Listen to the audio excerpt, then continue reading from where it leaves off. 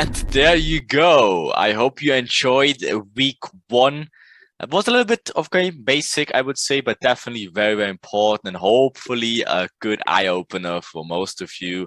And hopefully also a little bit aha moments because yeah, that's the basics of how they induce these retailers left and right all the time. And now, slowly but surely, we are ready to start the fun with week two. So week two is Discover Intraday Mastery. What are you going to do inside this discovery session or week? We, of course, introduce you to technically intraday mastery already. So we don't mess around anymore. It's straight into intraday mastery. We will look at the beauty and clarity of intraday trading, of how clean it actually can be if you structure it properly. And we know out of experience that that's something most traders struggle with, like to find like where you even start from and where to end. And now you will never have that again because you always start at the same time and same point with this intraday mastery. That makes it very, very structured and amazing to follow every day, literally similar. And that's the power of intraday mastery, where you know exactly where to look and what to expect after that. So of course, we will dig into a little refresher about week one, just to give you the basics again, right? And then we already will dig into the lit cycle, and that's again where the true fun begins. We show you the beauty and simplicity of the lit cycle. And of course, we have multiple other cycles like the daily cycle. But first things first, the lit cycle will show you how to do it wherever you want, right? So independently of intraday mastery, just to give you the basic cycle of how they induce literally everyone all the time. And then, of course, the beginning of intraday mastery, the daily cycle. We will show you one of our basic cycles we have, not all the cycle variations as of now, because there's multiples. And of course, we don't want to blow this week completely out of the roof, right? So we start off with a daily cycle of what to expect out of a normal daily cycle. But be aware there's also multiple different daily cycles, which we, of course, cover in different weeks. And then one of the most insane things ever, we dig already into the simplicity approach. And that's where a lot of minds will be blown and you will be, oh my God, that's insane. And guess what? That's literally only week two, right? But you will see how crazy that shit is. And obviously you can imagine of what to expect overall. So enjoy week two. It's absolutely amazing already. And from there on, the true fun just begins. Enjoy and have fun.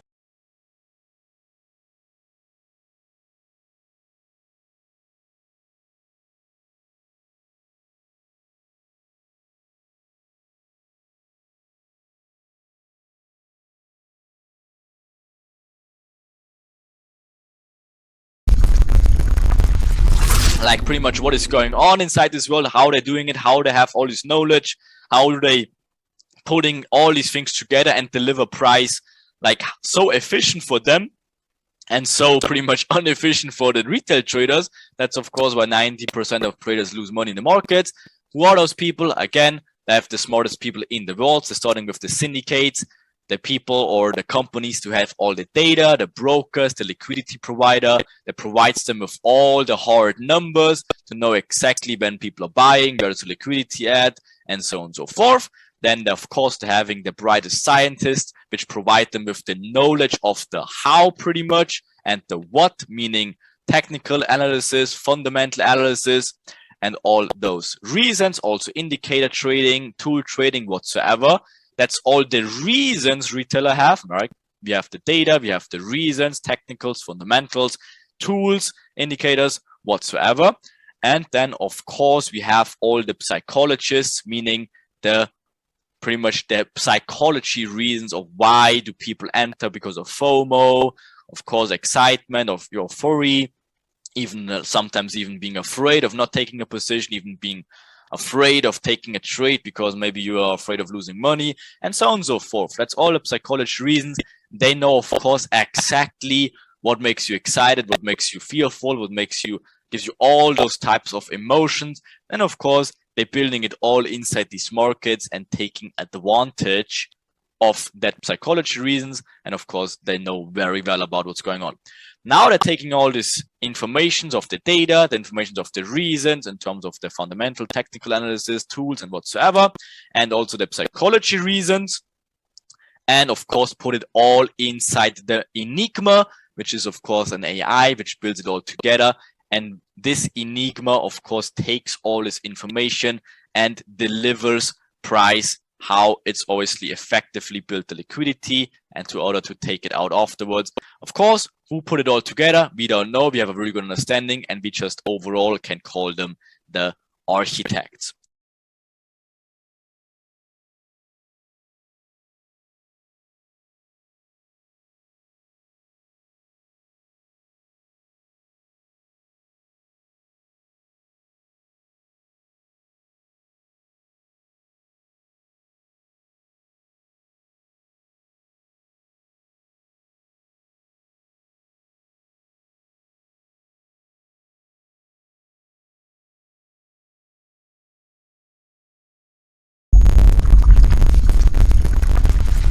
Your fundamentals right now. So, I mean, kind of getting there, right? But of course, the objective for today should be more like this. Not really fighting, but at least making some proper moves in here, right? And again, remember, day 1 and day 2 should not bring you to the stage where you can head on Monday and go into the charts and like trade all the time. That's not the objective what we're trying to do.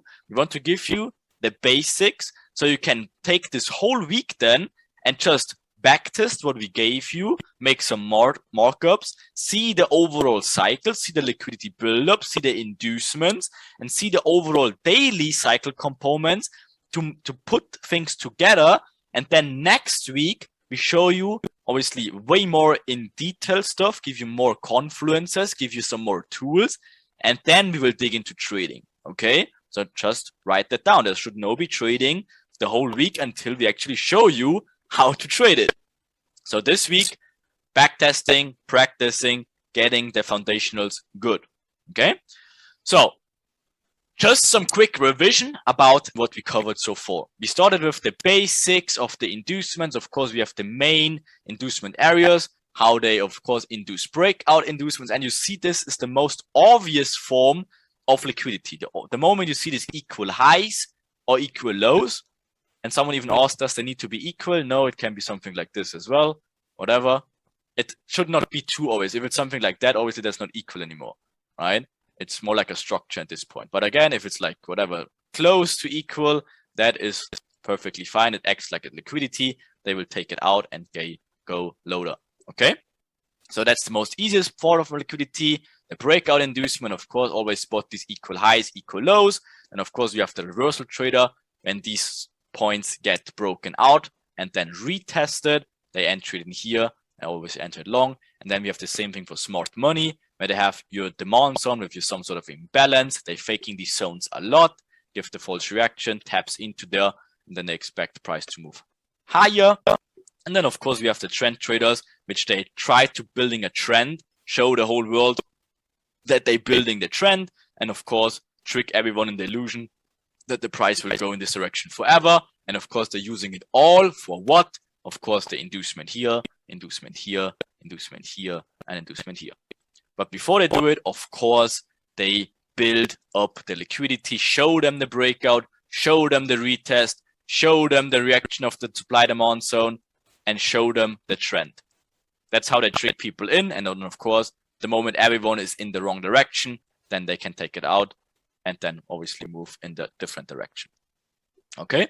Then, of course, our structure master Alex gave a pretty good example about the efficiency of the pullback that helps you identify in the bigger picture of it. For example, we showed you in green, that's the valid zones you can look for. For example, if you have this demand zone in here, and let's say this creates an imbalance inside this area, it's completely valid, right? Of course, to tap in, but also now we're talking about this zone when we have this equal lows in here. And this acts as the inducement, and this creates the imbalance area, and maybe also induce something to the left, which is liquidity in here maybe, right? So this becomes a point of interest for your obviously zone you want to get retagged. with the mitigation, obviously, after, guess what? The internal break of structure, or in this case, break of structure in here. Then, of course, you expect something like maybe even liquidity buildup in here. This acts as the internal inducement now, and now mitigates the bigger picture inducement in here, right? That's totally valid until price action goes to the bigger demand zone in here. And then, of course, you're trading in line with the overall higher time frame trend.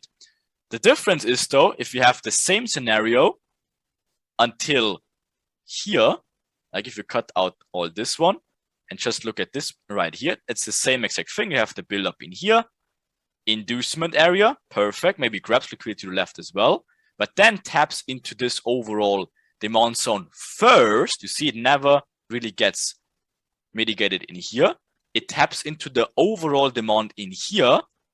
Then again, there's no reason anymore to that this get mitigated. It obviously will be broken. And that's why this zone in here gets invalid afterwards. And that will be called, again, the efficient pullback in here. So just a quick recap about that. I hope that's clear. And I think it is. So definitely we can move on now with all the traps combined. So again, what do? Of course, they're faking the break of structure. They're breaking the structure here. Stop loss is getting built up, right? They're building the trend. Stop loss is getting included as well. New trend again. Of course, building some more structures, more stop losses. Then smart money traders come into place here. They're getting the reaction. They're putting their stop losses, of course, in here as well. Then they're taking it out. And then, of course, we're done for the play. But before they're doing it, they're always building up this false trend. They always give these retailers all their reasons to entering their positions to the wrong side of the market. Then the final inducement high. Then, of course, you wait for the internal break of structure. And then you look for these imbalance zones with how structure got taught by Alex. Okay. Then, of course, if you look at the charts, of course, that's, for example, a 1 minute chart. It's always the same. It doesn't matter if it's a 1 minute chart or a 5 minute chart, as we told you. In terms of basic structure, again, you're always looking for these liquidity buildups, like in these equal lows, right? We're seeing the false trend being built up. Never got an inducement to the high side, and everything they got, like obviously liquidity buildups, even here and here. Then this is finally the inducement of these equal lows. Then you're having this internal break of structures, obviously very minor in here. Then getting the pullback, mitigating this demand area, right? And then of course you're getting the internal break of structure, and then you can take a look at this one, and then obviously aim for the main break of structure, and then go for these areas to move higher. And of course, you can do the same thing for breaking the whole thing down into time frames. So if this is the 1 minute chart overall, what do we do? On the 50 minute, it would look something like this. And on the 5 minute, it would look something like this. As you can see here, the 5 minute is very clean in terms of this imbalance zone, right? This is the imbalance from here to here and gets perfectly mitigated. Of course, you break it down to the 1 minute to get even tighter zones like this. And as you can see here, gets perfectly mitigated after the inducement to the low side, main break of structure now, smart money trap before that, makes this type of movement. And again, we can give it a weight right away. These movements in here, when they're inducing something with speed. Speed is very, very important to move further because again, what do these candles do? These huge candles in one side direction. They causing this FOMO, they're causing this, oh my God, the market moves crazy in this direction. Don't let me miss out that move. Oh my God, right? So again, these candles with speed are called vector candles. And if you dig more into like inducements, you will see they happen all the time. Again, same thing here. If you look at this in here, this candle was solid black at some point. After they broke this structure point in here, grabbing the liquidity. So all the breakout traders and the whole world who sees this short trade in here, or this bearish cycle or whatever, bearish trend, right? They're seeing this excitement of this candle being fully black and like, oh my God, I need to jump in because now we have a new lower low, whatever. This thing will go forever. And in order, this is the inducement. That's how our understanding switches to the whole world. Because again, the whole world sees this channeling downwards, bearish. We see the inducement grabbing the liquidity, and then internal break of structures, filling the imbalance, and then of course taking out this minor liquidity, making the new main break of structure now. Then we look at this point, obviously with the imbalance area, we refined it, And then of course we expect the mitigation to move higher later. Okay, but of course it will get clearer the moment you're tagging or adding the whole into the cycle. Just another one, very easy one. For example, this is the 5-minute one. You see it's always the same anyways. So again, equal highs building up here. And again, same thing, equal lows building here, main break of structure. This is the inducement before that, grabbing the final point in interest here, right? Of course, this becomes the inducement, creates the imbalance area. Now we're having an internal break of structure. So guess what? This becomes the extreme with the imbalance that should mitigate it later. After the main break of structure confirms it, of course, we expect price to come and mitigates, delivers price fairly from the inducement and after the break of structure and goes for, of course, the liquidity in the other direction. Anyway, so to make this whole picture clearer, because some might ask like, okay, what about this though?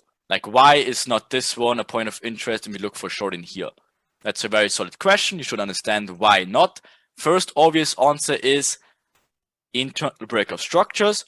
Why is this not a point of interest then? If you just use the structure, let's see, why not this one? No break of structure yet. This is the point, obviously, that created this overall push. So this point needs to be broken first in order to lock in this area. Did that do that? No. It stayed short of that, never broke it here, and then comes back. So this is a no valid zone. So this gets induced. Now you have an inducement, and guess what price action does? Makes pushes lower, lower, lower, makes an internal break of structure. We don't care about this one, to be fair. We care about the main break of structure to here. Now this zone gets locked in, confirmed by structure, and now we can expect price come higher, mitigates this area, builds process imbalances in here, and then of course you trade the order flow, and after this, aim the next. And again, as you said, very good.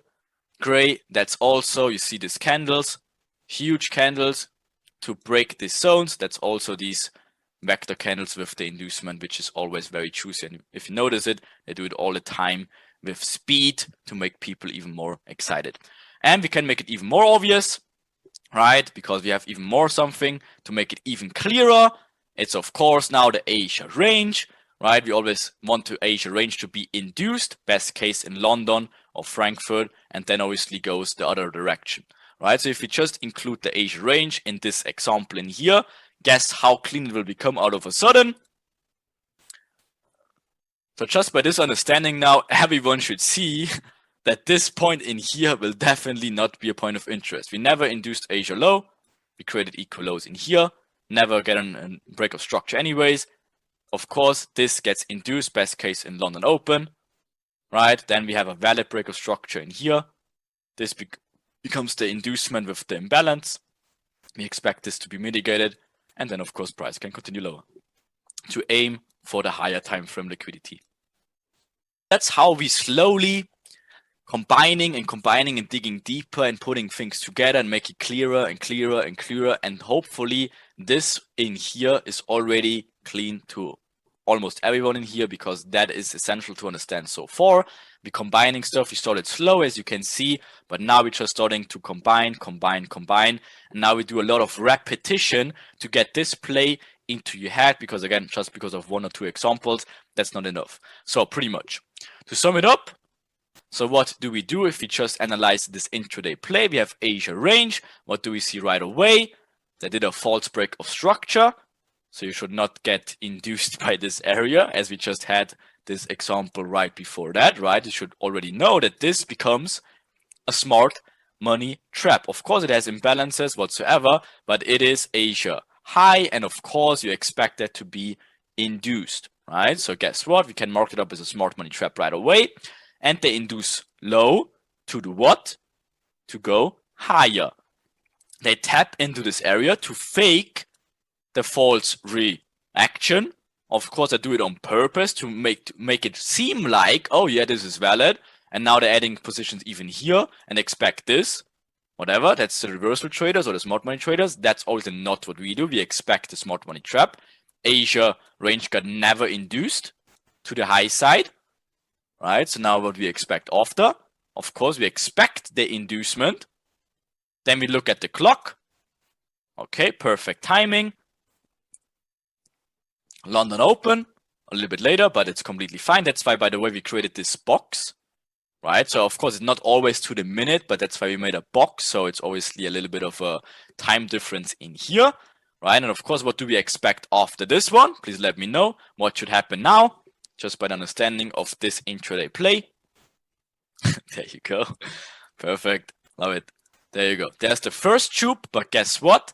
Now what do we have? Now we have the inducement confirmed by timing, confirmed by the false break of structure, confirmed by the smart money trap, inducement of Asia range high. The whole world is buying that thing. Look at the channel they're building. They're doing it here before, inducement low first, building the channel here again.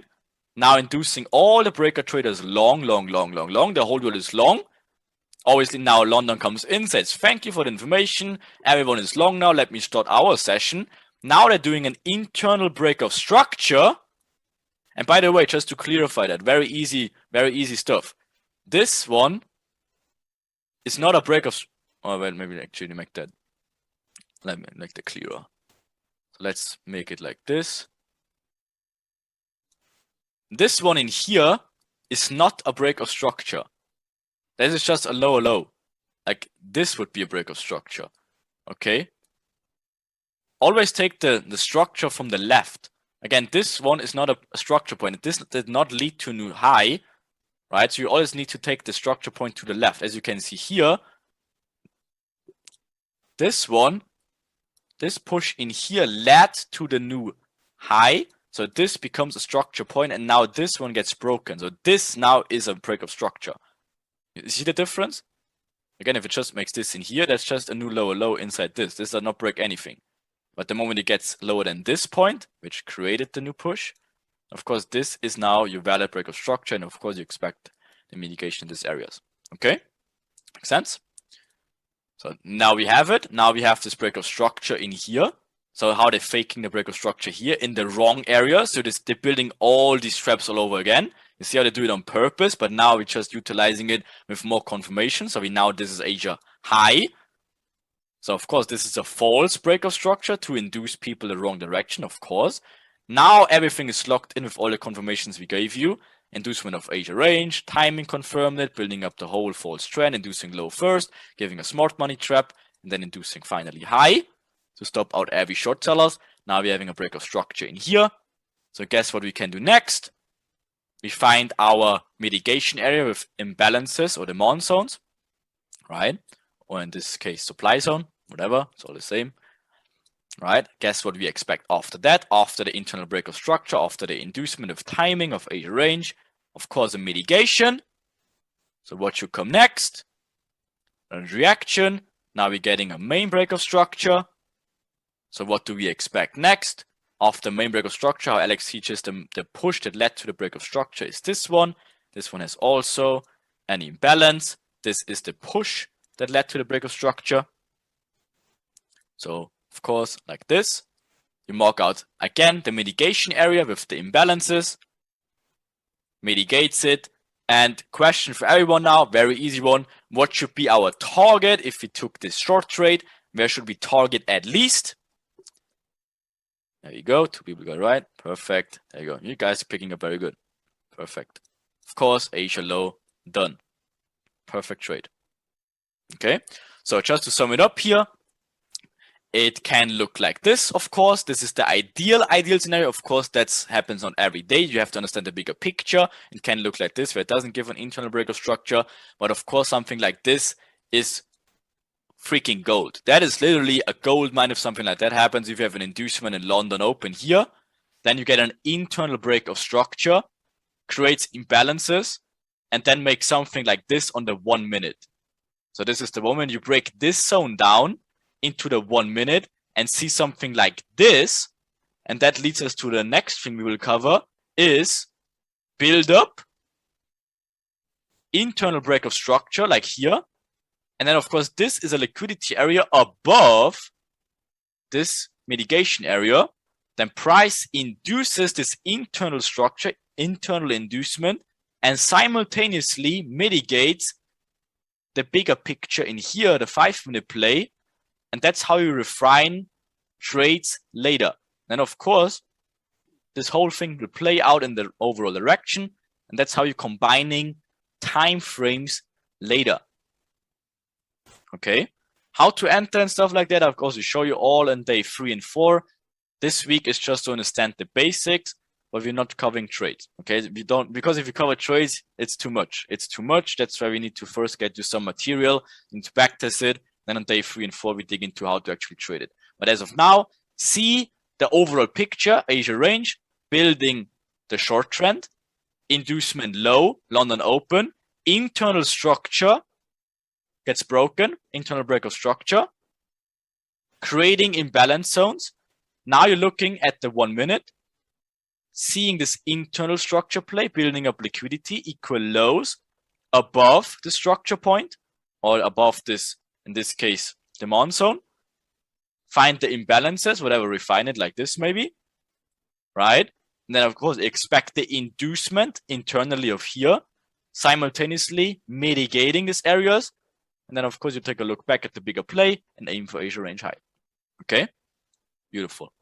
And of course you have all the traps combined just to know how they build up liquidity of the internal plays and stuff like that in order to identify where they should induce next, and makes it easier for you to identify the liquidity properly. But of course we show you so many examples.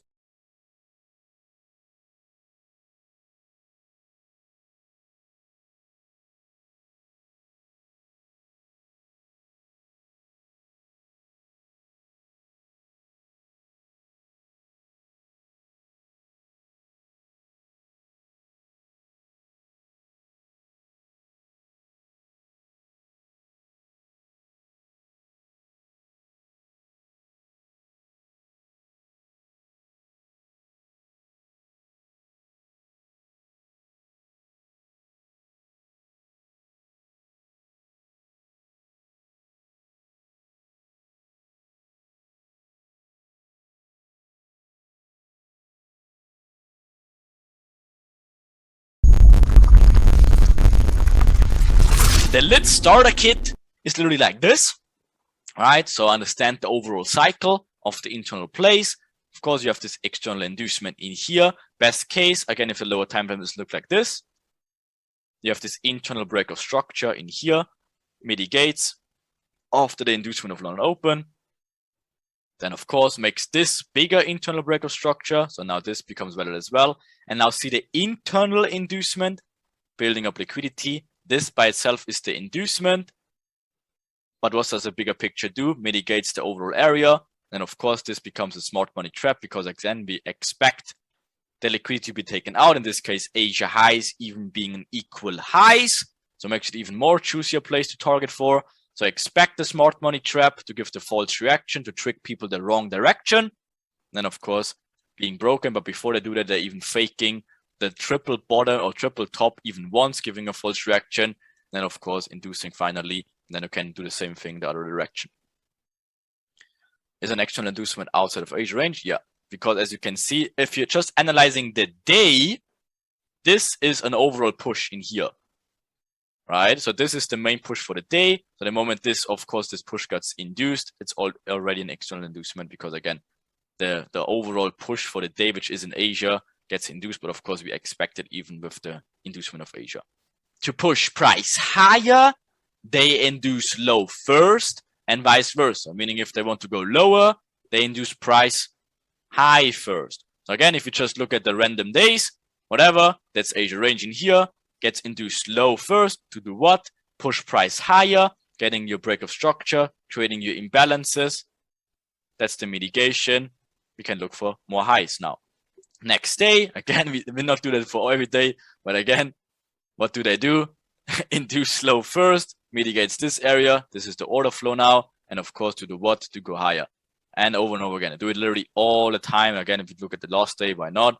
What do? Again, building up, inducement low, Asia range, creating this equal lows in here, induce it finally then, mitigate these areas to do what? To go higher and aim for the higher liquidity in here. It's over and over and over and over again. Again, if you look at the bigger picture, it's literally always the same. It doesn't matter when you look at charts, it's always the same. Those induce high to go lower, induce low to go higher, induce high to go lower, induce high to go lower, all the freaking time. I do it over and over again. Just you need to see the bigger picture and see that better. Again, if you even zoom more out, it's the same thing over and over again. Right, guess what? Asian range, induce low to go higher. Asian range to go induce low to go higher. Asian range to induce low to go higher. Asian range to induce high this time to go lower, and so on and so forth. You continue it. It doesn't matter where you are. It's always the same thing. It's always the same exact thing. Just need to identify properly. Okay, so pretty much we will be like this. Remember, this is the retailers thinking like, woo, woo.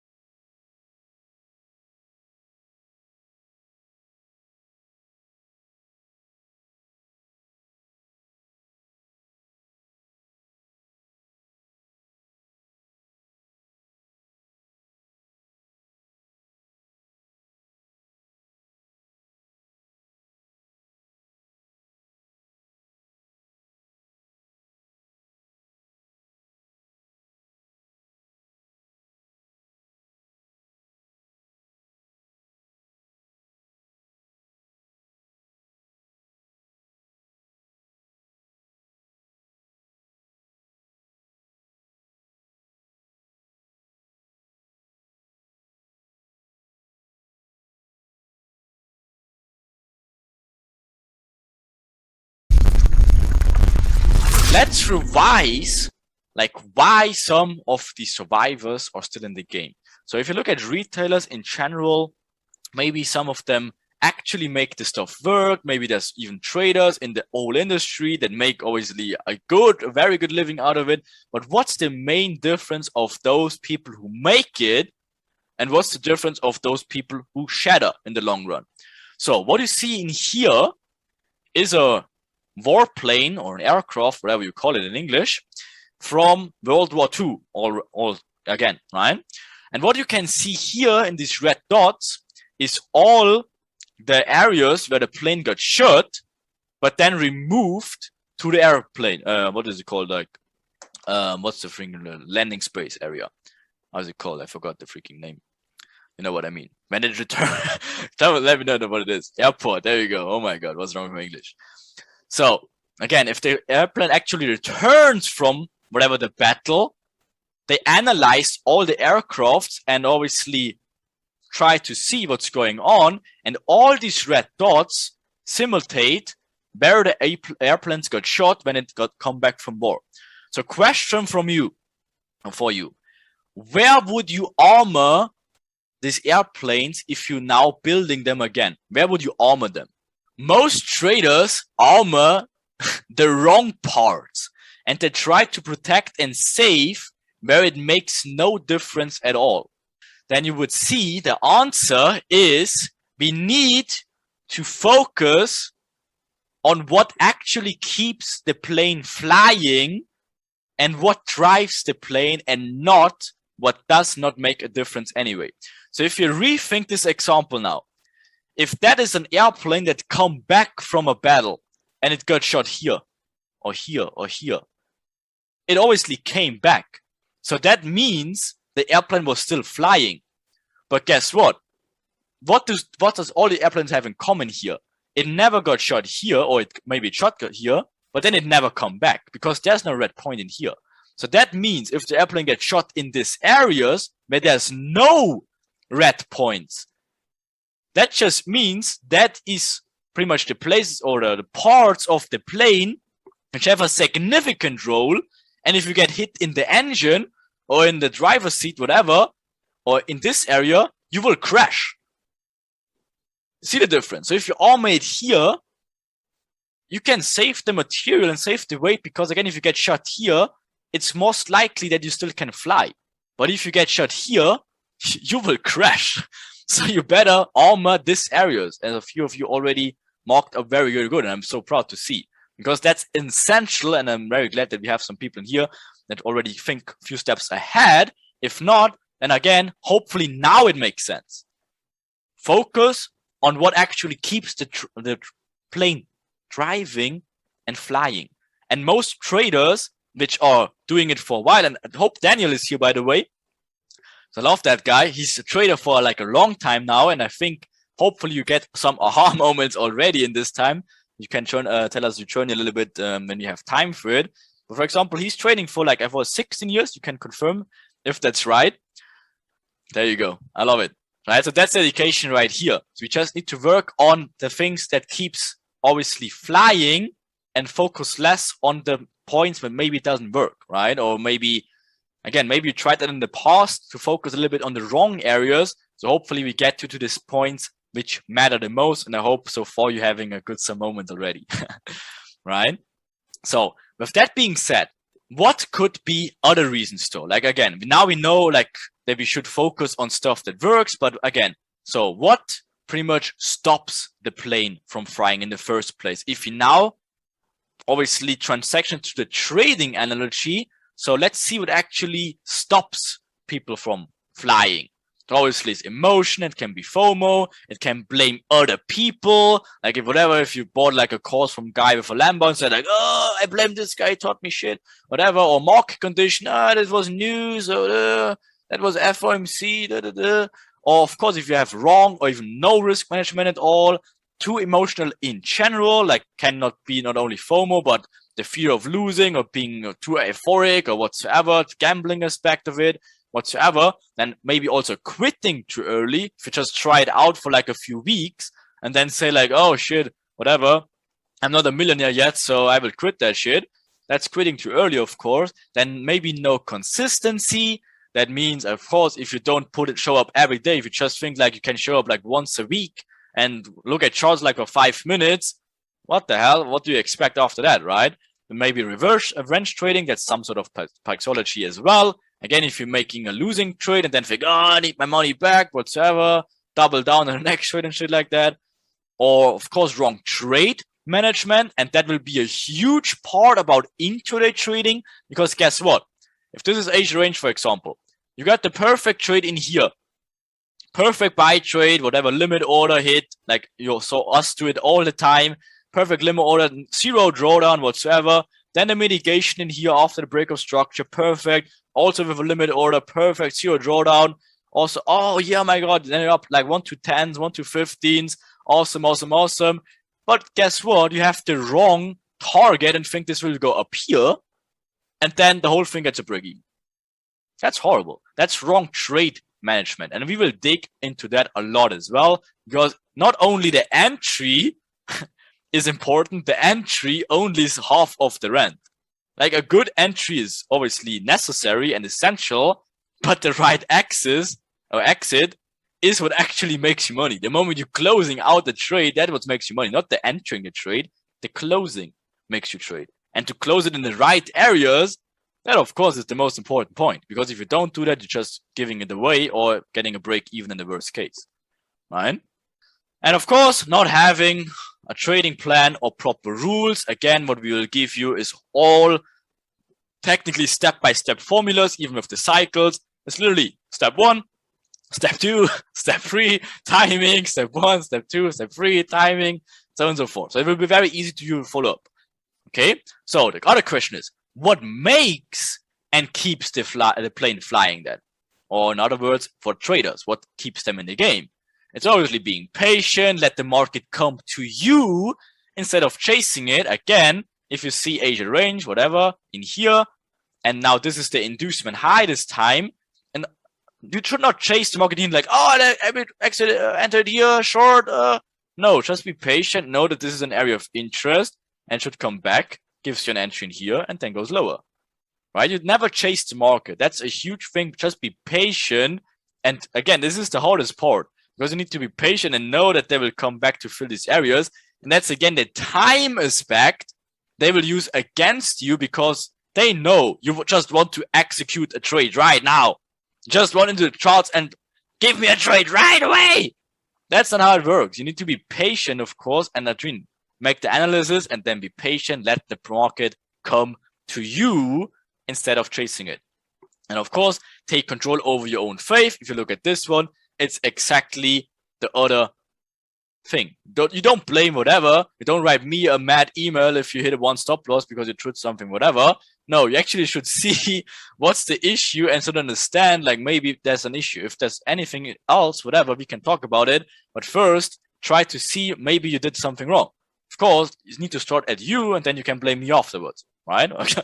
Anyways, then again, use proper risk management. We also will give you like a proper trade management tool, which we call the execution helper, to make sure that there will never be a blame on wrong risk management or no risk management at all.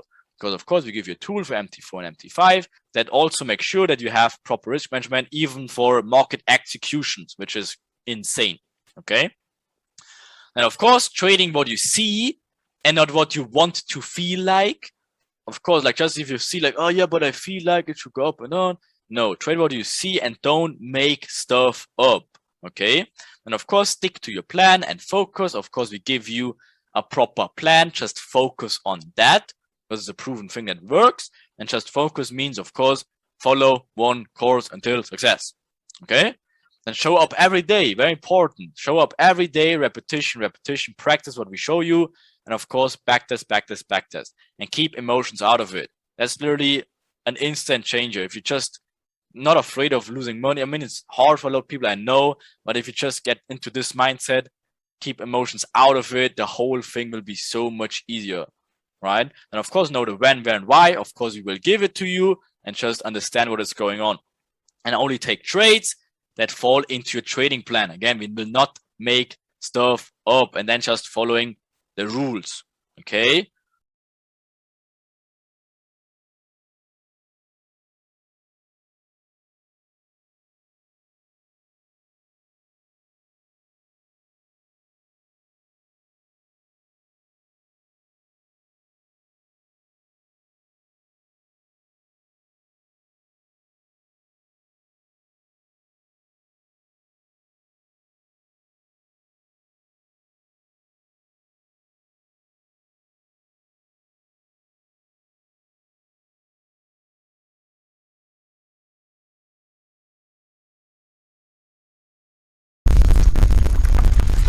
So then again, we just dig again into the basics of the retailer backtesting strategies of why it doesn't really work. Because again, that's why we pretty much discovered that these market conditions change all the time. And that's why retailer backtesting doesn't work on the long term. So if you program a normal, strict expert advisor whatsoever, on the long term, it will always fail. Maybe it works short time, but in the long term, it will always fail. Okay. Right. So that's why we focus on the reasons why those happen. We don't focus on these crazy strategies, like whatever, these retail strategies. No, we dig so much deeper to understand what is going on with the inducement, build-up, mitigation, because every market condition can change. These three main things can never, ever change because that's how they deliver price, induces them in the wrong direction, and then mitigating their own imbalances, which they need to be mitigated, or price needs to be fairly delivered. That's the only three facts that can never ever change. Okay, but all these other retail stuff that can change, of course, right? Because it's just random stuff. So that's why we dig deeper into that, right? So again, just an example, the S&P 500's volume, for example, skyrocketed since the 90s. The yield curve, for example, has shifted, causing the 30-year bond to lose volume, and the volatility in gold has dramatically increased over the last year. Okay, but question, like, why test a strategy on market condition that occurred years ago? And that's some issue as well if some people dig into charts and back test, which pretty much on charts would happen like 16 years ago and shit like that. Like, what's the point? That's why we, in most cases, show you literally charts, examples of how we did yesterday, from literally Friday. That's not stuff we show you from like whatever 5 years ago. It worked there. No, that's stuff we show you literally from 2 days ago. Think about that. 2 days ago, and we teach you that now. Like how much more recent it can be. So again, if the Manchester United prepared for a game against Liverpool by studying tapes of the 1975 team, what the hell? Like someone would question this coach sanity. It doesn't matter what's going on like 5 years ago or 15 years ago. The only thing which is the most important is what happens now. Now. And guess what? These retail strategies, they're around for decades. Why we even focus on that stuff? It never worked and it will never work. So you need to focus on what happens right now. And that's, of course, the cycles and all the stuff we give you. And that's, again, examples from literally 2 days ago. Okay? So anyways, so when the majority of traders lose money in the markets for so many reasons, again, why do they keep coming back? Why do they keep trading this nonsense? Again, because the architect, you remember that guy, of course, they will feed these fishes from time to time and make it seem like, of course, in hindsight, that these retail strategies work so good all the time just to keep the wheel spinning. I hope everyone saw the movie Wolf of Wall Street when they talk about how to keep the customer in. Just keep the wheel spinning, because whatever, right? Don't let them out. Just keep it spinning forever and create this illusion of these nonsense strategies for all the time, pretty much. And that's why so many people keep trading this nonsense and don't really wake up and dig into the real reason, because they look at chart and see, yeah, but I see there's a trend forming. That's a trend line. I tried the third touch. It worked in hindsight.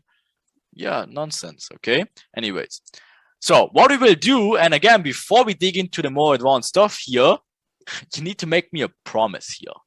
Okay, because there is one absolute rule we use as lit traders, and that is we never predict, we will react what market is doing. That will help you so much. And if you're starting out, you will see how, for example, structure in general will be so much helpful. Because again, if let's say you understand like the Asia range, whatever, you understand they should build a very cycle in here, false breakout, awesome. You should not predict now, oh, I'll take a sell here. No, just wait for confirmations, for example, like whatever, internal break of structure. There's your imbalance, that's your decisional. Now imbalance mitigation, other components which will teach you later. And then of course like this. Now you're reacting and you know this zone will be a point of interest later on after the inducement, after the cycle is built to the upside. You're reacting to the market. You're not predicting and, oh, let me take a short here. Oh, let me chase the market. No, you just wait until the market comes to you. And then best case, we enter always with limit orders. Right? And that again keeps FOMO away because you're just putting your zone and you react what is going on. We never predict. So everyone together, we never predict, we react. Okay? Awesome.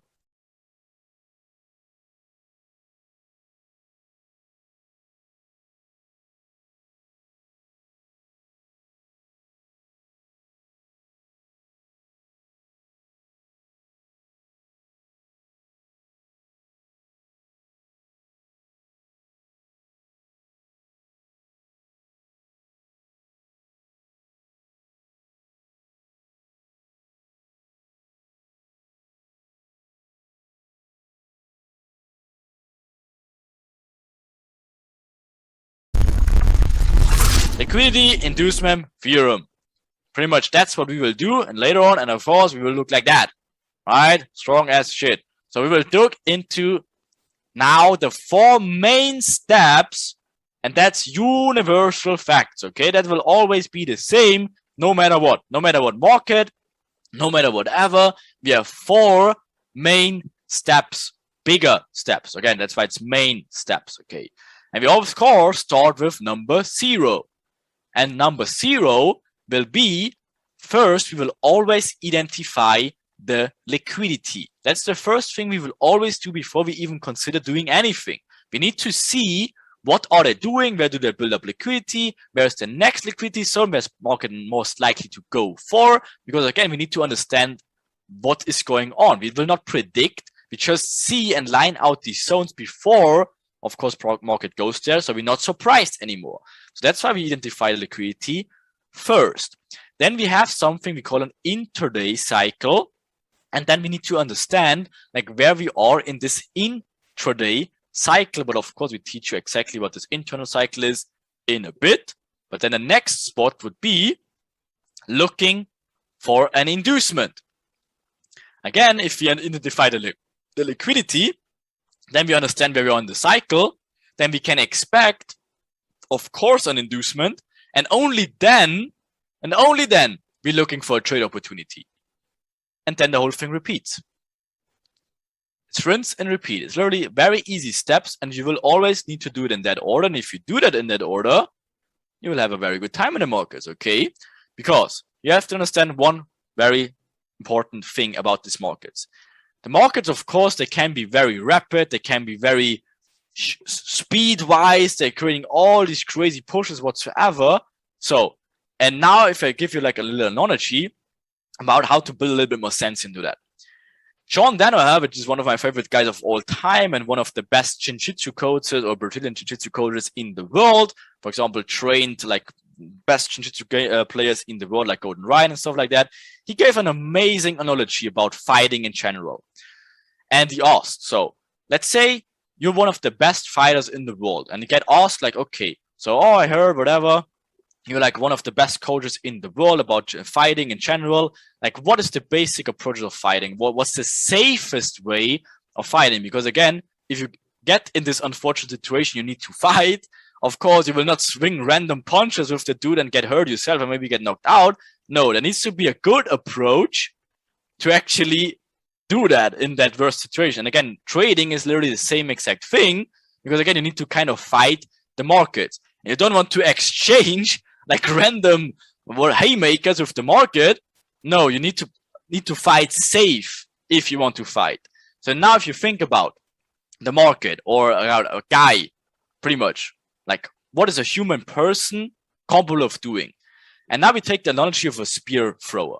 So if you look at this guy, how he throws a spear, okay? So look at this. His whole body completely, pretty much full force, he extends his whole body to throw the spear in full force as much as he can. So he's pretty much extending his whole body, complete kinetic energy, completely just throwing it out there. Okay, awesome. So what does that mean though? So what happens if you take this guy now and just put him on his knees and let him throw the spear? So how much or how far do you think he can throw the spear out of a sudden? Probably not like whatever 80 meters anymore, maybe only whatever 30 meters in the best case, if that's a very good throw then. But what happens if we actually take this guy and put him on his back and then he needs to throw the spear? He probably cannot even throw it 5 meters anymore. So that's how you have to approach the markets very similarly. So if you, again, take the analogy of fighting, what's the safest way of fighting? Because again, you want to make sure that the guy cannot completely extend his body and whatever sprint at you and whatever gives you a haymaker from the side.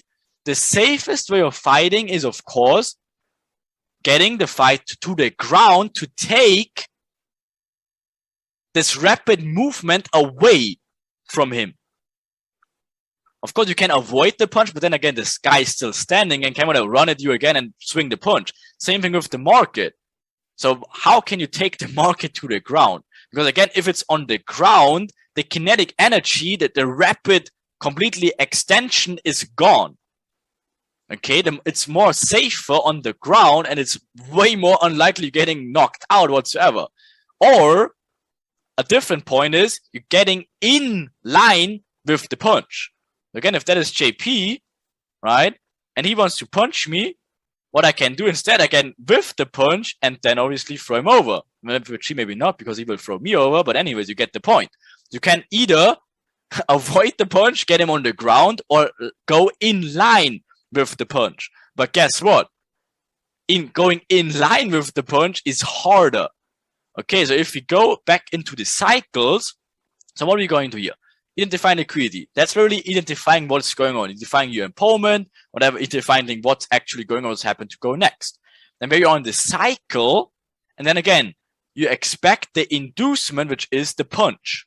So if you're getting more experienced, you can add a different step in here, and you roll in line with the punch. Does that make sense? So again, if you have Asia range in here, builds up the buy trend in here, never breaks out, builds like a false break of here, So what do you expect already? Now London Open is here. What do you expect already? You expect the inducement high and you can roll with the inducement, but then get the hell out of there.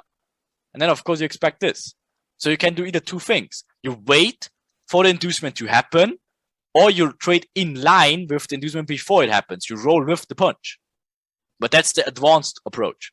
So the safer approach is to wait until the inducement is done, and then you find your trade opportunity. Again, when does it happen? You have this or whatever structure point here, inducement, let's call this inducement, internal breaker structure, getting the market on his back, internal breaker structure, finding the mitigation zone after the inducement. There you go, mitigation, and then go. That's the safer, way safer approach. That's taking the market on the ground and getting the force away of being whatever. The inducement can be like this. And you're chasing the market and getting punched. No, you wait until the market is on its ground, show its intentions, and then you line with it. Okay?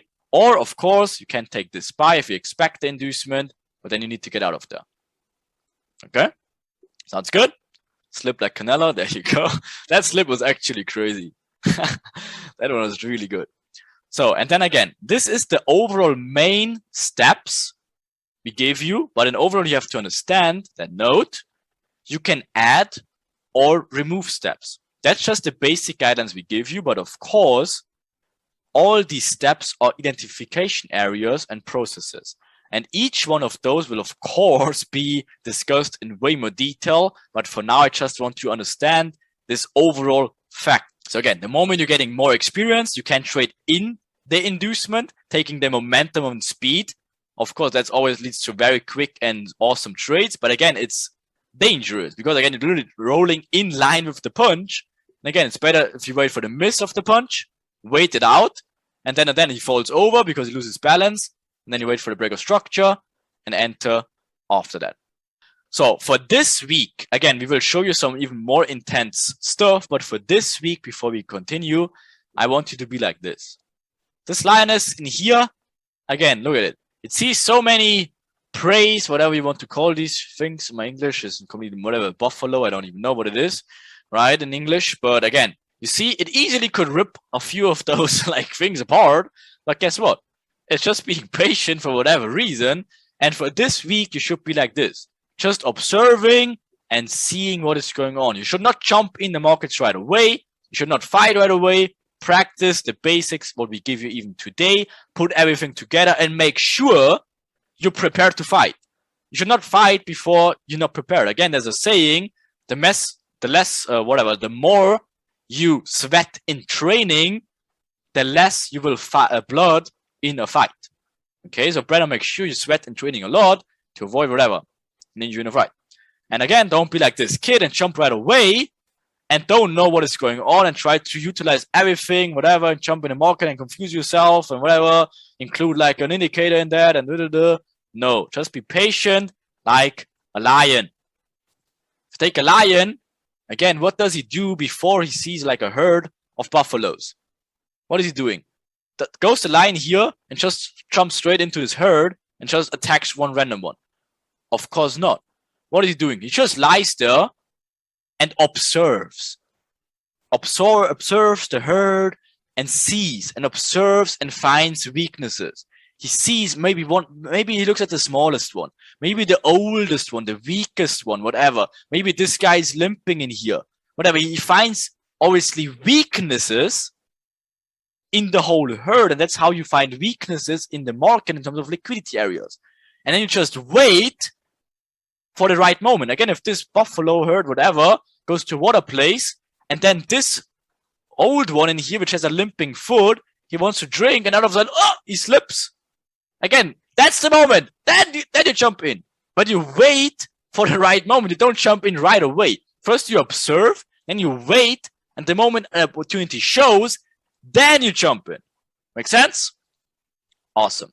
Again, 4 main lit steps.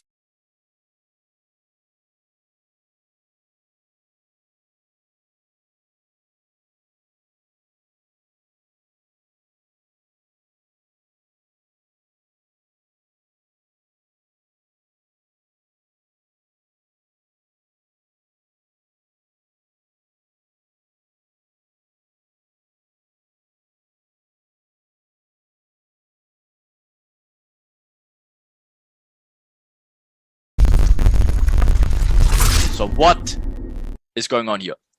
First things first is identifying the liquidity. We already touched upon this, but of course, to go deeper and obviously give you a quick summary as well, liquidity is a form of attraction all the time. Again, we talked about it so many times now, but again, the easiest forms, of course, for example, something like this, building equal lows, that's maybe an inducement in here. That's your imbalance areas. Price makes like this. You already know that this point in here is liquidity. Then you expect the inducement of this internal structure, internal inducement, to make overall complete the overall play to mitigate this area. Price is fair delivered, and then it can continue higher, right? Again, that's how you utilize the liquidity aspect. You just need to spot, of course, these areas before they even happen. Otherwise, how would you even trade them if you can't spot them? Enigma delivers, of course, market by hunting this liquidity. So first, they will build up the liquidity. First, Enigma is saying, okay, let me build a buy trend now to get everyone on the buy side. Let me show this huge, strong support area to get everyone on the buy side. To do what? To build up liquidity, and then, of course, to come back further, building up, showing the trend. Everyone is buying. Thank you. Grabbing the liquidity, making an imbalance, making an internal break of structure, comes back, mitigation. There you go. First, observing and waiting what they're doing, showing the equal low, showing the false trend, showing the inducement, showing the imbalance, showing the internal break of structure, coming back here, mitigating, off to races. Okay?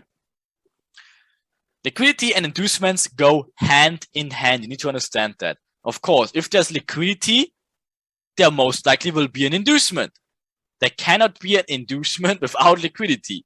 Again, if it's just like a trend, there's no inducements here. There's whatever, where's the liquidity? They're just building it up. This is an inducement. It induces long, short side, and then it continues higher. That's your inducement in here. So if this creates liquidity in here with equal lows, guess what? You expect the inducement of this internally in balances here, mitigation, and you can go higher. See the difference? Important. Lower time frame can always become higher time frame liquidity, and when it does, it becomes very important. The concept of liquidity, just to make it very clean for everyone, just because they're building up like these equal highs in here, does not mean the market needs to go up immediately and grab that and go lower then. No. The concept of liquidity only works if they show their liquidity. So this equal highs in here can stay there for like a week, and then a week later, they will get neutralized. It doesn't need to be always the case. So again, just because you identify the liquidity doesn't mean it needs to be taken away right away. And that's how you need to start being like a chess player and have to think a few steps further or ahead. Right? So the liquidity doesn't always need to be taken out immediately, because again, if it would be like that, of course, people and also programs will notify that. That's why they need to show the liquidity first, and sometimes they show it for a while. So again, just before we show an Asia high in here with equal highs, and they inducing low here, doesn't mean necessarily they need to go immediately up there. No, they can mess around in here, make this, go sideways, whatever, inducing low first, whatever, and then the next day happens, okay, Asia range, inducement low, and now grabs this liquidity. It doesn't need to be immediate all the time. You see how that works? Of course, we show you some way more better examples later. Okay? So one of them being, for example, this. So if you have Asia range, normally as you do, what do you see already? Liquidity is being formed. Awesome. So what do you do? What do you see at this point already, just to back up pretty much what you learned so far? What is going on here? Please let me know what they're doing in here. What is the rest of the world doing? What do they see? Is that a double top? Whatever. Is there a huge ass resistance areas that are trend forming? Is that a whatever breakout in here? I don't even know. What is the world doing? So are they selling, or are they buying, or what do they do? Right, selling. Of course, they're selling. So now what is going on here? Play it with your mind. So now what did you learn? What is going on? Session changeover. London kicks in and says, thank you. Thank you, thank you, thank you. Tube. Right? To make the first tube. And now guess what? What is going on? Now you're having your internal break of structure. Finding your imbalance area. This is already mitigated. Let's say like this. That's the more advanced approach of entering. That's the safer approach of entering. So you will learn from us, of course, how you can enter those areas, like literally with a limit order. Then you can learn how to enter these areas as the first re-entry, and then the safer entry in here. All of those 3 entries, of course, we will show you in depth on day 3 and 4, and of course, in way deeper depth on day 5 and 6. Right? So technically, we'll always have 3 entries. The extreme, the first mitigation, and the second mitigation. Of course, there's so many multiple confluences for this trade, for example, and stuff like that. We will learn them more. But for now, just understand, the overall bigger picture. So what should happen next? Question, is this an area you should sell for? There you go. Love it. Smart money trap. Of course, what should do a smart money trap do? It gives a false reaction to trap even more people in. And guess what? This is the double top. What do they do in here? They don't smoke it right away. They show even a little pullback to fake the triple top now. And then, of course, inducing in here. Same thing, gives the now going on. Now inducing all the people going long now. What do we see? We see, of course, a break of structure in here. What is going on? We identify our liquidity zones or imbalance zones. There you go. Mitigation. What can we expect? Moving lower. And then we trade the order flow. Same thing all over again. Seems easy. You will see in charts. It can literally be that easy. Sounds too easy, but it's definitely not. You will be surprised and you will love it. So if you look at the cycle though, like identifying the liquidity. So where is all the liquidity in this point? Of course, if this is Asia range, of course you see already there's liquidity, but where is it? It's just internal, it's just intraday liquidity. So of course they're inducing low to induce even this medium areas from the previous day in here. Doing it when? London open.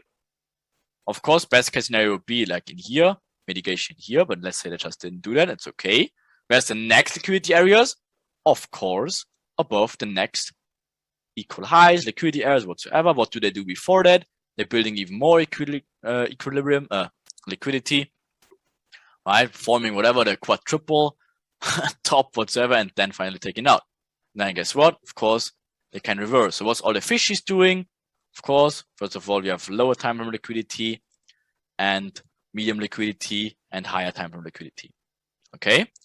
To make it even easier, again, Alex will touch upon it like in a second as well.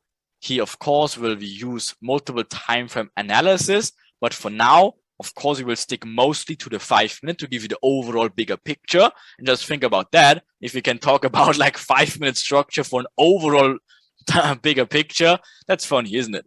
So that's how we see how much details we actually can get out of the whole thing. Of course, we can utilize like other time frames, like the 15, even the 1 hour, sometimes in the 4 hour, whatsoever, the 1 minute. And of course, if you're getting more advanced, you can use the 30 seconds, of course, as well. As you can even use the 15 seconds. It's totally possible. Just need to understand one thing. Because if you're being observant, it's all about being observant.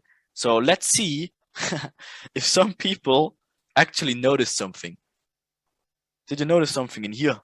There you go. This guy's a third hand, right? So again, the moment you're getting into the seconds time and whatsoever, you need to be very observant. You need to be very patient because, of course, there's a lot more traps and so on and so forth. It's all the same anyways.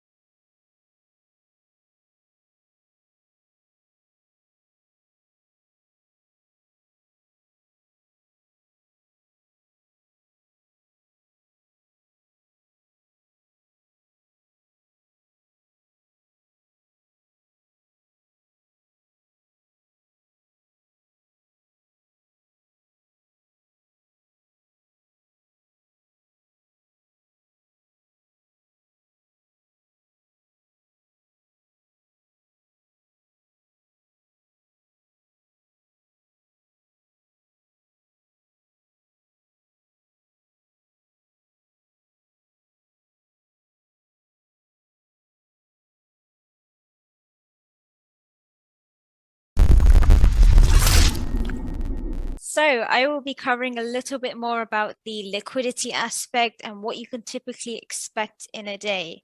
So in front of us, of course, you can see this illustration, and you probably have guessed what this purple box right here is from the last week's modules. It is Asia range, of course.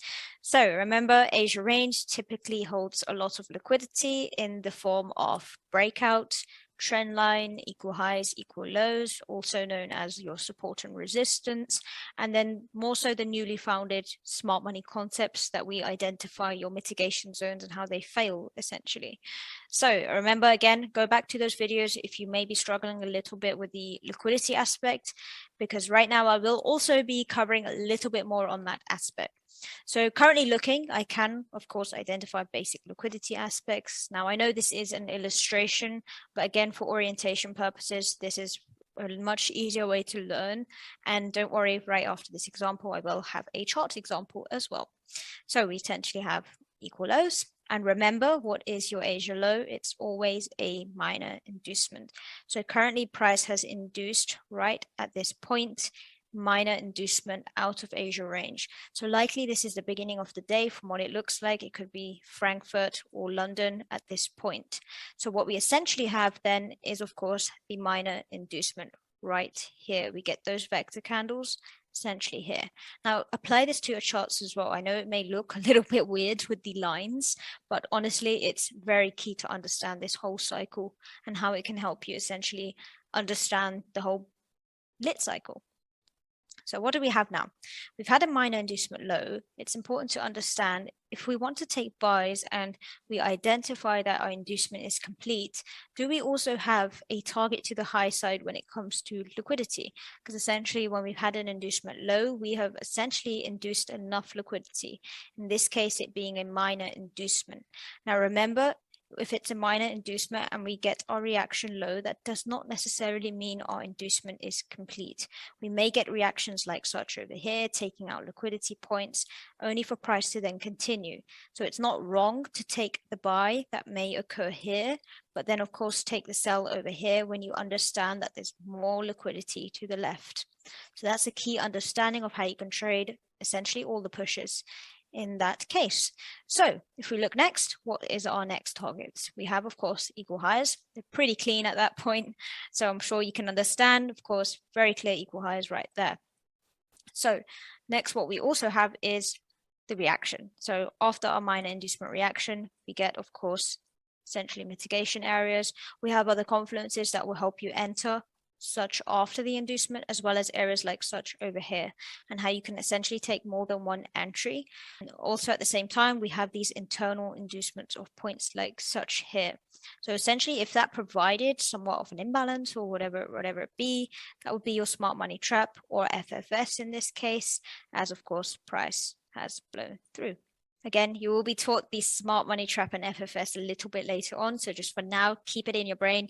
Don't worry too much right now. You'll be taught a little bit later on in week 2. So don't worry. And then what we have, of course, price smokestack gives this reaction. Everyone here is pretty sad. It's not sad, it's an X, but everyone's pretty sad at that point. Then you take the buys right here. Again, smoke through. What happens at this point doesn't mean it's complete or anything. You get again the characteristics of this nice reaction. It has to make sense though, so you can consider, okay, that's also a vector candle, but it's continuing to vector. We're still in the Asia range over here, so it's not necessarily valid, as well as having our equal high target over there. So what we then have, of course, okay, another reaction from that as expected. So essentially you're going to get these reactions like such over here, up and down movements, where people call this stuff higher highs, whatever, high lows and all that stuff, but we don't necessarily see it like that, as that's not necessarily the way to understand how the market moves. It's more so understanding that we're taking out structures over here. So it's not really like we're creating higher highs or higher lows. It's more so we've induced this structure point now. So have we induced enough liquidity to the left? If not, then okay, we're likely going to expect the same type of characteristic to continue and essentially take your buys from zones like such. So that being said, what will we get? Of course, we still have our range over here like such. Price, of course, what does it do? The retail traders are happy. Why is that? Not so good at drawing my straight lines, but I'm sure you can understand why. Essentially, let's clear my line and show you a better version is a triple top. So of course, if you're a resistance or support trader, you're going to see this as resistance and essentially take sells. And it does give you that reaction. And that's why essentially a lot of people take entries like such, because they see the rejection already over here with this reaction there. So essentially what they may do is they may even take it upon this little reaction up. And then, of course, price then makes essentially what they see as a major move at that point. So what happens? Of course, price smokes through them, unfortunately. So that maybe you are aware of this, especially if you traded this strategy where price essentially smokes through you. So what happens at this point? Now, even here, we can identify price has essentially broken out. So your breakout traders will, of course, take their entries like such here, as well as whatever you want to call it, your demand to supply type of thing. So essentially that was your demand zone over here, or supply, sorry, to demand. Got that the wrong way around. So your supply, because essentially we expected price to go bearish. It failed right there. So when price returns, maybe it's of course now a demand zone, so it continues. So that's essentially where your breakout traders will get into the market, right in those areas like such. But what happens instead is we get our main inducement for the day. So when we have our main inducement for the day, it's not only the inducement of Asia high being the minor inducement, it also means that we induced medium or even major liquidity to the left. So of course, it's really important to look at your liquidity aspects to the left in the same format that we've of course covered. So we have our main inducement to the left. We also get these really nice reactions in these zones like such. Of course, these are your trap zones right there. If they present, of course, imbalances or mitigation zones, same thing, smart money traps essentially appear everywhere. This, of course, fails. What will happen here? Does that mean maybe if this one failed, this one will continue?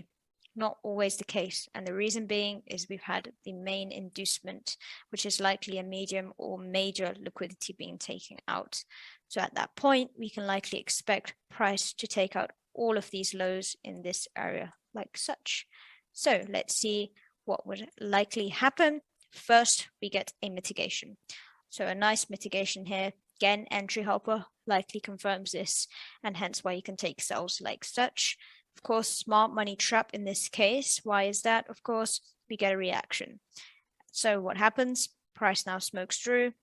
Smart money traders are sad over here or at break even, if not at a loss, if they're not managing their positions correctly. What happens here now? Price reacts really nicely. What does that mean? Maybe another mitigation, of course. So you can take these consecutive entries like such. Again, same thing here. Is this an FFS? What is it? Smart money trap, FFS. Of course, we mark up as an FFS because it likely will blow through. Could also be a smart money trap, of course, but as we've had one here, it likely means this point over here will get smoked completely. So let's see what would happen. It would get smoked, take out all of these points. And remember, this point here where we had our minor inducement in the beginning of the day, remember, either Frankfurt or London. In this case, that is a minor inducement. Even though it does look significant, and it can be, it of course is minor purely because it's the same day's price action. It can never really be a medium inducement if it's the same day. So with that being said, of course, what happens then? It forms the continuation, and that's how you can trade your continuation trades. Now, of course, this is very, very brief of how I've explained it, and everything will become a lot clearer, especially next week in week 3. You'll be taught all the variations of the cycles as well as how to enter. So week 3 is a very, very juicy one, should I say. So with that being said, I will show a chart example as it's probably a little bit more relatable to look at a chart. But again, for orientation, do keep this in mind. So chart example, Euro GBP. So currently recording today, and of course this was the yesterday's price action. So today being the 29th, I'm looking at the 28th purely because I can see more price action in this case as it's played out, so you can understand. Now I'm looking at it in an overall hindsight, so you can see the picture essentially. So what we currently have, of course, is several liquidity points. So if we just start on the left and how we can understand the basic cycle. So we get your resistance traders right there. Price reacts as expected from them. What does it also do? You also have somewhat trend line, equal lows, whatever you want to call it, your support. It can be more than one strategy essentially. And what we get, perfect vector candles right there, essentially inducement low. So this liquidity is taken out as we now induce high, also taken out over there. So everyone here is now induced. Again, this is the end of the day. Keep that in mind. So likely volatility will become a little bit dry. So what happens then? End of day, as well as Asia, we can mark up same thing, equal highs, trend line liquidity, perfect trend line. It hit so many times. What happens? Price induces high, takes out the resistance traders. What happens next? Perfect vector candles like such. Again, trend line is now taken out. Alongside that, price decides to create these nice equal lows in Asia. So we get equal lows in Asia, also get these fractal equal highs there and there.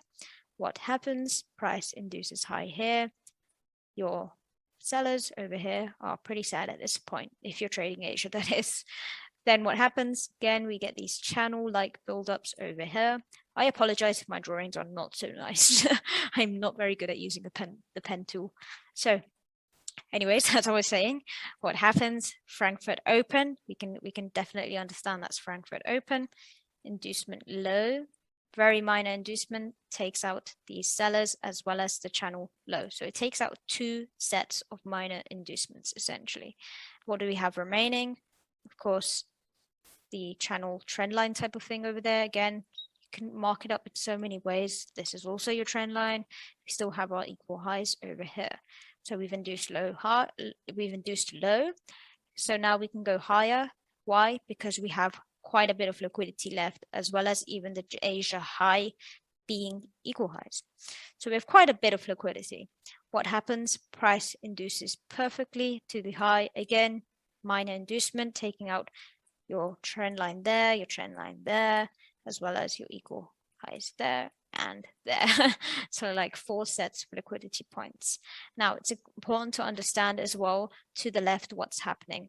So what do we have? Remember this trend line we have to the left. The whole thing necessarily wasn't induced from this point over here. If we mark it up like such, price then in London Open induces low one last time, taking out that structure point to the left.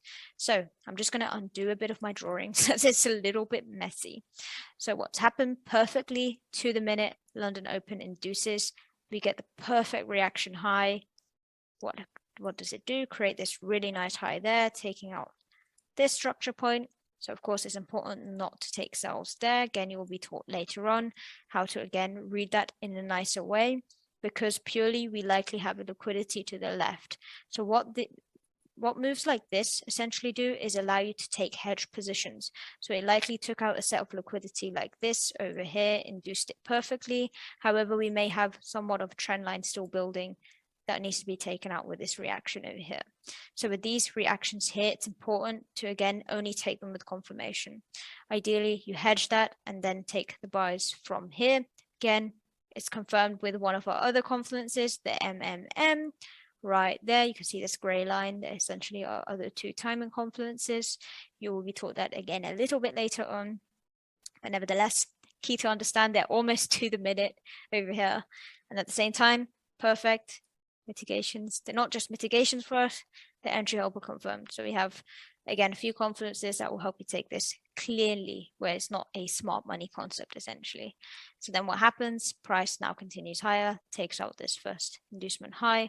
First, it decides to make a smart money trap over here. This is more seen on the 1M. You can't see it right now on the 5M chart that I'm showing. However, it's a SMT on the 1M if you trade 1M mitigation zones. Price gives a reaction, gives this, I would say, horrible looking liquidity. At the same time, induces high, perfect vector candles here. Isn't complete, so it induces this last time with the perfect vector candles bullish, only to take out the liquidity to the left. Then what happens? We gear up for the sells. Liquidity building up like such. So we have at least a few targets over here remaining. So we have, of course, this point here, can't draw properly, but we will have, of course, our minor inducement. Remember, it's the same day price action. And then, of course, liquidity points being like such over there. So now we can take sells, price induces all of the points mentioned as liquidity, like such, even your smart money trap over there. Remember, you can see that's a very clean smart money trap in terms of imbalance, and it gives a really nice reaction. You can see from the wick over there. So it reacts about that high, only to then continue. As it continues, of course, it creates this trend line type of thing, which of course doesn't last necessarily. Induces low one last time. Then what happens? Price now takes out this trend line type of liquidity formation over there, as well as these structure points like such. Now, again, it's getting towards the end of the day, hence why it can look a little bit dry. Just going to clear. So towards the end of the day, we've induced high, at the same time also creating liquidity. Taking out the low like such, smart money trap, your valid mitigation zone. Price continues higher, takes out this point here now. So of course, liquidity is taken out. Your little inducement is over there. Again, very clear liquidity over here in the form of a channel. Induces somewhat a little bit of that liquidity. Nevertheless, it's still equal highs at that point, as well as your equal lows.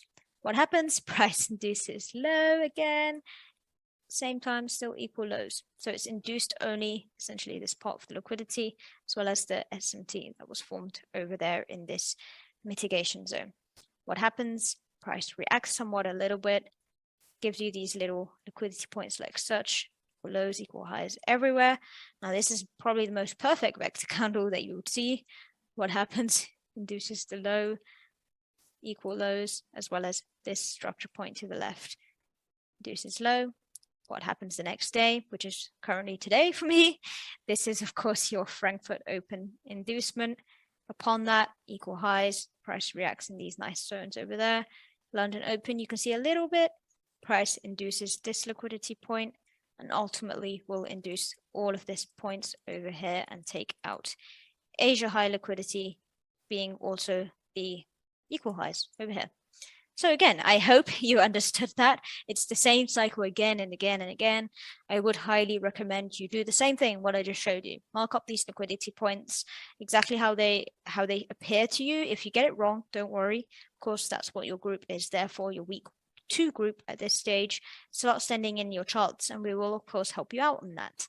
So I hope you understood and I hope you enjoyed this session on the liquidity aspect.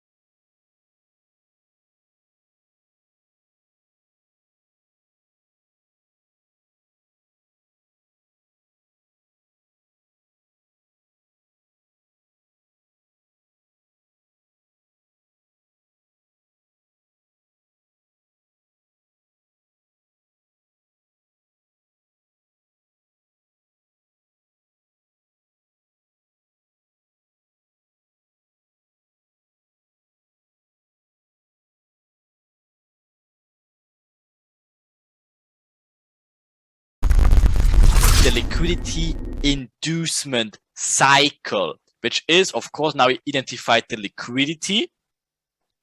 And now we need to identify where we are in the cycle.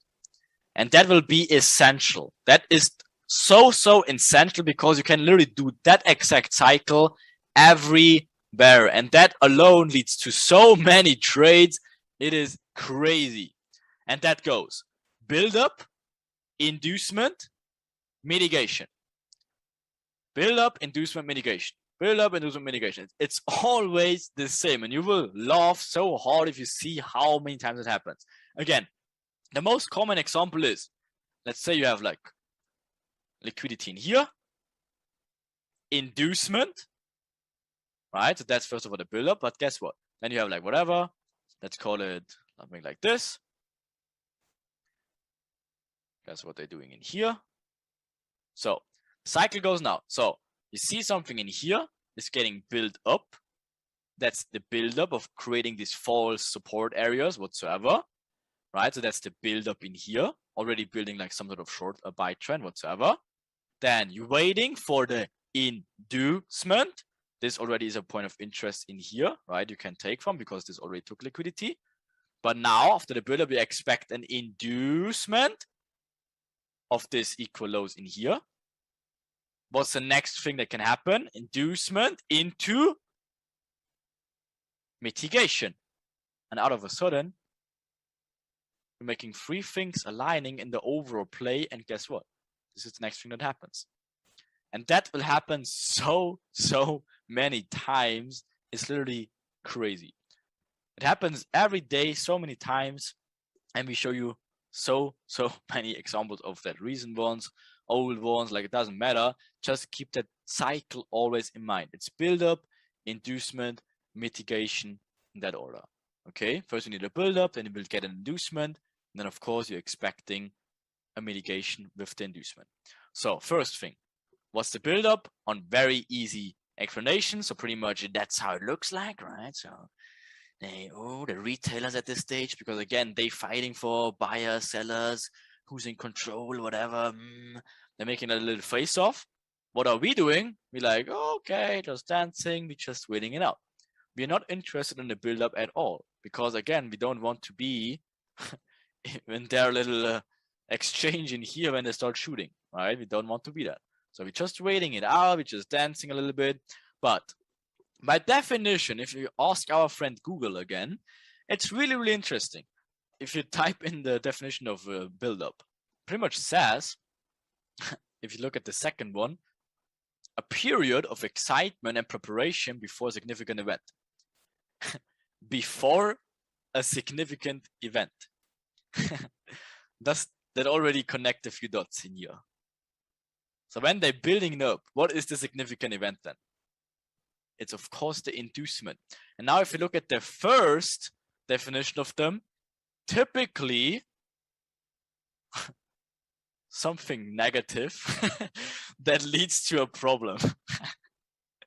Okay. That's kind of funny, isn't it? That Google gives that type of definition for a build-up. Something that leads to a problem before a significant event.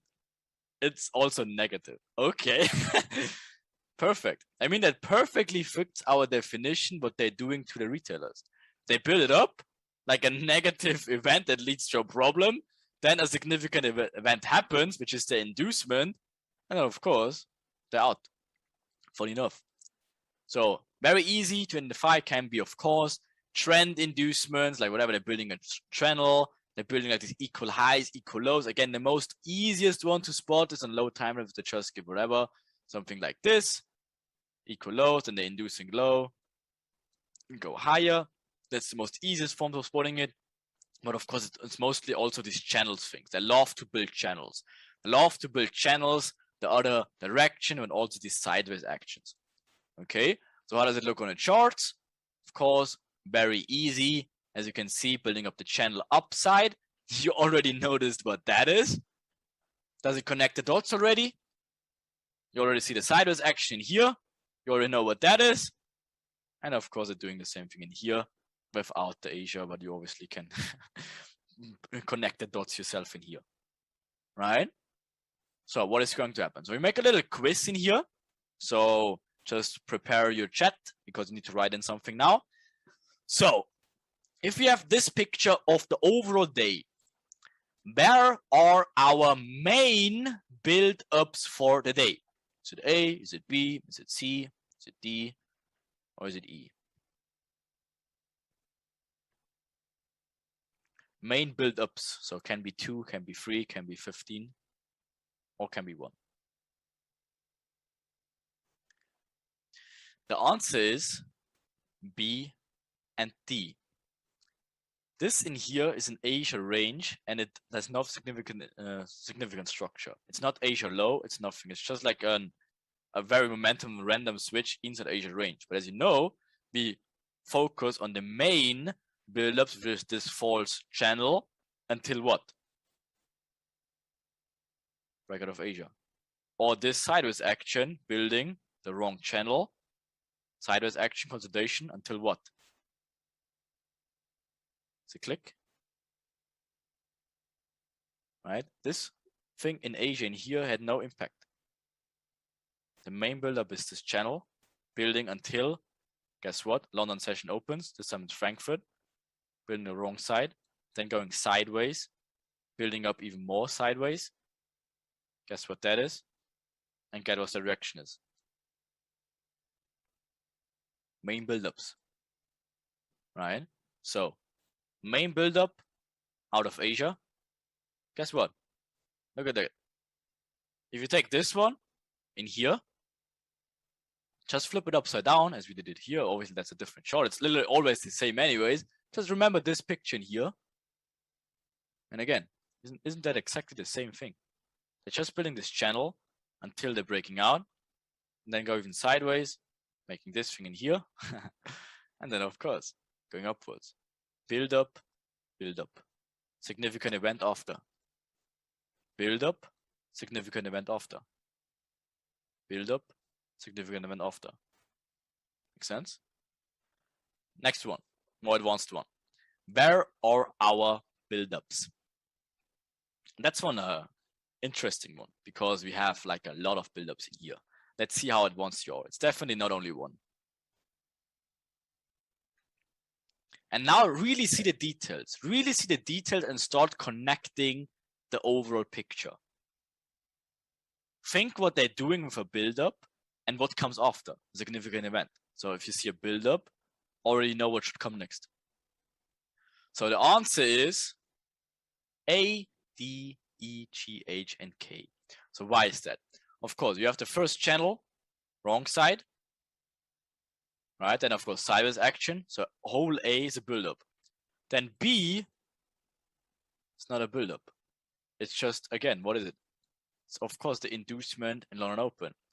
C, not a build-up. It's just, again, huge vector candles to everyone in the wrong direction. It's a huge inducement. D, sideways action, channeling before significant event. E, channeling, building these equal lows before what? Significant event. G, sideways action below equal lows before what? F is not an, of course you know what F is now. H, sideways action before what? I is nothing. And now this is the controversial one. What does it do? Does it build up? Or does it actually induce? I know it goes a little bit sideways, but what's the main intention of this push? Inducing this structure low, and then obviously reverses. Then again, K, sideways action, inducement high, below. Make sense? Starting seeing it. And so how can you see how easily out of a sudden you can spot these areas when they're building it up, inducing low to go higher. Remember the example when we went over the whole weeks, inducement high to go lower, inducement low to go higher. They're doing it all over and over again. Building up liquidity, equal lows, inducing them low to go higher. Building it up here, induce low to go higher. Building it up here, induce high, go lower. All over again. Again, if this is the main inducement in here, what do they do before that? They want to induce even lower to go higher. They're building it up here, making the push inducement low to do what? To go higher. It just don't go straight away like this. No, they go like here, building up, inducing low, go higher, inducing low, higher. Always the same. Crazy. And guess what? Now if you look at the bigger picture, now we look at the detailed picture, but guess what? If you take a look at some hidden buildups, can you identify that already? That thing by itself is a buildup building the channel until what? Until the big guys jump in London and say thank you. This overall thing is of course an inducement, but also acts as a huge liquidity grab because everyone gets excited, break of Asia low, everyone's taking a breakout trade, everyone sees the huge momentum, getting excited, whatsoever. What do they do here? Building a huge channel upwards before what? Final inducement to do what? To go lower. So you see they're doing it on the really detailed pictures and on the overall pictures.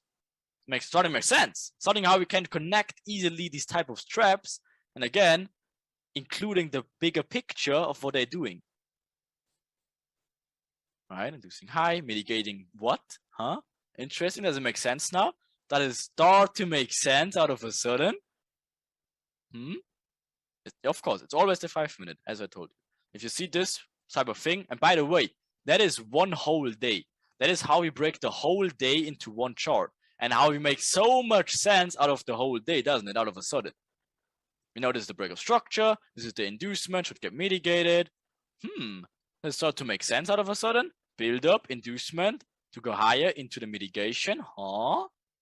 Interesting. This is the bigger picture inducement. London Open makes an imbalance in here. Gets mitigated. Is that a trade or no? Maybe. Does it start to come together slowly but surely? And trust me, it will only get clearer and clearer and clearer.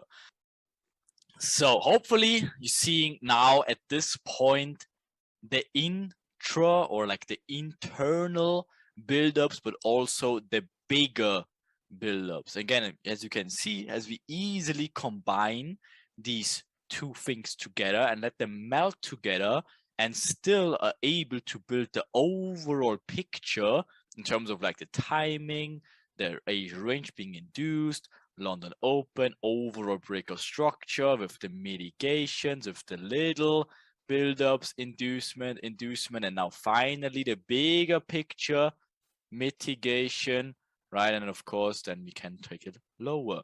So hopefully slowly but surely, it will make sense and more sense and more sense and more sense. And of course, we will not stop there.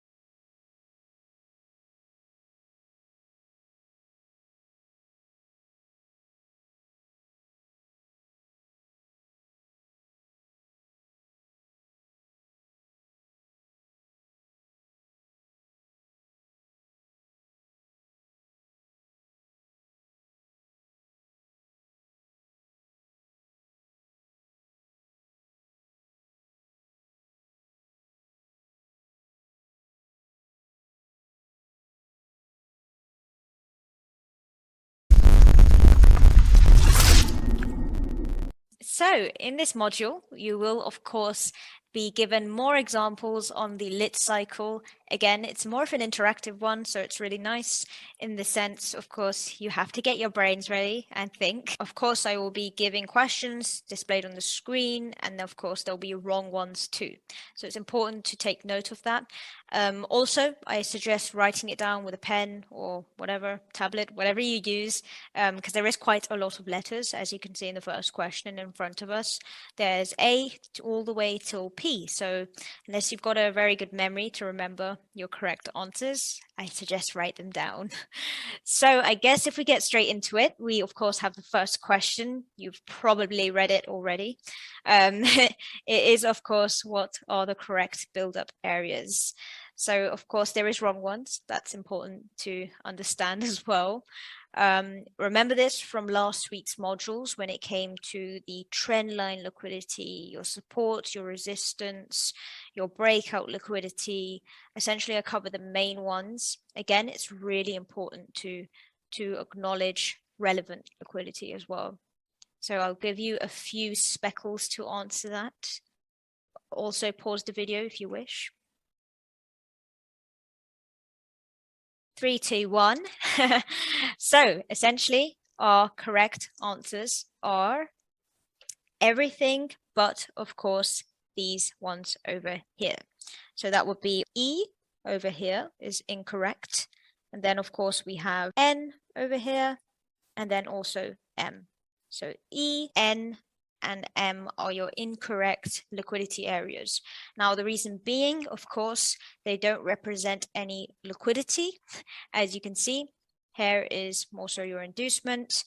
There's no liquidity. Your liquidity points are, of course, to the left. Same thing here. It's simply just a singular wick. Again, same thing here. So essentially, they're all just singular wicks. When it comes to your liquidity, that's marked. We, of course, have trend line liquidity over here, A and B. C and D being your equal lows. Again, trend line in fractal form. It's really important to just mark up relevant liquidity. You don't need to mark up these little bits over here like this. It's relevant, but on the bigger picture, let's see where that liquidity lies already.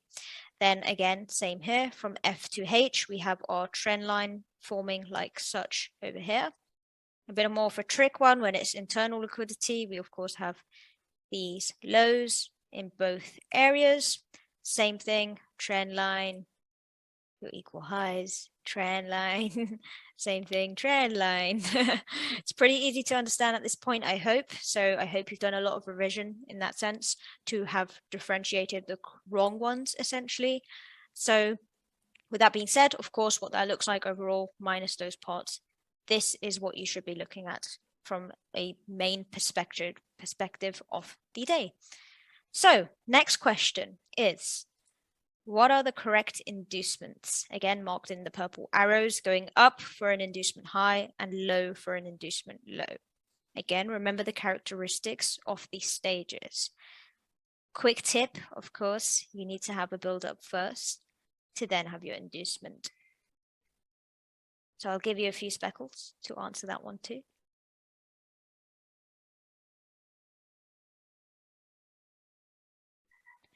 So the answers, of course, are everything but your answer A as well as your answer F. So A over here, F over here, and then of course we have H over here as well as J over here. So if you got everything else, well done. And of course, it's correct if you've got everything but these points. So I'm sure we can understand why they essentially were wrong. This, of course, is not an inducement of any sort. It's actually the build-up. So it's kind of a trick question. Should be pretty obvious that that was not an inducement. At the same time, when we go on to letter F over here, same thing. It's not an inducement. Letter E is an inducement. Why is that? Because we've induced liquidity over here, whereas letter F is actually a mitigation, as you can see. Now, we also have letter H down here. Again, same concept. It's actually a mitigation. It's not an inducement. It didn't induce liquidity, more so formed a continuation to, of course, trade bearish. Same thing with J. This is, of course, not a inducement. It's a mitigation. So essentially those points, of course, are completely wrong.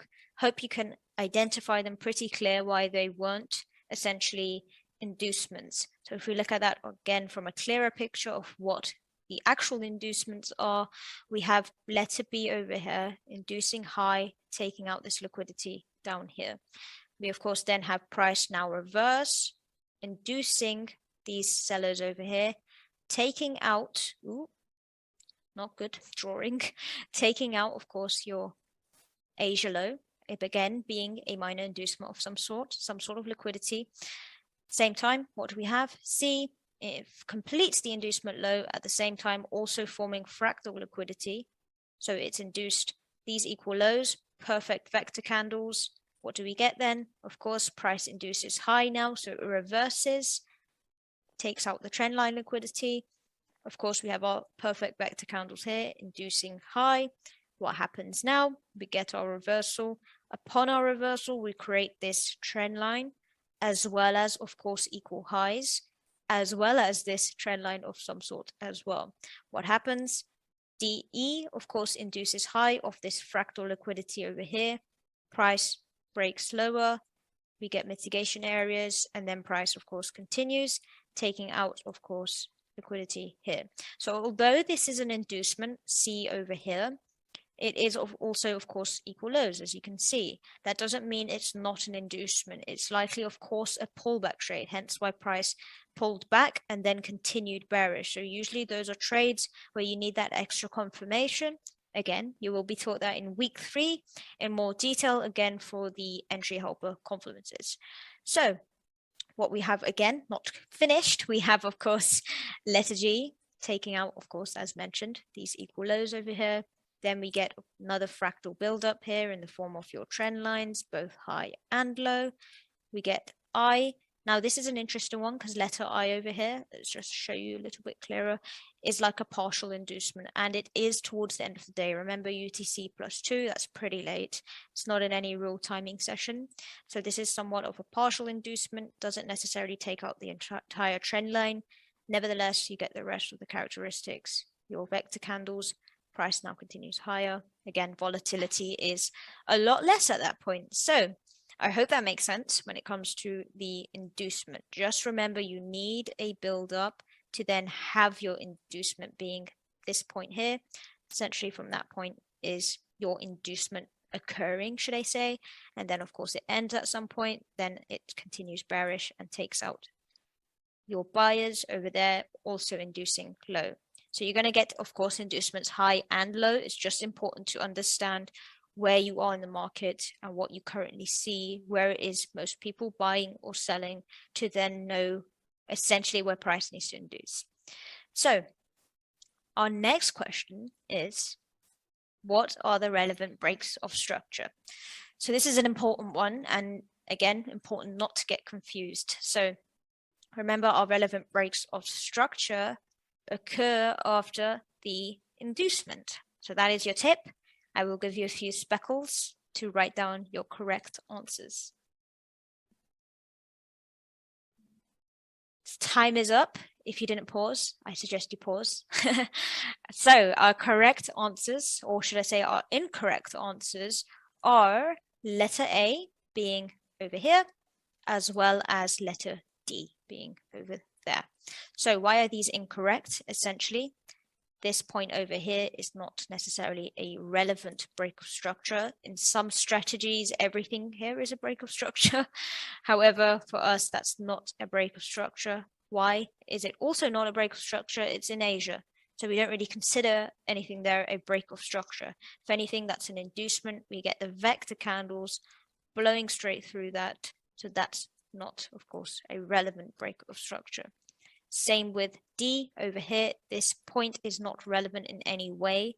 Of course, it being a structure point, you can also say here, here, quite literally everywhere. So important not to get confused. This is just random, of course. So essentially, why are these other points your breaks of structures with B, E, F, and G? So essentially, we had an inducement high after taking out liquidity. Then we get our break of structure over here. You can see that's the point. Price breaks lower right there. Now in this scenario, of course, it was probably very tricky to get an entry. Nevertheless, it presented a relevant break of structure. And if you always focus on relevant breaks of structure, you may not always get tagged into an entry. So that's important to understand. Your break of structure is there after we've had an inducement. Now, same over here, inducement low of this relevant liquidity down here. What do we get? Our break of structure essentially is here. It is a little bit tricky in this one, I will admit, but those were the last vector candles that essentially induced to the left, essentially from this point here. So it's not the nicest when you think about the fact that price has to break above, and essentially you want it to come to lower levels to touch those areas again. So essentially your break of structure being that. Again, it would be nice if it reverses, you take mitigation zones like such. So now we also have, again, inducement high of these relevant liquidity points of trend lines. Let's just clear things a bit. So your trend lines being broken, inducement high over there. And then what we have, these minor breaks of structures. It's very tricky to see. So you break these structure points over here. Then, of course, we get our push up. So what happens then? Price now, of course, induces liquidity again. So build up, inducement. Then we have a relevant break of structure right here. So taking out that point, price reverses, gives us the mitigation zones, only to then continue, of course. So again, relevant breaks of structures come after the inducement. Don't ever choose it first. We do not use structure first at all. If anything, we don't really use structure that much at all, purely because it doesn't always allow you to get into the trade if you wait for a break of structure. And you can, of course, see that here when it comes to this example, as well as letter B. And of course, these ones are somewhat better, should I say, when it comes to entry points like such. So apologies for my drawings there. That was very messy. Nevertheless, we have, of course, another question. So what are the correct mitigation zones? Now remember, mitigation zones come after, of course, the build-up, the inducement, relevant break of structure, and then comes your mitigation. Again, keep an eye out for smart money traps or FFSs. That is your little tip before you answer, and I will give you a few speckles.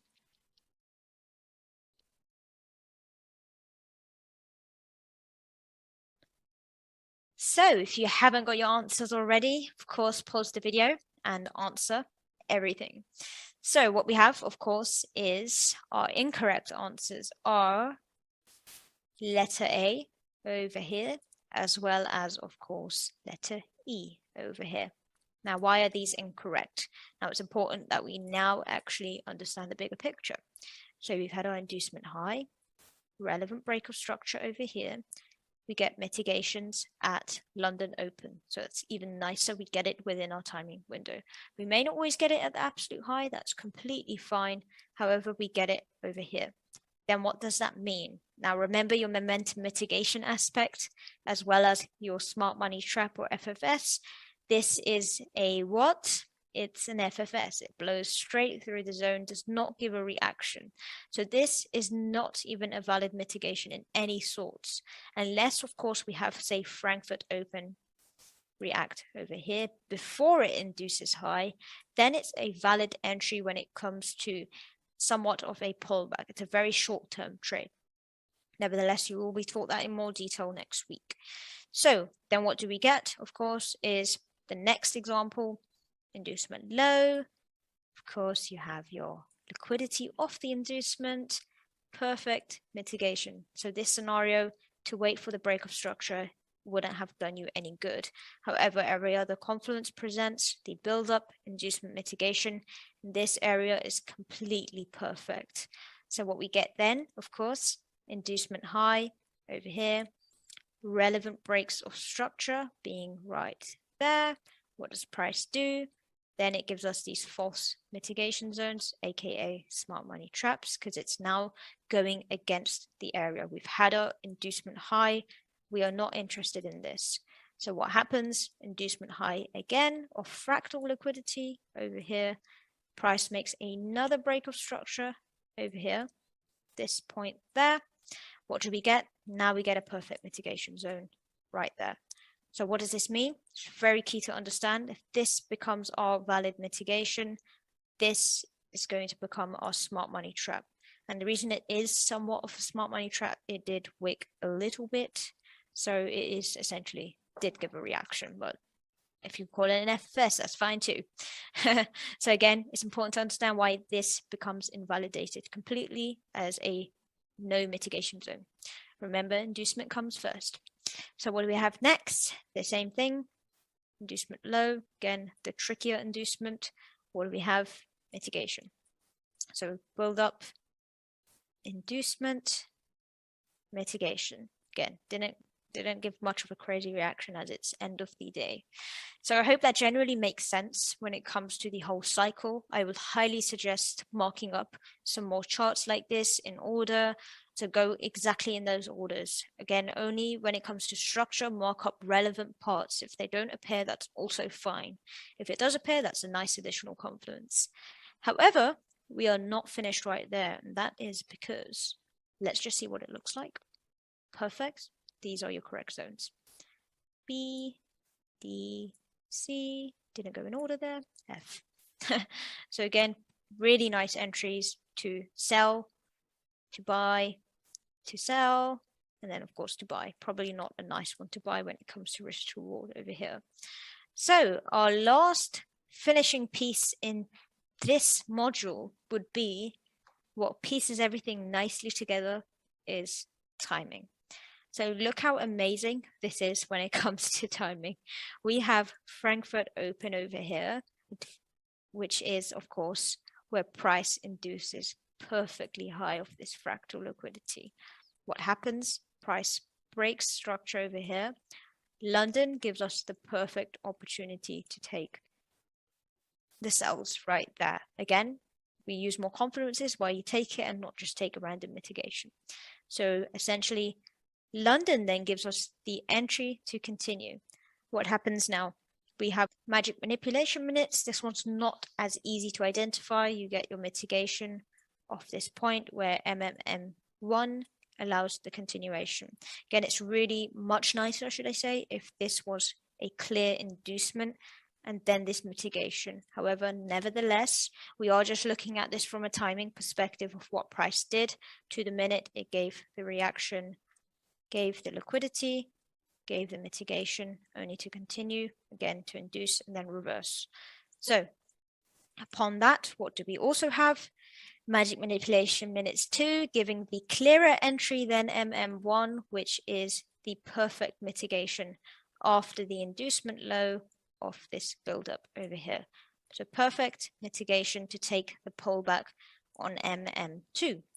Now what do we have? Of course, is New York open. Perfect mitigation after having the inducement. So essentially in this scenario, we didn't get an inducement of New York, but we got our mitigation of New York, as well as the same being for London. So sometimes if the inducement has already occurred, like over here, as well as here, essentially in our timing windows, we may expect to look for continuation as price has made the inducement. So we're essentially looking for mitigation zones. So I hope that made sense. Again, with the inclusion of timing, everything's a lot clearer, and how you can also segment your day. So I guess your tasks are to do the same thing. Find many examples. Again, you're not forced to do that. However, it would really, really benefit you if you did. So enjoy.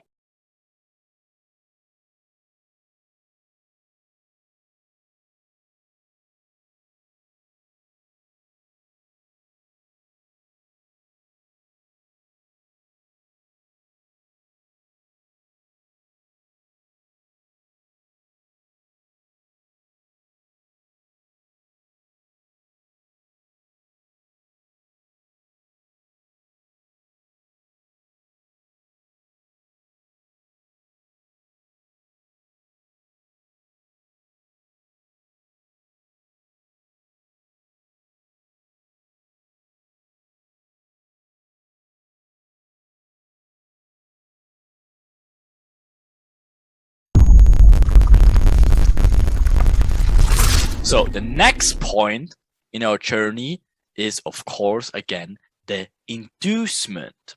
As we already covered it slightly, now we need to identify an internal play. And as you can see here, the retailers in this stage, I'm not sure if she's raging, but I think she is, right? Or like, obviously they're very sad because they're getting stopped out. So for one, it's being like, yeah, we're going. And for the others being like, oh shit, I got stopped out, right? So it's always the same thing. For the ones, it's being an FOMO approach of that the market will go up forever. And for others, it will be actually a stop out, right? So the inducement is always have two things. Again, for us, it's more like this, because we should understand at this point what the inducement does and what's the true intentions of the inducement is. And obviously, we're just sitting there and like, fascinating, right? It doesn't really surprise me that much anymore. In short, though, again, inducement towards lit is a way for us to identify the intentions in the market and alert us that we may have a reaction in the market in our favor. Again, if you see something like on a bigger picture play like this, the easiest play of them all, and have an internal build-up like here, we now expect, again, the inducement to grab this internal liquidity to do what? Complete the bigger picture and move further like this. Okay, so it's always first an alert that we obviously see and take as an advantage to know, okay, now things get interesting. So all we need to do is wait for the inducement to happen and look for mitigation after, right? That's the only thing you need to do. If you're really good at that, you will have a really fun time. Like the lion, we wait for our prey to be as most vulnerable and attack it when it's most beneficial for us.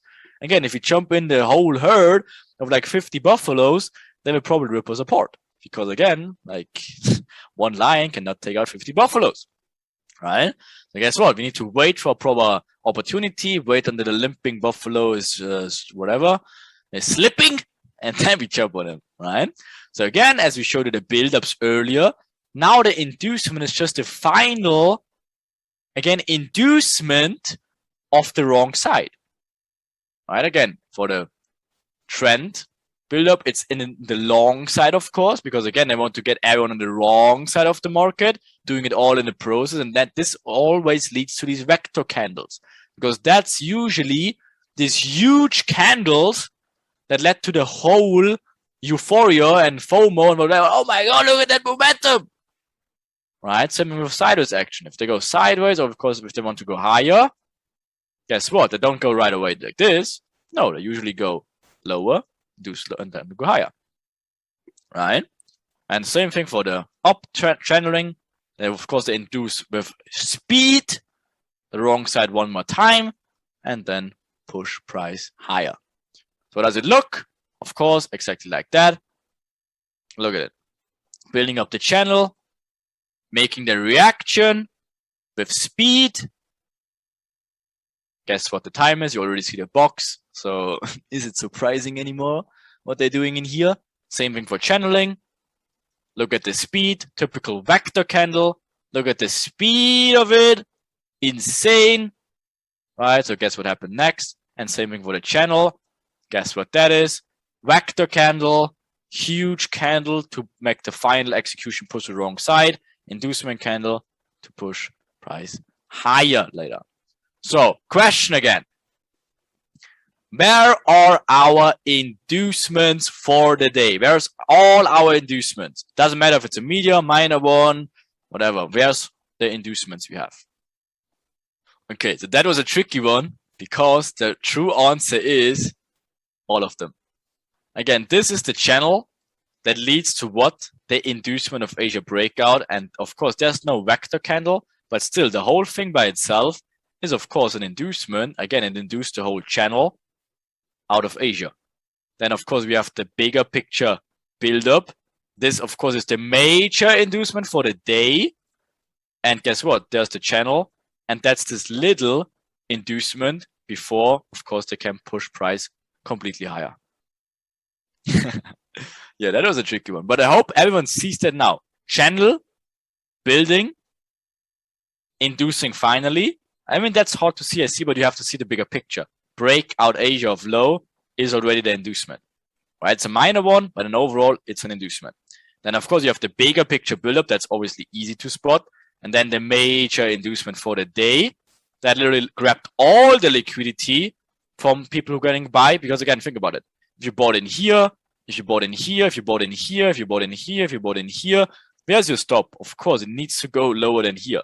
The moment this thing grabs it, every buyer is out. Then they do it low key here, staying, and look how they're doing it. Look at how sneaky they are and how they're doing it. So they're building up here, but then they try to fake even one more time to give even sellers opportunities to even get in now because they're seeing the short channel. They're seeing now there's huge resistance. They're faking the reaction.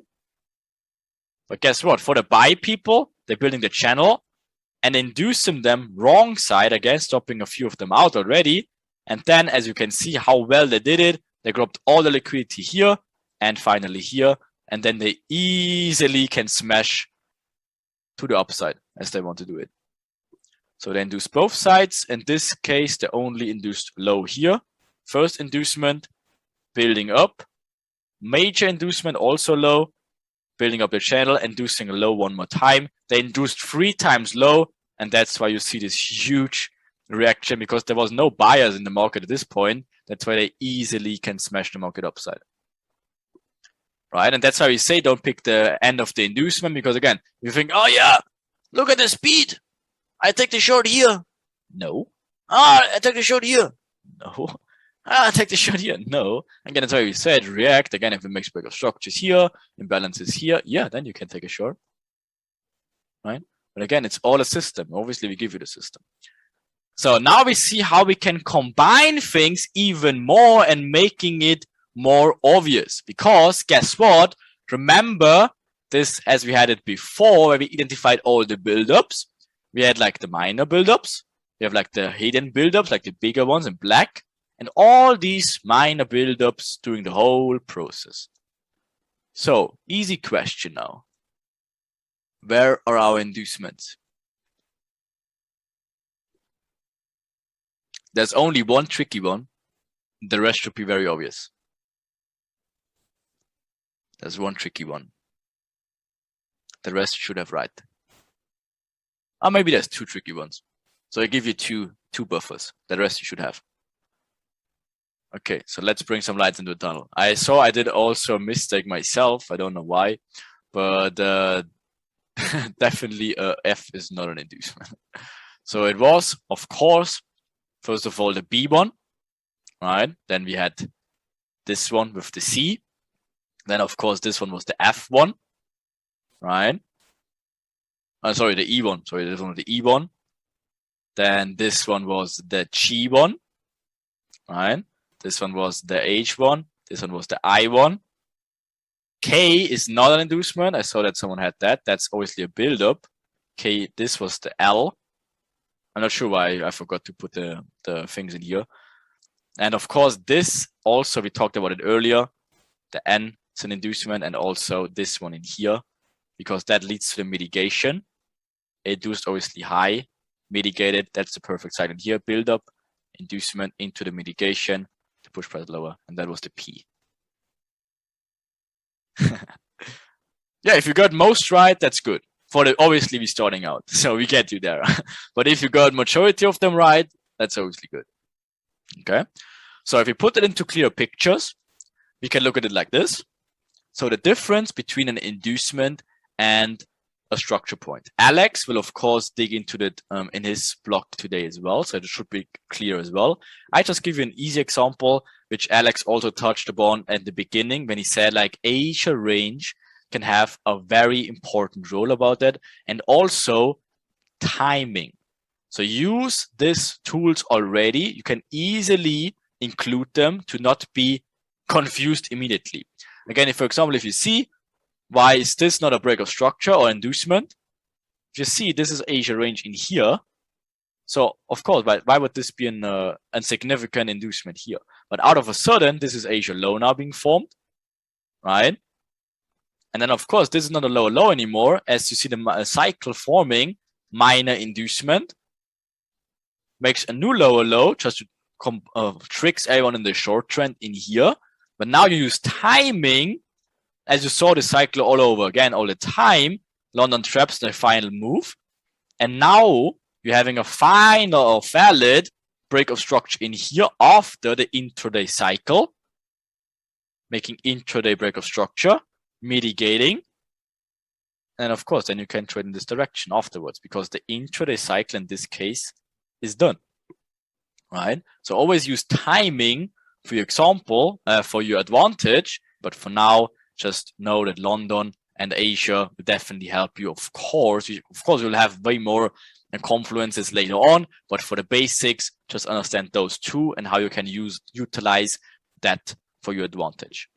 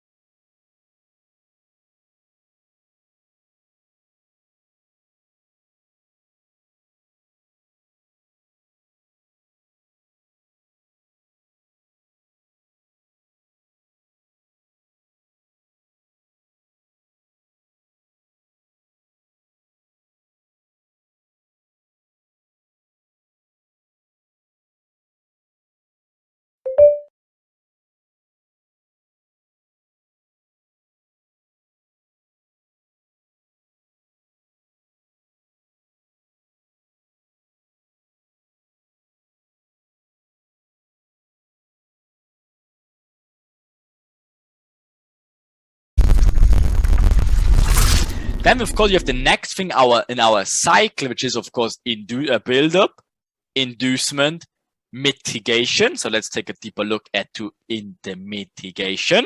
So retailers at this stage are like, what should happen here? And we are literally like that. Because the mitigation obviously is before after the inducement, and that's literally our cheers to the market, because that gives us our limit order entry in the best case scenario. Okay, the mitigation for us will be a significant role because we literally will enter on these mitigation zones in order to know exactly where we should enter by the timing, by the structure, by the confluences, and also by the imbalance fields. Okay, so the mitigation, again, mitigations happen a lot. We just need to identify where we look for them and where we not look for them. Because as we showed you at the day one, if you just look for random mitigations all the time, you get completely destroyed. That's why we just need to know which ones we need to look at and which ones completely ignore and which ones will become smart money traps. But no worries, we guide you. Okay, so what really mitigation really is, of course, mitigation areas are where price was not fairly, in their quote unquote, like fairly delivered and left like this inefficiency in the market. Again, if price was not properly delivered because for speed or whatever reasons, Enigma had not the chance to deliver it fairly and creates these inefficiencies when the wicks are not connected properly, and that creates these imbalances. So the Enigma then needs to return to the price or these inefficiencies and then mitigate their positions and then reverses price. So the price is then fairly delivered and everything is in balance. And then, of course, the Enigma can go on after that. So if the market moves in a hurry, again, if a lot of liquidity enters immediately, the Enigma cannot book a profit in the process and will then or need to come back to these mitigation areas and of course to reduce losses and stuff like that and continue in the true direction after. Okay, but just know that mitigations or imbalances are created by speed and liquidity. Okay, that's why they happen, and then they need to come back to these areas all the time to fairly deliver price. And also, if market moves in a hurry, not all orders are filled fully, and thereby missing fulfillment and again these inefficiencies, and created pretty much these imbalances. And to balance orders like that and fill each participant in these areas, again, they need to come back and fill these orders. So mitigation alone will not work. Pretty important. Again, if you just look at mitigation areas, you're doing the same shit than like all these smart money traders out there. It's crazy. You need so much more stuff in combination in order to make it really good. Again, if you trade like 10 mitigation zones, of course, like 2 will work, but what's the point? Right? That's not the point. The point is knowing what is going on. That's why we use it as a last stage, just for confirmations once more, and you will see how much stuff we will include into the whole scenario. And again, this is why also smart money areas and these imbalance areas become traps to build even more liquidity, because again, guess what? The Enigma knows that people understand that these areas needs to get filled. Of course, they know it. So that's why they target and fake these zones on purpose to, of course, create liquidity even more. So they know, of course, that people know about that these imbalances need to get filled. That's why they attack them. That's why they show so false ones as well and show the smart money trap. Okay? And again, the best mitigations come from a break of structure area after an inducement. So if you have an inducement, internal break of structure, that creates an imbalance, then price comes back, mitigates that inducement area, perfect. That's the stuff you're looking for. But in overall, again, just look for these imbalances, areas in here, inducement of a structure, maybe smart money trap in here, and then of course, mitigation, and price can go lower and get to this mitigation zones, liquidity zones below in here. But first, again, you have a build-up, minor one, whatever, then an inducement area, mitigation. Okay? And of course, there's a false one, sorry for that one. There we go. So again, if you have something like this, we have a build-up, see the imbalances in here, inducement after the build-up mitigates the positions to go lower, or this one is a better one. For example, again, you have this break of structure, right? If it was something like this break of structure in here creates the imbalances. That's your building up in here. Also minor buildup in here.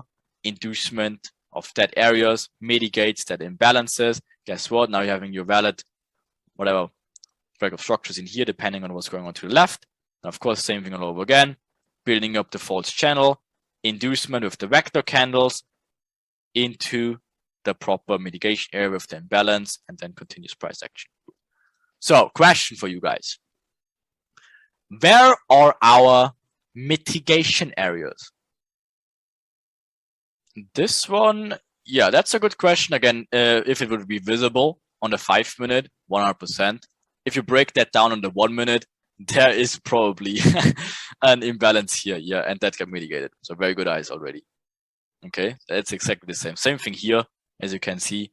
Whatever on the 1 minute, that obviously, that's actually a very funny one, because as you can see, just take a deep look in here, to sharpen your eyes, starting from this point in here. Look at the wicks, how they're always connecting each other. You see, there's never an imbalance anywhere. Until when? Here, guess what? Build up. Where does market go to?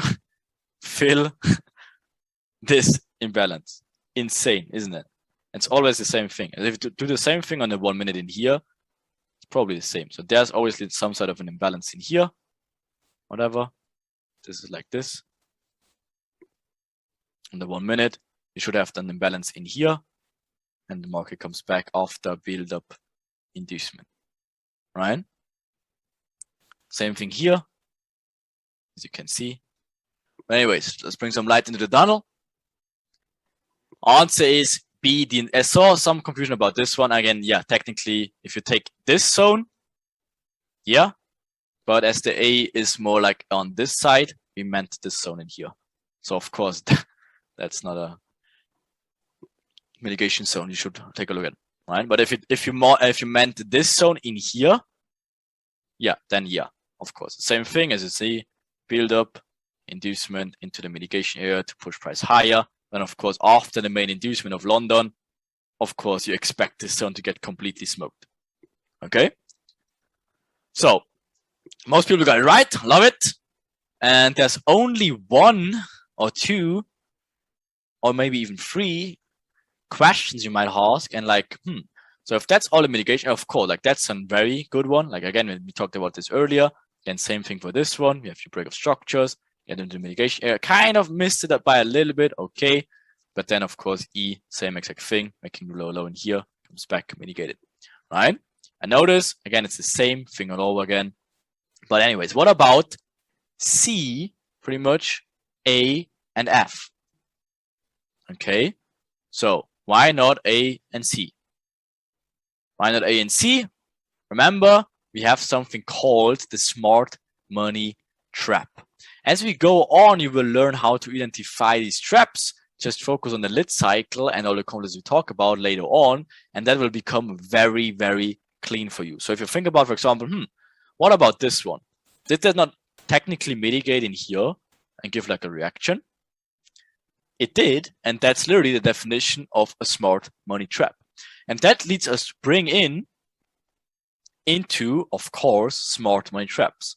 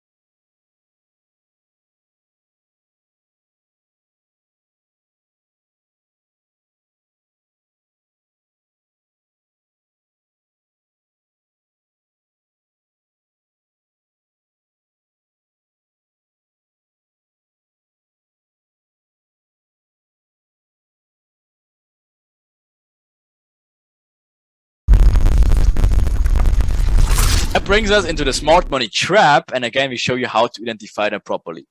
So first of all, we have two different types and we digged into it briefly. We have something we call a smart money trap and an FFS. So what's the difference? Very important difference though. A smart money trap is an area which fakes these false mitigation areas and gives a reaction, but then obviously fails. In order then to grab the liquidity higher and then properly mitigate. An FFS is literally when you have like these areas of imbalances, but price just shoots straight through that areas. Okay, so you might ask like, why is it called FFS? We will dig into it like in a bit. But now I understand like the smart money trap gives a false reaction of the supply and demand zone or the imbalance zones whatsoever, depending on how you refine them, and then fails afterwards. So it gives a false reaction to build the false belief, whatever, the false understanding, and then fails afterwards. The FFS smashes through that supply and demand area without a reaction and fails immediately. Okay, so we have different variations. It can look also like this. When you have multiple, depending, of course, highly what is going on to left. If that is obviously Asia range, whatever, that obviously becomes more obvious. But obviously, that's just an illustration to make it a little bit clearer of how a smart money traps looks. Gives a reaction. Then you have an inducement, maybe also to the left. Maybe this is also Asia high, having your inducement. And guess what? After the inducement, this in here, of course, will become a trap. Right? Because again, smart money traders seeing the buy trend and trading obviously this imbalance area to wanting to take it even higher. Right? So this trap immediately should become invalid to you. Right? For the FFS, it's obviously more difficult to spot because they just smoke through them. So if you have this area, then smart money traders mark it up, just smashes through it, and then gives a small reaction, makes them even more mad, like, oh shit, I gotta stop out here, but then it moves my direction. Let me take this one in here. Then again, another stop out. Or this zone in here immediately smokes through, gets the inducement, and then it's the same thing all over again. So the question is then, it happens all the time. Yeah, that's happens really all the time. So which is more likely though? Scenario 1 or scenario 2? Like if you see that's a small white trap, gives a slight reaction, small white trap gives a reaction, or whatever, FFS goes straight through it, small white trap or can straight through it. So what's the difference? And the answer is, it doesn't really matter what scenario works out, because why? Each scenario will work out perfectly with our rules, since react, not predict. We used to predict, right? Obviously prediction, so we know the possibility or the possible ways to react, but never take trades based on these areas anyways.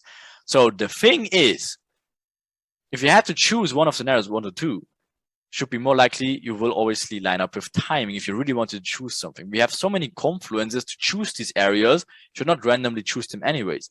And on top of that, we know that these areas become smart money traps anyways later on, and it doesn't matter if it's a trap or an FFS, because they should fail anyways. Smart money trap just gives a reaction, then fails. Reaction, then fails.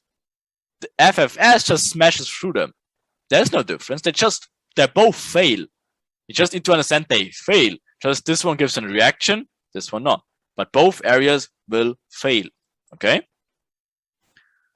And of course, we can enter those both areas later on, and we also call it cup trades whatsoever. We will teach you that, of course. We will also have something that we call the EDM and LETs, and of course, that makes it easier. But again, dig into this example to understand it better. At this point in here, what do we have? Of course, we have the first channel downwards, but the overall main upwards trend. What do we have before Asia? Breakout, huge channel upwards, building this channel in here, perfect timing, inducement in here. So the cycle is completed of the stage. So what should happen next? Is this an area where you should take a buy from and like this? Yes or no? Of course not. Of course not. So, but can we technically expect this? Yeah, we could.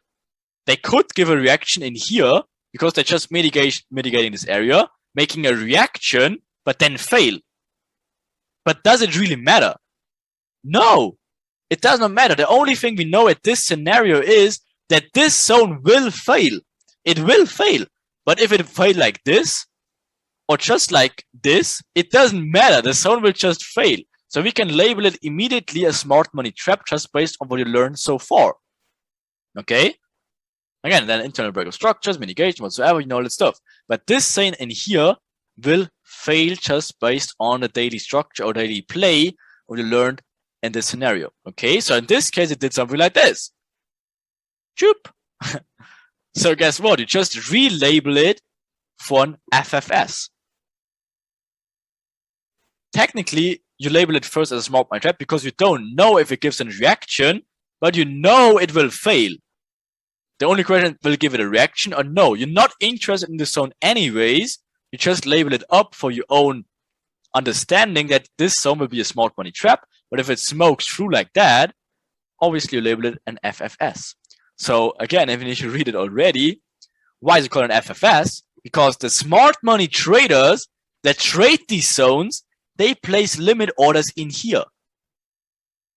So they place a limit order here and put their stop loss below here. So what happens to them? The limit order gets triggered and they get an immediate stop loss. And that's why they're like, for fuck's sakes, right? And that's why it's called an FFS instead. Because if it's a smart money trap, at least they're getting their pending orders triggered, and then they get a reaction, and then basically they're getting a break even. But in an FFS scenario, they just smoke through them and just stop them out immediately. That's why it's an FFS. But you should know that this zone, anyways, by the daily play, will get broken anyways. Only difference is give it a given reaction and then break or trade straight through it. Okay? And again, smart money traders at this stage are like, what? For fuck's sakes. Like, how did my smart money method just lose? Right? Anyway, so the FFS. FFX explains where there was previous inducements and trapping, right? Remember, see the pain in the market. If you have these very clean and balanced zones and they just get smoked, of course, like a lot of people get stopped out immediately because they're putting their zones of interest in these areas without a bigger concept of the whole thing, right? That's just areas that grab immediately liquidity, and obviously that will become areas of interest later on because that's also liquidity traps. But you should understand that an FFS is technically a smart money trap zone, which you can easily identify with the cycle and other concepts we will give you later on, and you expect them to be broken anyways. Okay, so note the FFS switcherow. The additional understanding for this happen is the losses from the smart money traders, pretty much creating the FFS, right? And that's why they usually with speed because they're immediately grabbing liquidity after and then usually gives a reaction after. Okay, but let's look at it again. So what is going on in here? We know that this is the extreme of the push. And of course, smart money traders, whatever, see the lower low in here. And they think this is the valid zone, right? So again, what? Of course, getting the reaction in here. So they think it's all good and done. Then they're getting in a retest in here. But we know, no. That's a smart money trap in here. Build up low side, inducement low to push price higher, stopping those smart money traders and go for the extreme mitigation area. They mitigate that one. Now we know the play is done. We can trade in line now, getting now this break of structure in here. So guess what happens? We take the mitigation zone in here. Right? So that's a possible zone we can re-enter, of course. There we go. Gets the mitigation here. And then again, creates imbalances in the process again. So we can take this trade in here also later on. This direction. And then the day is over. Makes sense. Yeah, for Foxes happens to me. yeah. It happens to everyone of people who are taking these concepts. Because again, they don't understand the bigger concept of it. And again, you're placing a limit order here. And in best case, again, smart money trap, you're getting a reaction, you're getting all excited. And again, for FFS, they just smoke through it, right? Question. Which of those two will be a smart money trap? Is it A or B?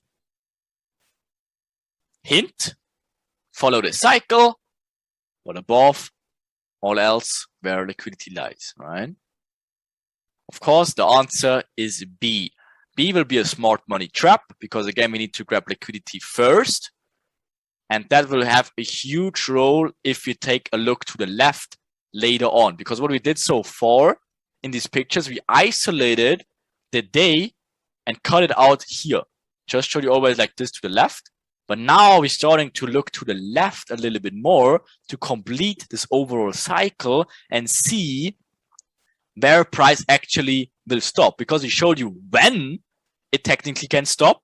But now we show you also where it also can stop, okay? So what can we expect in here? Again, always think in terms of liquidity. That's a really obvious zone. Again, smart money concepts getting very obvious and very well used. Everyone in here sees this huge imbalance. So that becomes a very obvious zone. All right, so guess what? Is it gonna be targeted? Most likely. So what are they doing here? Obviously, they're just ranging, never broke out of Asia, even faking the inducement low. To do what? Obviously, most likely to go higher. Now building the short channel in here. Right? Now we look at the timing aspect of it. Right? So again, timing is obviously London open, as you know so far. So what should happen next? What we can expect. So first of all, we see that timing for London Open would be in here. Okay. So what we can expect easily now in our minds is something like this. Or something like this. As you can see here, this one will run a little bit short, as this is the timing, and then this cannot be a smart money trap. And the timing would line up. But also, this would be a possibility, as then timing would line up perfectly. But again, as in both scenarios you see, this area should be taken away. The only question is, will it become a smart money trap, gives a reaction and then pushes higher, or does it smoke straight through it? Okay, so again, what's more likely? It does not matter. It does not matter what should happen because again, we expect the break of the structure anyways. It does not matter. So in this case, as you can see, it just becomes, and for fuck's sakes, because the timing then lines up. It's already 9 o'clock, as you can see. And they obviously want to do it in London. So this becomes not a smart money trap, but then for fuck's sakes, grabs liquidity high, and then goes into the mitigation zone above that to complete the cycle. The cycle, as you learn it, is still the same. If you just look at the isolated day, again, same thing. Building a channel, inducing low to go higher, doing before what? Building the low channel here. Huge inducement vector candles. At this point, again, you should know that this is probably gonna be liquidated. The only question is it given a reaction or smokes it through. In this case, it just smokes through like nothing. All the smart money traders are getting an immediate stop loss. Their stop loss is above here. Worst case, maybe even here. But worst case, the stop loss is above here. They're getting immediately in stop loss. Now all the liquidity is grabbed. All the momentum shows to the upside. London open. Timing. Now the mitigation makes sense. Price can reverse. So this, of course, becomes a smart money trap area now. Because, of course, we have our cycle completed for the upside. And guess what that is? Asia low with a quadruple bottom whatsoever. So guess what? Inducement high, completed the cycle, London open. So, of course, this zone will be broken. It can be a smart money trap, gives a false reaction, but should be broken anyways. See how that works. Right? It's always the same, guys. Again, this becomes a smart money trap for sure. The only question is, does it give a reaction or not? It did give a reaction, right? So now, of course, we can expect a valid mitigation here and then to go lower and grab this liquidity. And then, of course, the day will run to an end. So everyone understand this overall play. It's literally the same thing we did over and over again, just we including now stuff to the left with the understanding of getting liquidity grabbed first and then mitigation. It's always the same. Build up, inducement, immediately grabbing liquidity into the mitigation area, timing aspect, perfect play out of Asia range, building the buy channel, building the vector candles, timing, and of course after that, the play is done. So again, if you want to trade that stuff later, of course, something like that can be a possibility, or of course the mitigation of the inducement, or of course afterwards the mitigation of the point of structure, but obviously later about that more. So again, just very easy one. Again, just to sum it up again, to get it in your head. On the lower time frames, again, it should look like this. It's always the same. Build up, again, before the false inducement low, into, guess what? Mitigation area. On the lower time frame, of course, then inducing high. Then this is the inducement in here. This is the internal break of structure. This is the main break of structure. Where's the mitigation zone? It is here, comes back, mitigates later. That's how you break it down later. Okay. And of course, if you dig into that a little bit more detail, it's the same thing all over again. Having the inducement highs, having the internal break of structure, almost. First, you have the build up, of course, and then the break of structure here. And of course, this is the push that led to this internal break of structures, which also was the equal lows. Guess what? This is the inducement. That's the mitigation of the inducement. That's another mitigation. But again, the confirmed one is after this internal break of structures in here. That, of course, creates the liquidity, the imbalances in here. Should come back to mitigate it. Quite missed it a little bit. Then again, you're just trading the overall cycle after the main break of structure. This is your imbalance area now. Doing the same thing, getting a build up just before the mitigation area, faking the buy channel, breaking the structure, coming back, inducing this structure in here, just to do what? Mitigate these areas to complete the overall play. But again, just remember that this in here is something major you're looking for. Asia range, inducement, minor inducement first. This might be a smart money trap to the left, but more about that later. Okay. Then the major inducement for the day in London Open, internal break of structure, leaving imbalances in the process, comes back, break that down to the 1 minute. This plane here, this is the 1 minute now. This is again the 5 minute. 1 minute should see like build-ups after the break of structure, inducement of this internal play. This is the inducement, but what does the inducement do? Mitigate the overall play in the bigger picture, and then you can take the buy trade going longer or long. Awesome.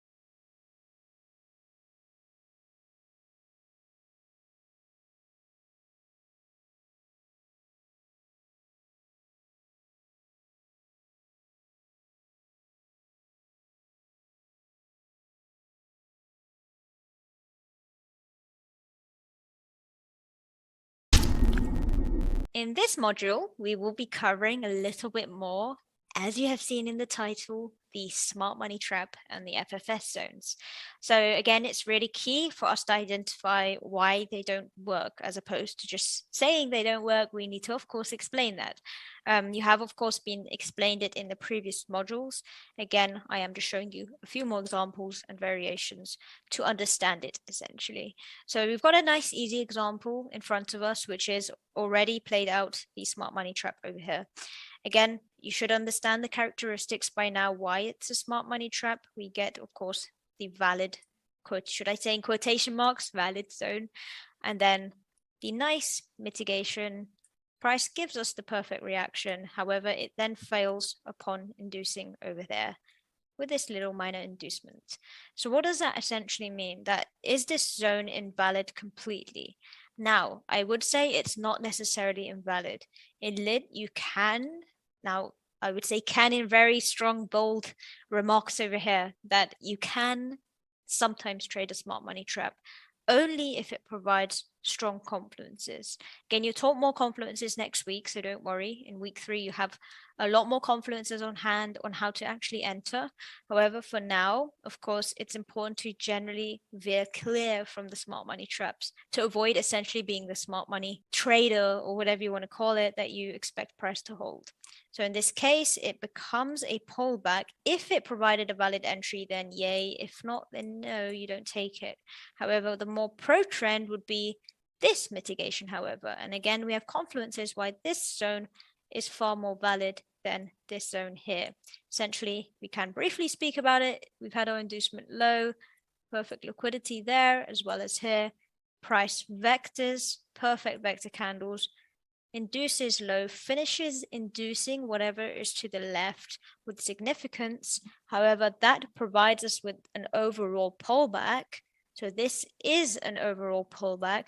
This is your fractal pullback if you take it, hence why it's not the nicest trade to take, as it's not the prime pullback. It's a fractal pullback within a pullback, if that makes sense.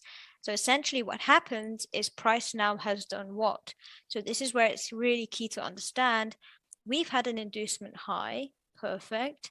So what happens? Likely we may mess around a little bit more as we approach the next timing session. So this may not be necessarily the absolute high. We have, of course, induced the liquidity here as well as here, and this high over here being, of course, a structural inducement as opposed to a liquid inducement over here. So we've induced high. Price could potentially start creating more liquidity as we head into the next session.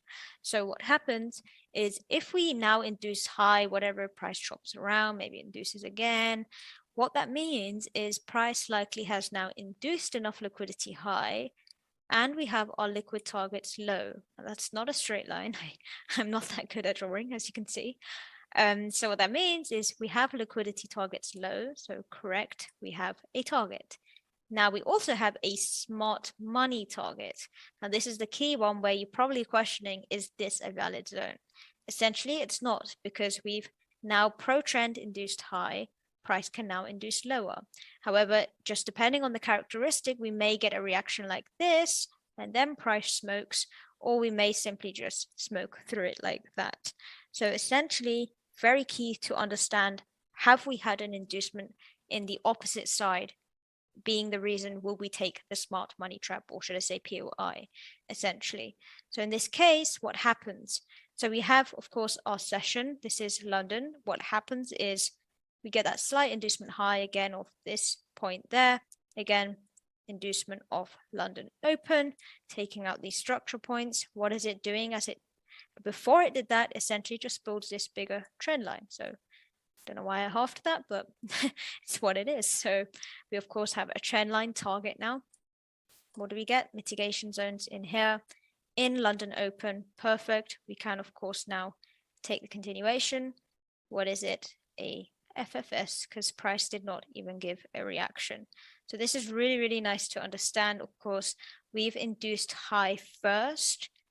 Remember, we need a build up, whatever it be, equal highs. Of course, previous day highs. We've induced the build up. Price now reverses, in the pro trend direction as we have greater levels of liquidity that still aren't complete. So essentially, it's really key. You can take the inducements both high and low. It's just very important when to take them and when not to take them. So if we look at a little bit more of an advanced example, based on what you've been taught before, this is where it becomes key of essentially which is RPOI or POI or Smart Money Trap or FFS. So of course I've marked them all up somewhat similarly. Now it's key to understand, okay, what actually is it? So if we briefly just mark up liquidity, of course, we know in Asia range, we have our perfect quadruple top equal highs type of thing. Same thing here. Not good at that. Let's do it again. Let's do it again. Okay, so somewhat of a support resistance thing. And again, you've got it fractal going on in between. You can also mark that up, but within Asia, it's not really important at all to mark up these little zones. For understanding purposes, it's of course nice to do that. So what we have essentially is two zones to the high side. So is it going to be this zone or is it going to be this zone that we can potentially react at? And now the next thing is why these zones? That's where it becomes key. Like, why could it be this zone? Or why could it be this zone? Or do we just guess like a lot of smart money traders do? So essentially, some say it's a whatever decisional thing, and then an extreme when that's like, that doesn't help you understand market intentions. That's just calling things for the sake of it. Like, yeah, not very helpful in that sense. So how we understand it, of course, is key to understand where is the smart money trap or FFS or POI zone. First, we have to ask ourselves that question. So essentially, what is the likely chance what will happen based on what you were taught? So we get, of course, London Open. So what happens as we approach London Open, price vectors out. Not only, of course, Asia range has been induced in Frankfurt down here, London is continuing to induce. That's very, very important to understand, that we may not always get a minor inducement of Asia high and then always continue. It's really important to understand how we finished continuing. So we get inducements, reactions like such, and then another inducement, reactions like such, and then another inducement, etc. So these are essentially forming one big inducement, but these little zones are usually your tradable zones, how you can also take pullback trades only when presented. So currently we have that. Essentially, Frankfurt did induce high out of Asia. London pulls back into zones over here, like your mitigation zones, a little bit higher than that, but you see the point. So London induces with vectors, probably a little bit tricky to see, but you can tell over here it's a, of course, FFS zone, as you can see. So it's blown straight through it. This point is completely smoked through, as you can see. So what that likely means is we have a nice POI here. Now that is probably not enough to make you think, well, still, why did that happen? So it's of course important, why is this zone generally not a valid one? Well, we can see, firstly, if we try and draw a straight line, okay, it's as straight as it gets. Not very straight, but you can see already when it comes to the UTC, timing +2, this is already late in the day when that reaction occurred. And we get a very weak reaction over here until we head into Asia. So what that meant, of course, is we can likely expect yesterday's high, because of course this is yesterday's high, to be taken out. However, this area, on the other hand, is a very clean inducement to what happened to the left. Of course, you can't see it in this chart. However, induced major liquidity to the left. So how can we also identify that? Well, we have perfect trend lines over here in both forms. We get the most cleanest vector candles ever, as you can see, and then we get the most perfect reaction bearish. So essentially what that means is we've had our first stage of the build-up over here, second stage of the inducement, and now we're missing our mitigation, which occurs probably the next day, as it of course occurred in New York Open, over here. Towards the end of the day, we get, of course, slow price action and more of a liquidity buildup. So is this a valid point? Essentially, yes, especially as we approached timing. So this zone, essentially to the minute, almost to the minute. Is it to the minute? I can't see properly, but almost to the minute. It is, of course, the London Open. Not only an inducement, but also mitigation of a relevant POI. It's the last stage, it's the mitigation. So essentially what happens now, if we have our inducement high, we've completed all the stages, we maybe get mitigation zones here. What does that mean for this point over here? Is this a valid point? Now remember the momentum mitigation stages of the effectiveness of the pullback essentially. So what this means is, did we tap in here first to then continue to induce our original targets we had, such as Asia, as well as of course the smart money trap over here?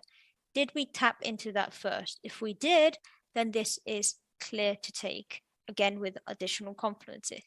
But because we haven't, what that means is, as price reverses, we're not interested in taking this at all. Why is that? Again, like I mentioned, inducement high, we've completed the target high completely. Now we can start taking out lower levels of liquidity, including these equal lows type of thing, as well as down here like such. So let's see how that, of course, will play out. Well, in this case, it's a smart money trap. Again, we get a reaction, gives this little choppiness here. But what happens ultimately? Price induces. So smart money trap there, and then an FFS over here. Just important to differentiate the two. It shouldn't be so important in the sense when it comes to your confluences, but more so just for understanding purposes. So yeah, we've given a reaction. Smart money traders will get in here thinking it's amazing, and then yeah, they may be at break even or even a loss if they're not very good at risk management. And then of course price reverses on them and takes out all of this liquidity to the left. Why is that? We've had the major inducement. This is why it's key to really understand your minor, your medium, and your major inducements to avoid taking unnecessary losses as well as making up bits of the cycle. So let's see another example. So a little bit more of a clearer chart. There's not much words on this. So I wanted to go a little bit clean, as you should have the orientation currently. So we're going to be reading this again in order. Again, very key, mark up the liquidity. I think it's pretty clear to see the liquidity when it comes to your overall liquidity. Of course, you get your lows here, not really relevant. Why? We've technically induced low in Asia. Again, it's a cycle within a cycle. And then of course your highs over there as well. So let's actually understand what happened. So what do we have as a zone of potential interest? Where is your POI that you could potentially think of? There's only one area here really. So as we're of course going bullish, what is the target? So smart money traders essentially see this zone there being the only, you could say, real imbalance, and it's the somewhat extreme, you could say. So what happens? Of course, we will be approaching soon London Open. Currently, we are in Frankfurt with a really nice reaction. We get an inducement in London. Perfect vector candles, couldn't be more clear. Completely smokes the zone. What is it? An FFS, of course. Let's draw that with my beautiful handwriting. So we've got an FFS over there. What does that mean now? So again, we are identifying our potential zones. What zones are valid and what are not. Next zone. Is this zone valid? Essentially, no. Why? We've induced enough liquidity high, including yesterday's high over here, also being equal highs. A smart money trap, equal highs of Asia, this trend line type of formation, equal highs everywhere. So essentially enough liquidity has been induced. We've had our second stage, so build up and then inducement. So likely we should find a mitigation over here and then expect price to reverse and take out lower levels of liquidity like such. So let's see. Of course, it's a smart money trap. It's kind of a tricky one. You could say this is also a FFS. Oh, sorry, what am I saying? Essentially, it's somewhat of a smart money trap, but arguably it's kind of an FFS in my opinion, because it barely gave a reaction in this wick, but whatever you want to call it, it's of course a trap. So you get trapped, of course. What does that mean now? We've induced low. What can price likely do now? We have what? Remaining liquidity, not a very strong reaction. So price has got a target to the high side, potentially. Again, we need more confirmations for that.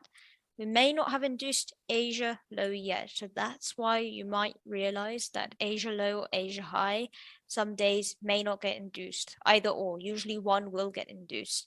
And that's because price needs to build up, of course, liquidity for it to be taken out. So in these scenarios, you get these really nice internal plays of inducements high, internal inducements of this liquidity, take out smart money traders, as well as this trend line type of thing. Remainder trend line slash equal highs. What does that mean? Price induces low, you get mitigations on the 1M over here. Then what? New York becomes the continuation essentially. Why would it become the continuation? Look where we are when New York opens, right there. Is that valid to take a sell? No. So this is why, of course, as you've been told, you're smarter than a clock. And of course, key to understand, the prime cycle comes before timing, essentially. Timing is just a guide. So you get another trap over here, essentially. So what does that mean? New York gives potential pullback trade only into these nice mitigation zones to continue. Again, what does it do? Take out this with, of course, perfect liquidity. Couldn't be more clean. Now, these, of course, are variations to the cycle. Again, you'll be taught that next week. More for intraday mastery, should I say, when it comes to that. But again, key, very key to understand, of course, the smart money trap zones and how to avoid them is to see the inducement first. Inducement high, makes a cross. Inducement low, of course, across. Just nicer in this reaction where you get pullback trade. Why? It's also New York, so timing does permit a pullback sometimes. So in this next example, this was only taken yesterday at the time of recording, so I don't have the full price section as it was, of course, occurring. Now, this is a very, very interesting one and one where smart money traders will probably have got really mad, and I'll tell you why. So what do we currently have to identify is, of course, your smart money zone or POI, whatever you want to call it, the mitigation. So we only have one mitigation area here, essentially, as there's no other real POI within this area over here. So what does that mean? Likely, okay, price may react. If it does react, of course, we must understand we want to, again, take additional confluences to see it as a valid entry. So let's see what happens. Perfect. Price gives us a reaction. Now what happens is, okay, it gives us this first reaction. However, the first reaction may not always be the right one. Maybe there's, of course, a 1 minute going on in here. And this is, of course, by the way, a 5-minute chart for reference. So generally a 1 minute may be here, and this may be your false reaction that you first get in. So additionally, we want to see, okay, what's going to happen? We want to see our inducements. We don't necessarily want to take it from a blind POI like such unless we get confirmations. So in this case, let's identify more zones. Now, this is where your smart money trader would get confused of the buy and sell aspect and claim they can trade intraday. What is this? Another zone. Do we take the buys? Let's think. Could potentially be a pullback. However, at this point, we're so early in the day already, so we haven't even approached London. So what might happen, almost approaching London down here, maybe we react a little bit like such, maybe we react. But what that means is we need to understand this could be a pullback. But does our pullback necessarily mean we mitigate this area? Or does it induce the zone as a whole? Now that's an interesting one because, of course, we likely want to expect to see an inducement, and this not being necessarily a valid zone where early traders get in, essentially. So what happens? Perfect. London does actually give us that nice reaction. However, we get this nice liquidity. It's just a very weak reaction, I would say. So what happens? We get, of course, our zone marked up like such. Now it's a question of, do we take the buys? Or do we take these sells? Or if you're already in these sells, do you hold these sells and take another sell, should I say? So, that's the question of, well, what's happening? We need a nice clear inducement, ideally with timing. So now our main session has opened, so being London or New York, so one of the two main ones. We've had, of course, a reaction, not the clearest reaction when you currently see the window over here. So we want to see some sort of inducement ideally high to come low. Why is that? We have perfect liquidity here. We want to take out Asia low essentially. And then of course we also have our highs from the previous day. So we have a lot of liquidity targets, both high and low. We just want to see what does price want to do in that specific moment. Does it go lower or does it go higher first? So let's wait for an inducement. Perfect. We get an inducement of the smart money trader here. Probably a lot of mad people as it barely takes out their stop loss. And then what's going to happen? It's of course going to reverse on them. Perfect liquidity. Inducement high. Very fractal inducement, of course, over here. Price continues. Takes out this equal lows or quadruple bottom, whatever you want to call it. And then, of course, what does that mean? Can we gear up for a potential buy? I mean, why not is the question. You get perfect vectors, equal lows, liquidity. Again, I marked this up about 3 times, but I hope you get the point. Of the liquidity being the 1, 1, 1, and then 2, inducement. Now, what does that mean? Can we take a buy? Potentially, but let's first see, where does the smart money trader also want to get in from? Well, they see their sells over here. You know, we've got the extreme now. But does that mean this is still valid? That's the question, right? So it's a lot of confusion, as you can probably tell. There's zones everywhere in this example. So what happens? You can probably guess the zone gets induced ever so slightly again. A lot of annoyed people, both there and here. Here, they maybe got a little bit excited, but maybe they were at break even. Same thing here. So again, these scenarios, you can see almost every single zone got smoked through. And this is why you should never just look at a mitigation zone purely just because it might look nice.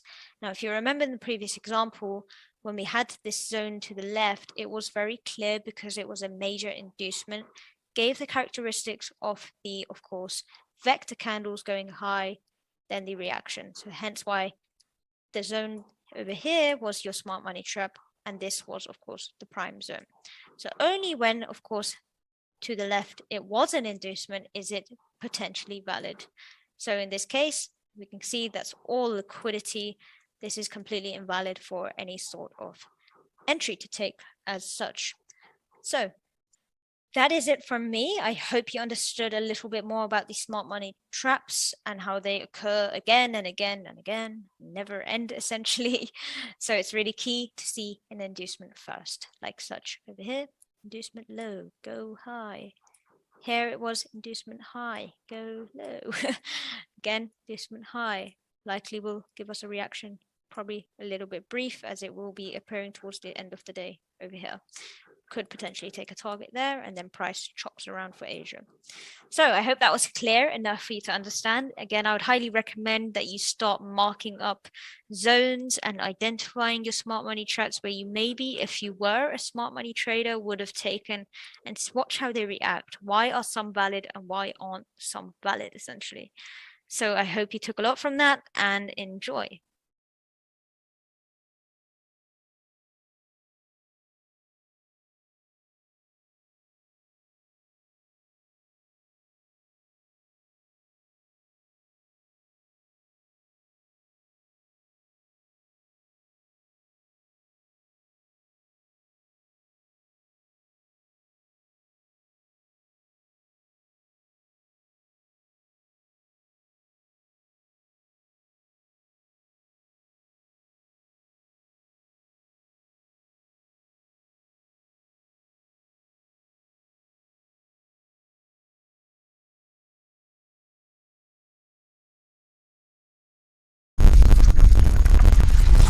Take a more detailed look about these intraday scenarios and also including these smart money traps. For example, as you already know, the lit steps in action so far with the overall structure a little bit as well. Again, Asia range will play a huge role. For example, in here, we already see that Asia range is building on the downside in here. And of course, the first thing we do is identify the liquidity. Now, that's the first step for the lit steps we will do.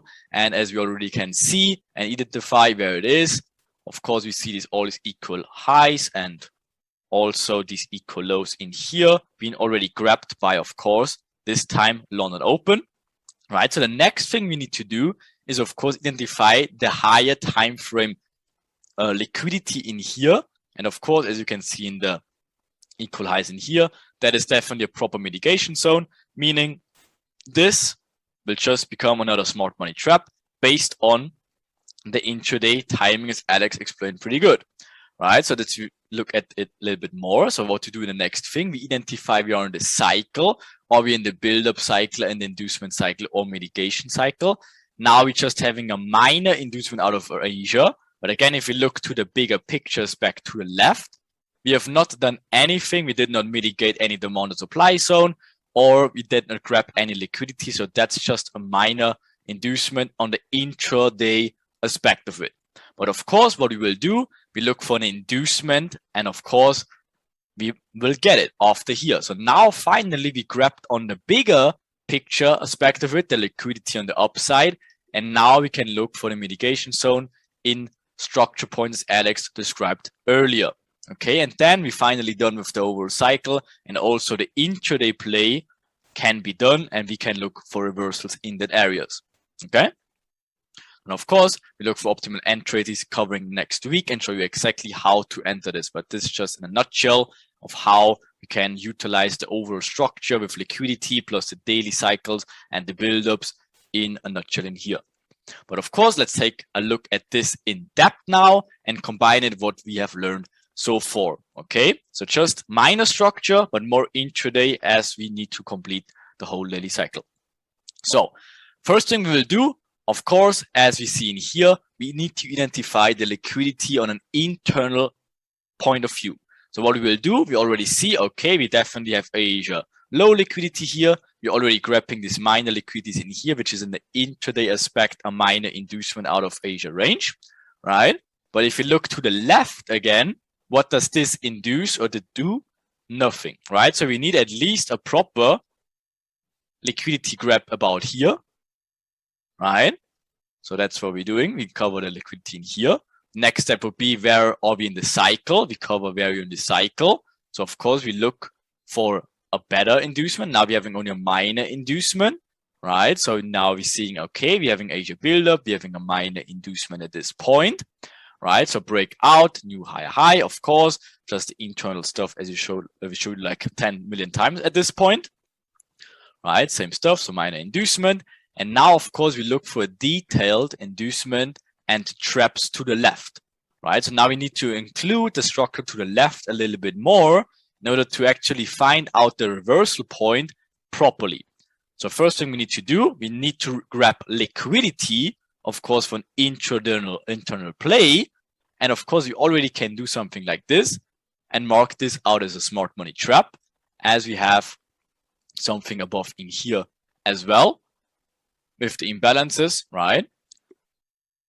Why does it work? There we go. It's a little bit of delay in here. Should be fine anyways. So with that being said, like again, it should be very obvious at this point what should happen next. So the question just is, so based on the cycle, what should come next? And again, a hint is we already had a buildup. We already had a minor inducement. And of course, the only thing which is left is a medium inducement followed up by a mitigation to complete the cycle with the buildup, inducement, and mitigation also on an internal basis. So if you go back in here, so mitigation is next.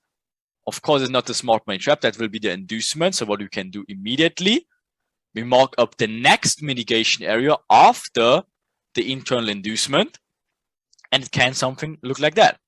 We're having a smart money trap in here, faking the reaction, then getting an inducement, stay short of the mitigation, just makes a new push into now, final mitigation, completes the daily cycle, right? And of course, mitigates the significant areas, and then we can look for more downside in here. Okay, so and we look at this in a little bit details of how it played actually out in this sense. That's exactly what happened in this sense. Okay, so we expect the smart money trap in order to grab liquidity, then building up this false channel again, and then looking for the final mitigation of this extreme push in here. Okay, step by step, slowly building it all together. Of course, what is else? timing aspect, of course. So this also confirms it, structure confirms it, plus the intraday whole play.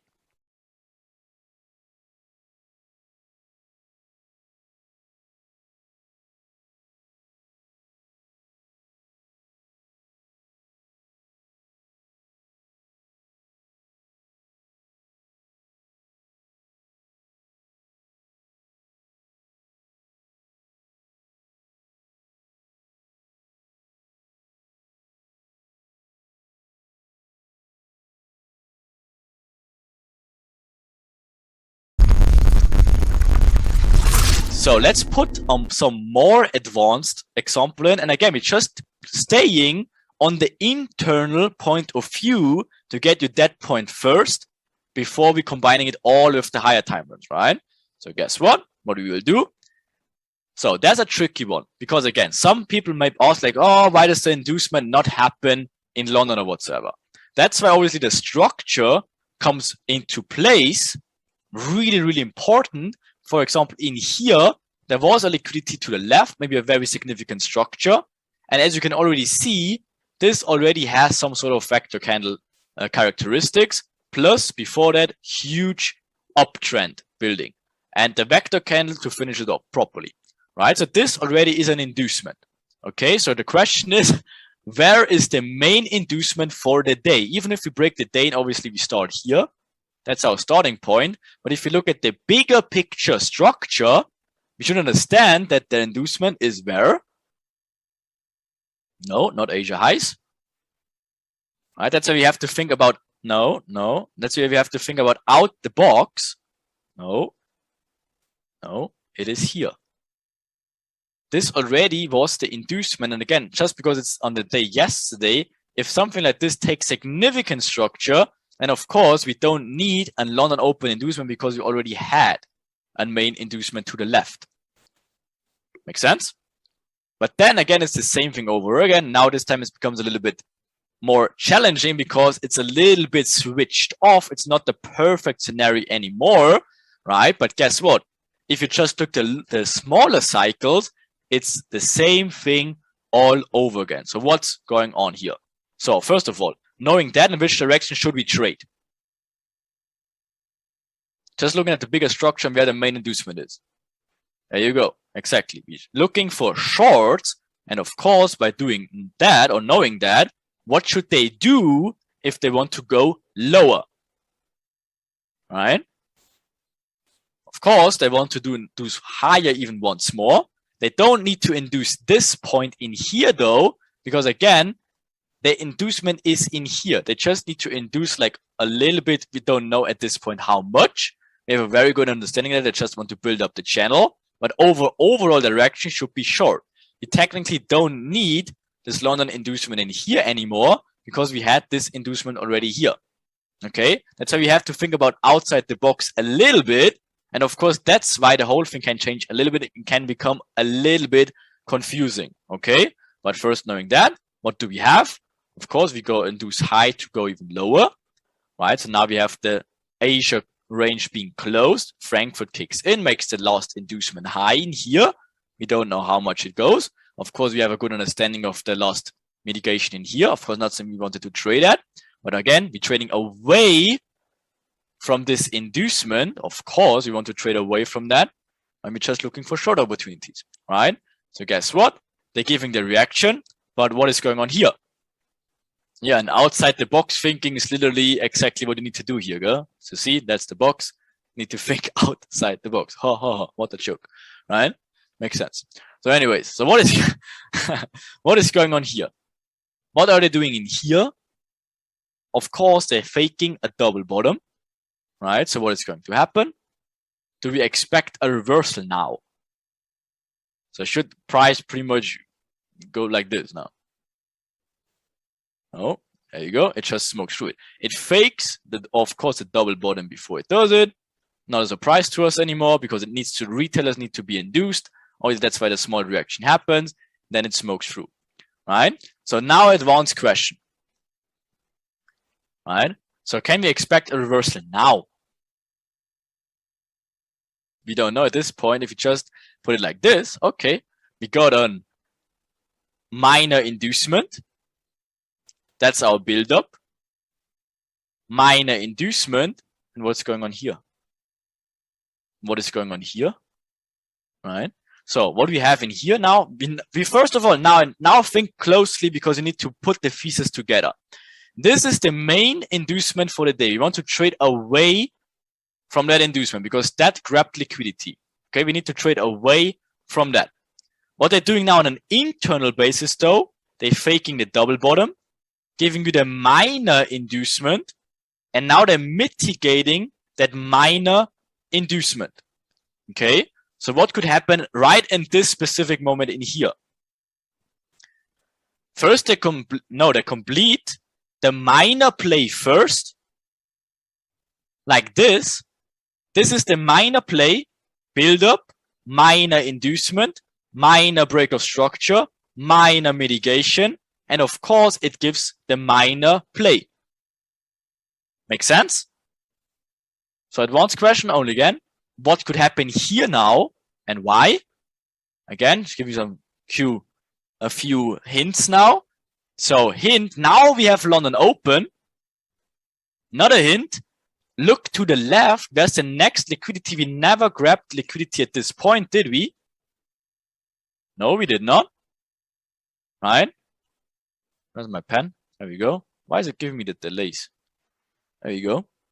Right, so we never grabbed liquidity to the low. We only had minor plays at this point. Another hint, internal break of structure. Choop. Right, so what is going on here now? Of course, we had the internal break of structure, the minor play, minor inducement, minor break of structure, minor mitigation. What's coming next? Mitigation of the rally area away from this, right? But guess what? What do we have now? And now things getting a little bit more challenging because now you need to really start thinking. Now, what is going on here? We have this inducement now after a minor play, but did we grab liquidity to the left yet? No, not yet. However, is that a valid play with an inducement here, inducing lower with London session confirmation? Yes, it is. So what can we expect if they want to go way lower? Inducing high and then go low. So that it becomes a little bit advanced in here. So now we know this is already a London trap open here. So we expect inducement high to do what? Grab liquidity to left because we never did. Right? It becomes a little bit advanced. I know. So guess what? They're inducing high after the London trap, after minor cycling here. Right? So the question now, what should happen next?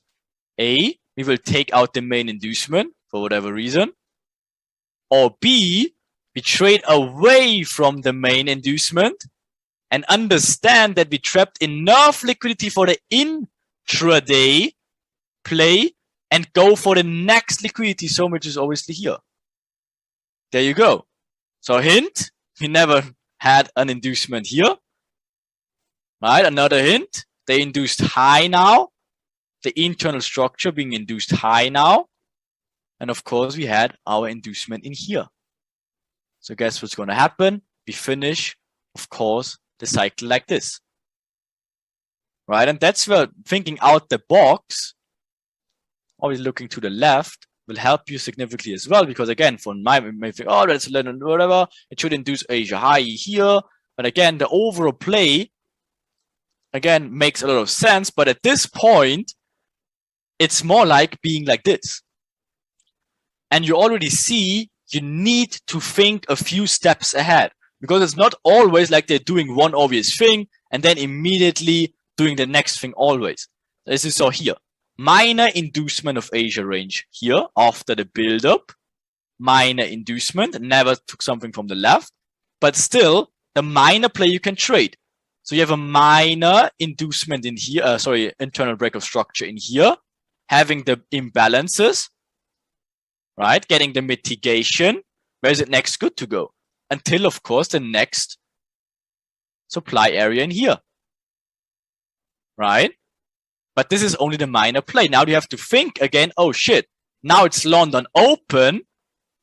Now an open gets the information again. Oh, they're taking the buy. Awesome. So let me induce them low first, making again the inducement low to grab the people buying or selling, right? Then again, never had an inducement to the left. So they faking again the buy trend to building up the liquidity buy side, giving these false higher highs internal. But again, the overall plays, we're trading away from this inducement in here. And now we can look for the short, inducing high to go low again.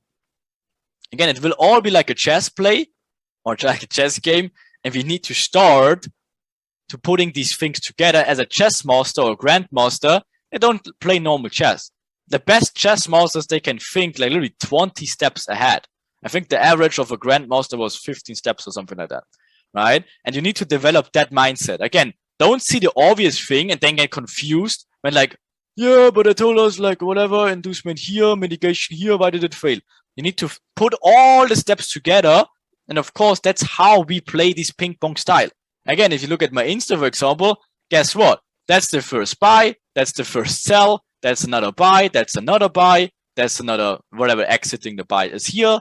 And there's the first sell in here. And obviously, that's how you play the normal play. And it all starts to make sense. The more repetition gets obviously into place. But for now, just again, start thinking like that. You don't need to be there, obviously. The only thing which is important at this stage, don't be like this, right? Be like confused and like, no! Right? Because you cannot think those all steps above now. Again, it will develop over time. But as you can just saw, we need to develop those thinking in order to make the best out of it. It's not always that obvious. And as Alex said, focus on the Mona Lisa plays and don't try to play this whole ping pong style immediately because it will be hard on the beginning. That's the obvious answer, right? So you need to develop this thinking step by step, what should come next, or what do they show us now? And again, always show what they show you now, not what you want. Again, in this again, build up, minor inducement. Of course, I want this thing now to go to the moon. But what do they show? They show the main inducement in here.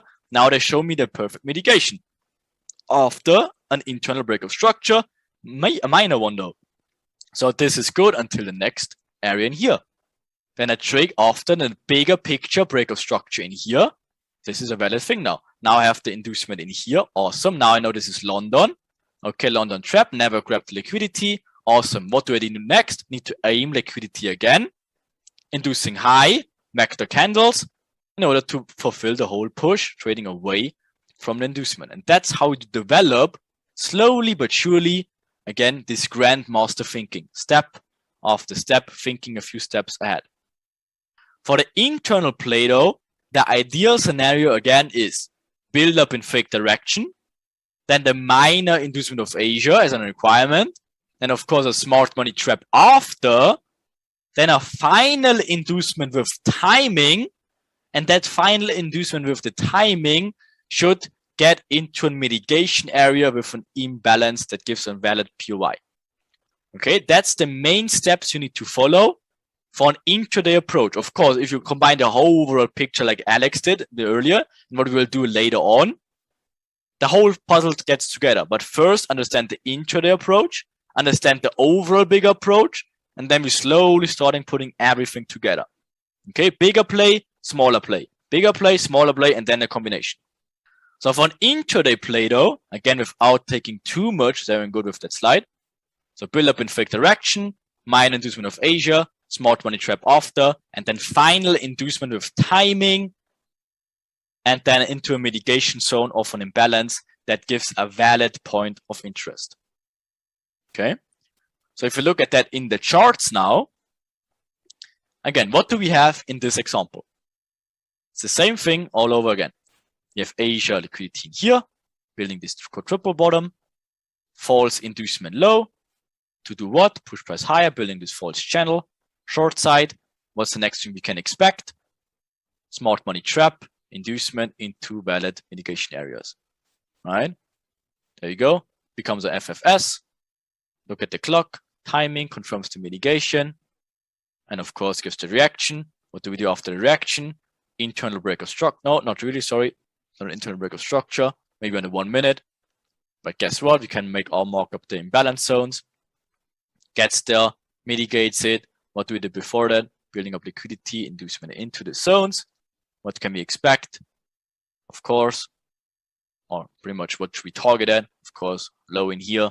And there you go. That's how you do, obviously, the overall play and the internal structure. Just looking at a little bit to the left. Of course, it will be clearer the moment you're putting more stuff into the whole place. And also it will help us even on the bigger time frames, like if there's no clear points of interest, for example, like this. Like, of course, our point of interest for the 1 hour, this is the 1 hour, by the way.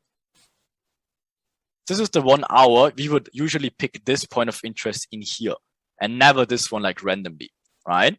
So why did we pick this one now instead, you would ask. So again, it's the same thing all over again. What is going on here? Equal lows. Smart money trap already, right? Smart money trap. Failing. What do they do? Building this short channel. Now, this is obviously Asia range in here. And look what they're doing in here. Vector candle to induce these areas. And of course, our ideal scenario would be in here. But as we know that this is the 1 hour, this is still a lot of distance to cover. So what we will do instead then, we dig into the intraday play. This is the intraday play, and you see something like that. And out of a sudden, you should understand, oh shit, that this area we just marked up, just based on the timing and on the internal play, look at it, building the channel, false channel here, huge vector candles for the inducement, even more second push with, again, huge vector candles into this mitigation area to the left. But guess what? London Open almost to the minute. And again, this gives you a valid point of interest for an internal play with even if the higher time frames are not clean. And that's how you combine the whole thing. If the 1 hour is not clear, maybe the intraday play is. If the intraday isn't clear, maybe the 1 hour is. And that's how we will jump from bigger structure to intraday structure, so on and so on and so forth. Right? And guess what? What will happen after that one? With everything you know so far, just looking at this bigger picture, what should happen next? Of course, the tube, right? And then we look for entry opportunities, obviously, after that. Okay? And again, the higher time frames support the lower time frames, and the lower time frames support the higher time frames. It's always the same. It's just a way of how we're combining things. Okay? For this week, though, again, as we have a whole week until the next week, and as we're combining everything, you need to get a feeling for the bigger picture, meaning intraday plays plus the overall structure, how Alex covered it.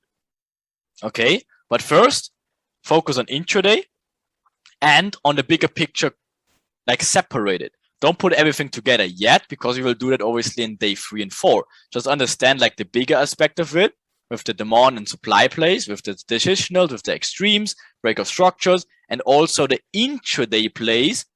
And then slowly but surely we combining it, because if you do that right away, you will confuse yourself, and that's what not we want. So that's why we separate a little bit now in order to combine everything properly when we have all the time for it. Okay.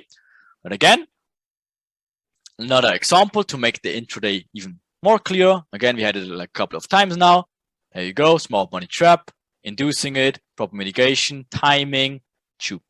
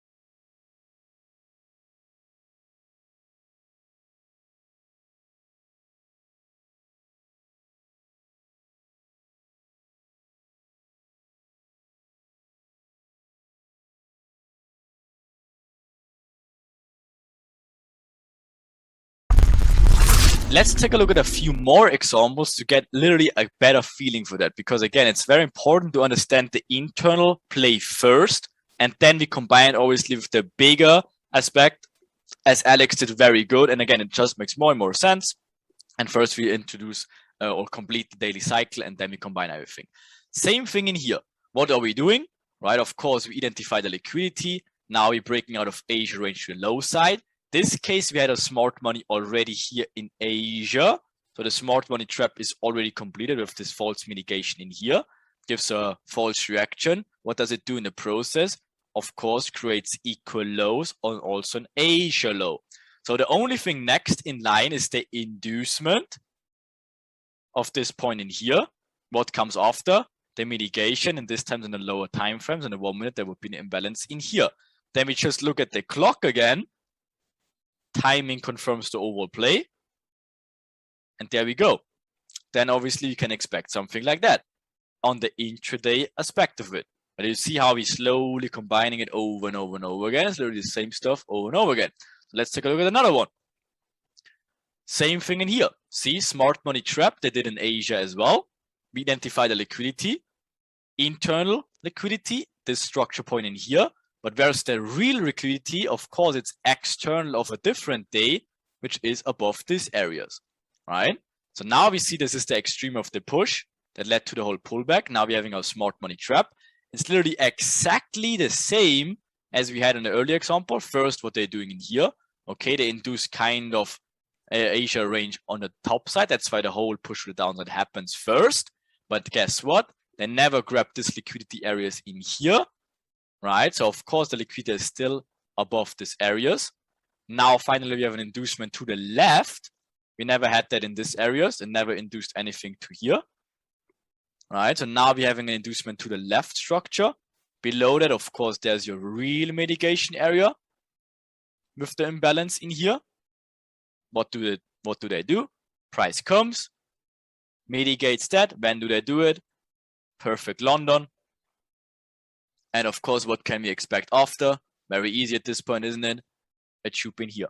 And that's, of course, like some sort of Mona Lisa trades. Of course, that don't happen every day as we wished it would be. But of course, we need to focus on those to get literally 1 to 10s on a daily basis. Because again, of course, we showed it later, literally on every time or pretty much on every pair, something like that happens every day. And we just need to identify it properly, combine it with the structure properly, and put everything step after step together. Okay, look at another one. Right, same stuff all over and over again. This time Asia high, never been induced, inducing low with what? With the whole channel building. This time no smart money trap, but guess what? And for fuck's sakes, it's literally the same thing as we discovered earlier, right? And of course, this demands areas in here would be the next point of interest. Kind of see the hardware of the wick in here, right? But guess what? This now leads to the whole break of structure. We never had like an inducement to the left yet. So what was going to happen? They come back to these areas later, right? Of course, and then mitigate and then shoot out of them. Look at that, insane. But for more about this one, of course, exactly later, more about that. Just another one, because it's so rare that it happens, right? So what do they do in here? Even more obvious. Of course, seeing the whole channel of Asia trending downwards, giving this false channel builds up in here, even creating equal lows once more in here, giving the false break of structures in these areas, to faking obviously the false support, whatever, right? What's the next thing in line we need? Smart money trap, or in this case, again, it becomes of a fuck's sake, just shoot straight through it. And again, then you look for the next mitigation area, in this sense, again, on the 1 minute. Then again, next thing you do, look at the clock. Didn't mark it up here, but you already can see it's in London area. Perfect timing again, over and over again, same stuff. And what do we expect? Of course, here's the tube. And again, what do they do here? Faking the Asia high mitigation. Smart money trap gives the false reaction. And of course, breaks later with that inducement in here. Repetition. Always the same intraday approaches. Okay. Another one, a little bit more advanced one. So what do you do here? Same thing. What do they do? Creating whole Asia range buy side liquidity, Before they move perfectly higher, they induce low first, right? Faking the breakout structure in Asia, never broke out yet. There we have it. Our minor inducement never induced something to the left. There's no structure inducement to the left. So what do we need instead? Of course, we expect the first smart money trap, inducing these highs after, and then mitigating properly. When do they do it? Also, time can be a little bit off sometimes. Of course, it doesn't need to be always perfectly London open. If something like that happens, not a problem. What have you learned so far? You use what you learned. There you go. There's your internal breakout structure this time. Confirm with the final inducement of the smart money trap and the mitigation. Internal breakout structure. You're finding your mitigation area with the imbalance. Gets the mitigation here. Right? What is coming after? Of course, now this more main breakout structures in here. Price comes back, mitigates this imbalance areas. This, by the way, is also an EDM trade later on for us. And what can we expect after? Of course, something like this. Slowly but surely combining all the little steps and putting it together. Same thing in here. Of course, this thing becomes a smart money trap, will never be a point of interest. Why is it smart money trap, not of FFS? If you look at this little candle in here, it first gives a huge reaction in this candle, and then of course then it shoots. So it's technically given a reaction first.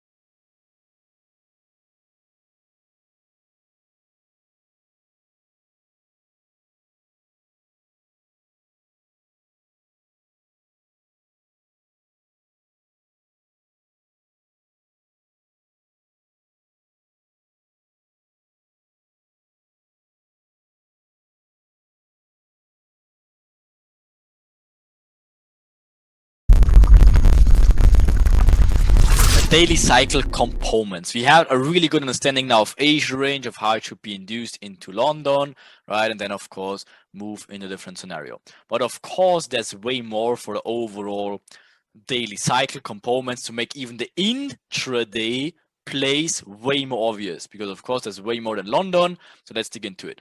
So we covered Asia range, we covered London open. What we're obviously going to cover now will be New York Open. But again, for us, New York Open is not really New York Open. We have a New York trap time as well, which is way more important than New York Open. Then we will have London close. We have the really, really crazy magic manipulation minutes, and that's just the freaking cheat codes in here.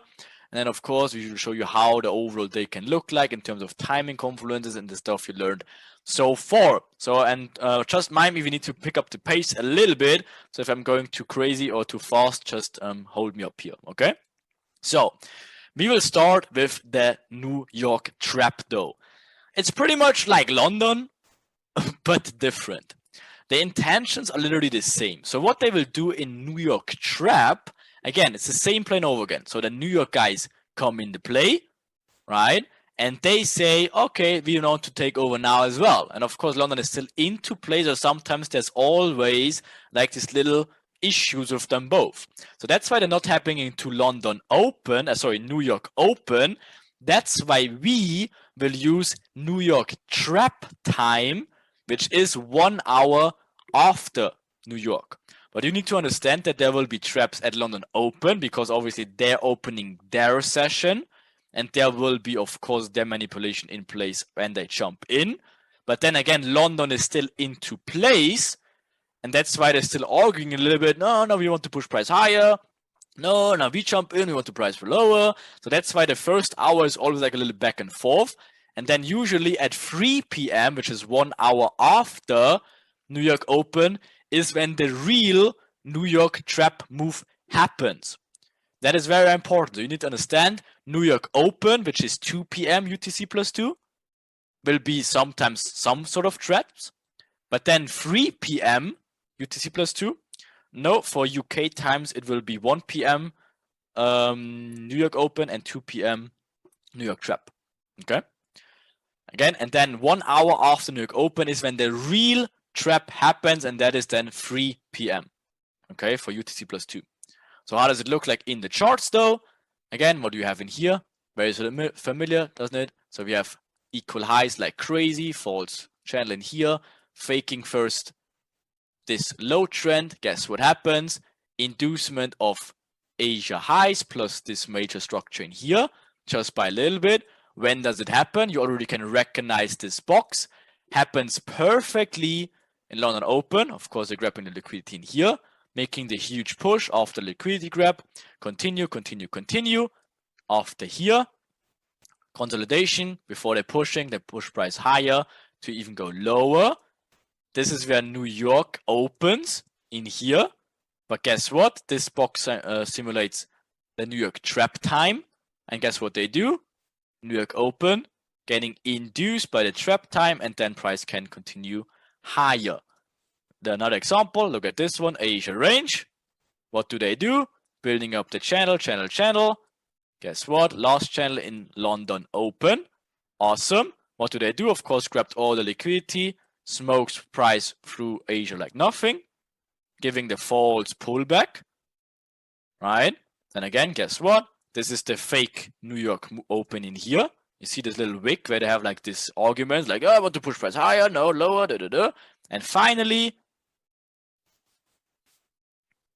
this is the final inducement in New York trap time, right? As you can see on the clock. Again, this line is 25, so this is literally 5 to the clock, at 3 to the clock, New York trap time, and then they're pushing price higher for the next liquidity zones in here. So New York Open usually makes a trap, like in the wrong side direction, and New York trap time literally makes the trap, then the final inducement, and then price can push higher. As you can see here, New York traps, and then the final push, the final inducement usually is in New York trap time, which is 3 o'clock. Okay, so how does this look then into chart examples? So we have an overall hour cycle as usually in the daily aspect of it. Of course, it's the same thing over again. Smart money trap. This area is an interest in here. When there's a tap into London Open, perfect inducement cycle done. Obviously, there's smoke price lower after the final inducement in London Open. Guess what? Faking the thing in here after this inducements in here. Of course, giving the false pullback, right? So now there we go. False flag, pushing price lower. Now, of course, like it's coming into New York trap time. Again, the ideal trap time is 3 o'clock. Now we're on 2:40, so close enough. And then again, out of a sudden, they're starting to reverse price and making these inducements in here. It happens when New York trap time. Okay, so then again, another example on a different direction here. Again, we have this inducement to the left side, right? So you don't need to induce higher in here, right? So that's why they're starting to induce lower here. Never grabbed liquidity to the left in here, right? We only had this. Guess what this will be? With the timing though, timing like in the middle of Frankfurt Open and also New York Open. So we have a pretty good understanding that this is what? Smart money trap gives a reaction. Awesome, right? So what can we expect afterwards? Of course, ranging, right? So what do they do here? Ranging, inducing low, creating what? Equal lows in the process, equal highs in the process, right? So they're inducing high. When does this happen? New York Open. They press price higher to induce now high. So what can we expect just in terms of cycle? Should this be the final inducement? No, we wait for what? New York trap time, right? So inducing high first to do what? To price lower. So how do we know if this is a smart money trap now or mitigation? Right? How do we know? We can know out of multiple interests, but again, we use timing now for the daily cycle. A hint, right? So what does the timing say here? Right? It's not New York trap time now. So guess what? It becomes a smart money trap. Now we're moving into New York trap time. Now we're having this demand area in here, right? Gets mitigated with the New York trap time. We're just utilizing time and of course these zones. That's why again you see, why is this not a zone? Why is this not a zone? Why is this not a zone? Like of course it all makes sense if you just look at the clock a little bit more and you will notice how crazy it will become. And again, after the trap time is done, then they reverse price. It's literally clockwork for them. They do it literally. It maybe sounds like maybe that's one or two examples for you. We will show you hundreds. Anyway, so what is going on here? Build-ups like crazy all over the place, right? All the channeling upwards. When is price done? Inducing high though. Again, making this final last inducement low to push price higher. When is it done? New York trap time. Getting now, 3 o'clock, pushing price lower, right? You need to definitely get a clock. It's so important later on, right? And again, also, what is this? Like this dinosaur pattern.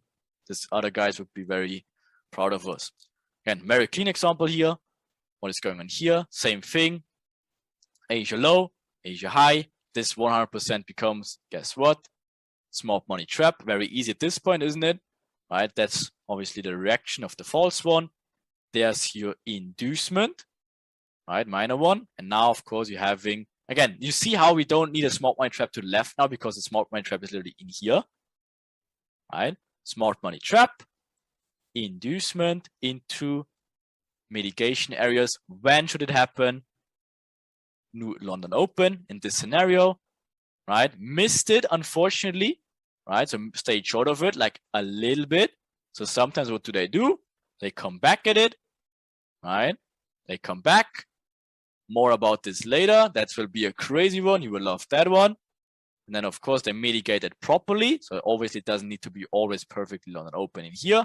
Now they mitigate it, fulfilling the whole play, right? So what is going on next? Of course, tube them. Now we have London Open. What do? Reversing price. New York, false New York move though. Again, faking the break of structure in here with New York Open. And guess what? Pushing price lower. Now we have New York trap time. Look at the clock in here. 3 o'clock, almost to the minute. Guess what? Done inducing now. Can push price higher. See how they do it all the time. It's clockwork, literally. It's clockwork. New York opens, makes a false move, induces high first, push price lower, stopping out everyone. New York trap time, successfully trapped everyone. Again, push price higher. Like clockwork. Time is money, exactly. Right? And like a not clean one, like for example, here you had like masses, whatever, and this is a really rare arrangements where like this holds in here for whatever reason, right? It holds, okay, happens sometimes, but guess what? We have New York trap time now, and of course, you push price higher then. So let's look at a very detailed cycle to make things a little bit easier. So guess what? So again, this is literally from Friday. Again, we don't show you like whatever yearly old shit whatsoever. That's literally Friday. Okay, so what is going on here? And now please, everyone, be very patient about this one because this stuff is essential to understand for the intraday play. Again, because if you combine it later with, I don't even know what it is. Maybe it is EU, GU, I don't know. Could be GJ, I don't have no idea. It's literally every pair. It doesn't really matter. All right. But guess what? If we want to combine it later on, as Alex did it on the higher time frames and for the overall plays, again, first we need to start somewhere, and that's always the intraday plays. You see, we don't look at the left yet. We just look at timing to understand the daily cycle and the session's intentions. Okay, so we don't need anything to the left yet. Of course, later we highly need something to the left, but just to understand the pure daily cycle, we don't need to look to the left yet. Okay, we're just looking at timing aspects. It's TJ. Awesome. Thank you, Queen. There we go. So what do we have? Same thing all over again. Building that buy trend, building this false channel. Again, now channeling up out of Asia range. minor inducement, right? There you go. This is the inducement now. When does it happen? London Open, almost to the minute, right? So guess what happens next? What is this? After the inducement, after the cycle is done, right? So this is the internal breakup structure. So what we're looking for next, again, we're looking for mitigation. We're marking out this zone with the imbalances, huge imbalances here. That is the inducement from London Open, right? Awesome. Also the extreme of the push, right? So what do we expect next after the internal breakup structure? Of course, price comes back, does what? Mitigates the zone. Awesome. Is that surprising? I don't know. Right, so what's going on after? Making now this main breakup structure out of Asia, obviously only an internal breakup view now, right? So what is going on? This point in here is the decisional, right? After this internal breakup structure in here. Guess what? This is decisional, that's the extreme. The extreme already is mitigated, as you can see closely in here, right? So the decisional play inside here gets mitigated like clockwork. Guess what? Now you're trading the order flow, right? Look at it. Mitigates the order flow, makes new lower lows, order flow, making the imbalance, order flow, making equal lows now, inducement with the vector candle, channeling downwards until when? And now look at that shit. When does it stop? Like, are you kidding me? Like, what in the hell? 15 o'clock to the minute, New York trap time. What is that shit? False New York trap move, right? To the minute, New York trap time. When does it reverse? What in the hell? Are you kidding me? That's just by looking at the clock. What in the hell? What the fuck?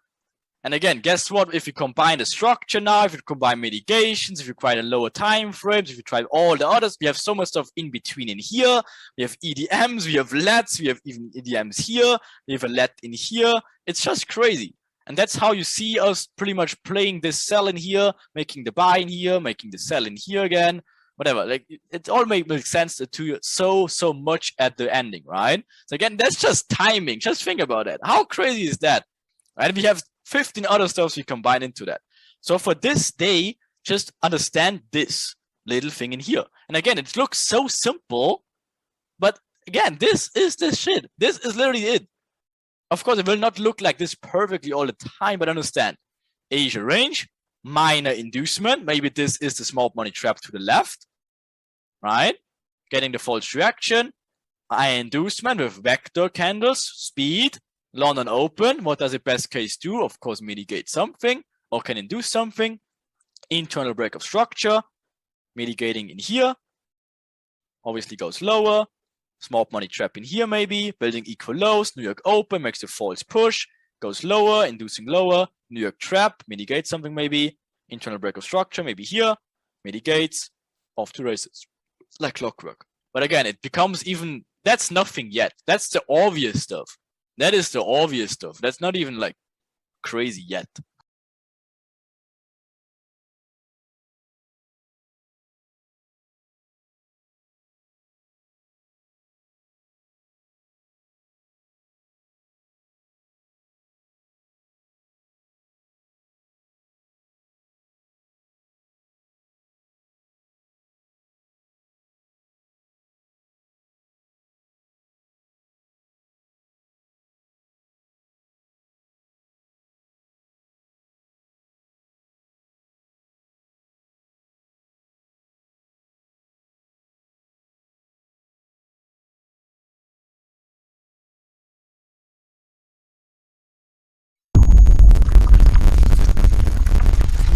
So we will be looking at a few more examples on the New York Open reversal characteristic. So now it's important to understand the previous aspect of the day. So London Open, for example, did it induce enough liquidity that we can then actually have a reversal in New York? Now, sometimes we get a continuation in New York, say if London has induced major liquidity, so the major inducement essentially. So if we look at, of course, the illustrations in front of us, well, examples that you've been taught, you can already see we have this liquidity in Asia high. London Open induces Asia high. Then we get our continuation bearish, breaking out Asia low. And then, of course, there's fractal liquidity here in the form of this equal lows type of trendline stuff. And then, of course, we have a mitigation here to the left. Now, we're not always going to have a mitigation to the left. Sometimes what will happen is if we don't have a mitigation, we simply have our inducement of this relevant liquidity over here. And we have, of course, the perfect vector candles that then help us understand the inducement characteristics where price can then continue bullish. Now, we do have other confluences, of course, how you can enter trades like here. Of course, we will be taught that in week 3. But for now, it's just important to understand the reaction. So we have our New York open box, you can see in gray over there, which allows for the reversal. So sometimes we get a reaction of the reversal, and then maybe London close gives us the continuation. Again, it's important to cement the daily cycle variations. Again, you will be taught that in a lot more detail, so don't worry, we are teaching you in step by step, so you can just get familiar with it and start to implement it as well. Okay, so below, same thing. What do we have? Perfect equal highs over here of Asia high, even this trend line build up. So trend line traders at this point are pretty excited because price is actually going their direction.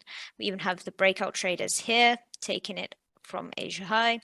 And then, of course, what happens? London open inducement. Now, of course, you could say the candles or the velocity of the movement here as compared to here where it's very minor depends on what's to the left. We may have more significant liquidity in the form of equal highs, whatever it be, where price then does something like this. And then price induces that, hence why our inducement now ends over here. Again, London open inducement, perfect reaction as you can see, also takes out the low as well as the trend line over here. Again, same characteristics, we get this fractal trend line type of liquidity, these highs, price then vectors. You can see the vector candles over here into these areas to the left. Again, we may have these mitigation areas. Now, this is where the smart money trap comes into place of why this, you could say POI, imbalance, whatever you want to call it, is then invalidated, and how we actually expect price to then induce this zone as we get a perfect inducement in New York. And then, of course, the reversal in the continuation aspect, taking out these highs to the left.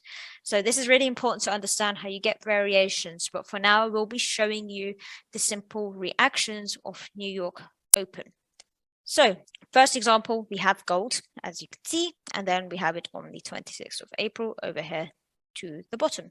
So again, if we look at the liquidity aspect, we can already see, okay, Asia. So let's mark up Asia liquidity.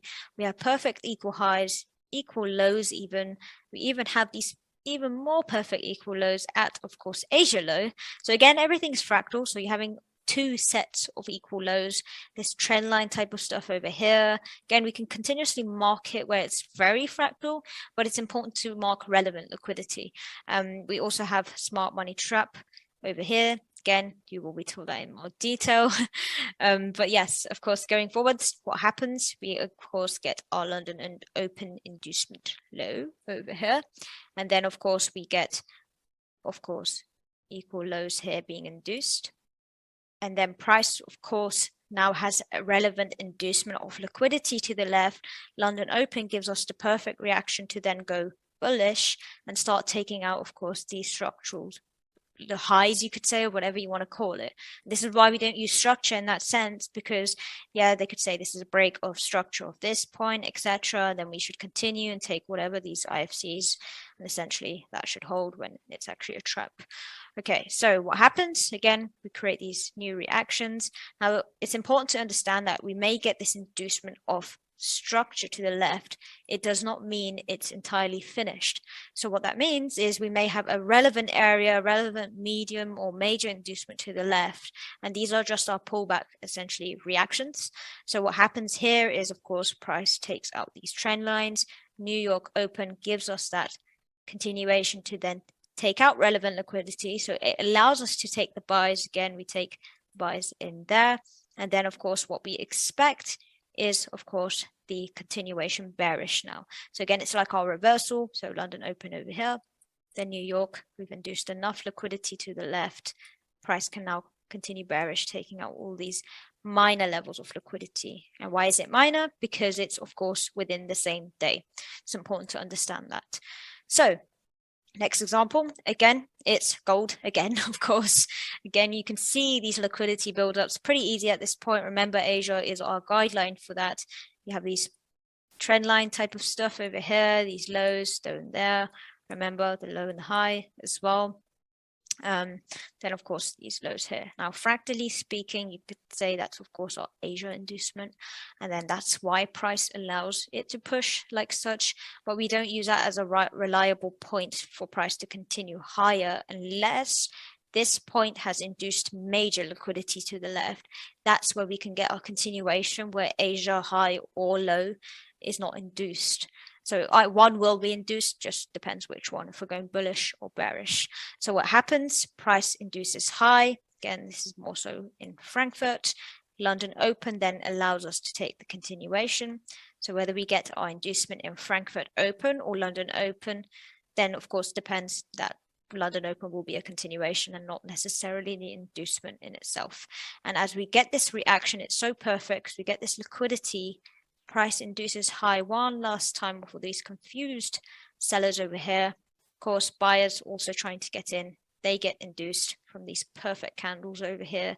Then we start taking out all of this liquidity to the left, including the low, the trend lines over here as well. Of course, we get traps too.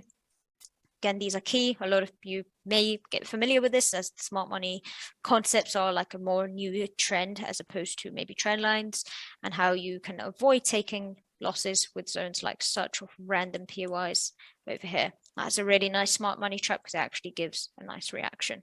Of course, in our eyes, it's liquidity essentially. So what happens? Price now vectors really clean over here. However, again, doesn't always complete.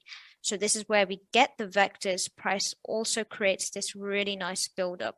And then we get our last vector over here, which is relevant to what's happened to the left.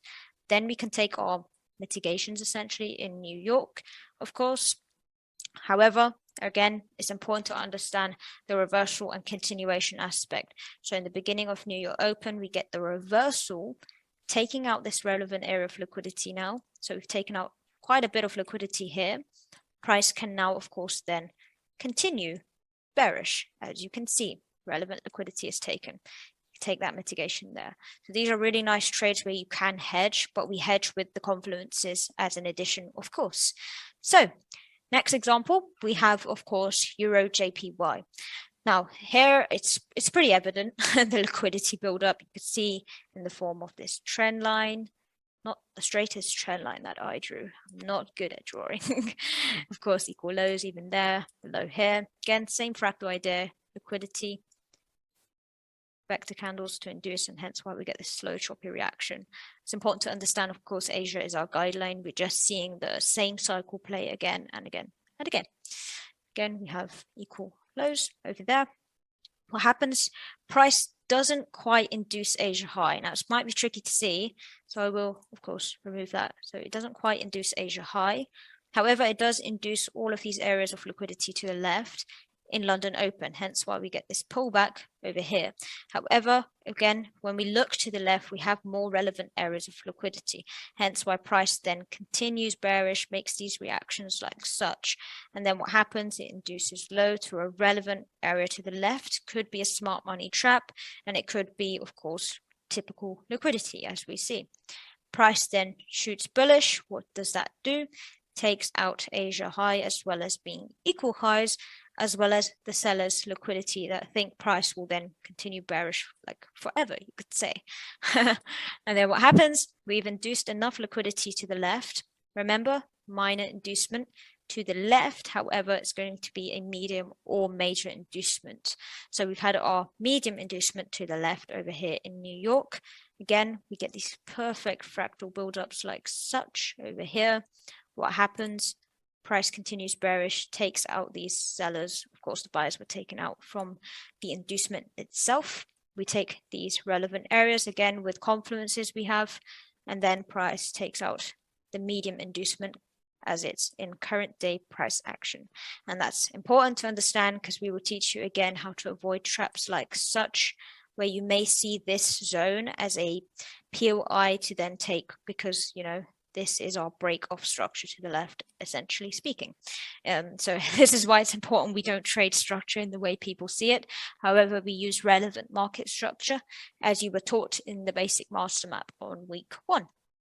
So then we have GJ, and as you can see, again, liquidity is the same process again and again. So get yourself familiar with marking up these liquidity levels. Trend lines, equal lows, equal highs, breakout traders even.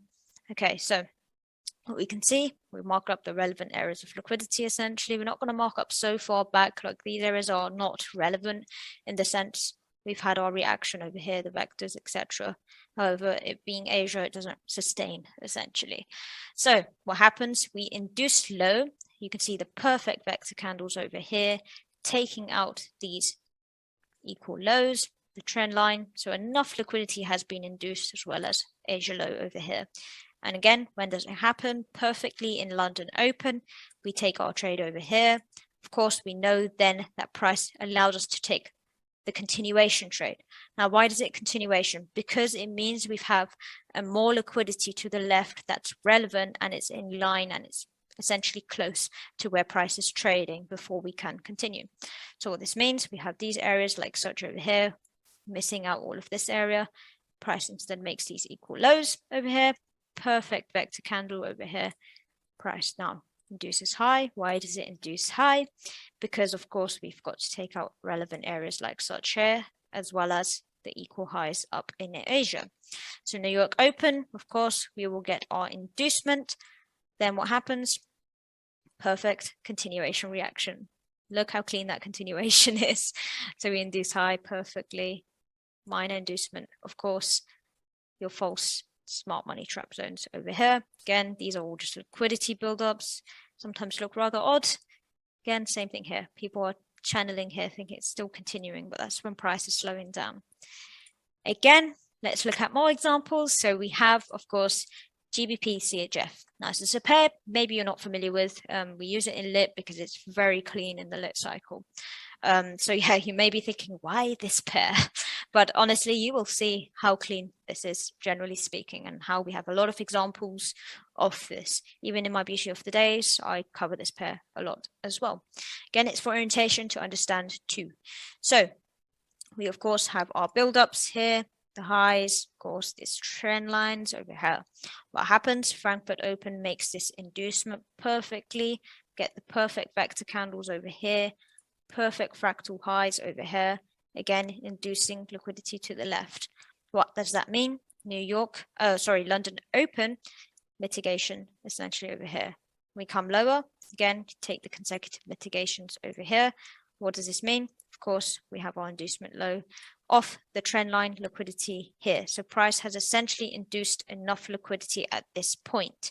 Again, for our continuation aspect, price then continues bearish. However, we get, again, more build-up. So this gears us up to understand that actually price could be ready for sells. We see already perfect vector candles, and we even see at least a fractal target that's within risk to reward reliable, you could say, in that sense, that it's a very decent risk to reward if we take, say, something over here, and of course, at minimum close around here. Again, we know that this is our trap. You don't take that.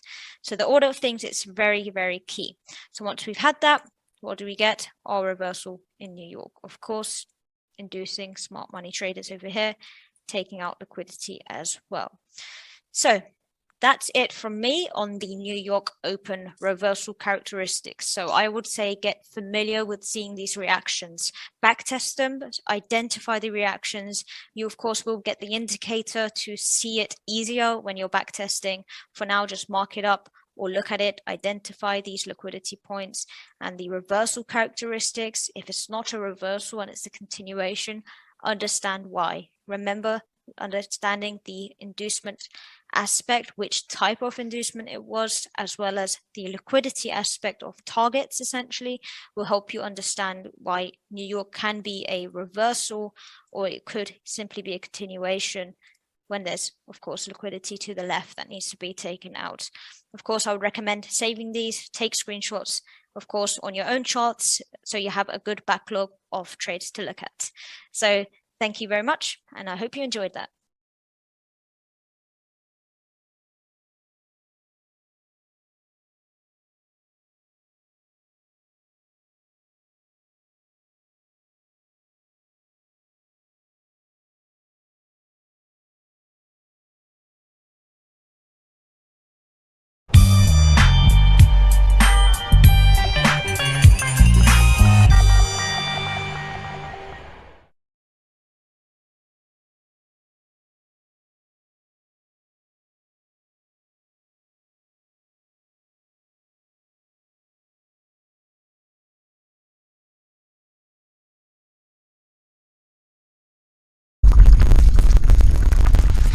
Then we have London close. London close, pretty much as you can see this, guys, that's literally almost like me now, right? Getting a little bit out of power here. So obviously London close, these guys want to go home at some point. So what does London close usually do? Again, London session guys, they're having their position in the market all the time. At some point they want to go home. And what do they need to do in order to go home? They need to close their positions. So they need to mitigate their positions, right? So that's when they have the imbalances whatsoever. They're not efficient price, deliver price in this point. They want to go home. They need to clean up their shit. They need to mitigate and then close their shares and say, thank you, we go home.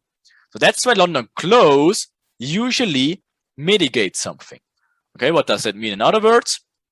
Right? So as you can see here, as our normal plays, you have the same thing all over again. Isn't it funny?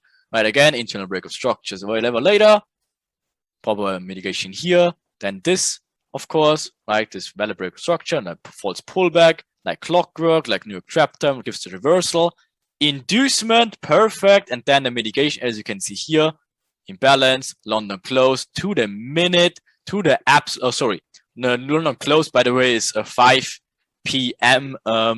UTC plus 2, right? So literally you can calculate yourself, like the moment London opens, right? And obviously it's 8 hours after that. And then of course, this is London close. To the minute they mitigate whatever the imbalances and then price continues lower, right? So it's like literally, it seems unbelievable. That is real life though. Look at it like this. What is going on here? False push to the downside, right? This time in a little bit middle. Frankfurt Open and London Open, doesn't matter. So what is going on here? Building up these equal lows in here, giving like a slight reaction. This builds the demand area with the imbalances. London guys want to go home. Look at this, by the way, New York trap time, right? Almost to the minute. And again, London wants to close the session, wants to go home 15 minutes before they go home. What do? They mitigate the positions out of there. Price can reverse. Crazy. They make it sometimes so obvious. It's literally insane. UTC plus 2. Again, we give you these indicators later. So you have all these indicators. You don't need to draw it yourself anyways. You get the Asia range drawn automatically. You get these boxes drawn automatically. So you don't need to bother too much about it. Now again, for you, there will be a box in here then, right? And again, there will be a box in here and there will be a purple line in here. Like literally, sounds crazy, but that's literally what it is. So anyways, okay. So again, guess what we have in here? Saving it over again, building up, right? Again, one is the high in here, right? A little bit later than London, doesn't matter. It's the same shit all over again. What do we have? Again, now breaking price lower, lower, lower until when? When are they done inducing? New York trap time. 50 minutes short of it. Okay, what do they do afterwards? Pushing price higher. What is going on? London wants to close. Small money trap, and this time FFS. FFS in here, perfect. This imbalances after the inducement. Always the same stuff. Gets mitigated by London close to the minute, almost 50 minutes before they're closing their session. They say, yeah, we need to get our positions out of there. Mitigating, can push price lower. crazy. All right, another one. Same thing all over again. What is going on here? Is it even surprising anymore? Frankfurt open this time to the minute. Same shit all over again, right? Inducing Asia highs, building the channel in the process, internal break of structures, mitigation of that inducement. Awesome, pushing price lower like craziness. Until when? This time London open, New York open, sorry, if you can look at the time in here. This time is New York open, it's totally fine, right? But guess what? Channeling upwards, this is the inducement, gets mitigated after the internal break of structure. It's always the same, guys. Do you see that? Again, this is the inducement in New York open this time. Internal break of structures, this creates an imbalance, gets filled to the pip. Okay, when does this happen, by the way? New York trap time. Interesting enough, just look at the clock and you will get that perfect entry like to the minute and to the pip. Okay, what's the next target? The demand areas. Until when? London session closes. 5 minutes before they're closing the session, they're mitigating this demand areas. Okay, push price lower. Just insane. So London close also can become a late New York reversal low. It doesn't need to be always a mitigation. It also can be an inducement or reversal. Okay, so when this happens, it usually acts as an inducement, not a mitigation. So London close can also have something different. So can be look like this. As you can see here, what a surprise. It's always the same stuff, building the channel, inducement in London open. It's really always the same, right? So then building the equal lows in here, faking the pullback, making the inducement here after this equal lows, inducement, mitigation of the inducement. Guess what? There's the reaction. There's your proper mitigation here. Again, fails after with this one in here. Doesn't matter. They want to induce high to push price where? Lower until, again, at least this area is in here. But of course, they go for the next valid structure point. This was here one. And when do they do it? 10 minutes before they're closing the session. So they say, thank you. You want to get out of there. The moment they're doing that, price will reverse. So this is how it acts as an inducement. So it can act like this. Again, if this is Asia range in here, it's always the same. You saw that like 15 quadrillion times so far. London open will make a false reaction. New York trap time can make obviously this trap in here. Then London close also can be the inducement in here. And then of course price can go higher afterwards. Of course, everything will make more sense the moment we're looking to the left, a little bit more intense. And sometimes you will get an inducement and a mitigation. So we can also have something like this. And again, the inducement happens in here. We look at the clock. It's not even London close yet, right? So what can happen? Of course, this gives us a pullback. And then again, now it is London close. It's 17 o'clock to the minute. So what do? They mitigate their inducement area. It's always the same, like clockwork, right? We mark out the mitigation zone. London closes. They want to go home, mitigate the inducement, right? And then obviously they can reverse after that.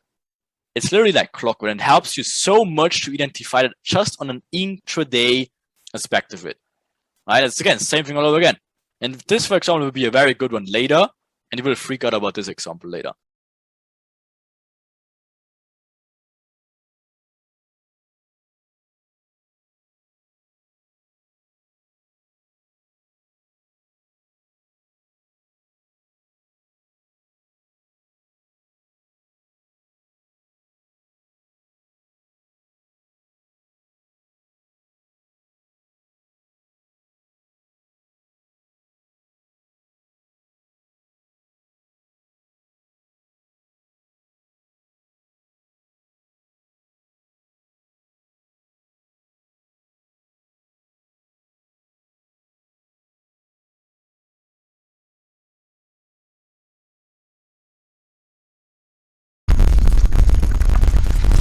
The magic manipulation minutes, okay? Because sometimes timing won't work as we want it does. Like, of course, it cannot be every single day that they have like a London inducement, New York reversal, whatever, New York trap time, London close mitigation. of course, they need to switch things up because they think we kind of retarded, right? And they think like, oh yeah, but if we do it on different times, then it's a whole different thing, right? So guess what? It's possible that they didn't grab enough liquidity the first time with their perfect ideal time zones. And in this case, they will come back with their initial inducement to induce the inducement. And you're like this, like, huh? What? Induce the inducement? What's going on? Don't worry, it will make sense in just a minute. So yeah, if you don't call me crazy already, then again, this is where the stuff will just get ridiculous. It will go so crazy and you will think that's impossible that it can be like that. But as you will see, like in a very short time, it's just insane. And they make it sometimes so obvious that you actually be like that guy, like, what? What?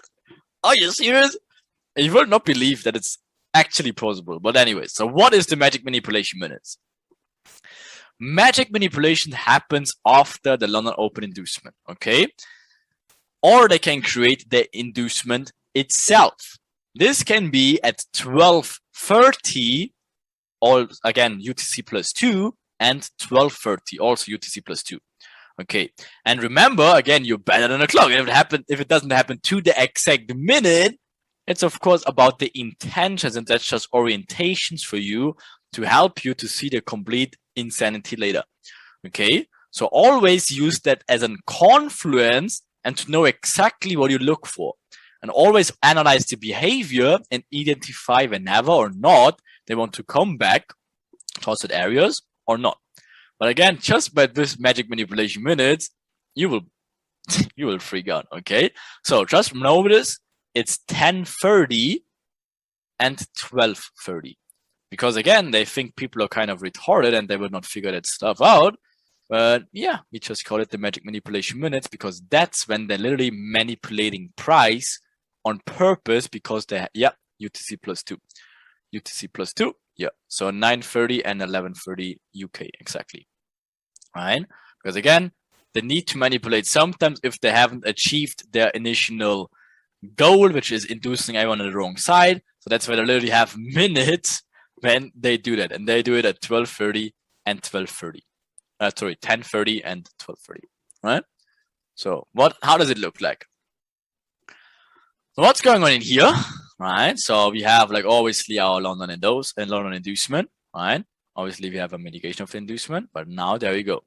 The interesting thing is now usually it should go higher, higher, higher, but for some reason it did not, right? It will be hard to be tracked at the beginning, but obviously not important right now. We will dig into it later, right? And also this is like an anti-confluence later. So what they're going to do is inducing these lows in order to even get everyone on the wrong side, an inducement of the inducement. But where does this final manipulation stop? It stops at 12:25. So 5 minutes before the magic manipulation minutes. So what's going on? They mitigate that areas later and push price higher. So this is when the London Open inducement fails. For some reason, they're failing to create the initial liquidity grabs. So they're faking even more, and stopping at magic manipulation minutes. Okay, anyway, so here we go. So London Open makes a trap. Awesome, we like that. Awesome sounds obvious. But guess what? What are they doing in here already? For some reason, they're forming these equal highs above here. And that's where you should be like, okay, there went something wrong. There went something wrong. So what's going on? They're faking the pullback, right? So what's going to happen? They're inducing the inducement. And when do they do it? What in the hell? 10:30 to the absolute minute. And what's going to happen? It's the same thing all over again. They chup everyone. So what is going on in here when you see this one? What is this? Everyone should know that by now. What is this? Smart money trap. Exactly. What's the difference here? What's literally the difference then if this is London Open, but now it becomes equal highs, and that's just the inducement, and it just happens again to the minute. Like, what? This happened to the minute, but then failed after because it becomes equal lows. Equal highs. Now it's the same thing all over again. Equal highs being induced at the perfect timing again. Like, what in the hell? What? Then again, we have the smart money trap. Again, what is that? Quadruple bottom, whatever. Right? Craziness. So what do we expect? What do we expect just by the understanding of that? A tube in here. What is going on? We're having this equal lows being grabbed. Also this one. So you see we're having two liquidity grabs inside one. Then equal lows, inducement, equal lows, inducement into one. When does it happen? What? New York open this time? Oh, that was a zone as well. But what should that be? A trap move? Okay. So what are they going to do? Inducing that for whatever, inducing that thing in here. Right? Or again, mitigating the inducement. Right? So trap move, lower. Becomes the inducement, double inducement. Equal lows in here. Inducement. Equal lows in here. Inducement. Lower buildup. Inducement. When does this happen? The mitigation now of the inducement of the inducement. What? To the minute? Are you kidding me? What? It can't be that obvious, can it? Like what? Like what in the hell?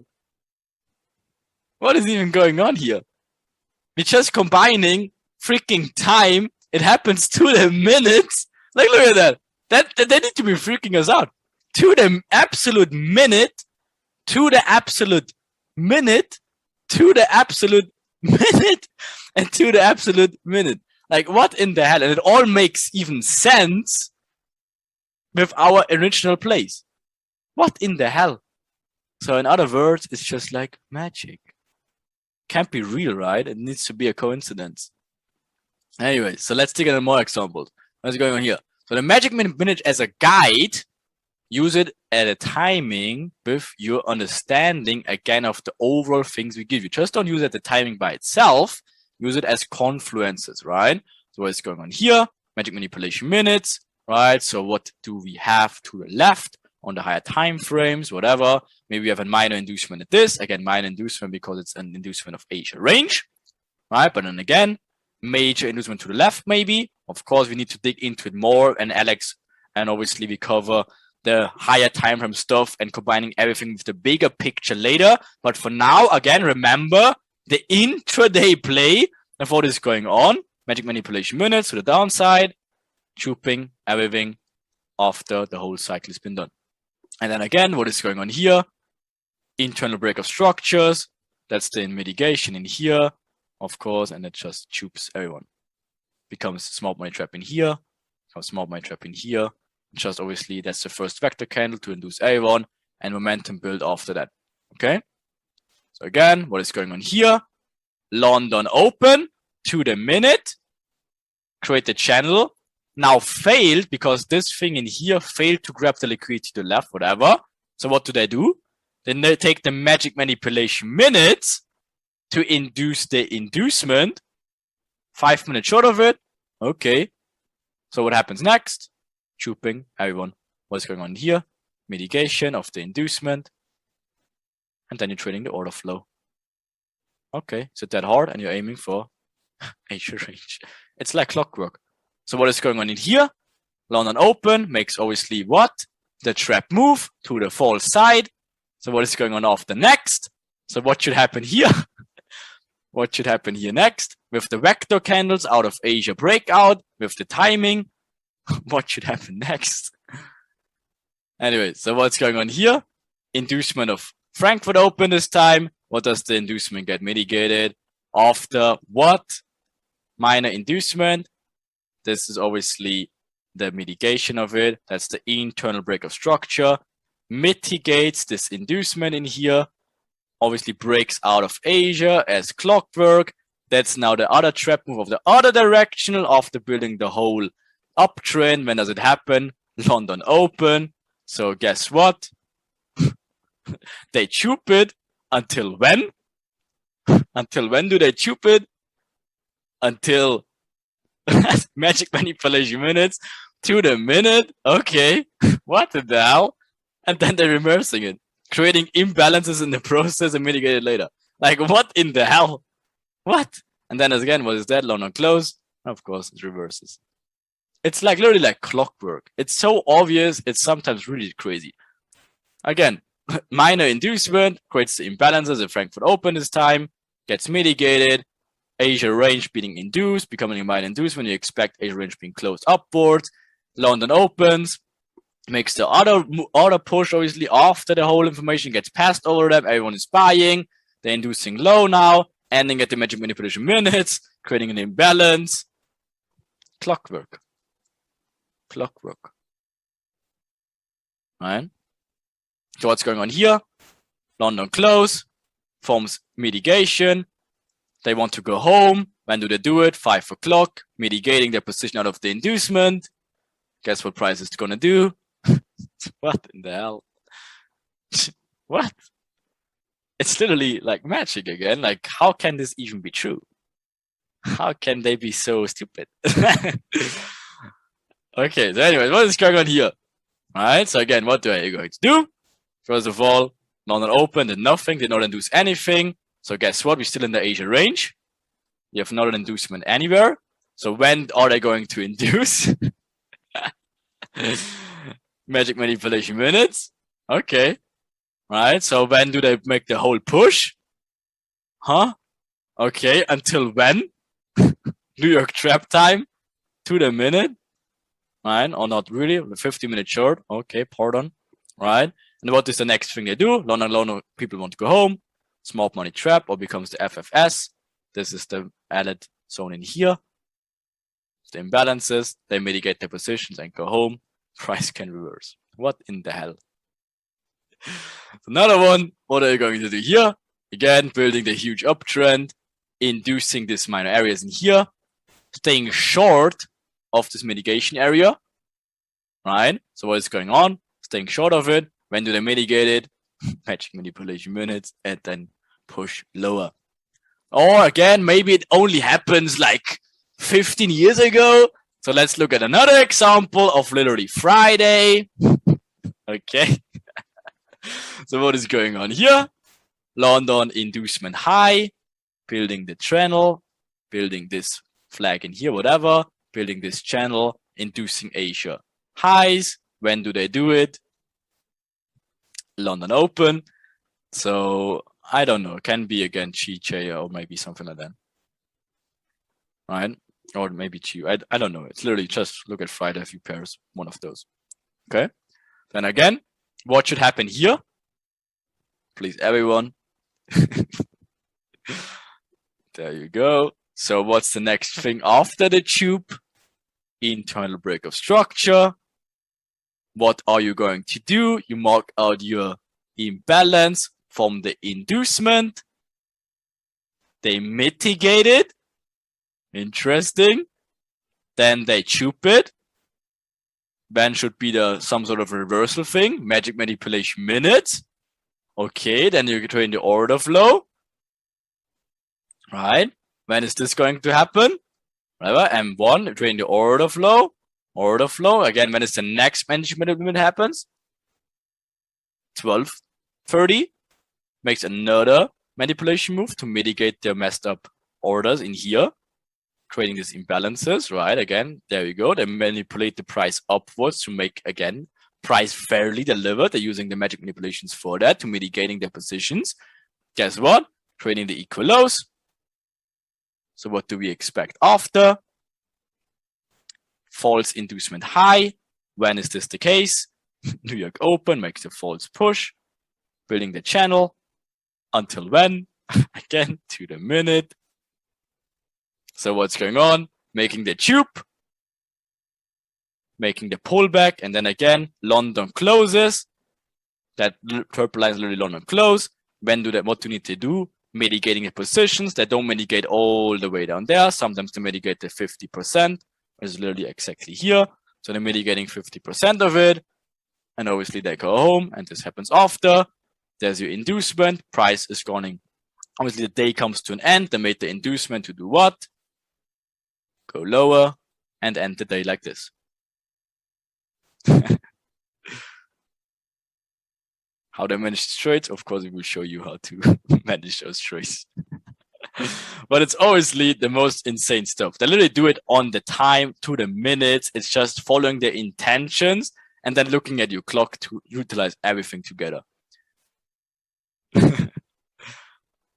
So anyway, so let's look at a really fucked up day to see if this even makes sense just looking at a clock. We look at this little shit in here, and if you think now whatever, anything will help you, like any retail stuff or even structure whatsoever, let's see if you can make a sense out of there. Probably not.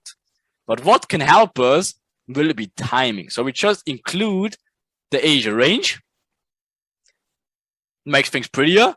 And now, of course, we need to look to the left a little bit. We saw a mitigation zone to the left. Again, we show that stuff to you on day 3 of how to do it properly. But for now, just know this is a mitigation zone that kind of missed by a little bit.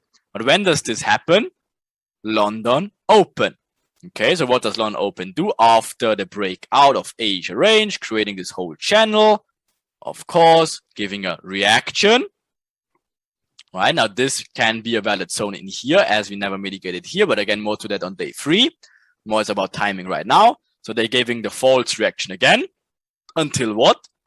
They can now finally, the wick closes in here. Finally, we're tapping in this demand area in here, right? When do they do that? Magic manipulation minutes. Okay. So what's the next push they do? They're going in here, right? Again, mitigating their inducement. When do they do it? To the minute. Again, on magic manipulation minutes. Again. So we have perfect London open trap. Perfect magic manipulation minute 1. Perfect manipulation minute 2. Okay. So what's going to happen next? There you go. London and New York open. Right. So what should they do? Obviously, they're making their trap move lower. Opening up the position, trading away from the proper mitigation, right? And of course, wanted to push price higher now. So what should they usually do? They're taking out these zones. No, they did not. Look at that. They're creating equal highs. Look at the time. Should be New York trap time. Is that a trap? Of course, they're building up equal highs. To do what later? Give the false reaction. Moving downwards. So guess what should happen? Inducement of this equal highs just by a pip though. Inducement is inducement though. Then they push price lower.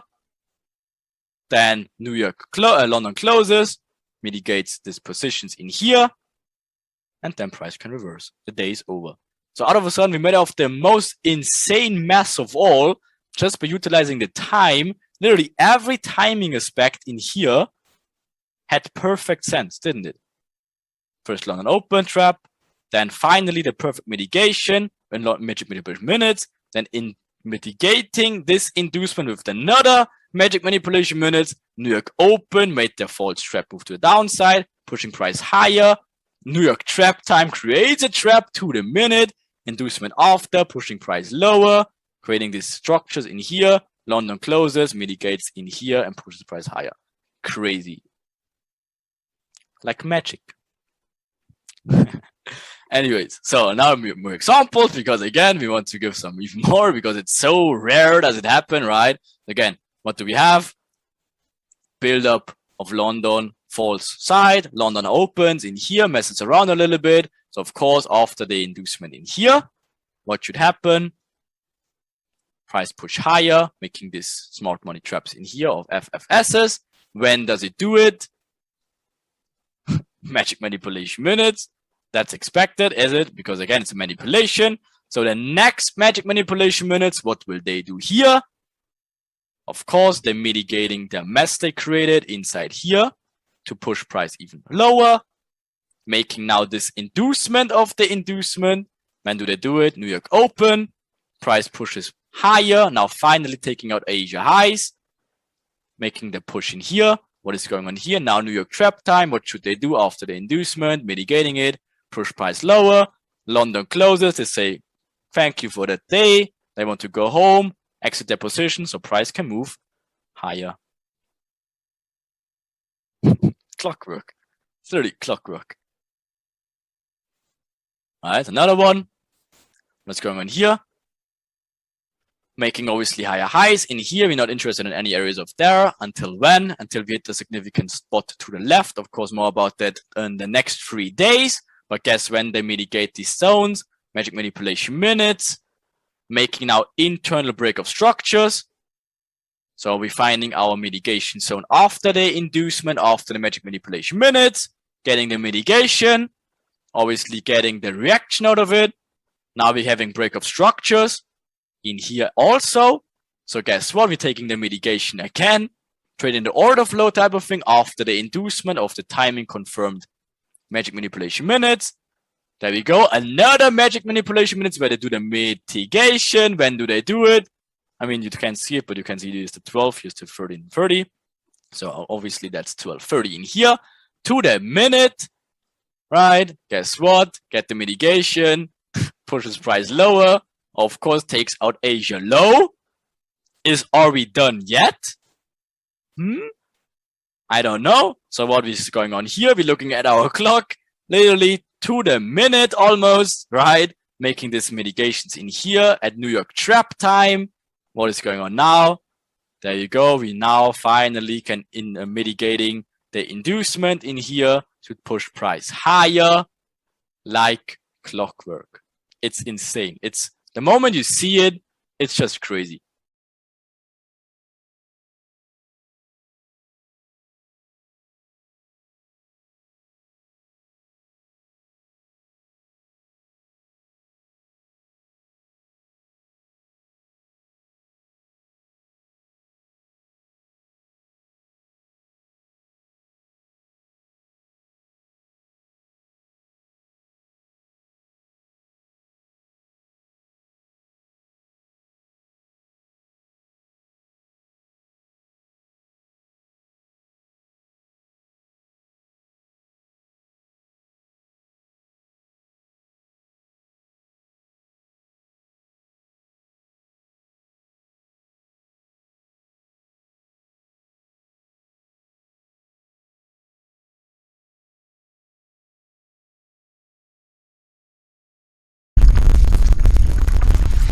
So the daily cycle and overall, that gives you the daily overall intentions of the sessions and what it should look like. Always start with Asia range, identify your minor inducement low, push price higher, men should it stop perfectly, London open, and then again, what do you have after? Mitigation of this manipulation minutes here, literally to the minute, after break of structures, maybe in here, right? And then again, you have another mitigation literally in here, also mitigation, magic manipulation minutes.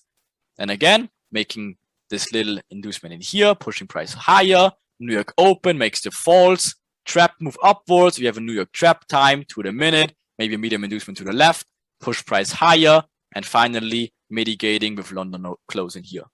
Right? But get this to your head. Get this to your head. And the moment we're actually combining it with all this stuff, because guess what? We have freaking tools that you know exactly this is confirmed. This also, maybe this is a let, maybe this is a cup trade, maybe this is an EDM. We have the exact minutes when it should happen. And again, the whole structure makes sense anyways in the place. Then you look at the overall structure as Alex showed you earlier. It's just insane. Like there's not much more you can will ever get anywhere. It's impossible. And we're in day 2.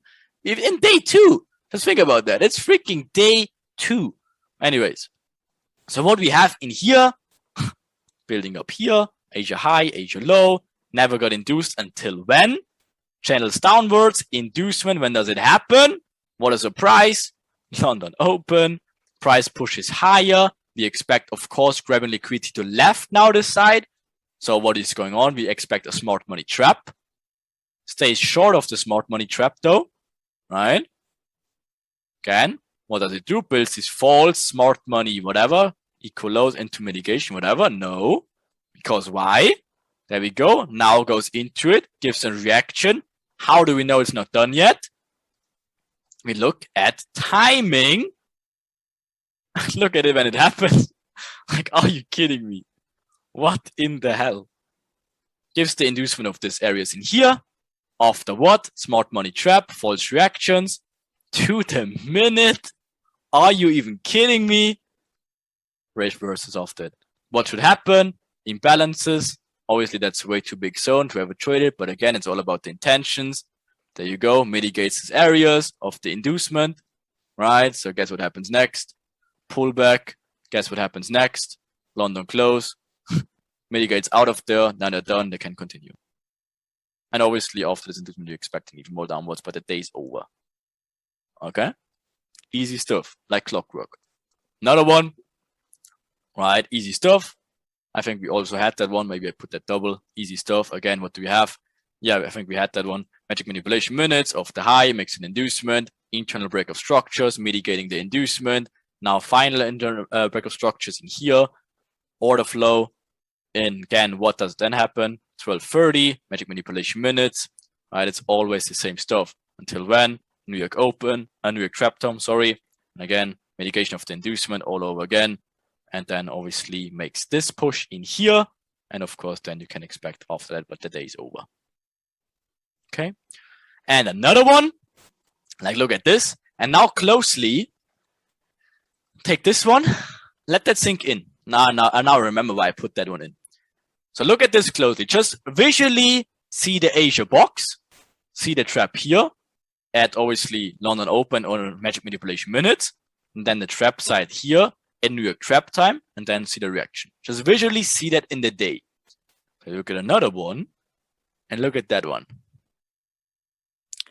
So wait, isn't that the same exact example? Like look at that one, and look at that one. What? They're doing the same shit all over again. Are you kidding me? So that is from May, whatever. Just a random one. This is from April. And guess what? This is from this week. Look at that shit. Like it's the same shit all over again. Are you even kidding me?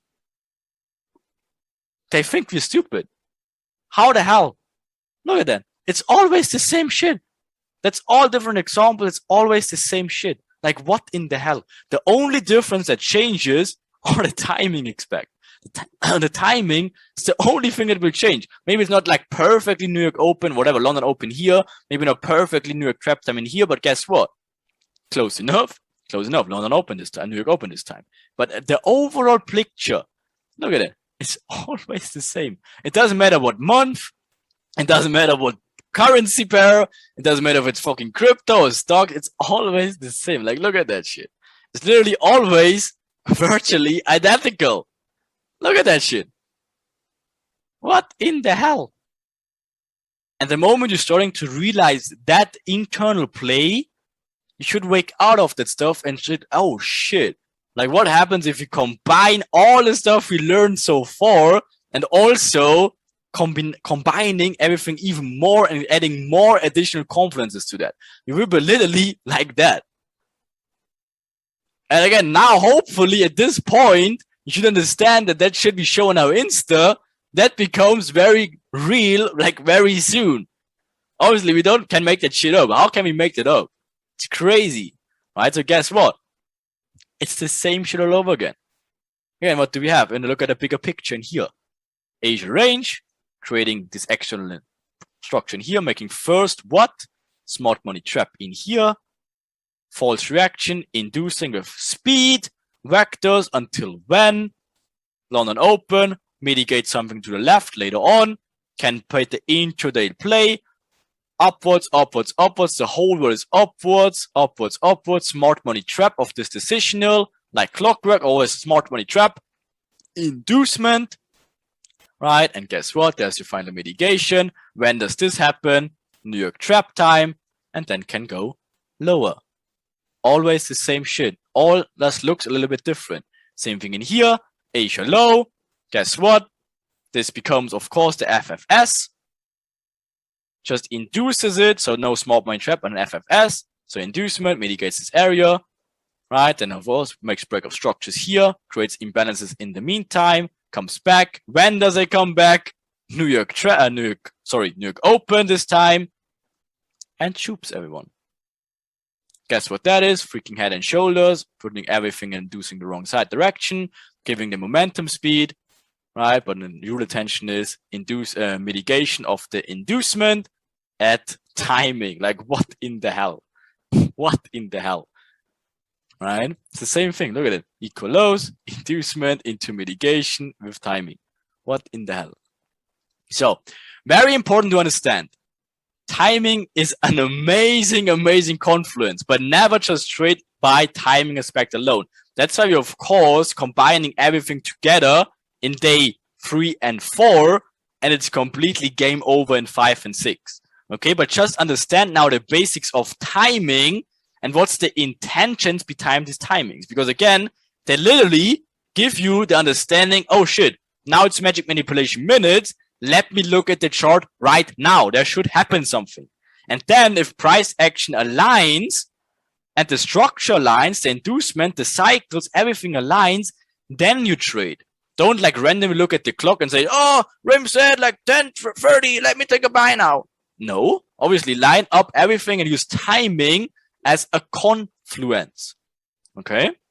Again, never, again, based over a thing. Even if it looks always to you right now, you should not be like, oh yeah, London open, I take a sell. Oh yeah, magic manipulation minutes, I take a buy. London close, I take a sell here. No. Look at the price action, then combine it if it makes sense with the timing and then use it as a confluence. Okay, but again, we put everything together day 3 and 4, of course, right? So you should think, why are they moving so fast in this direction, especially after inducing so much to the left? And of course, to answer the question, we need to look at the higher time frames and liquidity, obviously the cycles as well, and obviously the bigger moves, right? So of course, at some point, we're all putting it together, and combining it slowly and surely, all will make sense, obviously, after. So of course, we're expecting like something like this, medium inducement, and of course, in that sense, major inducement down here to overall make the cycle completed. And then, of course, grabbing this liquidity in this mitigation areas down there. And then, of course, should look like this on the lower time frames. Again, it's the same stuff on over again. And then, of course, you're looking just at the clock, putting it all together. But again, just a brief overlook, it will make so much sense the moment we actually putting it all together. Okay. And again, you utilize the timing of the intentions, putting it all together. Again, perfect mitigation minutes here. Therefore, we're still waiting for another cycle to continue.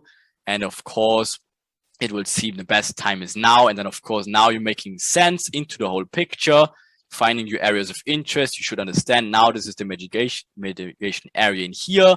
This otherwise becomes like the smart money trap, as we covered earlier. What is this? Trap time should take into the mitigation areas. And of course, that's what's going to happen. And then obviously the cycle is completed.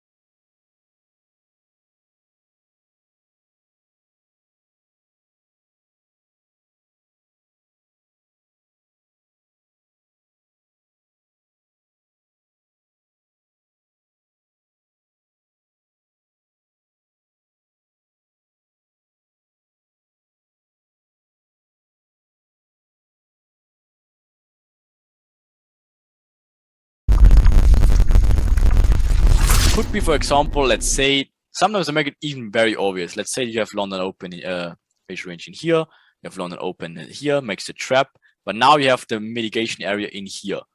And for whatever reason, they stay short of it. And again, sometimes they show it even to you and they come back and failed the attempt, and this creates these equal highs or whatsoever. Then make the false break of structure, and then your brain should start and kick in and say like, oh, wait a second. That's like more like a build-up inducement to push price higher into the mitigation area. And then again, this might be then, of course, like whatever, 1030 or something like that. And that's how you're starting to put everything together. Again, you're starting with the daily cycle. Again, timing, Asian range, minor inducement. But then you also utilize the other cycles like build up, inducement into mitigation, timing again, higher time frame mitigation areas with Alex structure, right? Whatever, decisional maybe in here. Maybe there's a smart money trap in here. Now all of a sudden it makes a lot of sense, right? Because this may be the smart money trap. This becomes London, this becomes the inducement and the build up. Now the final inducement into the mitigation with timing confirmed. Whatsoever, then you have internal break of structures maybe in here. This becomes another entry point here, and then it utilizes lower. It's just starting to put everything together and together and together. So again, if some concept right now will not completely make sense to you isolated, again, it will become easier the moment we're combining everything. For example, the smart money traps, as we covered earlier, they should be a little bit more obvious now to you. For example, again, if you have like this plane here, and then a very clean whatever imbalance area in here, of course we expect, if the normal price action played out perfectly, that this area will be in. So again, that's the 2 times you definitely should note time, because again, they use these times for whatever reason. I'm not whatever making these times up. It's literally times they're using all over the place with the enigma to either make a manipulation move, like inducing something, or mitigating their messed up delivery with imbalances. Okay, so let's say whatever, they made the move, London open, for whatever reason didn't grab enough liquidity, so they failed the attempt to push price lower because not enough people jumped in the buy side already. They used the manipulation minutes to either make the inducement to push price higher, to manipulate price higher, or because then they're pushing price lower, making it too quick and messing up the system, creating these imbalances in between, and then using the second manipulation minutes to push price higher again to mitigate and fairly deliver price, and then they push lower. So magic manipulation 1, magic manipulation 2. So that's why we have 2:30 and 12:30. It's German time. So that's 9:30 for you then, UK time, and 11:30. You're better than a clock. It doesn't need to be to the minute, as we always say. But of course, you have a very good understanding. Oh shit, now it's manipulation minutes. They're starting to do something in here. They don't need to necessarily do something. If they did everything in order, of course, there can be nothing there. But if you see a clear mess up in the system, like imbalances or pure manipulation in terms of an inducement, you should understand, oh shit, they're using those minutes for doing so. It's because it's just a system. As you can see, the cycles are always the same. That's why they're using the London Open all the time. They switch it up with Frankfurt Open, or like, what a surprise. Again, but they just do it to confuse people a little bit more. But again, it's the same thing over and over again. The timing, as we said, is just a confluence, right? Again, it makes more sense if you see, oh shit, this push in here now gets mitigated, and you look at the clock and say, oh shit, it's literally 10:30 right now. So now it makes even more sense. It's not that, oh, now it's 10:30, I take a random side because Ryan told me. No, it's another additional confluence. If the whole structure makes sense, the whole daily cycle makes sense, and of course the intraday cycle makes sense, and then the timing also makes sense. You see how that works? Of course, you need to look at price action and see if it actually makes sense there, right? That's why you say don't never use timing by itself. Use it as a confluence. So it doesn't matter if it's like 5 minutes before. That's why you're smarter than a clock. And again, if they mitigate 10:15, you should be smart enough to see, oh, now they mitigated. I don't need to wait 50 more minutes because they mitigated now, right? That's why, whatever. Of course, you need to be smarter than a clock. That's why we only give you these times for obviously orientation. It should not be 10 because that's a little bit too far out. You have like a little bit buffer, as we have like a 1 hour buffer for, half an hour buffer for London Open. Again, you have a little bit of buffer, but it should not be like more than half an hour. Like this one, for example, here, is the imbalance, right? But overall, whatever, we took this structure in here. But this imbalance starts from this point in here. And if you draw this line, you see the purple is a little bit thicker. They just stayed short of this little imbalance in here. So what do? Technically, this was London Open. Awesome. Faking the reversal. Never had an internal break of structure. So what do? They induce the inducement to now perfectly mitigate these imbalances in here. And when do they do it? Again, as to answer the question, not 10:30, but 10:40 this time. Okay, so 10 minutes short. Obviously, it's all about the same thing, creating the whole buy channel until, of course, they induce the inducement and now finally gets to the mitigation zone with timing.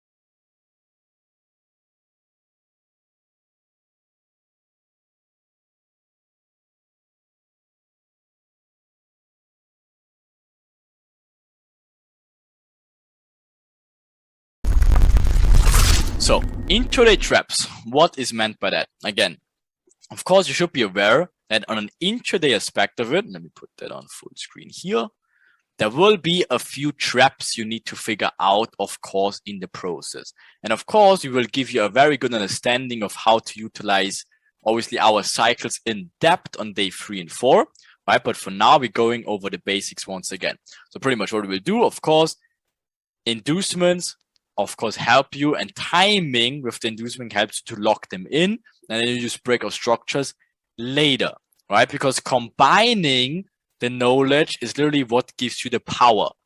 Just only these isolated concepts, they're obviously amazing, but at some point, as you saw literally how Alex did it earlier, to utilize the bigger picture play for even lock it in more in, that will be, of course, important. So it will be the entry helper and the other stuff we will show you afterwards. Right? So there will be a lot of stuff you need to combine to get the whole part of that. So right off now, we just show you the isolated concepts, but later, of course, putting everything together.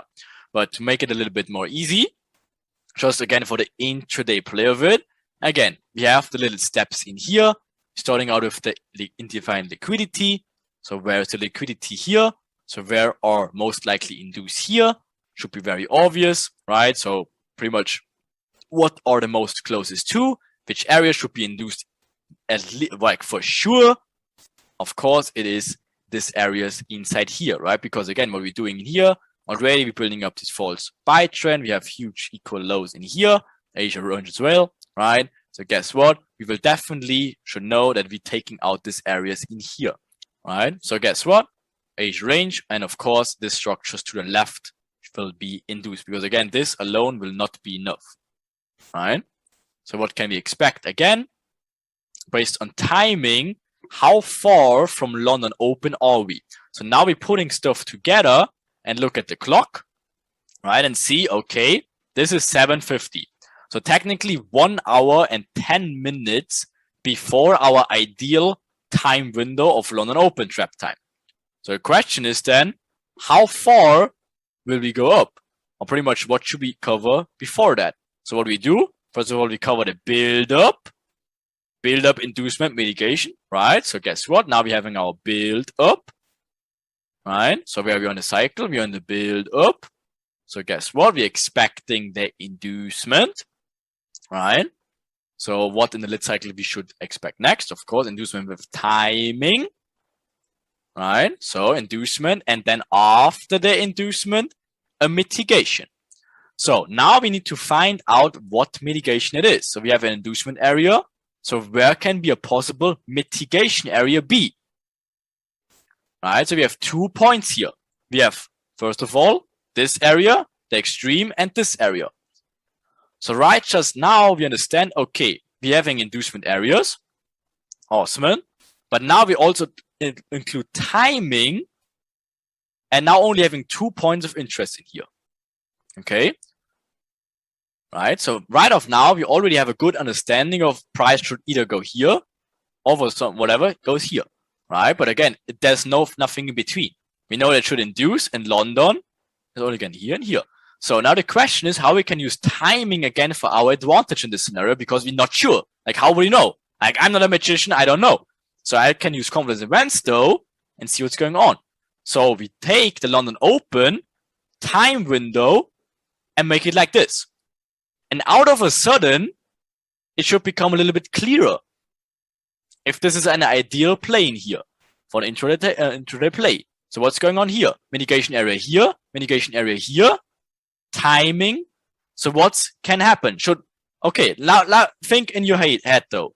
Again, this is normal candle sizes, right? You see the normal day, right? So can this happen in here? It looks very weird, doesn't it? Like out of a sudden, like what? Okay, like whatever, 50 pip candle just in here. It's kind of strange, isn't it? I mean, technically it could happen, but it's most likely not likely going to happen. So that's like, that's not all neutral, right? So again, that's correct. That's most likely not going to happen. So let's look at this scenario. Does this look more like it though? If you just look at the candle sizes, the duration, like whatever, the timing, would it make sense like this? And that obviously makes out of a sudden more sense just by the timing aspect. Of course, like this in here would be just crazy. Like why would the market out of nowhere just make this huge push and then go lower? Possible, but again, what's the chance of doing that? Not so much, right? It may be news, but again, you can look at the news. If there's no news event, probably not, right? So guess what? So that looks better out of a sudden. So now we can obviously take this one, but obviously worst case scenario, we take this one instead. But just based on timing and the overall play, this will definitely make a lot more sense. We have our build-up, inducement of these areas into mitigation area lined up with timing. So question, what do you think? Are you in the blue corner or in the red corner? Ready? So which corner you pick? Right? So is it the blue corner or is it the, for some reason, magical candle orange corner? Right? So guess what? We let the guys fight, and as you can see, instant crazy punch, instant knockout, you see? So guess what? Flawless victory, and of course, it's more likely this. And as you already see, this already was kind of late. So there's no chance, like, or no point that all of a sudden price pushes like this in here, right? So again, that's how you can use timing as always. Like again, if the price action here, make the timing sense of it, and then oh, there you go. Makes a little bit more sense, does it? And then of course, there's your tube. Okay. So sometimes, of course, you won't get your mitigation, but only the inducement timing. So we will teach you how to use that. Of course, there's a lot of different examples about that. We will not dig into that too much now. We'll skip that now because we don't have too much time. But of course, we will cover that in depth later. For example, if this is a significant point in here, right? Again, what is going on here? Of course, there's no really a mitigation point in here and here and here and here whatsoever. Again, the only point that can be induced is this area. Of course, you want to grab liquidity, right? There's not a clean mitigation in here. There's nothing. That's just wicks, wicks, wicks, wicks, wicks.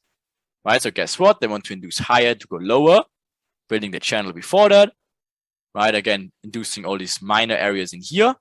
But again, sometimes they go for the main liquidity, which goes in completely higher. And that happens, as Alex said, the Asia range will be a significant role because as you see, Asia range closes here.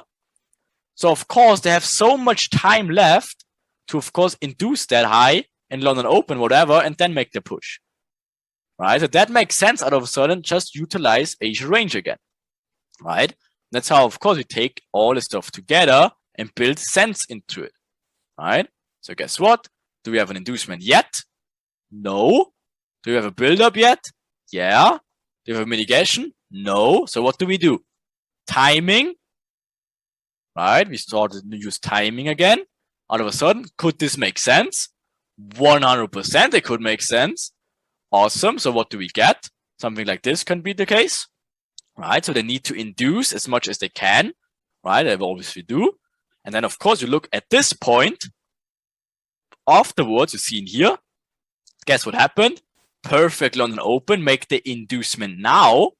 After what? Channel building with speed, inducing these highs, completing the same cycle all over again. It's the same thing, it's just inducing structure to the left now, right? So again, how do we trade it though? Yeah, exactly, breakouts, whatever. And now, of course, look at that. Huge overall trend, makes a new higher high, whatsoever. And of course, which speed? But guess what? This is the inducement along an open. So what do? We wait for the internal break of structure in here, maybe in 1 minute. We're marking out our imbalance zones of the inducement.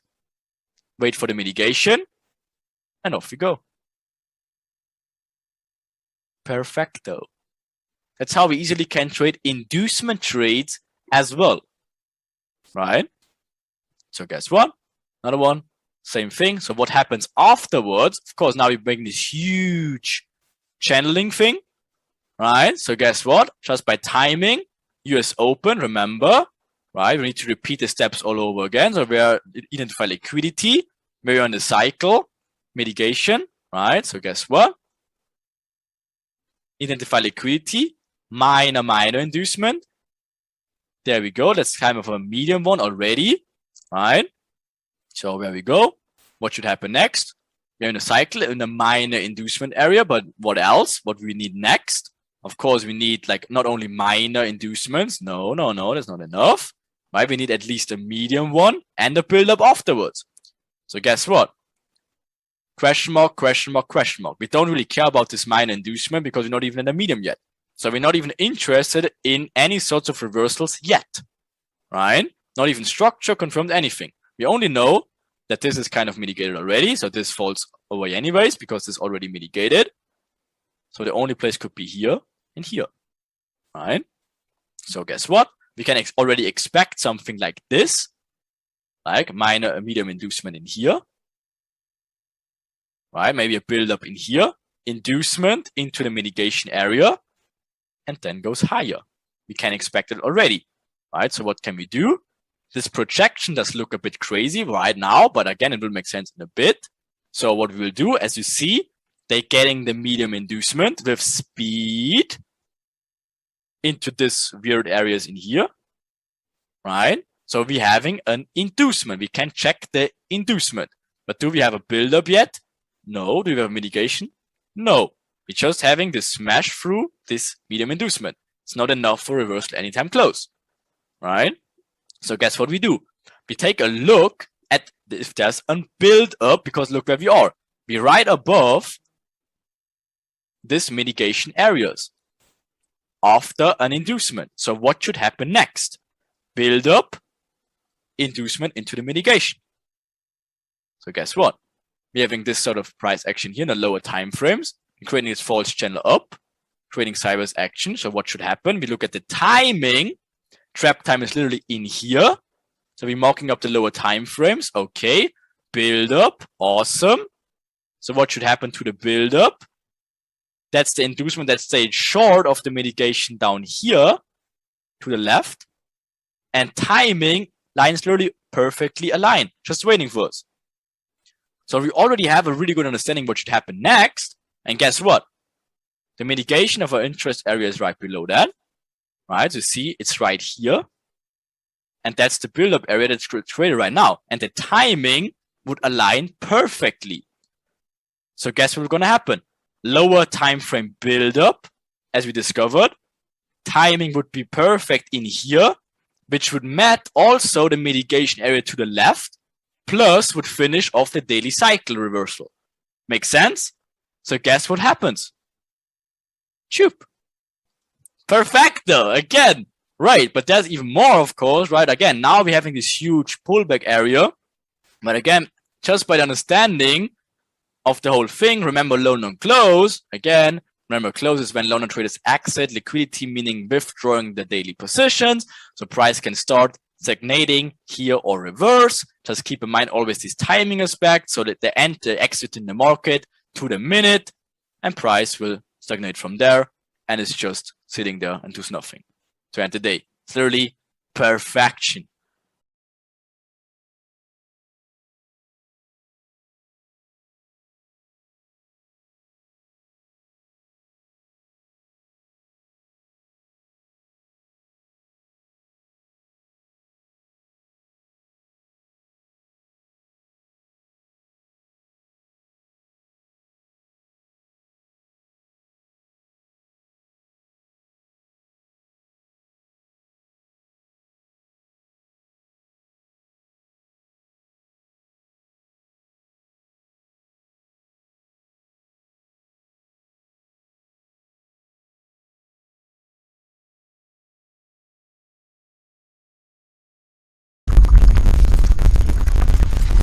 So what we will do today is combining what we know so far again intraday traps. So again, intraday traps, combining the knowledge of what we know so far to give us an advantage over pretty much 99% of traders out there. We have to keep in mind that of what inducements are and how they constantly trap other traders, not only on an intraday basis, but also on the bigger aspect of it. Again, it's not only intraday trading, it's also looking at the higher time frames and combining the overall plays and then figuring out what versions do you have. Do you expect like a daily reversal, like a perfect daily cycle with a reversal in New York? Do you expect a retail heaven where they induce low and then, or sorry, induce high and then go even higher? Or do you expect like inducement low and a knockout and then they continue in the other direction to stop everyone out? That's possible too. So inducement trade identification, inducement of timing, and of course, always trade away from those traps. So a very easy example. Again, first thing what we do, identify liquidity for this specific day, but plus we look to the left at least a little bit intraday, right? So what do? We first doing we identify where our liquidity is, and of course in this scenario it's very, very easy because where's the liquidity? It's right above in here, right? So they're already starting to building up this channel, easy stuff. So you already know what they're trying to do here. You know their intentions. You know what's closest to them is now this upside liquidity right in here, of course. So what do you expect, right? So based on timing, now you're combining the understanding of liquidity with starting the cycle. So you look at the clock, right? So it's 7:15, so 10 minutes before even Frankfurt Open. So what do? Of course, you include the timing windows, right? So first of all, we're talking about cycle. So build up, what should come next? Inducement with timing and then mitigate something for completing the internal cycle, the intraday cycle. So what do we have? We combine now, first of all, our mitigation areas to know where it should stop and also when it should stop. Again, we have our two mitigations. So in here, decisional plus this extreme in here, right? Because this is already mitigated. So this becomes your extreme and your decisional in here. So where's it more likely to go? We had this example before, just to make it a little bit clearer, right? So again, these two areas, timing window is here. Just by logical understanding, would it make like whoop? Or would it make like whoop? Right? Obviously a little bit logic in here. So we have two scenarios we can expect for this internal place in here already. Can look like this craziness, or again, could look like this. Of course, what's most likely going to happen? Again, we did discuss before. So which side do you pick? Very easy stuff already, right? So of course, the blue corner wins easily in here, and it look like something like this, confirmed with timing and the perfect cycle. Easy stuff on an internal basis. So sometimes you won't get your mitigation, but also the inducement. Again, that's very important to understand the bigger picture as well. That sometimes it doesn't need to be a mitigation of London. It can be a bigger picture inducement, like here. You don't really have anything you should mitigate in here. So what's the next logical thing? Asia range closes in here. So where should they mitigate? They will not mitigate like this and then go lower. That's not going to happen. What do? London comes in. They, of course, will look for liquidity and then go lower. So you identify your liquidity zones like this. Right now you see, okay, they're channeling upwards. So you're in a build up right now. Awesome. So you understand where liquidity should be taken, your zones, right? So you look for detailed inducement and traps. So is there inducement yet? No. Is there build-up? Yes. Is there mitigation? No. Right? So what do? You combine it with timing. Right? So now we're at the 50-minute. Okay, so we mock up our timing aspect. So we can expect something like this. Because again, we want to induce something high to go lower if they're already building up liquidity all day long to the high side. They want to give the final inducement high to give breakout traders all the final reason to getting induced now. Then the daily cycle is completed until London. Then they can reverse the whole market on them. So it will look like this, right? So look at this point. That's the inducement trading here. They need to induce as much as they can with the timing. So we look at this point in here and then do what? So now we're having our inducement perfect to the minute. So what do? We wait for what? Internal break of structures in here, and then mitigation the inducement to complete the cycle, and then do what do we expect? Easy stuff, easy question to wake everyone up. What should we expect after this one in here? There you go. That's your perfect tube, right? Easy stuff. And just drink it quick.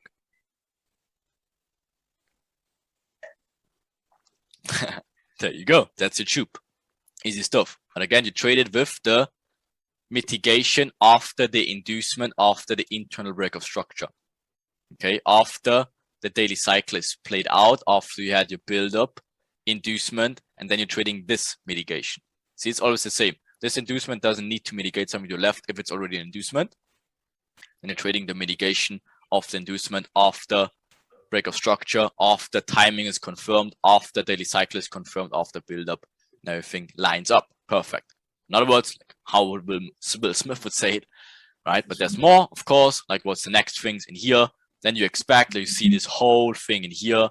You know, okay, huge tube happen. Of course, sellers being very happy. So what needs to happen? They make them even more happy, right? So you identify your liquidity zones again. Next put would be here, right? And of course, here and here. To induce even more people the wrong side. So what are you going on? So now you're in a minor inducement, but it's clearly not enough to reverse the market on them. So what do you need? Ignore that one because it's minor ones, right? You're looking for a medium one, right? And then of course you're looking for build up, inducement, mitigation. So do you have an inducement here? Only minor one, but not enough to reverse the market on them.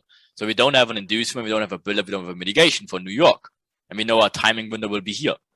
Okay. So what do? We just wait and expect something like this. This could happen. If this happens, we have a minor inducement, right? This is already filled. So this is not a mitigation zone anymore. It's already mitigated in here, right? So we need an inducement and then a possible mitigation in here after a build-up. So what do? We expect something like this, right? So when we look it up even more. So now what we have this smart money trap being induced to the low side. New York opens, tapping into this weird zone in here, building like this weird equal lows in here, right? But our mitigation zone with the imbalance is all the way down here. And what does it do? It lines up with timing perfectly. So what do? You wait, you jump into the lower time frame, then you see channeling upwards, going sideways now. Timing is right around the corner. So of course you expect something like inducement, break of structure, mitigation. It's always the same, in line with the perfect timing, right? So what did happen, right? So of course you expect the inducement here, mitigation, like this on the 5-minute now. And of course, this is what happened. And again, the overall play will be so perfect for you. And again, it just makes sense. And then of course, there's even more. Just by timing aspect, now you're building up this buy side. People need to get mitigating their positions, right? So what will happen? Of course, remember London close is when London traders exit their positions, get liquidity out of there. So that's why to the minute, liquidity starts to fall, ranging, and then they start reversing because liquidity is entering. But that's a perfect daily cycle of an inducement, perfect cycle to upside, perfect cycle to the downside, build up before it, inducement into the mitigation with timing. You wait for the break of structure, enter it here, and you get out London close to end of the daily cycle like perfect.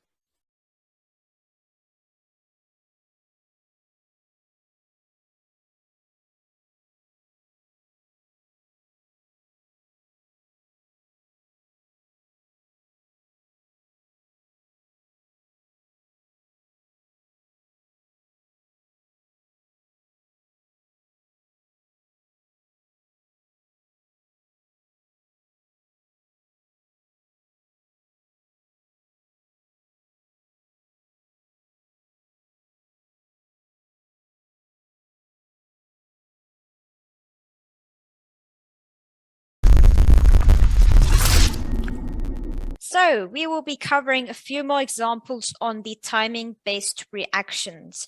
Now, first things first, it is key to understand what are our timings and how we can all, of course, compromise them in a list, which I have done in front of you. As you can see, of course, we have around 6 timings. So the first timing we have is, of course, Frankfurt Open.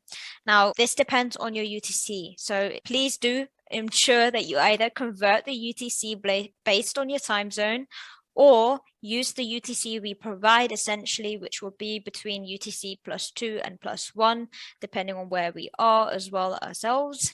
So you can, of course, use that, as we will be always using these timings, and maybe you become more familiar with these timings in themselves. So that would be, of course, 8 a.m. as you can see, Frankfurt Open, UTC +2.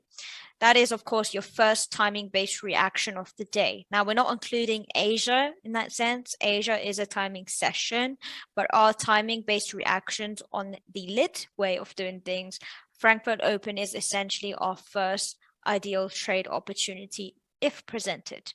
So next things next is we have, of course, London Open.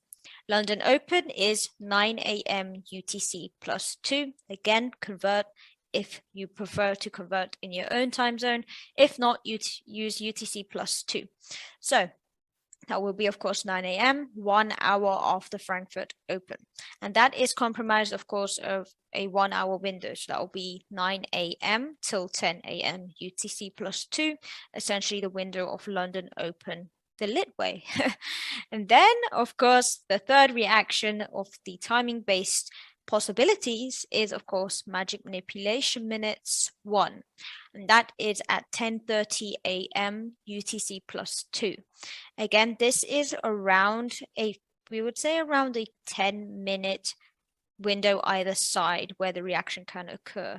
So that could be 10:20 a.m. or 10:40 a.m. So between that, so it could be around a half an hour gap. So we give it a few minutes. It doesn't have to be to the minute, but it can, of course. It's more ideal when it's to the minute or a few minutes off, as opposed to nearing the 10 minutes away from, of course, magic manipulation minutes. Then we have, of course, magic manipulation minutes 2, again, MM2 for short, and that will be, of course, 12:30 p.m. UTC +2, and that is 2 hours, of course, after MM1. Again, same concept of the 10-minute window either side, so that will be 12:20 or 12:40. So between that as the maximum window outside of the 12:30 to the minute window. And then, of course, we have, of course, our fifth main session timing, which is New York Open, as you can see, and that is 3 p.m. UTC +2. Again, this is one of our main trading windows, as well as London Open, where the prime sessions, as well as most of our students trade.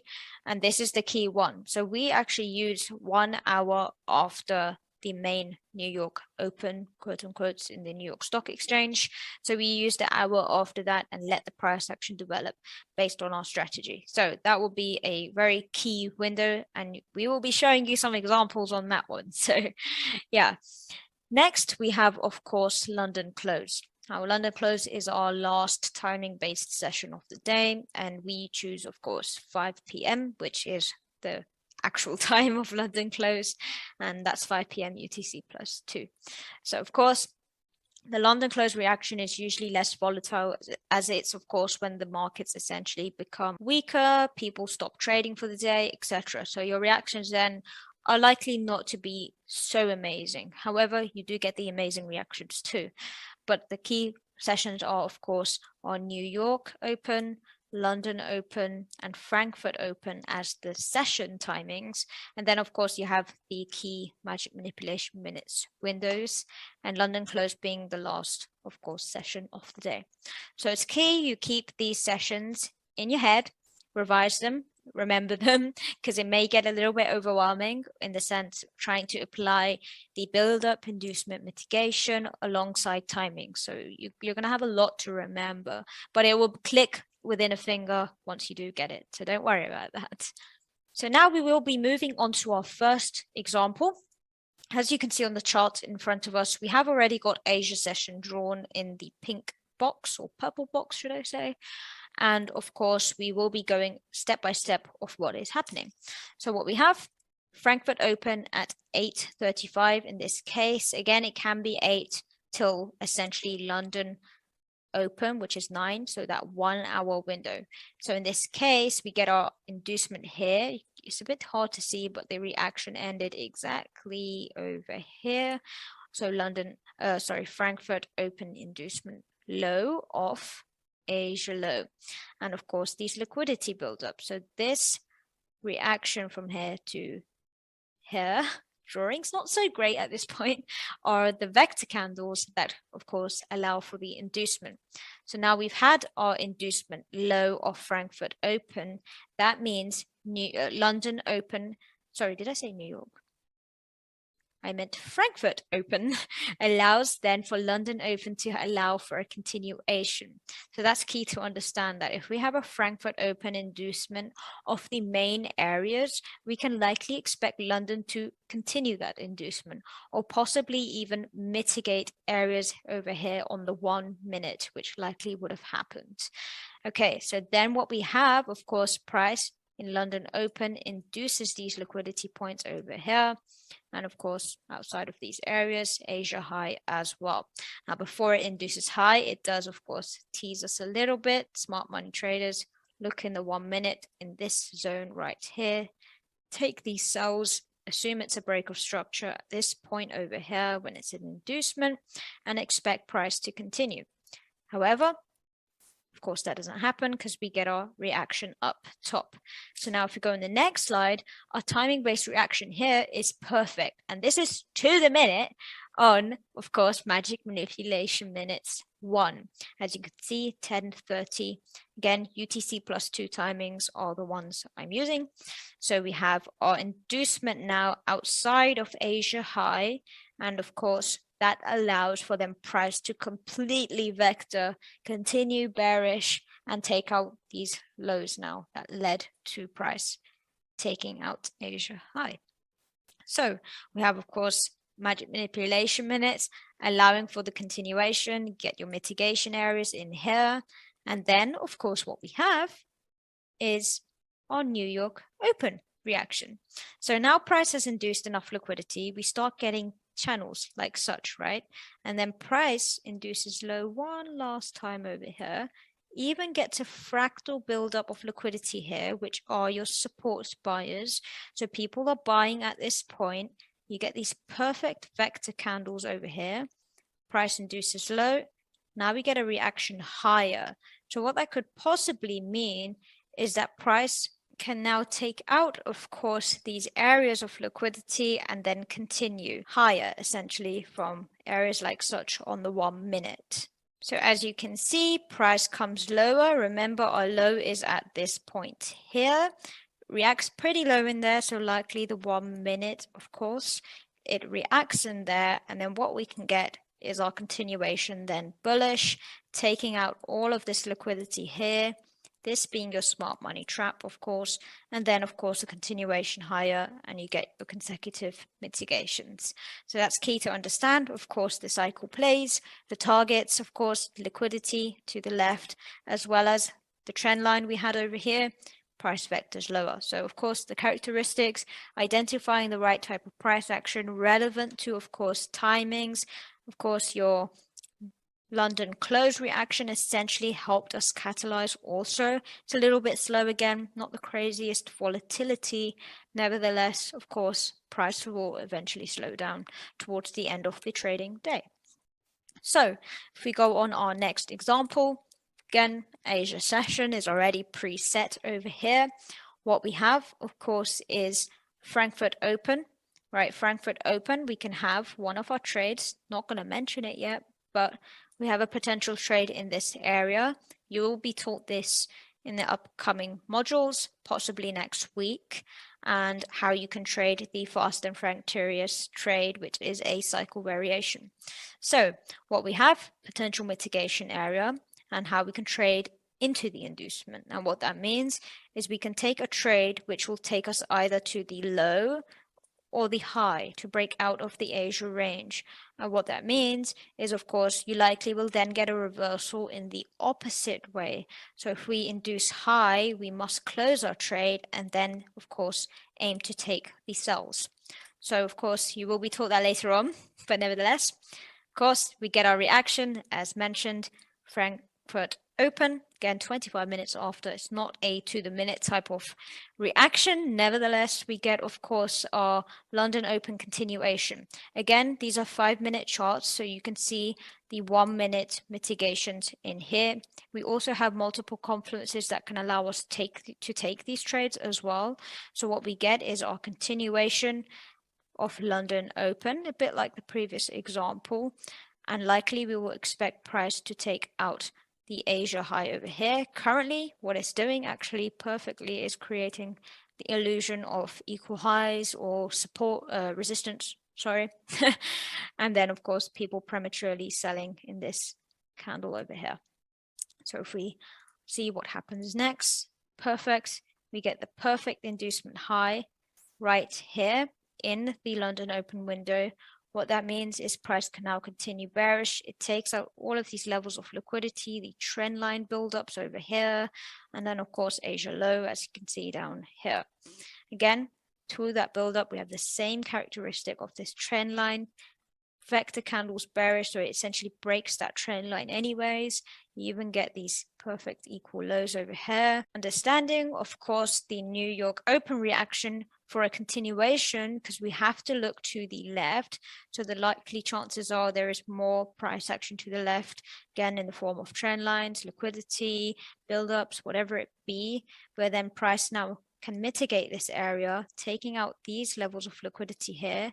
So this becomes our inducement of this liquidity over here that we can now get a continuation. Again, we get our mitigation in New York Open, kind of to the minute, I would say, probably 5 minutes off as it's a 5-minute chart.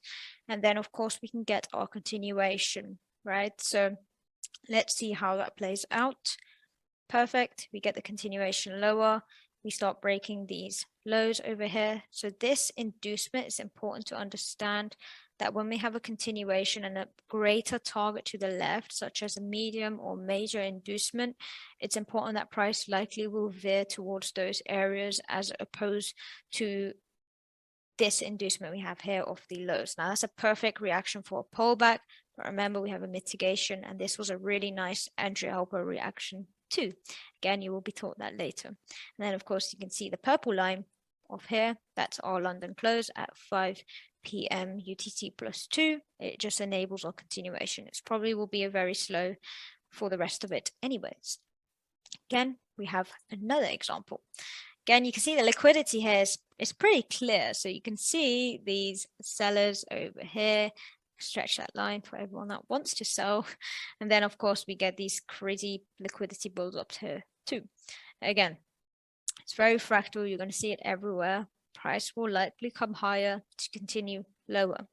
So we can see the support over here. Price does give us these really nice vectors. So what that likely could mean is that this point in Frankfurt Open, or maybe a little bit before, whatever it be, a few minutes off, this could allow us to trade into the inducement, taking out our support or resistance bias, apologies. So let's see how that plays out. We can see perfect, not to the minute, unfortunately. It is 10 minutes outside of Frankfurt Open. Nevertheless, it completes purpose. Remember, timings are orientation. Sometimes it will be a little bit off by a few minutes. Then what we get, of course, the Frankfurt Open, giving us really nice vector candles. So this in itself will be a very nice trade. You see a mitigation on the 1M there too. You trade into the inducement. So the likelihood is in London Open, we will get, of course, our reaction to then take the sells. So we're going to wait and see for our ideal reaction. We, of course, do have a reaction here that gives us this reaction. However, that's not enough for us to just take a sell just because it induces Asia high. We also have, of course, multiple confluences that will enable us to understand if price is ready to then reverse. So as you can see, price didn't give us, of course, this as the sustained inducement, but instead, of course, this reaction over here.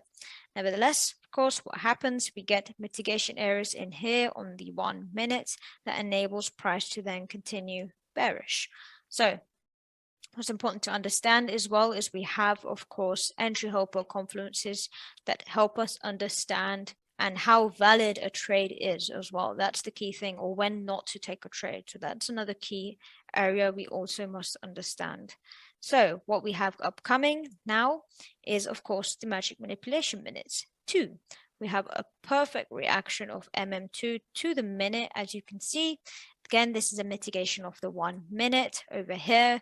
Again, we get a pullback after breaking these internal structures here to the left. We break the structures, react at a smart money trap. Trap, of course, doesn't sustain. Then we get our continuation breaking out, of course, Asia low, which actually is all the way down here. So again, now what we have, of course, New York Open. So let's see what New York Open presents. Of course, a continuation. Again, the continuation here is really, really nice because what we get actually is a mitigation in this area. Again, 1 minute, and it's the entry helper confluences. Again, you will be taught this again with the entry helper as well, and how you can, of course, build up the entries. So let's see how that, of course, then looks. It's perfect vector candles, perfect reaction, taking out these premature sellers. The sellers also had buyers in this support area over here. They get, of course, these vectors, inducing them. We get our inducement low to continue higher. Now, in areas like such where we get this inducement, we may not have the right confluences to take that pullback to then take this sell over here. Nevertheless, you don't take this trade then. You just take the sell, which is a pro trend, of course.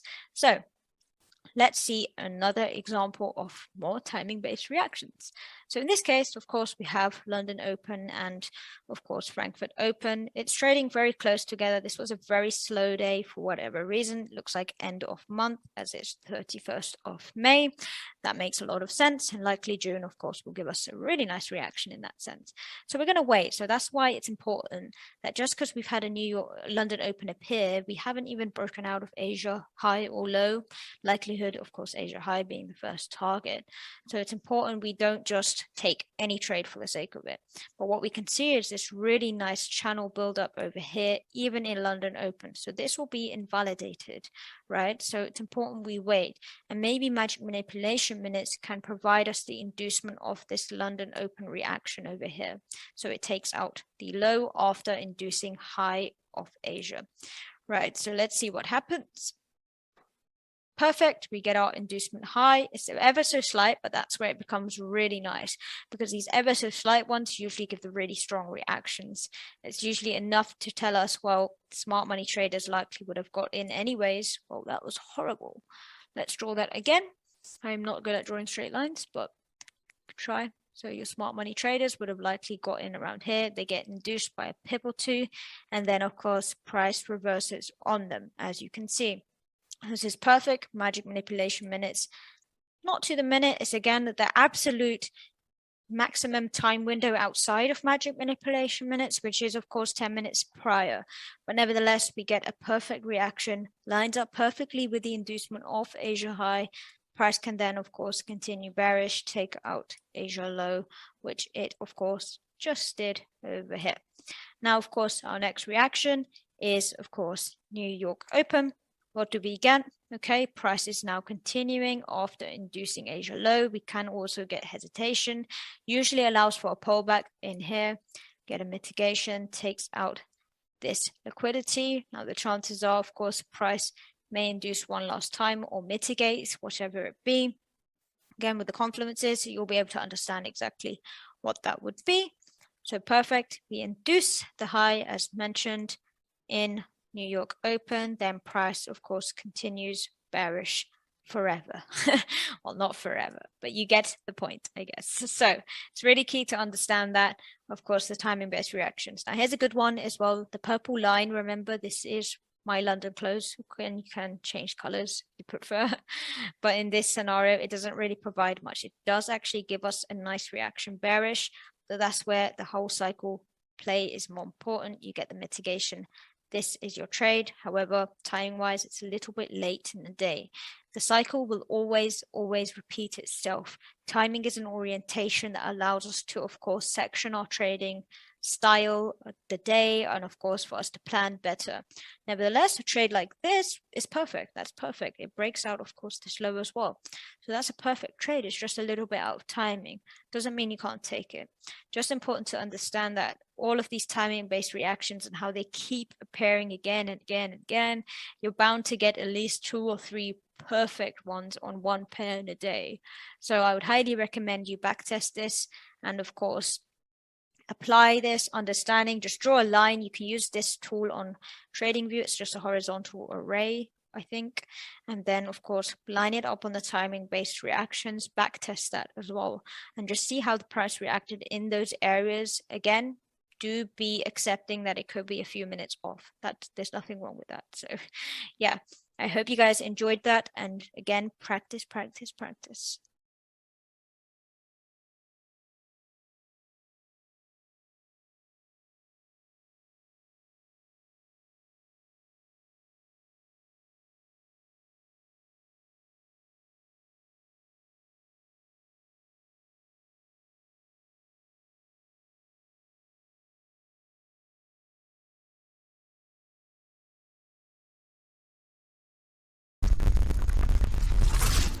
Alright, so let's get into some daily cycle stuff. So this is from Euro GBP on the 9th of May 2022. So yeah, let's just get right into it. So coming out of this, what is the first thing that we notice? Well, the first thing that we want to do is obviously mark up our liquidity zones. So we've got this, and this. So these are our liquidity zones coming out of Asia. So another thing that we notice is that Asia is building the long channel. Okay, so we need to keep that in mind as well. But we're not going to do anything yet. We're not within any specific timings. But as we had the simplicity approach earlier, I also think it's good to just for an understanding. You obviously don't trade this, but let's break this down a little bit more. Where would our build up be? Well, we had build up here as well into inducement, trade away. You guys see it's the same stuff over and over and over again. All right, so let's jump into the next bit. So coming into this, we're obviously going to use our lit cycle. So it's London Open. What have we seen pre-London Open? We've seen this little channel here, but not just the little channel. We've also seen the large build up throughout Asia, right? We've taken this liquidity zone here, Asia high, not Asia high, previous day. Liquidity zone from the previous day. We've had build up, inducement plus vector. So if we were to just think about it at this point right here, when they see this at one point, this will just be a fully bullish candle, right? And this is going to induce a lot of FOMO and also possibly be a confluence for certain people to buy.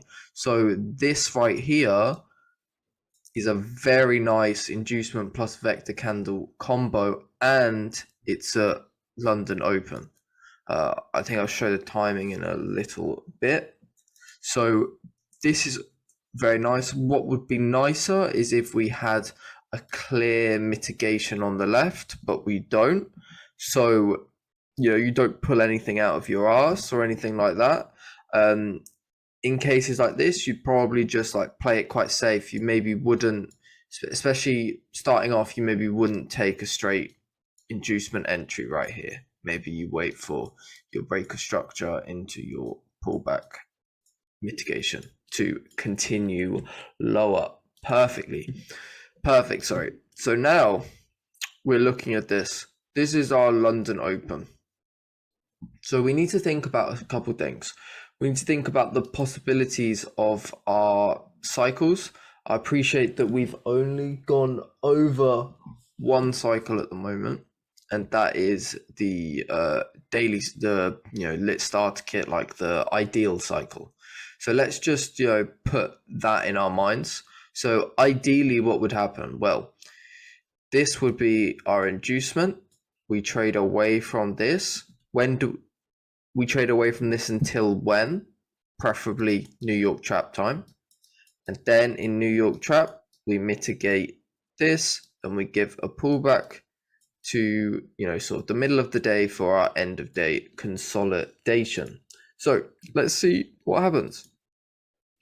So where should we look to take the sells to? Well, at least here, this would be considered like your intraday target, but this right here would be like your overall target. You could do this one as well, but to differentiate between picking this one versus picking this one, we'll use our timing confluence and our other confluences. Like, for example, if we have a build up inducement into this mitigation and it happens within New York Trap time, then it probably makes more sense to take it out here than it would to take it out down here. So let's keep going. Exactly. So this is, like I said, your overall target, and this would be your intraday target. Okay, so now we need to look at zones where we could expect possible pullbacks, because price is not just going to continue in one direction all the time. It's going to, push, pull, right?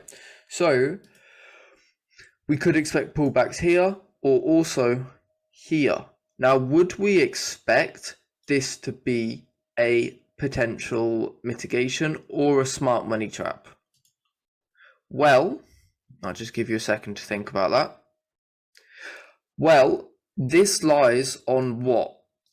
Asia low. So it lies on a liquidity zone. So there are one or two things that can happen. This is likely going to be an SMT or a FFS, and an FFS is just where it runs right through it, doesn't give the reaction, and that's because this is an area where, right, so think about it like this.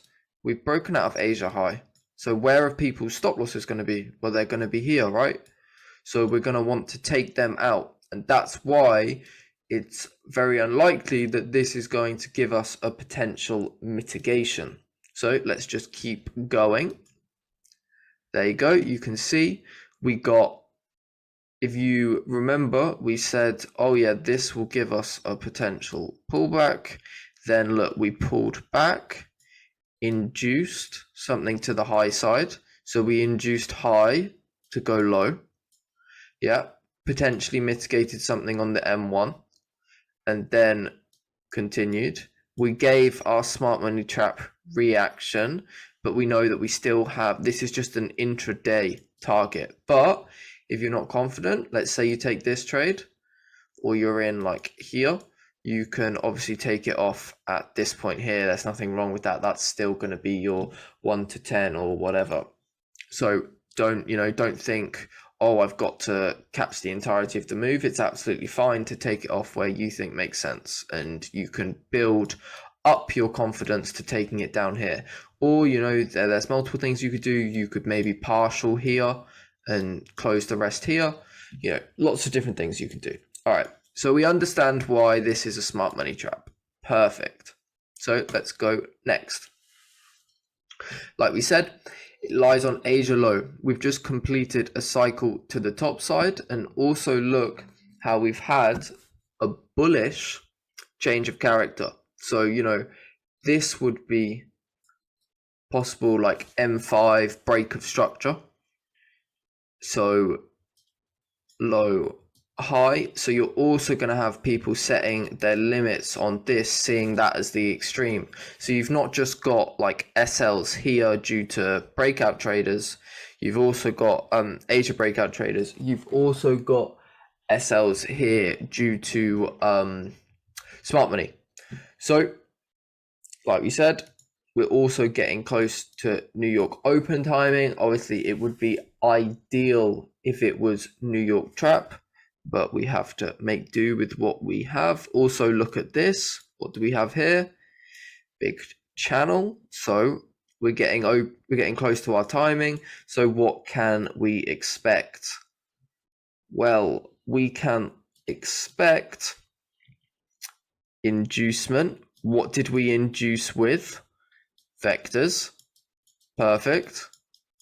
Right into mitigation zone, all within our timing. If you're not confident with this, you can wait for your internal break of structure into mitigation within here, and you take that higher. Obviously, you do have to be careful because at the end of the day, the liquidity is going to run out, and we're going to need to likely build liquidity for the next day. So that was Euro GBP on the 27th of May, I think. Let's get another one. All right, so this is Euro JPY on the 6th of May. So first off, where is our liquidity? Well, we've obviously got liquidity at Asia high, liquidity at these equal lows, and also liquidity at this previous day low. Coming into Asia, what are we seeing? Well, we're seeing a build up as well. So ideally, where do we always start? We identify our build ups, of course. What is the next step in the process? So we've identified where our liquidity is. We've identified our build up. So what do we want?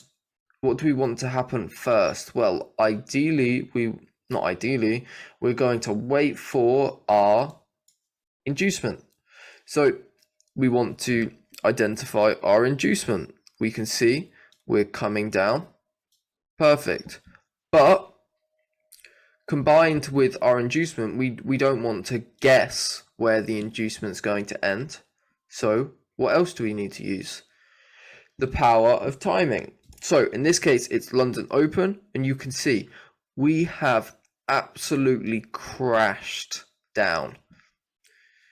So we've absolutely crashed down. So what are these? Well, these are our vector candles.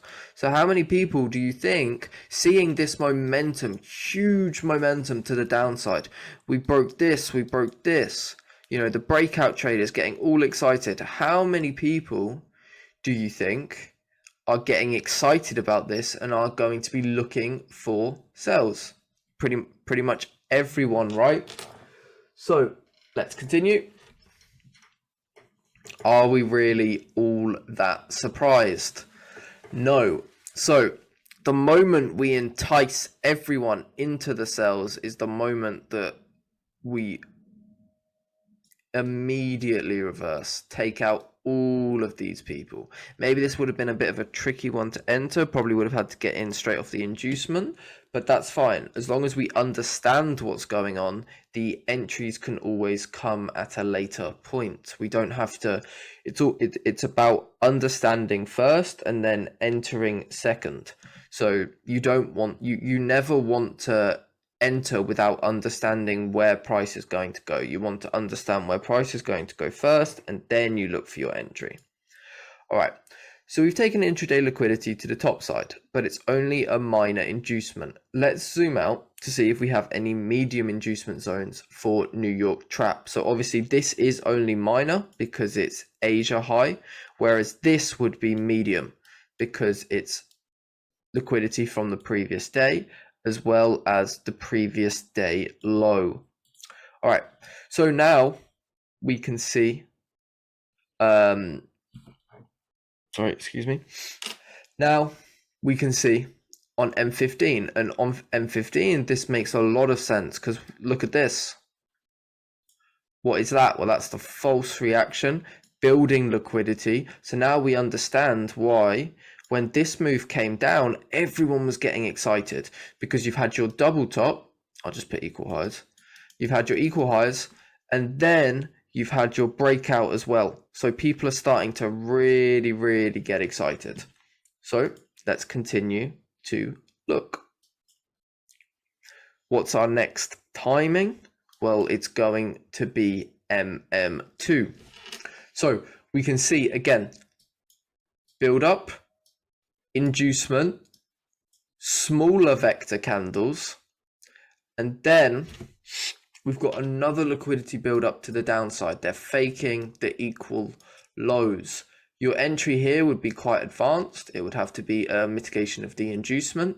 So now we know that they're faking these equal lows. So what do we expect? Well, obviously we expect these equal lows to be taken. Okay, price continues to build. You know, if you're in here, you maybe get a bit of shaky hands, a bit scary, but that's fine. Okay, so we induced the build up low because this was our build up. Again, you can see we induced it with vector candles. Here, look at this momentum again, right here, sorry. So we've induced that low, very nice. And now we've gone higher and we've come out and we've taken this. But we also need to know that we have induced something significant on the left. That doesn't necessarily mean that we're going to reverse straight away. But when you see, if I just go back a few pages, bear with me.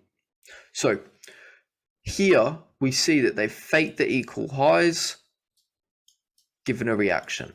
Here we see that they've faked the equal highs, given a reaction, right? So they're clearly bringing people into sells. And now the entire world is seeing it as buys. So we can start to think, okay, you know, now sells might be a good time. Not necessarily right now, but what's our next timing? Our next timing is, there you go. You can see they're even faking the equal highs holding one more time. Our next timing, New York trap. So let's see exactly what happens. Well, New York trap, we come up, we induce, come back, boom. Obviously, bit of a bigger stop, so you maybe refine this to here. Your target, or this is London close, so you're not expecting a huge move, but you can see that we've still built up liquidity. So where are we expecting it to come to? Well, this would be a perfect target, you know, quick little 1 to 4, 1 to 5 for the end of the day.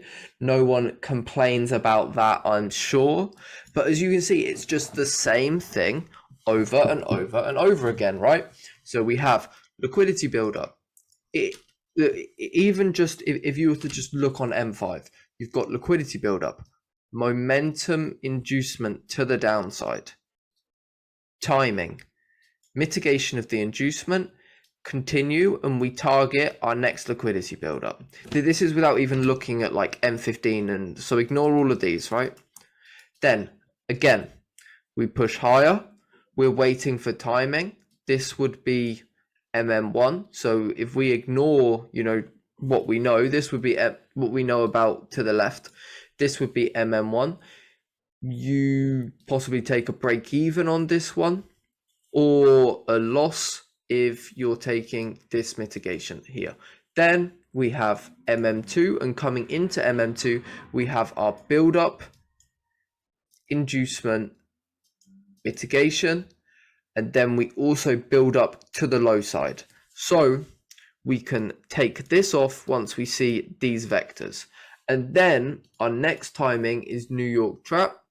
As you see, New York open just sort of builds, but New York trap. So New York open builds these equal highs, fakes the reaction. New York trap comes up, takes it out, and then we're trading away.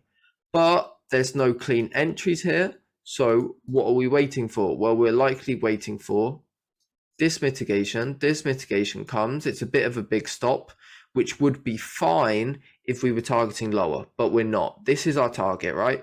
Because we know it's end of day, London close. We're not expecting a huge move. So then we've got possible re-entries here, refine it a bit. And now we can look to target here for our 1 to 5. end of day consolidation, so we're not expecting anything huge. And that's just using the M5. But when we combine in everything else and we look to the left and we go, wait a second, this has actually created equal highs on the M15. Let's go to it. This has actually created equal highs on the M15. This is likely going to be a false reaction. Then we can be like, okay, I'm putting this together. This is going to be false. Then it's fair to assume like, okay, maybe MM2 gives the real move, right? But then you see at MM2, it's just building. And you see this inducement to the downside with momentum, likely something on the entry helper too. But, so you see that and then you think, okay, it's probably best that I at least partial here, because if you don't partial, you're getting a break even. It should definitely be a break even. There is no way that something like this should turn into a loss because you've grabbed liquidity to the downside. So you have to be very wary of an entry that you've taken, or taking another entry. Should definitely not be taking another entry. Okay, perfect. And then you see we get our final inducement after the creation of the equal highs. Vector up, lovely jubbly. Mitigation at MM1, get in on the re-entry, take that down. So that was Euro JPY on the 27th, I think. Oh no, that's this one. I'm not sure that was. I think it was Euro JPY on the 6th of May. I'm pretty sure. All right. Again, same process every time. Where is our liquidity for the day? So these are all the possible liquidity zones that we can see. We've obviously got some type of equal highs here with Asia and the previous day high. Obviously this one, equal lows relative, the previous New York trap low, and then obviously the previous day low. So these are all of our liquidity zones for the day, and like Asia high, Asia low. Okay, so next up, what phase are we in? Well, we're in our build-up phase. So what should we expect every time? What a surprise! We get an inducement. Look at how, and this is quite important, look at how this inducement, again, builds liquidity to the downside. I wonder what could happen from here. When was the inducement? The inducement was in London Open. It's important to consider what we induced, when we induced it, and how we induced it. So we induced the previous day high and Asia high. So Asia high would just be a minor. This would be a medium. How did we induce it? With really strong vector candles, right? How many people do you think are getting in on this breakout thinking that this is going to go to the moon, right? Hold. Of course not. So we're within London timing. We've also, they've sort of given it away a little bit. For it to be liquidity, they have to show it for a period of time. I'd say this is a pretty good way of showing it, creating the equal lows, giving them the breakout so that they buy where their stop's going to be, here, possibly Asia low, maybe even here. So, we're putting it all together, we're understanding. What's next? So now, obviously, they continue down. What do? They fake. They get the pins. Oh yeah, this is going to hold. Lots of wicks. Oh, it's holding. Maybe they're taking re-entries here. Maybe this is the first time that they're entering buys. But what do we expect from here? Of course, we expect an inducement, and we expect it to get completely smashed. Now, let's look on this. What do we have here? We've been channeling down, and now we've taken a key liquidity point. But let's be patient, and let's wait for our next significant timing, which is New York Open. So New York Open mitigates something within this. So now, what can we expect? Well, we can expect price to continue up. give a bit of a pullback. But why is it a pullback and not a reversal? Well, we have to think about, obviously you also take into your higher time frame, like where your higher time frame inducements are and stuff like this. But also look at just within the day. So Asia built the channel sideways. It also built equal highs. This inducement vectored up, took out the previous day high. So this is our medium inducement, likely our inducement that we're going to be trading away from for the day. This will likely be high of the day. This, whilst it's still a medium inducement, compare the significance of this versus this, right? This is obviously more significant. So when you're taking these buys, at least on an intraday basis, because we don't know what the higher time frame says, maybe this is like a super significant inducement. An overall higher time frame, we're going to go like this. But on the day, don't aim intraday for this, because this is likely going to be high of the day. So what you want to do is you want to let it play out. There you go, because it's very likely high of the day / main inducement for the day. And then you can see that we got our, sorry, no, not that. You can see that we got channel for consolidation at the end of the day. So likely, where would you get out here? Well, once you see these vectors in New York induce something to the left, this would probably be a pretty good point to get out.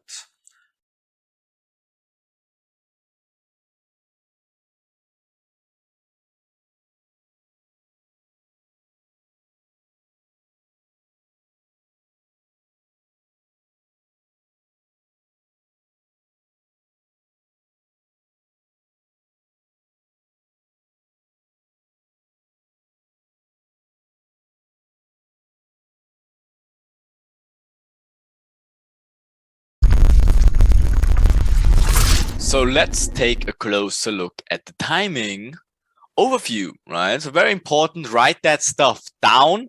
That will be essential to have for you as a compass and overall intraday guideline, so you know exactly where to look for, what's the intentions of the timing, is there a trap, is there build-up being happening, is the inducement also backed up with timing confluences, and use it chronologically all the time. So as we know already, you start with Asia range, right? And the first thing you should look for is, of course, Frankfurt open timing. And that can be sometimes trading into the inducement out of the breakout of Asia range. Or again, if we have already an Asia range and already broke out, this also can be the inducement of the day. But that's more rarely, and you should be careful about this one, because again, our ideal inducement out of Asia range happens in London open. And sometimes, of course, this also can be a minor inducement.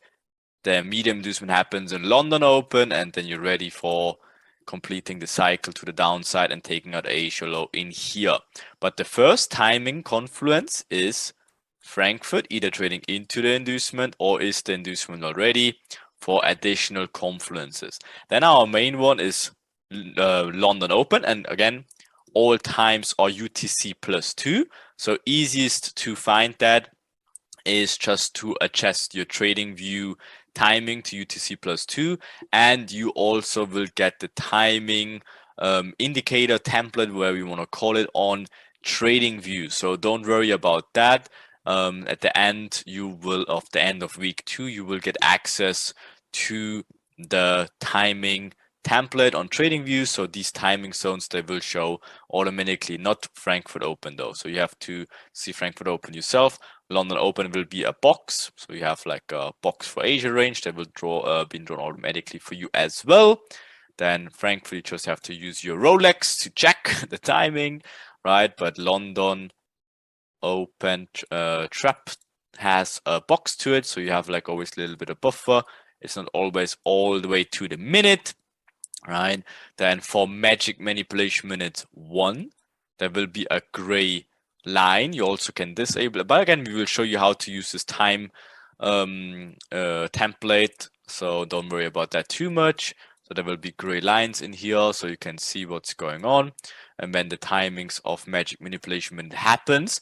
So the first one though, 10:30 UTC plus 2, second one 12:30, and they love to literally trap and manipulate price during that times. Then we have New York Open, that is, oh sorry, that should say fourth, like we missed a one in here, so that is New York Trap. So before New York Trap we have New York Open, so I missed one, sorry for that one. So New York Open is the next one, that is 2 p.m. UTC plus 2. I hope you see my drawing here.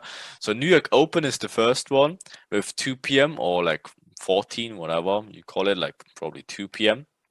Right, 2 p.m. UTC plus 2, that is New York Open, but our major trap is New York Trap, not the O, the trap, right? New York Trap, and that is 3 p.m., right? 3 p.m.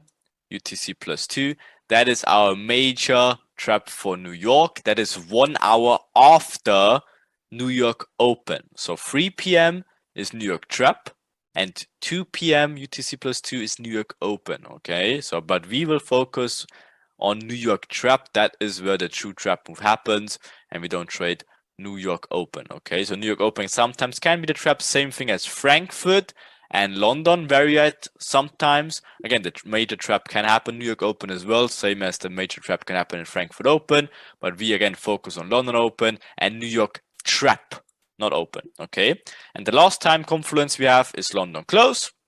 So maybe just first make my picture here, and maybe New York Open fakes the double bottom, New York Trap comes in, traps high, something like this, and then continues lower, and then London Close happens in this, and then just ends the day off like here. Okay, but we already digged into the first cycle variation. We will have a few different cycle variations where also London and New York, and in between they can be continuation trades, but now we just give you the first picture to understand the first cycle of how it can work also. So that's the overall time table you need. Just again add your New York Open and replace that with New York Trap, and then you're good to go. That's all the times you need. So let's take a look at some charts, right? So as always, we have our Asia session. That's how our intraday starts, and we already can see, okay, we had the build up, equal lows in here, double bottom, right? Again, also faking it here a little bit, giving us the equal highs for later, right? And the lows here and the double bottom here as well, right? So boom, induces it to the downside with what? Speed, vector candles to the downside. When is the push happening? Frankfurt Open to the absolute minute. So what do we expect if we see something like that? Chup, right? But of course we don't start here. Now we see huge chupings to the upside, right? Of course, now vector candles to the upside, same scenario. So what can we expect? Pullback area onto this, where you always learn what this is in week 3. So additional confluences. So again, we know what's going on. We had our vector candles to the high side. At some point, price has to pull back, of course, right? Fills the imbalances. As you can see, there's no imbalances anywhere. That's the last imbalances we had from here to here. That is also, I give you a quick hint already. That's the Asia range, right? This whole purple box. That's the 50% of Asia range. So the Asia mid line, that's backed up also with the last imbalance zone, getting mitigated, taps the liquidity zone of Asia midline. So guess what? What can we expect? Price to chup higher. And of course it does that. Then the next major time confluence. And again, also if you check the timing, when does this happen to the downside? What a surprise. Only magic manipulation minutes, right? And then also if you check this time in here, when does this push happen? Only magic manipulation minutes one. So what a surprise. As you can see, the whole day is literally mapped out like crazy, right? So this is almost to the minute.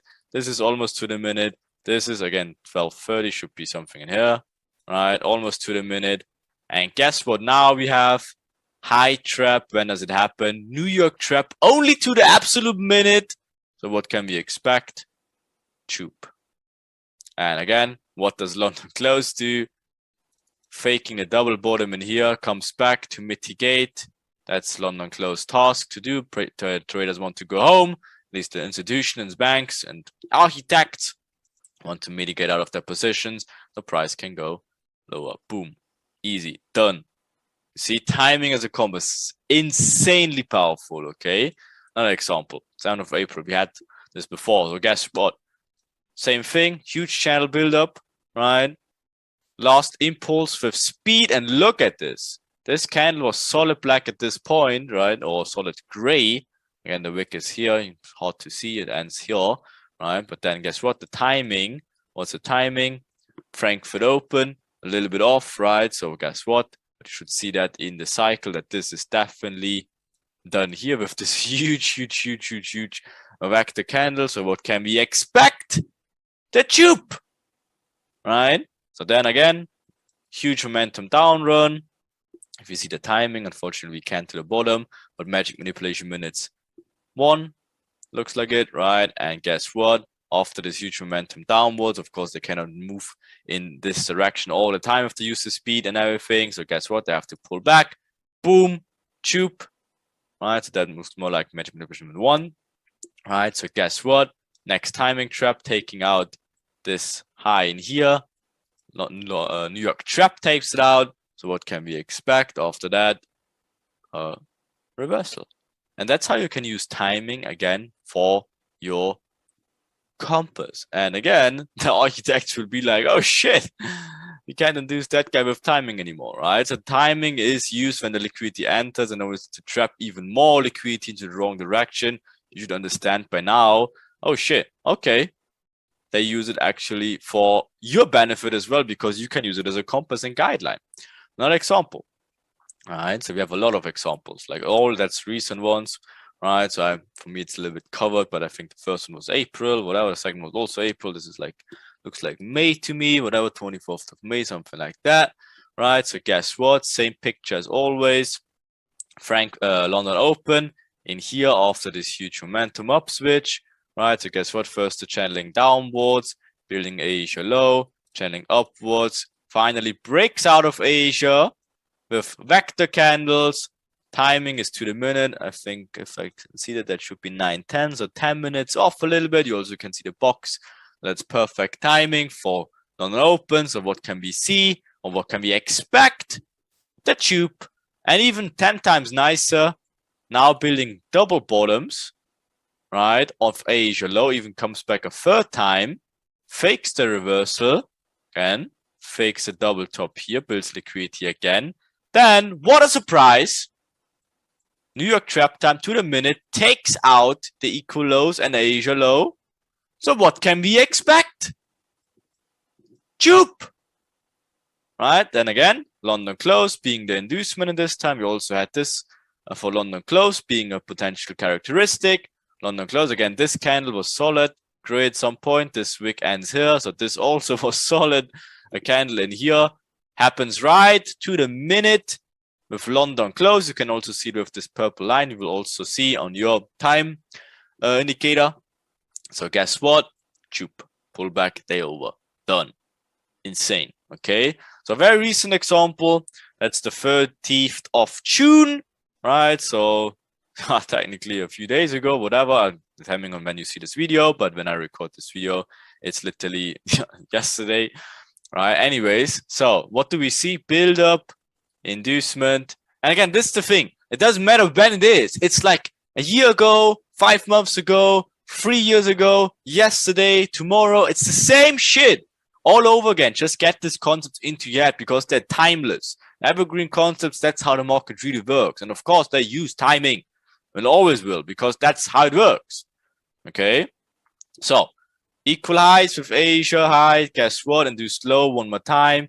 Boom. Chaps, the liquidity. Asia breakout to the high side. When does it happen? Oh, Frankfurt Open. Okay, Interesting. Gives you the break of structure. Leaves the huge imbalances. Right. Comes back with news even. News event. Fills it. First even takes out Asia low. So obviously can push price higher into the mitigation area in here. Okay, perfect. What a surprise. Then guess what? Channel build up before the news into the extreme mitigation. What a surprise. Induce the channel to the high side. To do what? Push price lower, building a new channel in the process, inducing price low with what? Vector candles. What's the timing? New York open. What a surprise. Gives you the break of structure to confirm that the cycle is done completed. Right. Leaves the imbalances, comes back, fills the mitigations, builds a new channel in the process. Vector candle never took out Asia high, the liquidity to the left, right. So stays inside, fakes a smart money trap to the downside. With London close, again, if London closes the extreme, it should induce something, builds the channel, boom. There you go. Done for the day. And a little pullback after that. Right. And again, guess what? We took this trade, we even took this trade, we even took this trade. And this one, right? And then of course the day was just over. So there's just a few pullback trades in here. But that's all stuff you will trade later on. So that's insane. And we have an abundance of examples. So guess what? Let's see what's going on here. So first things first, again, we're starting with this day even. Guess what? Asia range never was induced. What does Frankfurt do? Induces high to do what? Pushes price lower. And then again, you probably have to look to the left what's going on. So this is just inducement out of Asia low. That's why you also always consider inducements out of Asia low just by itself minor inducements, right? And then just gives a fake pullback, builds up this channel, right? When is the channel induced? Whoops. With speed and momentum, right? Before that you had this order flow entries here and here into the inducement with vector candles. When does it happen? You also see this box. You will also see it soon on your trading view to the absolute minute in trap time. Perfect. And then is ready to chup to the upside when the cycle is completed, takes out Asia high, and then can reverse from there on. The next day then, what does it do? First of all, building some liquidity very late in the day, takes it out. Again, faking the smart money continuation here. That's your smart money trap. Again, also faking the baby Koch, whatever you want to call it, right? Then guess what? Channel inducing minor out of Asia low. Again, that's very early though, but guess what? Pushes price higher. And then again, that's where the understanding to the left becomes very important. All right, so this is just minor, never induced something here. Again, if anything, builds up the quadruple top bottom in here, fakes again the break of structure. And guess what? Even here, builds like the equal lows, right? And then guess what? Where's the imbalances? All the way in here, like from here to here. Again, and that's what? Magic manipulation minutes, fills some sort of imbalances, right? That's your time window where you can see now, finally, okay, this is the whole channel build-up. They're making one a bigger picture, right? Gets induced to the low side. Again, obviously, you have to draw it a little bit more accurate than me with my fancy hand drawings in here, right? But guess what? That's like the major channel build-up for the downside, getting induced by speed and vector candles with magic manipulation minutes 2 in these scenarios, filling the higher time frame imbalances. So if you break that down to the 1 hour, that's probably the 1 hour imbalance something in here. Taps that, fills that, right? And then is ready to obviously chup to new highs. Then the moment obviously everything is induced to the high side with speed and momentum. Next timing confluence, London close, induce something to the left. Perfect. And guess what? Can pull back down. Okay, so get slowly, surely used to these timing confluences, because you will notice also if there's a major move happen, it's very likely that it happens during these timings. So again, use it as a compass, but use the build-up cycle before that, use the lit cycle before that, and then confirm it with the timing to give you an overall even better understanding of what's going on. Next one, 14th of April, right? Again, doesn't really matter what we take. It's always the same stuff. So guess what? we had this, first of all, we had this huge quadruple bottom on Asia low. That's like just screaming in your face, take me out later. But before they take it out, guess what?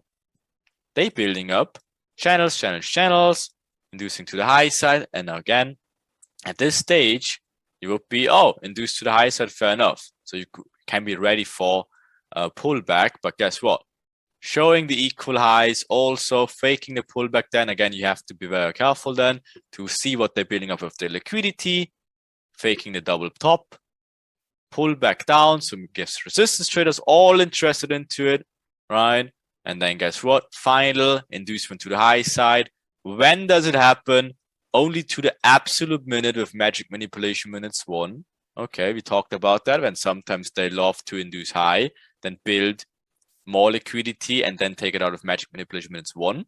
Perfect. And only absolute to the minute. And again, at this point, we showed you examples all over the place. Like again, a year ago, half a year ago, 2 months ago, 3 months ago, very recent. It's always the same. You just have to identify what play they're going, right?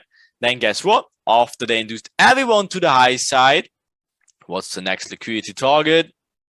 Juicy Asia low. What do they do before that? Faking the smart money trap, giving a false reaction, giving the quad million bottom, and then of course giving one more time the low side, and then choop, just take it out by just a speckle of a wick. Take it out. When does it happen? What is a price? Only New York Open to the absolute minute, and then fill the imbalance when a New York trap to the absolute minute. What a surprise. And then, of course, they can choop upwards because they took out the liquidity first. But you see, everything here is literally back to timing and to the absolute minute at some point. Again, this trap first happened only to the absolute minute in London Open. Interesting. Again, then they're just building equal highs. That's why you have to be a little bit careful and then see this is a fake push downwards to take it out in 1. Magic manipulation minutes to the absolute minute. Takes out liquidity of equal low or what million bottom only to the minute. Fills the imbalance extreme of the M1 later on to the absolute minute. Insane. Right, another one. 18th of May. Again, it doesn't matter. It doesn't matter. What month for the year? It doesn't freaking matter. That's May of 2022, whatever. Right, so guess what? It's a little bit tricky one. So you have this huge build-up. Right, again. Always helpful if you're not having struggle to find the build-up properly.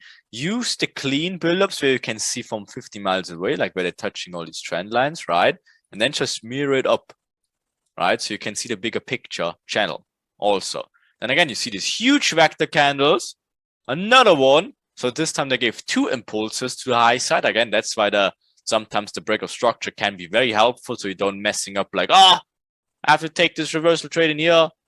Poof, and they're getting smoked. That's why we never pick like a high if you don't have another confluence to the left. If it's like a higher time for mitigation or like some sort of inducement, then of course this is a valid sell, but probably we didn't have that in here.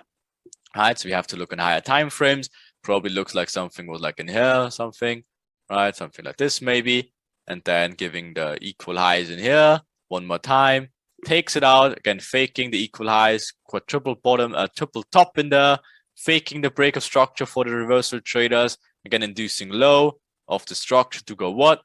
Go high one more time. And then the cycle should be very, very clean in this scenario. Channel build up. Double top in here. And then this time it just takes it on Asia. It's completely fine, right? But then you have to understand, oh shit, that's my medium inducement in Asia.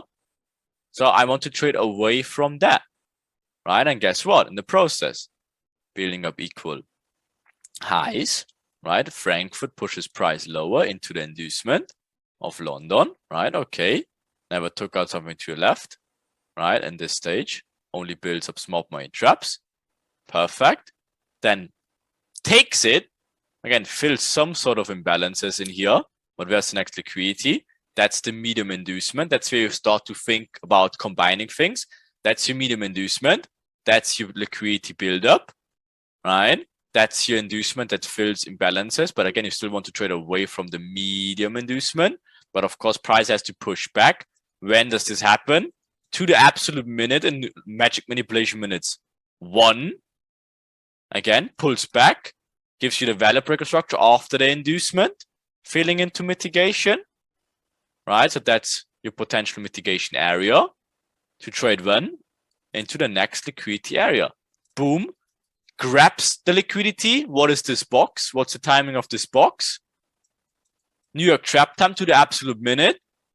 And then, of course, boom, wants to go lower. Easy. Trading away from the medium inducement and away from all these crazy buy trends they build up. You see how it works? All right, another one. 5th of April, right? So guess what? Building the channel, upwards. Again, even minor baby plays before that, right? You can see what they do. Building the channel, sideways action, inducing low, right? Perfect, into this one. Boom, inducing low to go higher. Channel build up, induce the channel low to go higher, boom, into the inducement. Again, this is the most common scenario still, where you have a minor inducement first and this acting most likely as a medium inducement, and this happens in London Open. So again, always expect the first push out of it, pull back. Also, we will learn this trade in here. That's one of my favorite trades, getting into the London inducement again, and then London happens to the minute, induces the final liquidity, and then is ready to move lower and aim for what? Right? So guess what? First taking out this liquidity point. When does it happen? Magic manipulation minutes 1. Okay, so we can expect a pullback. Comes back to the extreme. Right? So taking out the first liquidity target. Comes back to extreme, gives a pullback. Now guess what? It's a whole different scenario because you're having a free whatever, even a quadruple top in here. So that's so you have to understand what they're doing in terms of the liquidity. So this should not aim lower anymore for the day, at least. Again, at some point, obviously, we'll take out these equal lows. Again, that's the concept of liquidity. They have to show the liquidity. They don't have to take it out immediately all the time. But in this scenario, okay, we fake now the inducement to the low side. We give this quadruple top with 4 touches to the high side. And again, this is then technically trading away from this inducement. And then you want to trade into the liquidity that just built up here, and then they grab it. Okay, like this. Boom. Okay, so you see, what do they do before that? Building up the channel, inducing the channel in what direction? To the low side, taking out the structure point, and then chup it. Now they grabbed all the liquidity, right? And guess what? Now you will be, oh, what about Asia low? Blah, blah, blah. Guess what? First, they're taking out this liquidity. They're showing you even how they did it. Again, look at it. 1, 2, 3, 4, 5 touches to this point. Inducing low, taking out the structure point. Like here. Inducing low, also the channel buildup, getting induced low. Boom. Snack all this quam million top in here. When do they do it? New York trap time. What a surprise. Now they grabbed all the liquidity high, whacked the candles to the high side, still left with the equal lows of Asia low. So guess what's going to happen? Boom! What? It's magical, but still so real. You just have to understand, again, the build-up cycles. When does the inducement happen? Draw in the liquidity, show in what direction the inducement induces, use timing as a compass, and it will be magical, but still so real. Again, we have more. There's so much more. Guess what? 14th of June, very recent, right? So guess what? Same stuff. Nothing changes. But guess what? First build up, in which direction it gets induced. Boom, to a low side. When does it happen? Frankfurt. Interesting. Induces high. With channel. When does it happen? London Open, and guess what? Induces 1 time higher with magic manipulation minutes. So guess what? It's ready to go lower. To do what? Technically aim for Asia low, but guess what? In hindsight, we already can see it didn't get taken out, but that will be even juicier for later on. But for now, obviously, we want to trade it away from this one. Okay, so here's your potential area. What do they do here? Build up, inducement with speed, vector candle to the high side, mitigates an extreme point. Perfect. Traded lower. Channel. Inducement high with what? Vector candle. into what? Order flow, aiming for these liquidity areas. Then the day is just over. It's just getting too late and they don't want to take out Asia low too late because guess what? They use it for build up for what? The next day. But guess what? Build up, inducing high, build up, inducing low, structure point getting induced here to go what? Induced low to go what? Higher, vector candles. Yes, if you're just looking into the picture, this would be like a valid vector. But then again, look to the left. You want to take out the next liquidity point, medium inducement, right? So that's your medium inducement right here. Fakes the break of structure to low side. Again, that's what magic manipulation minute comes in.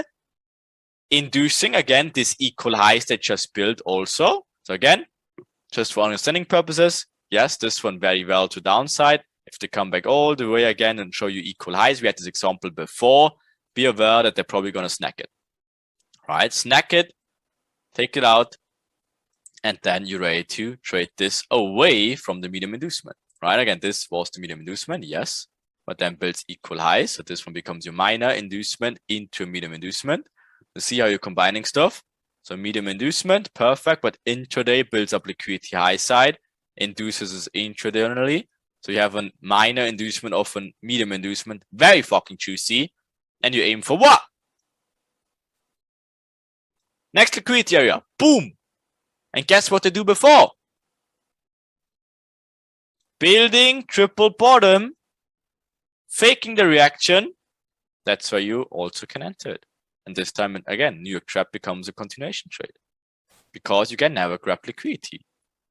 The world sees a triple bottom. The world sees a strong support. Oh, but guess what you see? Liquidity. Snack it. All right, then guess what? Build up, inducing high first to go up. Lower, pushes price down with news. What a surprise. Oh, the news are so random. Guess what? The news are definitely always completing a cycle. And you can see there. Build up, inducing high to go lower. Now this whole thing is done. Induce the triple bottom. Right, done. Snack the liquidity, use the use and induce both sides, but obviously this one is the major one on this scenario, the medium inducement. Guess what? Pushes price back. Next day, you understand, okay, they left huge imbalances of this medium inducement. So guess what they're gonna do? Build up, pull back, still in the build up, inducing the build up to a low side into mitigation. Here's your vertical structure. Here's your mitigation. Boom. Snack it all. And then when they're just out of it. They're just out of it. Okay. Insane, isn't it? And then again, this one again would technically be medium, but you should be very careful about not like, it took out this high, so I need to take the short. Oh, it took out this high, so I need to take the short. Oh, it took out this, so I need to. No, no, no. As you can clearly see, that's not the way we do it, is it? It couldn't be more from the opposite, right? We back it up with all the cycles. And again, if you see something like this, triple bottom, gets snacked, medium inducement, left imbalances, that's a proper overall higher time frame cycle. Medium inducement getting mitigated, cycle before that, inducement into mitigation, gives a break of structure into mitigation, and then it's off. Of course, price have to run in some direction when a proper cycle is fulfilled. Okay, so get that into your head. Another one. All right, easy one. What's going on here? Channel, induced to the high side, to go up, push price lower, out of Asia low, boom, getting snacked. When does it happen? What is the price? Frankfurt, okay, interesting, but again, just a baby inducement, so left equal lows. Now, equal highs being formed in here, getting snacked. When as before, build up, inducing low to push price higher into the inducement. When does it happen? Only magic manipulation minutes to the absolute minute. So choop it down. Next channel, getting induced to the downside. In here, right? So maybe you argue, oh, there's still is in the channel. Perfect. Even better if you realize that. That's exactly how you need to do it. That's why they're not done yet. Right? Okay. And then the day is just over. It's too late. right? London close happens in here. So you just expect like a little pullback, and that's it for the day. And then because of liquidity leaves the market, and then obviously this becomes very juicy later on. Leaving it again, it's always step ahead before the next day. So last one, let's see what we have in here, right? Build up, right? Not induced to the high side yet. It's still in it. If anything, induces to the low side this channel, right? So guess what? Baby channel in there. Vector candles into it. Into what? You already know what that is. I spoiled a little bit, right? So guess what we can do in this scenario? You got it, right? Frankfurt happens. So, right, if Frankfurt wants to trade into the inducement, even nicer. Boom. There you go. Builds the equal highs. Pullback, fakes it. Takes it out finally. When does it happen? London open. So guess what? We had this huge channel buildup. We had it induced to low side. Mitigates these areas. We wanted to trade it into the inducement. Gives another buildup to the high side. Pullback. Boom. Grabs now all the liquidity. Now this channel is induced. Also the daily cycle is completed. So what direction can we head for? To the downside. Chap. Insane. Okay. And of course taking out Asia low. What do they do before that? Faking the quadruple bottom, faking the break of structure, faking reversal traders in just to snack them out. And that's it. So use the timing confluences as an intraday compass, as I showed you now a couple of times. It's not again, oh, look at the clock and it's Frankfurt open to the minute, I have to open a buy. That's not how it works. Again, you have to combine it with all the other stuff you learned so far. The most important thing is the understanding of liquidity, and slowly but surely also the combination of multiple time frames, or at least looking to the left, what's going on. Use the cycles and then use timing as additional confluences, and it will become magical. Okay, there's still so much more to go. Week 2, isn't that crazy? And you already know almost everything, right? So insane. So get that into your head again. Make a lot of tasks now. Get again this marked up. See the build up. See the inducements. See the mitigations. You also dig into the simplicity approach. So you also have a very good understanding of how to use it properly and get used to it. Okay, practice, practice, practice. That's where the moment is starting, where you have to see some really crazy moments, because at this point you're slowly getting into the solidification stage where this has just to become fluid. Again, we have a lot of time left, but do it. Keep up, because then at this point you have a lot of knowledge already. Everything builds upon each other. So again, slowly but surely have to combine it. Okay, so use it properly and make a lot of markups. Okay, have fun. We catch up in the next video.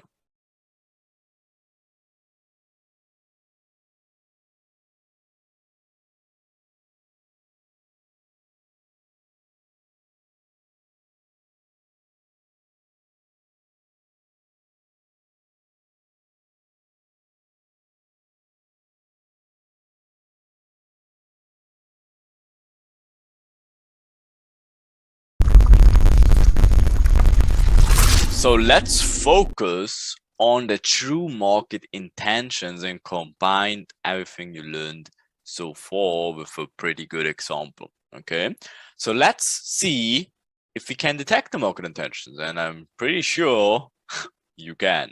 So let's dig into it.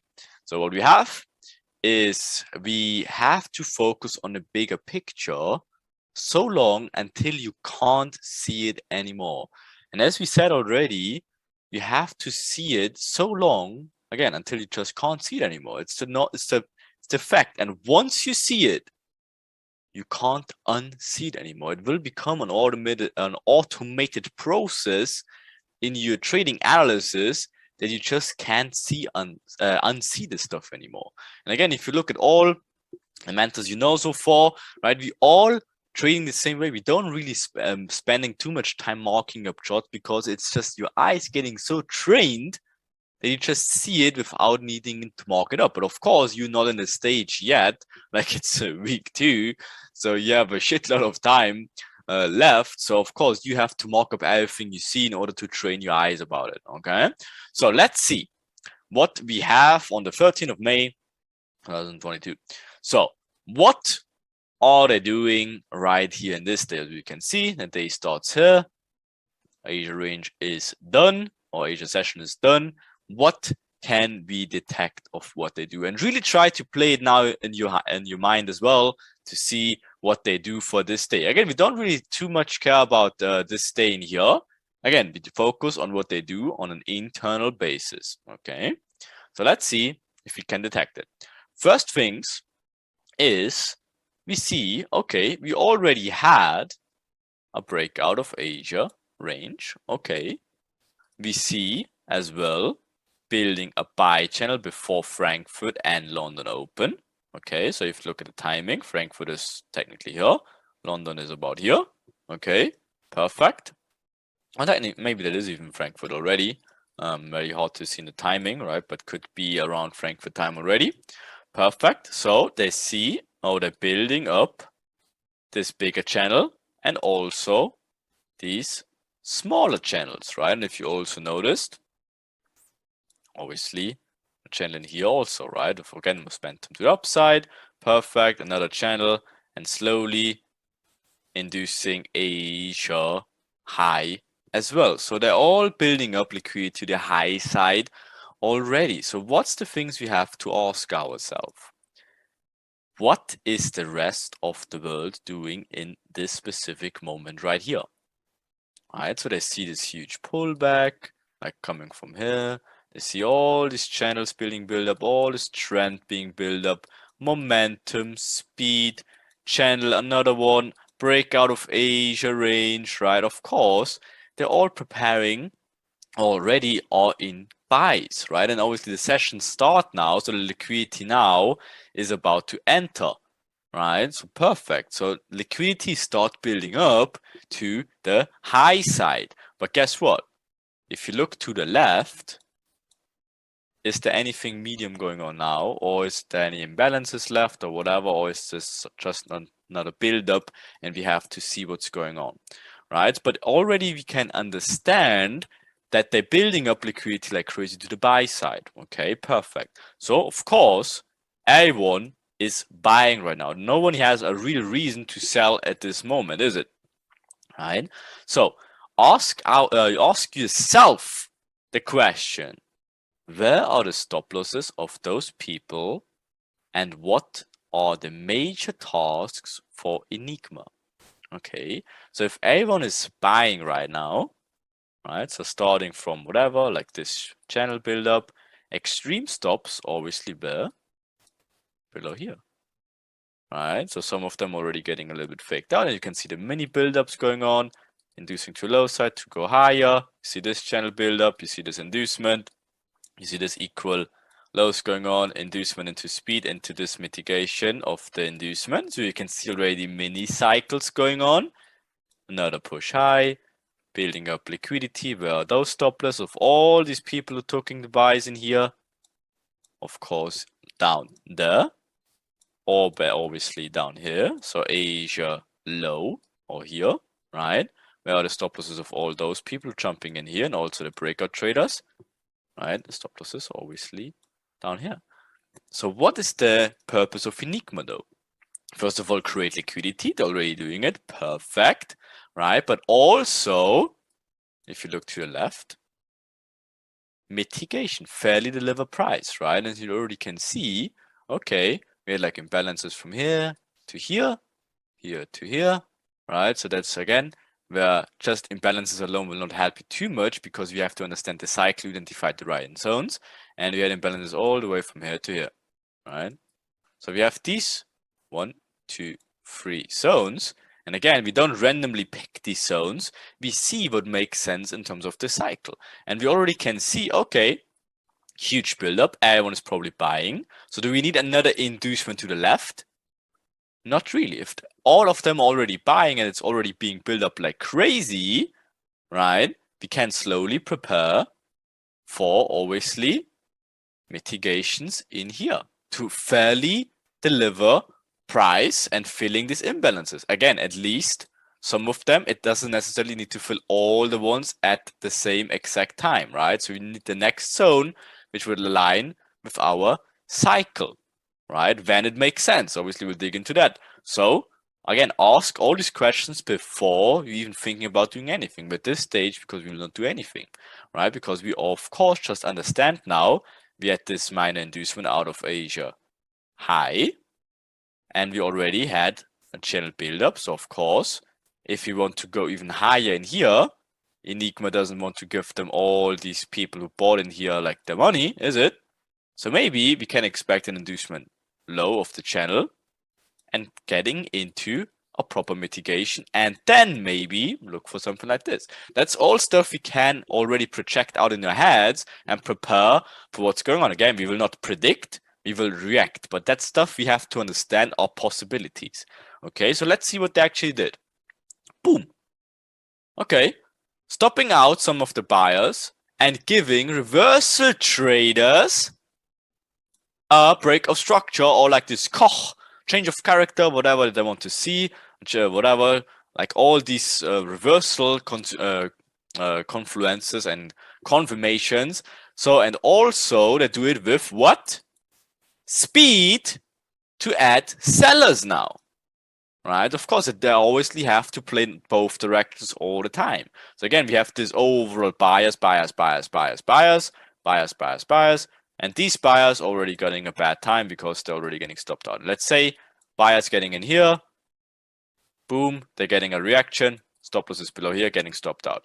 Breakout traders of Asia range, stop losses if they have here, they're getting stopped out. If they have it at Asia midline, boom, getting stopped out. If they're having it to the Asia low, of course, they're still not in. They're still in, right? Of course, they're not stopped out yet, right? But what is the other side of things? Of course, other people see, change of character, it has to be a reversal because it's an overall sell trend, right? Of course, it was just a pullback. Here's my reversal, whatever, my change of character. So whatever, they take these cells in here, right? So what we have to do in these scenarios, right? So what are we missing in the overall picture? And that's why we have to understand the bigger picture and also the tasks of Enigma, right? So guess what?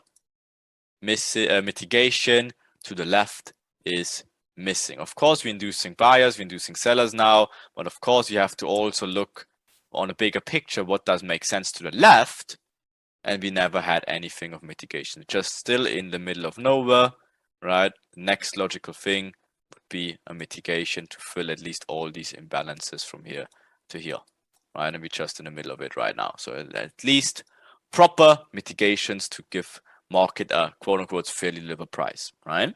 So guess what? We can mark up the mitigation zone, right? Of course, we take the next one, where also is liquidity with London close liquidity, left the market in here, right? You already know that. Perfect. Okay, so guess what? We look for the next cycle, right? So we just wait and we understand, okay, that's a fake break of structure. Obviously, everyone's getting excited for the reversal. We never had a proper target to the high side.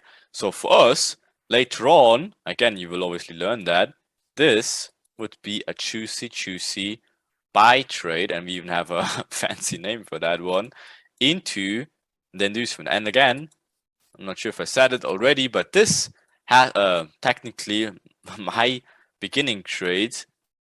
This was my most favorite trades, like having a fake inducement to the high side, inducing channel to downside, never had a proper target to the high side yet, and trading into the inducement and then prepare for sell trades in here, and then obviously look for proper reactions from there, right? But this buy trade, again, not for now, but for later on, will be a very juicy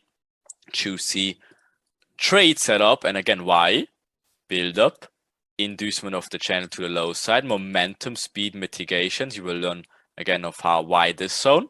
Of course, later on, again, also had this supply or demand, whatever you want to call it, doesn't really matter. It's, and then it just some sort of supply demand candles with imbalances a little bit into it, right? But again, of course, this could be something we will look for later on. For now, just understand bigger picture cycle, smaller cycles, inducement of the cycle to go higher, building equal lows in here, induce it with what? Vector candles into mitigation, building a new high, new channel high, right? Inducing the channel to a low side a little bit to go higher, building a new channel in the process, inducing this channel to a low side into mitigation, right? And preparing for completing the cycle into the mitigation of the previous day.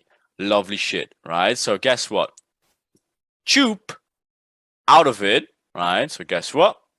Here's the trade. Of course, London Open gets even one step lower, whatever induce even one more time until they actually go into this demand areas, right? It is what it is.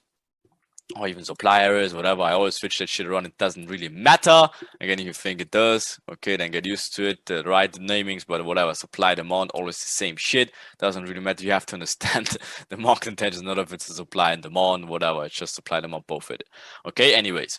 So at this scenario, we understand the cycle overall now is completed. We have, guess what? Bigger picture. Build up, smaller build-ups, inducement, another channels, vector candles, equal highs into the mitigation. Guess what? Timing. Okay, you already can see what the timing is in terms of this box, right? And also if you look to the bottom. Timing. Okay, interesting. Makes perfect sense. But what is the next goal? Of course, now they achieved the full cycle completion to the high side. But we obviously don't stop there. So if we took the buy in here, or maybe obviously in here, right? So depending on how you took it here to the high side, whatever comes back gives a nice juicy inducement to the low side again, potential entry in here, whatever you take all into it, into the mitigation. So this cycle is completed. So what is the next goal? And we have to project all these things out slowly but surely later after each other. Okay, so inducement low to get all the buyers out and induce sellers, right? So guess what? Now literally everyone is trying to buy because again, they're seeing the huge build-up, the huge channel, the momentum to the high side, everything's going on. London liquidity enters the market, only speed to the high side. Everyone is wanting to buy this thing, right? But of course, Enigma now achieved the goal with inducing everyone to the buy side and mitigating something to the left at timing purposes. Perfect. Okay, so of course now we want to stop out all these buyers. Bonus question again, when should they complete the cycle? We already digged into it. London, of course, or at key time windows. Technically, doesn't need to be London all the time. Can be magic manipulation minutes. Can be Frankfurt, so on and so forth. Same thing in here. This probably was a Frankfurt move. Again, Frankfurt liquidity getting induced to a low side just to push price higher. Okay, it's always the same stuff to use these time windows to use the liquidity that enters to obviously build it up even nicer. Okay, so guess what? If the cycle is completed to the high side now, what is the first target? And let's just assume you are already a little bit more advanced and you can enter this in here. What should be the next target? You should understand already. Again, you saw this cycle probably at this point like 500 times. So what is the next target you should aim for? And if you said Asia low, very good. All right, so first target reached, Asia low. And what a surprise! What a surprise. And now we have to already understand the next picture. Where is the most effective liquidity zone though? Of course, we had our intraday target of Asia low, but what is our most efficient liquidity looking to the left? Again, we had all these buyers, channel, buyers. Where are the extreme stop losses? I'm pretty sure you figured out. Boom. Right there. All the buyers, obviously, extreme cases have the stop loss down there. Okay, so guess what? Well, how can we achieve to stop all of them out? Very easy, right? Just going down there. But will price action just from here go all the way down here? Blop. That's not how the market works, is it? Right, so guess what? Now we reached our first liquidity area inducing Asia low. Right, so now the next questions have to come in our head of what's going on. Right, so what will they do if they reached a first liquidity target or zone. Right, this was our first target. Liquidity is being grabbed. Asia low is getting induced. So what is the logical thing? And I already spoiled the answer already, right? So of course, a pullback to fulfill their tasks with the mitigation and complete the cycle after. Right, so guess what? Inducing low. What is this already? What is the Enigma's tasks? Right, so see slowly how it starts to click, right? Okay, defining our POI for pullback and target the next liquidity zone. Right, and guess what? What else do we detect, or what else do we detect? Again, I already drew it in a little bit. Do you see what's going on? Build up, inducing to the low side, minor inducement, Asia low. What's the bigger picture? Channel, maybe inducing this channel into mitigation, deliver price fairly, filling the imbalances, going to the next liquidity area, grab the liquidity, and then maybe what? We will find it out, but everything step after step. So now, of course, we can detect this build-up, a new channel is forming, and we have this breakout of Asia low. Perfect, right? Sellers getting in now like crazy. Again, they're seeing this channel, they're seeing the breakout, they think, oh, crazy change of character now, it has to go down. Of course, right? But guess what? Mini cycle is obviously about to complete. So what's the next logical reaction at this stage? Boom, Chap, right? So of course pullback, and we will dig also into that obviously we can trade this buy in here until these areas. And again, as you already can see, slowly but surely we can trade everything, right? So we talked about this buy in here. Obviously this is something whatever rarely happens anyways, but even if this gets you break even in this, no problem. You can still get into here again until the next mitigation area. That's your potential sell in here. Guess what? Until all the way down here. And here's your potential new buy until here. That's your new potential sell. Until when? You see how slowly but surely all makes sense. Everything starts to connect. Isn't that crazy? Right? Right? Okay, perfect. So let's see what's going on. Inducing the channel, feeling imbalances, fake reversal again.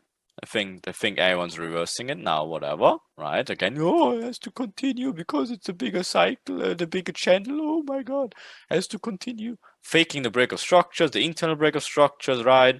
Stuff like that, or even here.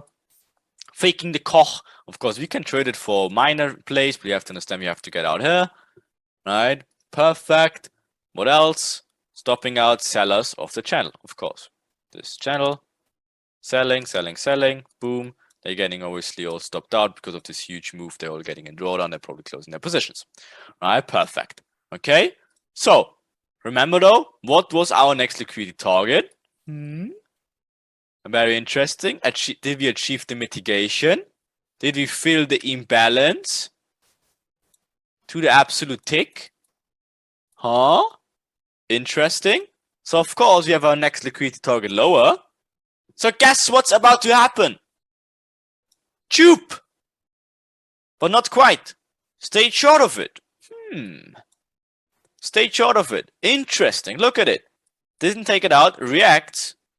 Not a wick reaction. Pulls back. So the major question: will this strong double bottom hold, or does only retailers see now a double bottom? So strong support, or have to take the buy? Another hint, notice the timing also. What's the timing? New York Trap. What's the purpose of New York Trap? Trap people. So guess what's about to happen? Chap with a wick. But guess what? This candle was at some point solid black. What is it? Vector candles. So guess what? Notice something else. What else? We just skipped a little bit, but train your eye. Train your eye. Another cycle. What? Channel. Huh? Inducement with speed into medium inducement. Okay. Cycle completed. Notice again the vector candles. Everyone is induced onto the short side. Guess what? Now we have the overall cycle completed with a mini cycle into it. Crazy. Again, we had this overall cycle. Extreme stop losses down there. Mini cycle, boom, induced to low side to go higher. Cycle, induced to the high side into mitigation to go lower. Cycle, induced high side into mitigation to go lower. Cycle, induced to the low side now into medium inducement. Timing to the absolute minute. New York Chap. So what's going to happen? What's going to happen? Choop! Just like that. Start to click already. And again, that's the reason when you don't get into, oh, another sell in here, another sell in here. That's all smart money traps. Of course, they will all get smoked. Because now the sellers always left and they get smoked. They all will get smoked. And as you can see, this purple one, London close. Right? So guess what they will do for the next day? Look what they're doing here. Again, the liquidity starts to get lower. The day is over. Of course, what's the intention? To build up what? Exactly. You got it right. Day comes to an end. How will they end the day? Building up liquidity for the next day. How do they do it? With, of course, quadruple tops to the high side, faking whatever. Look at this crazy reaction out of this strong, whatever, supply, demand, area, shit nonsense, resistance type of thing, of course. And if they don't take it out the next day, they take it out the other day, or whatever, it doesn't need to take it all immediately, but they're, of course, building up liquidity for the next day or the next week or whatever, but they have to build up the process all over and over and over and over and over again. That's how the cycles are always the same. Doesn't matter when, what pair, what.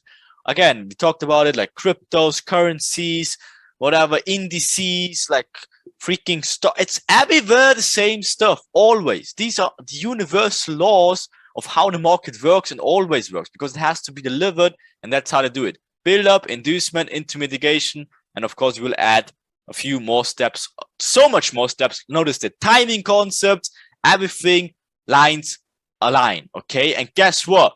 You should be sitting there and like, oh my God. You're watching this and realize how this market really works in week 2 already. What? Yeah, so a lot of realization moments, but still a lot of stuff we will put into that. Can you believe that? So enjoy the next topics, but guess what? Get used to it, put in the work, and you'll have some fun times at.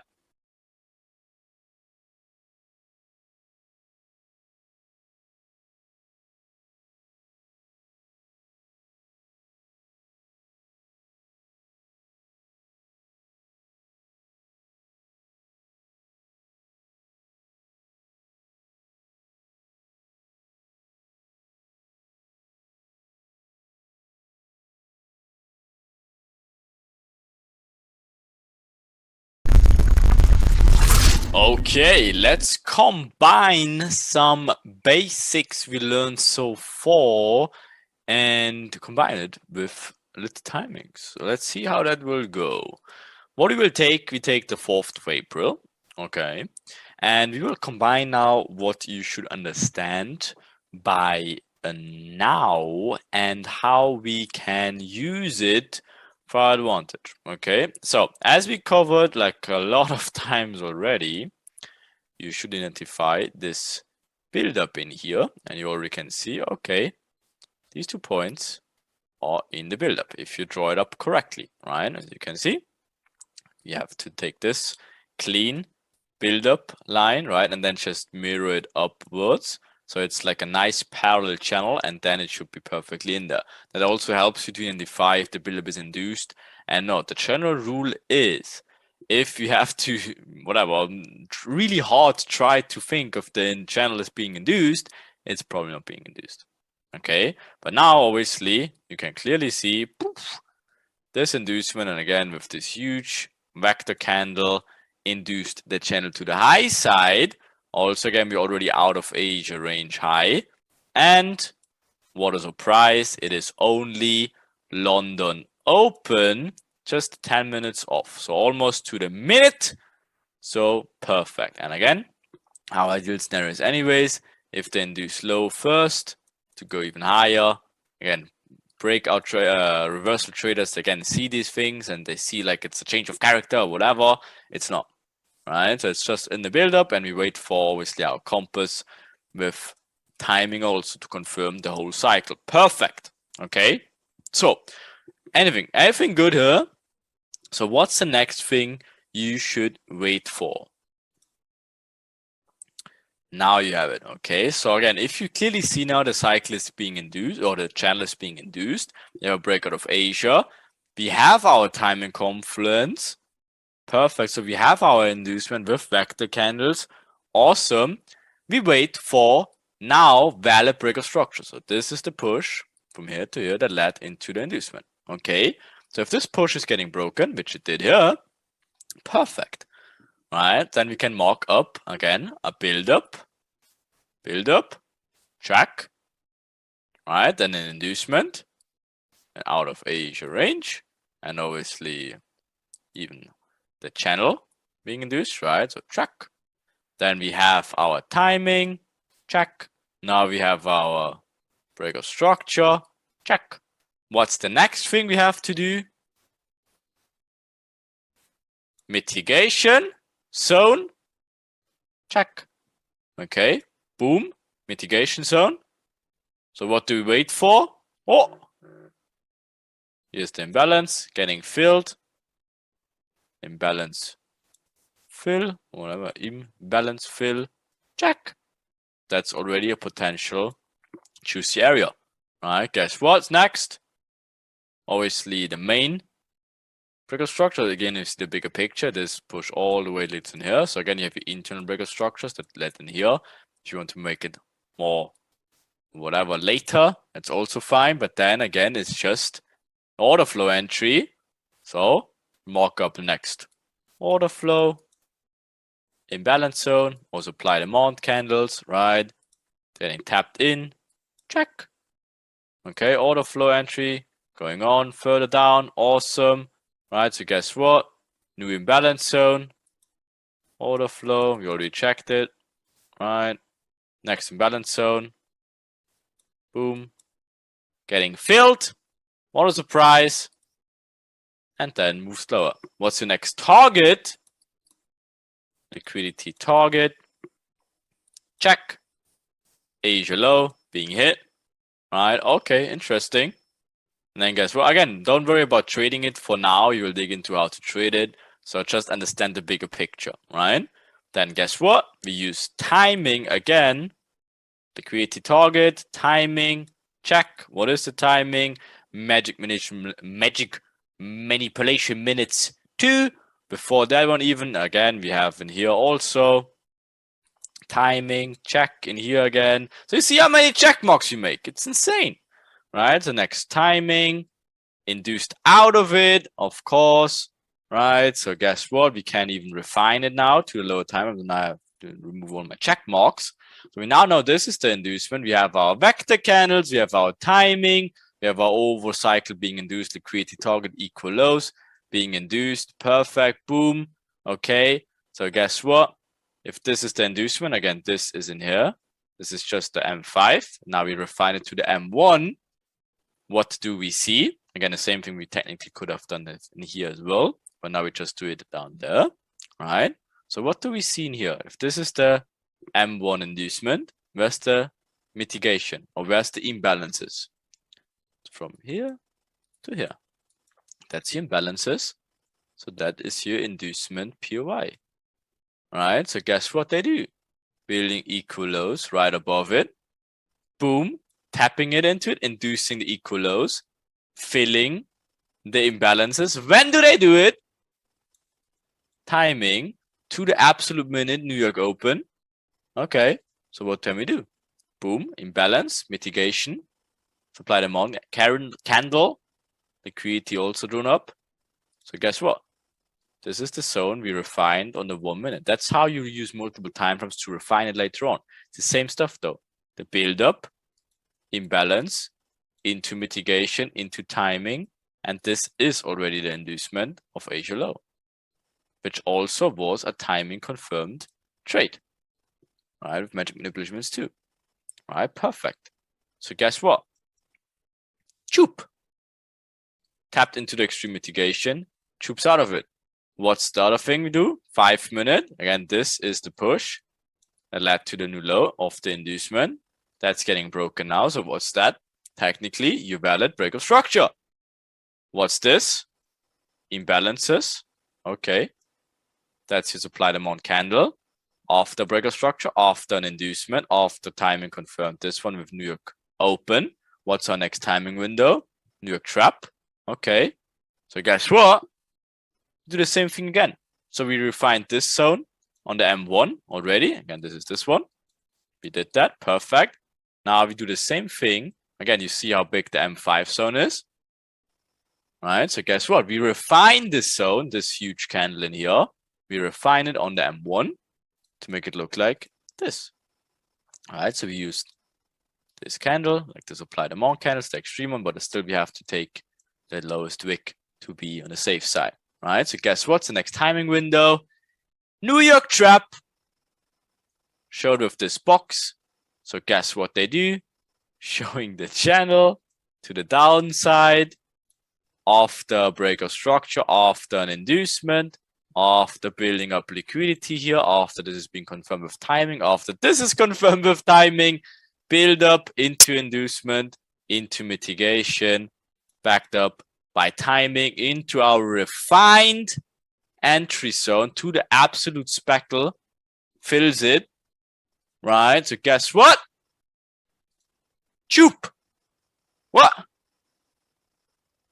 Right, so of course you aim for an next liquidity area with this 1, 2, 3 tops to the high side, right? And guess what? Grabs liquidity. What's the next timing? Inducement, break of structure. Where's your imbalances? What's the timing? London close, induced something in here and should mitigate something in here now. Boom, taps into the mitigation and off it is. Timing, confirmed, everything, buildup is confirmed, and that's how you use it. Lit basics in combination with timing, already insane. And you already probably can figure out of how you will trade that later. And guess what? There's even more confluences we can use, but already this is absolutely insane. If just think about how you were 3 weeks ago, and that is week 2, and you literally understand everything in terms of what's going on inside these pushes, how they're building up liquidity, how they take it out, how they mitigate, how they use timing, and how they overall complete the cycles in freaking insane. And that's just one of the cycle variations. Of course, there's multiple stuff we have to add in on top of that. But if you have the basic normal starter kit cycle, that's exactly how you can later on trade it in freaking insane.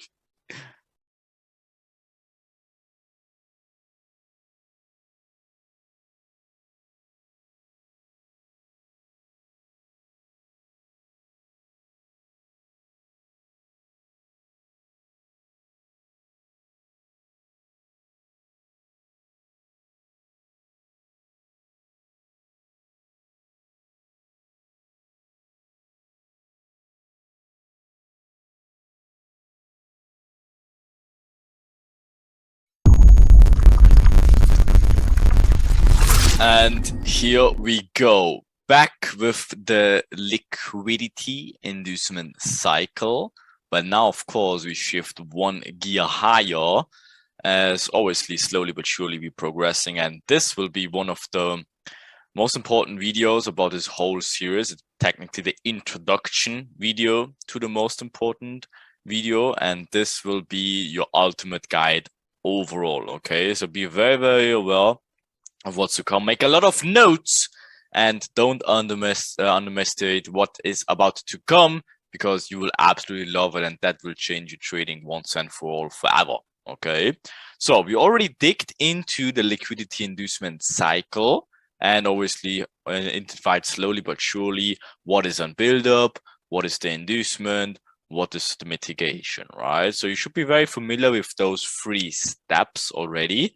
And now we can add one more step to make it way more reliable and way easier for you to not make a mistake. Okay, and what is that step? It is the only time we will use market structure, and to be fair, we call it relevant market structure, right? Because we made a little bit of fun out of market structure in week 1, as you can remember, but now this is the only time we actually use it, and that's the most efficient way you can use it, period. Okay, so overall, of course, this step is optional. So like the build-up, inducement, mitigation cycle, that's an universal law, right? Like an evergreen concept, that's always the case. But if you add the relevant market structure or the BOS into it, you will see how insanely powerful it can be on top of it. Okay, so first things first, as always, and from now on, be aware that when we show you like a chart, it is 90% of the times it is a 5-minute chart. As we covered earlier, the M5 time frame is our new home. Okay, that's where the magic happens. That's where the whole clean intraday picture presents itself, and that's where everything is analyzed on a perfect visual picture. Okay, so always be aware, M5 will be your new home. Okay, of course, you will get some templates very soon as well, so you see the whole picture perfectly fine. Okay, so also for the lit cycles and the extended lit cycles and overall intraday analysis, M5 is the way to go. Okay, so as we started off with the lit cycle, even the extended lit cycle, it of course all starts with the buildup. The buildup is always your first thing you have to identify. Okay, that's why we spend so much time in week 1 to identify liquidity and understand liquidity, because if you can't identify liquidity, you know the saying, you will be the liquidity. So that's the first step always. Okay, so build up. Always identify the build up properly. Again, we had it before. Retail is in the stage. They're obviously buying and selling. It's a mix of both, supply, demand, blah, blah, blah. Retail concepts building up. It doesn't matter what retail concept it is, they're just building up. Some buying, some selling, doesn't matter. They're just getting their reasons to enter the markets, right? Of course, in our stage, we're just waiting, dancing, grooving along with it, right? For us, it's not something we want to be involved. That's where we be, retailers, they getting induced, obviously, right? So of course we stay away from that scenarios. Okay, so if you just look at a chart right here from April, right, whatever, just random chart, it doesn't really matter. You will see if you backtest this later on, you can just use any random day, whatever, and we will show you a lot of examples anyways. But this one, whatever, 4th of April. Okay, so where are the buildups in this scenario? Okay, so focus on the bigger picture and also the details already. Okay, so some are very easy to spot, some are a little bit tricky to spot. So I give you like a few seconds. You can note it down, but it should be very clean. There's just 2 tricky ones in there, and I show you where the tricky ones are in there. But for now, just see if you can figure it out yourself. Right? Okay, so the tricky ones would have been here and in here. So sometimes they are a little bit hidden. Okay, but let's reveal it. Okay, so oops, I put in some German here. That's of course answers and so yeah. Anyway, so you see the very clean buildup with the channel of B, right? Huge buildup, right? And of course we have some ranging going on in here with D. Then we have a little bit of a hidden one, like where it builds the equal highs, builds the equal lows. With the F1, G should be very obvious, the channel build up downwards, right? And then of course the little hidden one with H. Okay, that's your buildups right here. Based on the buildups, you guessed it, what's now the stage we are retailers, first of all, they're raging or be like, oh yeah, it's going. And obviously they jump on, or the other ones being already stopped out, like this guy in here, and be like, oh no, right?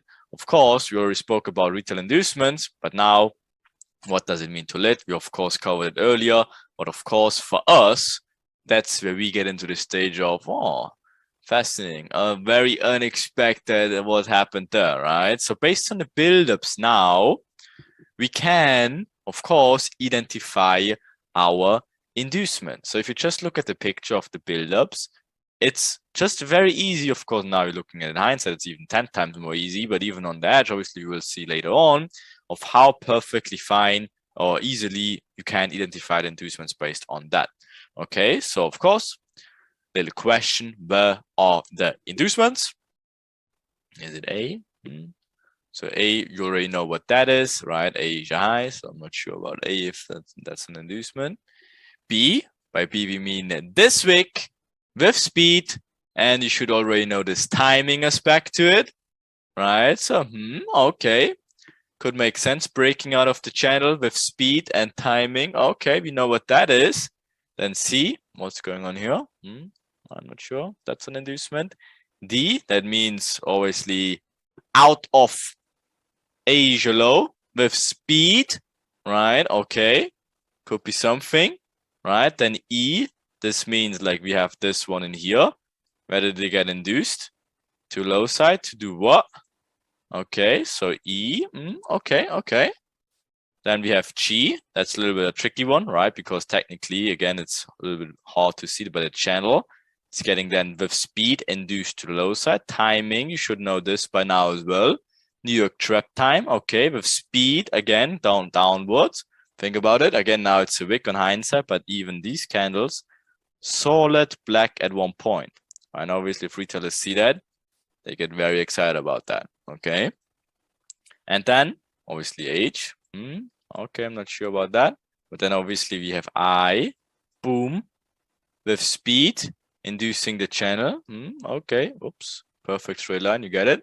All right, so let's bring some light into the tunnel. Of course, we had the B one out of London Open, inducing a channel. Again, this candle was solid like this. At some point, of course, retail's getting completely excited about that, right? Jumping in like crazy, right? And obviously this one is the buildup, right? Then we had D out of Asia low. Of course, look at the speed at it. Of course, picture perfect inducement down there, right? All right, after these huge buildups, even here and here, right? And of course, speed induces it to the downside. To do what? Prepare for, of course, to go higher. Before they do that, of course, they build up one more time, induce one more time low. And obviously, you should know what this is. We will reveal it in the next steps, right? But you should know already what happened in here. Same thing for Chi. You should already know what happened in here, right? But again, that's the build-up, channeling downwards, inducement with speed, timing to it, and obviously then it does something else. We will dig in the next step. Then of course, this build-up gets induced to the high side. All right, so we trade obviously away from that then there. Okay, very clean. So a little bonus question for the stuff you should already know by now as well is, when did the inducements happen, or does the inducements happen, right? Because we already digged a little bit into it, but it should be very clean for you, and that's where you're connecting the pieces, and you can see it's not only the inducement, the build-ups, the mitigations, and obviously you'll add another step to it and multiple other steps, but you already can see another step is the timing that makes it way more reliable, of course, and way more structured, because you literally know exactly when to look at it as well, right? And of course, we covered the timing aspects already for a very good compass, so you have orientation to what's going on. So the answers, of course, is the first one. You said it a couple of times now. London Open, almost to the minute, right? And of course, we had another one, this one out of this build-up in here, perfectly. New York Open to the minute, right? We didn't have too much going on in magic manipulation minutes, only this one in here, right? But that's technically just the mitigation for later on, right? But we obviously will cover that in a speckle. right? And of course, we had this inducement when it happened. What a coincidence. New York Chap time. And then, of course, this one happens in London close. What a surprise. What a surprise, isn't it? Right? That everything literally aligns up perfectly. Like, okay. So now we add in a new step, obviously, to make it so much more reliable for you, okay? And that will be, of course, the relevant market structure break or the relevant BOS, right? So retailers in that stage, like, they're seeing break of structures everywhere, right? So for them, they're doing the calculations in their head and like, oh my God, new break of structure here, break of structure here, break of structure here. What do we do though? We literally say, thanks, brain, because you did all the steps before. You need a build-up before. You need an inducement of this build-up, and only then you say, thank you, brain, for doing the work before. And then, only then, you look for a relevant market structure. How does it look now? So, where are the relevant break of structures in this scenario? So we had obviously these huge build-ups. Finally, an inducement to the high side with timing confirmed it to the minute, right? Okay. So then we obviously have this build-ups in here. Next inducement is to the low side of Asia low. Perfect. We got that, right? Okay. Interesting. So where would be the break of structure in this scenario? Then we had this one, right? So where would be the break of structure in this scenario? Then we had this inducement. Where would be the break of structure in this scenario? And then we had this inducement, and where is the break of structure in these scenarios? Okay, if you get confused a little bit, no worries, let's reveal it. All right, so the answer, okay, this is the inducement high side of London Open confirmed. This is the push that made the inducement, okay, or led to the inducement. So this is your relevant structure break, okay? Or if you saw this push, all the way leading up there, you can use this one too. That's also fine, but this one for intraday purposes is way better in here, okay? Then, of course, we had this inducement. What's the push that led to this inducement? Right here. That's the push that led to it, right? So again, they're faking the double bottom with this one, fake pullback, and that's the push now, whoop, that tubed Asia low. And of course, this pushed the structure point in here is our relevant break of structure, okay?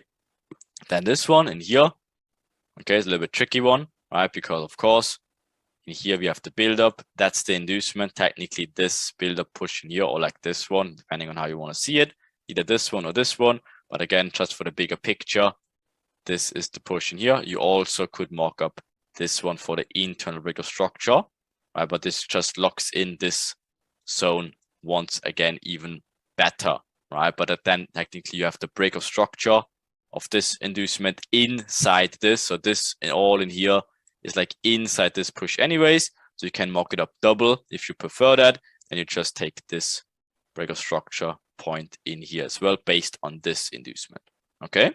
And of course, in here, we don't have a break of structure because this is just one big ass build up in here. And then of course, we have another build up that leads to this inducement in here. So this is not a break of structure. This is the build up that leads to another inducement. So again, in this one, we don't have a break of structure. So this one gets invalidated. Easy as that, okay? And of course, we have this build up, inducement high side. This technically is the push, right? That led to the high. Or again, if this one you don't like, same thing scenarios in here, right? This one should be your markup for leading to the high side. If you don't see that for whatever reason, then use the more clear one in here. Same thing in here. So again, if you miss that push for whatever reason, then the clear push would be here. But the better one is in here. Okay, so this one push, again, this push, pull back, new high. So this is the push that is the relevant break of structure in here. Or if you want to make really sure, then make this one instead. Okay, but those are the break of structures in here. And now, to put the cherry on top, it should become very clean what's the next things. And again, that's, again, prevents you from making shit up. Because you literally have to follow these other steps before what now? The mitigation. Again, retailers in this stage, They have mitigation areas everywhere. They have breakout structures everywhere. You base it on the cycles and filter out everything else. Okay. So you're not being confused. You will be literally cheers. Cheers to it, because now you're getting interested. How does it look like? Where are the mitigations now? So remember, first you need the build up, then you need the inducement, only then you need the relevant breakout structure, and only then, again, if it's confirmed with timing, even nicer, and only then you look for mitigations. Build-ups, inducements, breakout structures, mitigation. Right, so same thing. Build-up, inducement, breakout structure, or like this one, comes back into, interesting. And then what? Build-up, inducement, breakout structure, breakout structure, okay, into, does it click already? Okay, does it click already? So there you go. That's your answers right here. From the top, obviously, where's your imbalance zone? Was right here after the internal breakout structures, right? So if you take this one, there's no imbalances in here. So you take the order flow entry after it like this. Taps in here. Magic manipulation minutes in here, right? Perfect. But it's all based on the cycle before. Build up, inducement, breakout structure, and only then into the mitigation. Same thing here. Induce low out of Asia low. Perfect. Here's this breakout structure in here. Mini build-up inside of it. Induce the mini build-up. Have your relevant market structure break in here, or the bigger one in here. Comes back, build-up, inducement into now this mitigation. Right, perfect. And timing confirms it. Lovely stuff. And of course, we have this build-up, inducement high, relevant breakout structure here and here. Where's your mitigation area? Where's your imbalance areas? Right in here. Boom. Do you see how simple it is? Do you see how clean it is? And do you see how literally, where's a mistake here? Where could you make a mistake? Like where? It's crazy. Like that's the cheats, like literally. And that's like literally only the lit cycles simplified. So simplicity is key. You see, it can be so freaking easy. Okay. And it's so clean also. And it's so effective. You have no idea. Okay. So backtest the shit out of that, because that will change the way you view charts forever. Okay. So, and it comes even better than that. Even better than that, of course, now we have the lit cycles. You have the extended lit cycles. But guess what? The extended lit cycle will open the gates for something completely beautiful you will absolutely love. And that will be the overall lit simplicity approach. Okay. And you're in for a treat. That's like absolutely the cheat formulas. And that's already in week 2. Think about that. So we will cover the first steps of the beautiful lit simplicity approach. And as you can see in this beautiful animation here, or not animation, but illustration, right? It's a factory approach. It's always the same steps. You're not skipping whatever from here to here, whatever. No, it's a step-by-step formula, and let's dig into it.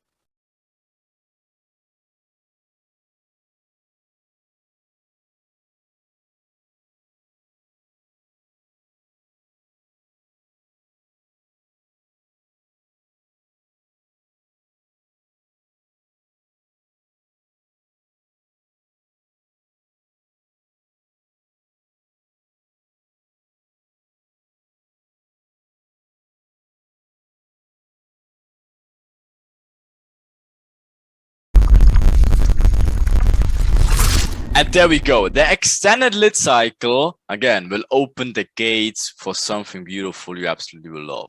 And that, as we covered before, or hinted before, is the beautiful lit simplicity approach. I showed you earlier this illustration, factory approach, and that will make, give you overall, like we will do the first part in week 2, and in week 3, we will show you the absolute beautiful factory at its finest. So, and as you can see, it's built in like a factory.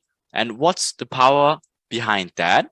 Right. So first we had the pirate map. We were a little bit, oh my God, like very primitive, like pirate age, nada, right? But guess what? Now we wrap it up. Like a new age begins, and that's the factory approach, like where the automation begins, like everything is structured and makes sense, like clear step-by-step ways of doing things. And as you can see, we always start with the first approach here. We don't start here, like the package doesn't come out here. No, it starts here. Next stage, boom, is this thing, whatever that is. Then the next thing is this thing. Next thing is this thing. Next thing is this. It doesn't randomly boop, skip this one. No, it always goes along in here. It always follows these step-by-step formulas. It's always the same, and that will make it absolutely bulletproof for you to follow the step-by-step formulas, and you will see how insanely it is, right? So we covered earlier like the normal, like the extended lit cycle, but now of course we will put it into the simplicity approach to show you what we mean by that. So guess what? The first thing, as we covered, will always be the build-up. Okay, so again, always your first step to identify liquidity. And again, that's something now you have to write down, put on your wall, put over your bed, put on your bathroom mirror, whatever, because now the true source is getting revealed to you. Okay, so guess what? If you can't even find the build-ups, stay away. Easy as that. If you don't see the build-up, just stay away. That is the first step, so you don't make shit up. Easy as that. If you can't see a clean build-up, there's no need for you to jump in the markets randomly. Okay, as you saw earlier, we will have so many step-by-step formulas, and it starts off with the first one, which is the build-up. Okay, so as you can see, this machine in here, if you go next slide, is right here. The first step of the machinery, the factory, is the build-up. And if you can't find the build-up, stay away. It's easy as that. There will be no package coming out of that. Okay, you don't skip this part ever. Okay, then, of course, sets your focus on clean setup. Eliminates making shit up completely. Okay, as you can see, the build-up can be easy like this, like whatever, sideways action, equal highs, equal lows. It, of course, also can be these channels. And a quick hint already, and that's something you also have to write down. These channel build-ups are probably the most efficient and effective ways to identify liquidity. These are so powerful, and you can see them everywhere, and it gives you hawk eyes into the chart. You will see through the matrix, and let's dig into the chart to find it. Okay, so again, just any chart. I think, yeah, think about it. I think we had the 4th of April before. Now we're just taking the literally next day because it doesn't really matter. So 5th of April. Okay, so where are the build-ups? And now we just again getting used to a factory approach. So what do I mean by that? Boom. First factory or first stage of the factory build-up. Where are the build-ups? Okay, so easy stuff. We have the first sideways action going on. Boom. Okay, getting induced. Then that leads to new channel build-up. Okay, it's going on here. New channel build-up. Okay, building the equal highs later on. New channel build-up. Okay, what happened here? Okay, then a new channel, and then whoop, chooped it. Okay, and then what happened after? Okay, so build-ups, build-ups, build-ups. Focus on the build-ups first, and you could already figure out, I'm pretty sure you can, to see what they did after the build-ups. And of course, it is the next step coming out of this beautiful factory, or is the inducement. So this right here is the second stage. And as you can see, coming out of the build-up, you just wait until it's getting past the inducement, and push, this thing obviously smacks into it like it does to retailers. It induces them like crazy. So we have, of course, a few variations of inducement, and be aware, again, don't get caught in the inducement always has to be lead to a reversal. The inducement also can lead to a continuation. That would look like this. Okay, so if you have like a channel build up like high, right, like this, and then induces low, it will continue higher. Okay, so it just has to induce low to go higher, right? So again, if it induces high like this, then obviously you can expect a reversal. Okay, but be aware that inducements, of course, can be continuation trades. And reversal trade. So don't get caught in this bad habit of always looking for reversal trades. You can definitely 100% take continuation trades, and sometimes they're even nicer. Okay. So first of all, the inducement, of course, it is the last impulse to stop out retailers or to get them in. Right? Of course, last impulse to make retailers open positions. So it's either hitting their stops or it tags them in. Breakout traders, momentum traders, they're all getting tagged in, right? Stop orders, they're all getting snagged. And of course, very, very important, write that down. Usually a rapid price movement. We call these things vector candles. Vector candles, all these candles which are huge candles. You have like all these baby candles, baby candles, baby candles. Look at this perfect drawing. And then shoopa, right? It such smacks out like these huge candles, and we call them vector candles. And that's speed, momentum, right? And of course, retailers love that shit because they just getting excited and they think, oh my God, I don't want to miss out. The FOMO triggers, vector candles. Okay, so how does it look like in the charts? Okay, so of course, where are the inducement? We had our build-ups marked in, and based on the build-ups, only then we adding the next step to it. And of course, factory approach, boom. Next step, inducements. Okay, so of course, build-up, inducement. Build up, induce the channel. And again, that's where we have to draw it in, because you can see, okay, this channel build up, where does it get induced to? To the low side. To the low side, okay, not to the high side. Again, you see this thing, again, a very helpful trick in here. You mark up where it's very clean in terms of the channel, like or the trend line, whatever you want to call it. And then you just mirror it, so it's actual parallel, okay? That gives you a very good understanding of if it's induced to the high side or not. The moment if you have to think, oh, did it induce the channel or no, then it's a no. If you have to literally think if the channel is getting induced, then it's not induced. As you can see, for example, this channel, boom, clearly induced. Okay, this channel, boom, clearly induced. This channel, right? Boom, clearly induced. And look at it. This candle obviously was solid freaking black until this stage. Think about it. And of course, people see that and think, like, oh my God, breakout structure, blah, blah, blah, momentum to the downside. Oh my God. Of course, that's not what it is. It's the build up, inducement. Of course, it will break the structure to make everyone excited and trick them in the wrong way.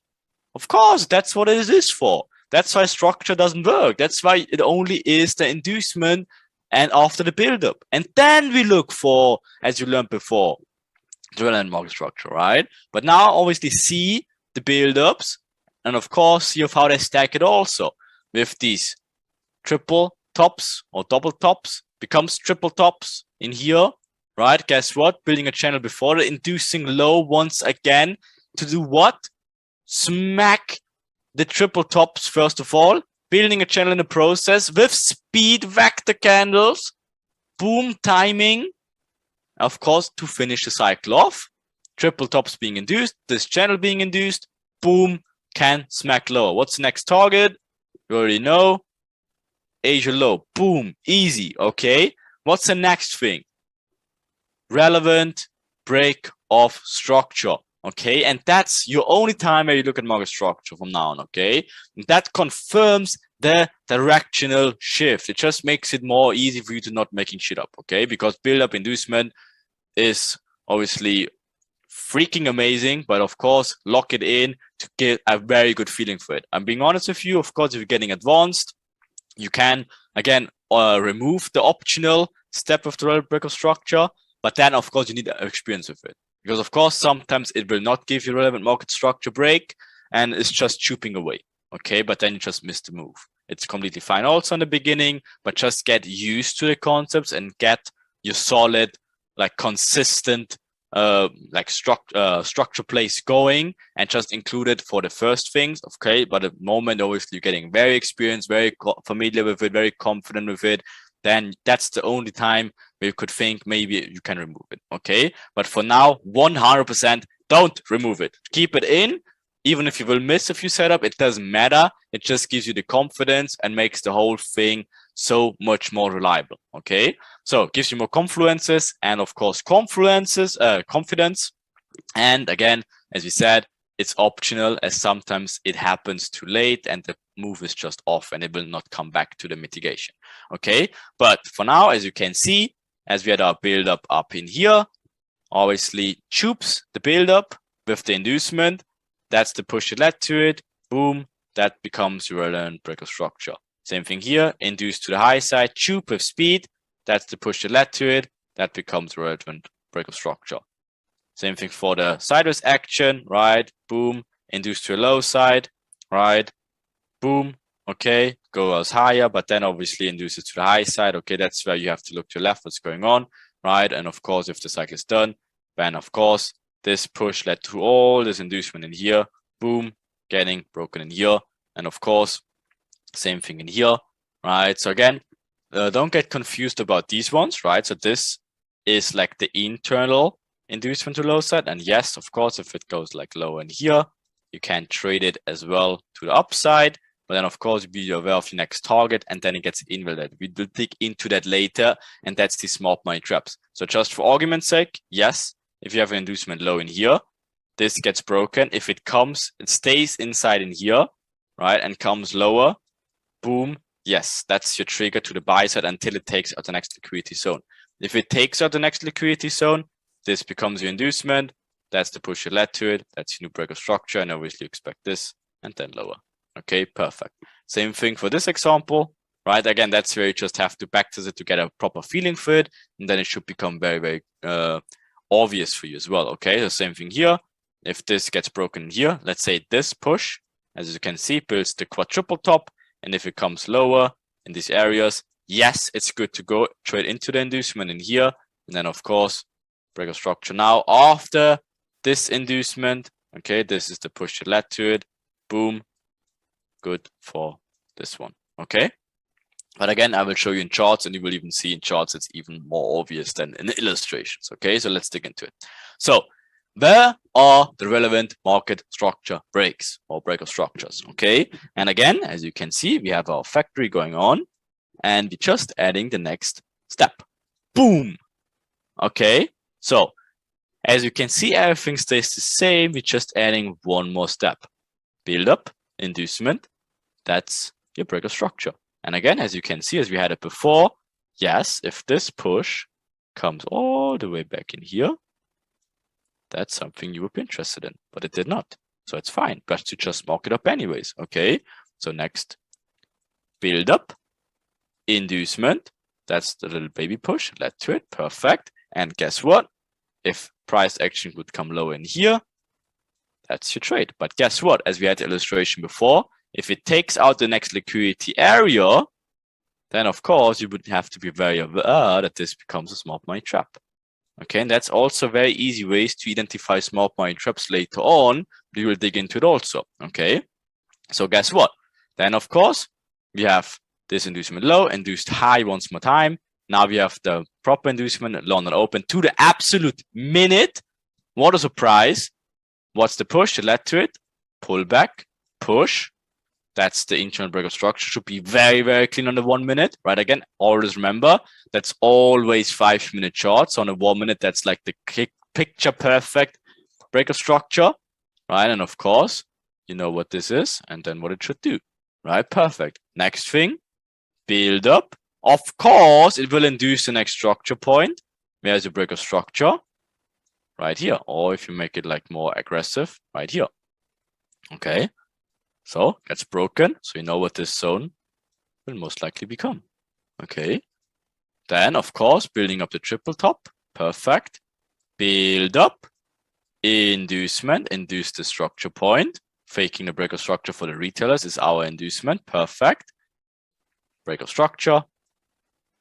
After the inducement. In here, obviously it's a little bit tricky because we're not really having any pullback zones, or if you want to take this one, but that's very aggressive. Again, in scenarios like this, obviously in the 1 minute, there will be something in here and you trade it right off these areas. But as we're only looking at the 5-minute chart in here, that would be all the way down there, your break of structure. then of course it's very unlikely that it comes all the way back in here. And of course, you know what the London close is. And then you also learned about the supply turn into demand areas, right? But that's at least relevant market structures we have, right? Of course, it always comes off the build-up, inducement, and then breaker structures. Next thing then is the mitigations. Okay, so fills, price inefficiencies, all these imbalances. Always be aware and take a look at these imbalance zones after and only after the cycle is completed. Again, there's imbalances there everywhere. But guess what? The build-up, inducement, breaker structure, that's not everywhere. And only if you follow these steps, then look at imbalances and then look for your proper zones of mitigation where it makes sense. Okay, bring a structure into it, like clean step-by-step formulas. And of course, comes back to supply and demand areas, right? So always, that's why we dig also a little bit into supply and demand areas. If it's backed up with imbalances, even nicer. And that will provide you with these point of interests, these POIs, right? And again, as you can see, sometimes if it's like tricky in this scenario, like we're having a build-up, inducement, breaker structure is very high in here, that gives you like 2 POIs. And that's why we have multiple confluences later on when we dig into the entry helper, if this sum will be valid or if you should wait for the extreme down there. Don't worry about that too much for now. Everything will be covered, of course. All right, and scenarios like this, of course, inducement, here's a breaker structure, should come back in here. Again, if the extreme is already mitigated, there's no imbalance left, of course, easy stuff. Okay, same thing in here. If this is already mitigated, of course, after the breaker structure should come back in here as illustrated in here. Like obviously these scenarios are the nicest ones, right? Of course, when you have like this clean breaker structure, you only have 1 POI in here. Perfect, but of course, everything will be rules based if we dig into entries or when we dig into entries. Okay, so does it look on charts? Of course, even cleaner. And take a look. So we had our build-ups, inducements, breaker structures, and now we look for mitigations. Okay, so boom, we add one more factory part into the whole system, and we can already see, okay, as we had before, build up, inducement, breaker structure makes this zone valid until when? Next liquidity grab, and then it gets invalidated. Okay, so if it doesn't grab the next liquidity yet, so let's say it stays inside here as it did, okay, and then of course comes back in here, building the equal highs. Perfect, you can trade it until it takes it out. All right, but as you can see, it took it out in here. So that's why this zone gets invalidated the moment it takes out this liquidity area. Okay, perfect. Same thing in this scenario. You have your channel build up, induce the channel to low side. You already can see what the inducement of this channel did, right? Tapped into the imbalances, tapped into demand or demand areas in here. Perfect. That's where the inducement taps into the mitigation of the buildup. That's of course a 100% buy, right? And if you want to take this one after the inducement of the thing, you don't like the extreme, you have to wait for these internal breaker structures right in here. On a 1 minute, it should be definitely way more cleaner, right? But same thing then. This is valid until it comes here. If the moment it grabs the next liquidity zone, invalid. Okay, same thing as here. Okay, that just keeps you away from taking these zones when it's too late. Okay, as you can see, this even turns into the smart money trap, gives a false reaction. But guess what? We have to identify the next build-up area, which is the channel in here. Speed, vector candle, huge momentum candle to the downside, induces now obviously the structure point, gives all the retailers the confirmation that it's reversal, whatever. Like they seeing this breaker structure, you see the inducement out of this build-up. You wait for what? This breaker structure, you see the next imbalance area, you know, you trade away from this inducement. You still have these huge build-up areas in front, like this double top in here. You have your imbalance area, you have your breaker structure, you had your build-up, you had your inducement, another build-up in here. Boom, speed, timing, vector candle into imbalance area. That's your potential trade in here. And look at the timing. What a surprise! Magic manipulation minutes to the absolute speckle, right? To the absolute minute. Same thing here. channel upwards, building the quadruple top in here, induced structure to your left. You wait for break of structure, comes back, boom. Where's your imbalance from here all the way? Obviously, you had it if this candle was not there yet. You had imbalances from here to here, gets filled, boom. That's your entry after an inducement, after a build-up, after this huge build-up, so you're trading into it. Boom. And you see what a juicy trade that would have been. Oh my God. And I'm pretty sure like majority of our students smack this trade. Easy. Okay. And of course, this cycle now is completed to the high side. Build-up, huge build-up with the triple top. Boom. Inducement with speed vector candles and then POY on the higher time frames, right? That's when you obviously look at multiple time frames to find out what's going on. You see huge buildups in here. Look at this, double tops left and right all the way. And then of course you look for the extreme mitigation. You see this wick, there was imbalances like crazy. And of course, if the cycle is done, you look only then you look for mitigation. Then you look for the higher time frames and see, oh yes, oh wow, there is my huge imbalance areas, which can gives you my PY. Timing perfect. Cycle done. Wow, okay, and let me look for this one now. Okay, and then you break it down to the 1 minute, and then always look for the confirmations in here. Right, but just looking for the 5-minute chart, where to break a structure all the way down here. That's your supply, demand area, whatever that led to it. And of course, sometimes demand turns into supply or the other way around.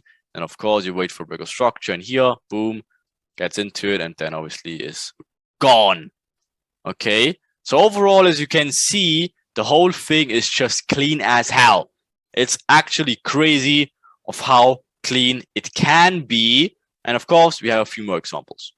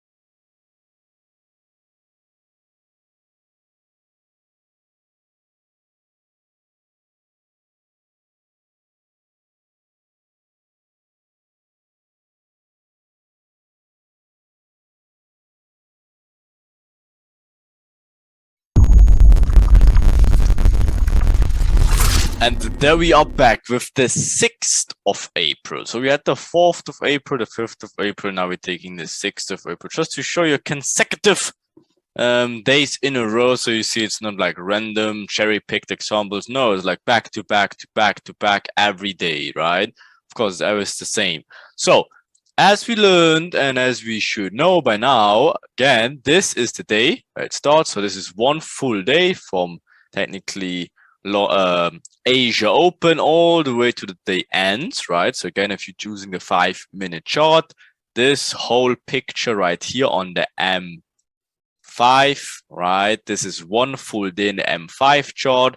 So that's how we analyze the intraday perspective every single day in one picture, just right there. So we have our Asia range, right? We have our timing, as you already can see, Frankfurt Open. Did you know this picture already when Frankfurt Open induces to the absolute minute, Asia low, and then of course takes out Asia high? Do you know this picture already? You should definitely know it by now, right? And of course, now we're going into more details and to break it even more down as we did earlier with the simplicity approach. So the first question we have to ask ourselves to analyze the intraday basis, again, now we're just doing it in hindsight to get you a good feeling for it, is where are the build-ups?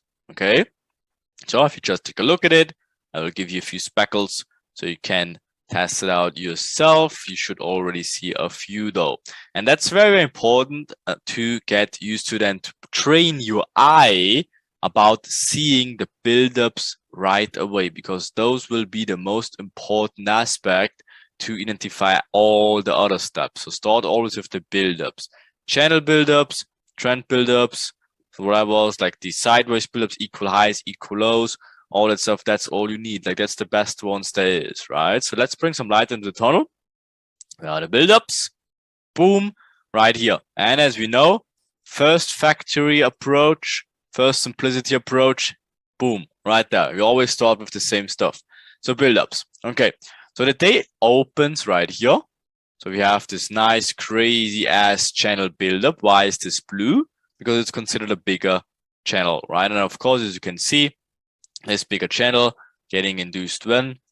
Boom, right here. So if you extend this right here, it's getting induced to the high side, right? Of course, that's why they can go lower, and that is the inducement for the day. That's our perfect Mona Lisa inducement of Frankfurt Open to the minute, 8 a.m. UTC +2, right? Again, you should have changed your MetaTrader, if you cannot really change that, but your trading view settings to UTC +2 time, right on the bottom right corner. You should see like your time. Just change that to Berlin, whatever, or whatever UTC +2 city you want to choose, but always I'm in Germany, so I choose Berlin, my time anyways, and that's why you based our timing on it as well, right? Perfect.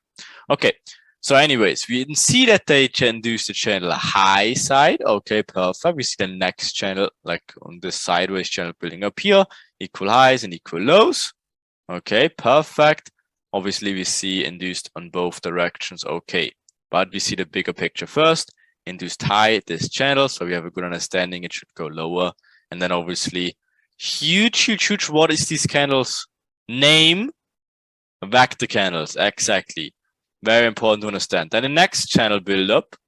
So, and again, a very good trick at the beginning here. Choose if it's like not clean from the lower side. Choose the clean one to the high side in here, where you're just connecting obviously the wicks in here.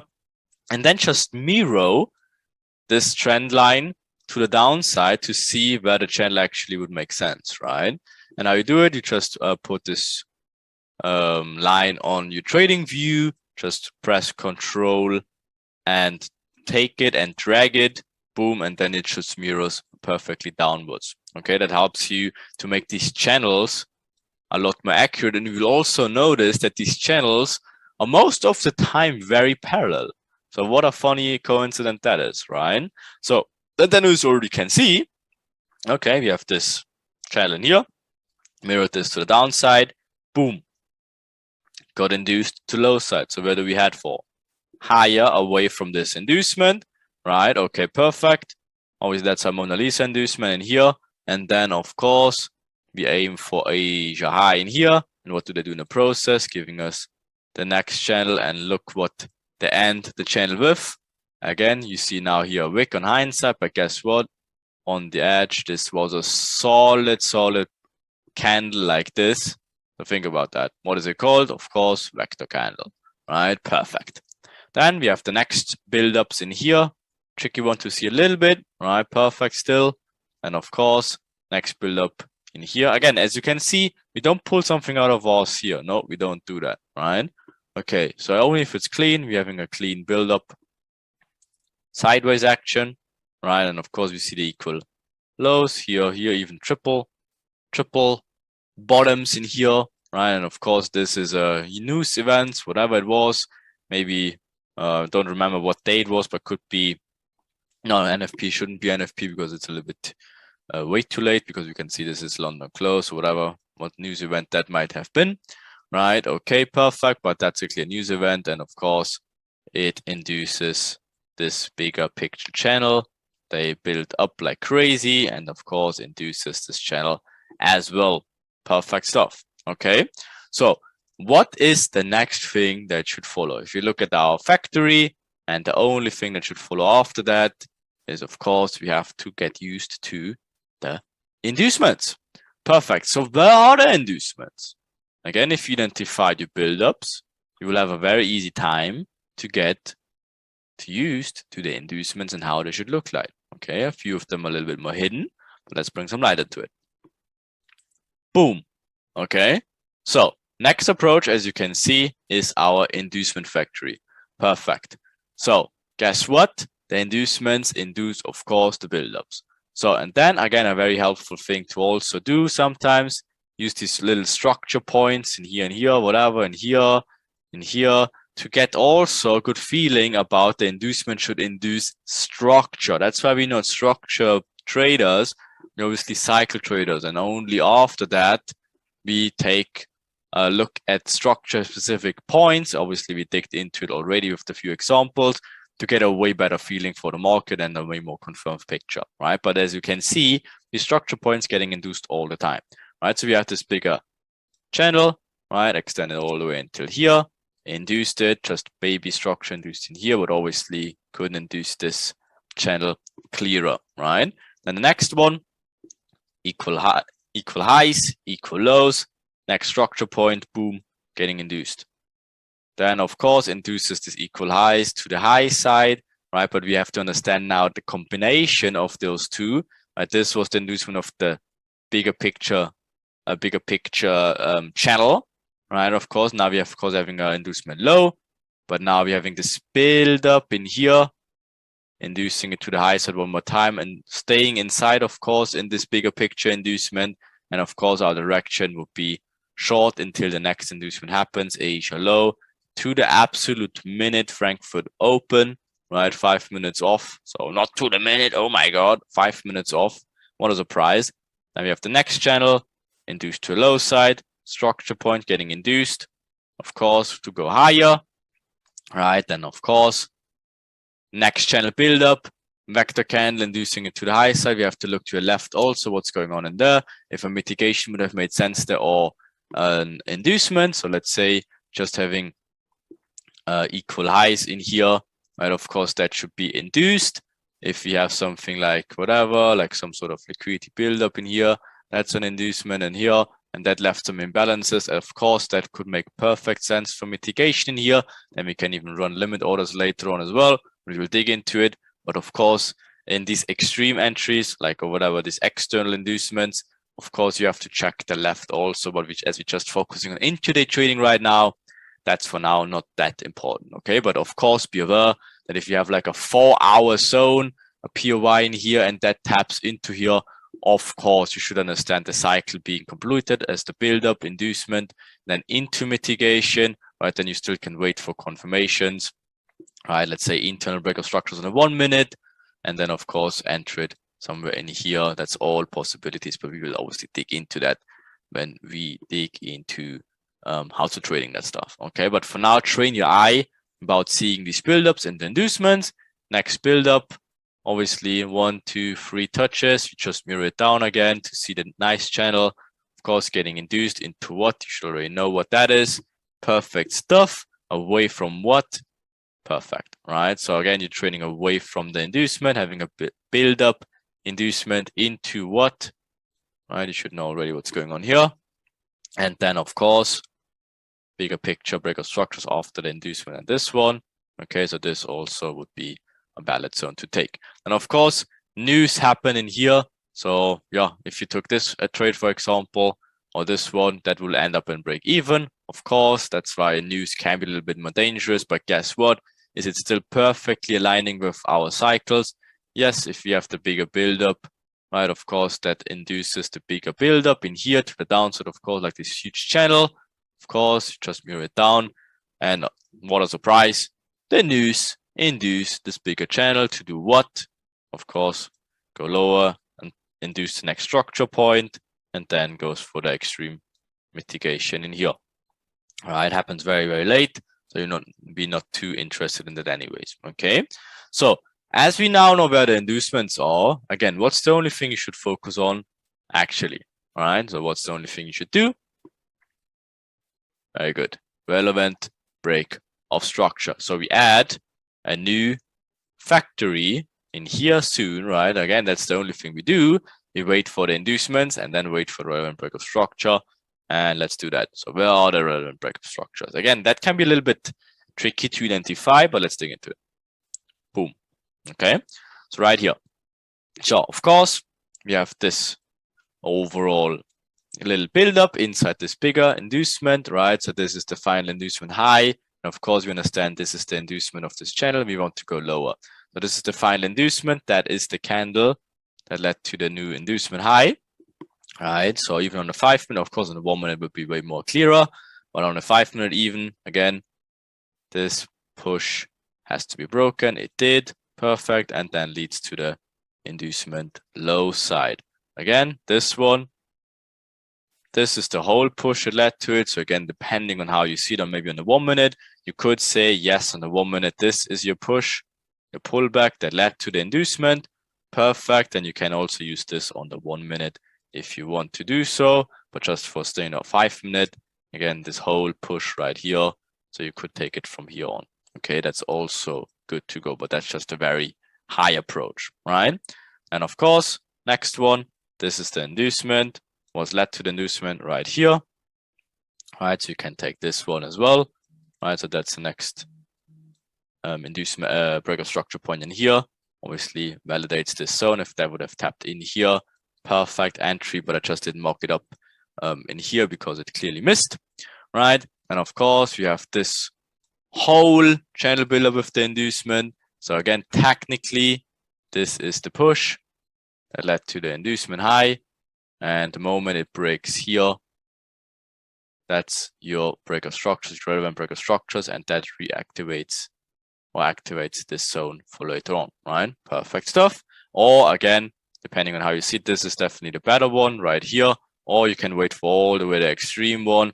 But of course, that's just the pessimistic example like we did in here. But just to show you like very clean examples again, but the better ones, of course, this one and this one right here as well, okay? To reactivate or activate this zone, missed it here, activate this zone, right? Perfect. Okay, but of course you can choose the extreme break of structures as well, just to get a feeling for it, and that would be here and here. Then we have the next inducement right here. That's the push that led to the inducement getting broken right here. So of course this gives us the relevant break of structure in here, or again, as we did it earlier, you can choose this one as well. So just to give you a few variations, but of course you have to stick to something at some point. So you either can wait for the extremes all the time, like we did here and here, or you can choose the more optimistic approach and choose this one and this one, right? But that's obviously something we'll have to do further on all the time, because that gives you the entries on the edge. Okay, perfect. So of course, after we had this inducement high, break of structure, boom, relevant break of structure, and that activates, of course, this zone. Always in hindsight now, easy stuff. But on the edge, obviously, this solid candle breaks. This candle in here wasn't here, so there was imbalance from here to here. Fills immediately, boom. Stop loss goes above here later on, and then shoot it down. Perfect. Okay. Oh, anyways, the next build-up, of course, is in here. Induces low, and then of course, this is not a. This technically would have been a break of structure, right here. And then as you can see, before the news events, it even taps into this activated zone with this wick and then tubes into a news. But as it's news, you should stay away from it. That's why you should have your news open to see when it's going to happen. And then this one is definitely a very obvious inducement. And that would be break of structure of that one right here. Right, so this is the push that led to all this inducement, or you can use this one also, getting broken in here. Perfect. But before that even, we have this inducement now low side, perfect, based on this equal lows, getting into the structure in here. Right, so if you look closely, and that's where the details come into place, if you're just having this push to this push, there's no possible break of structure. But guess what? It gives a push high. And this push made a new low. So now, again, we can take this point as this made a new low.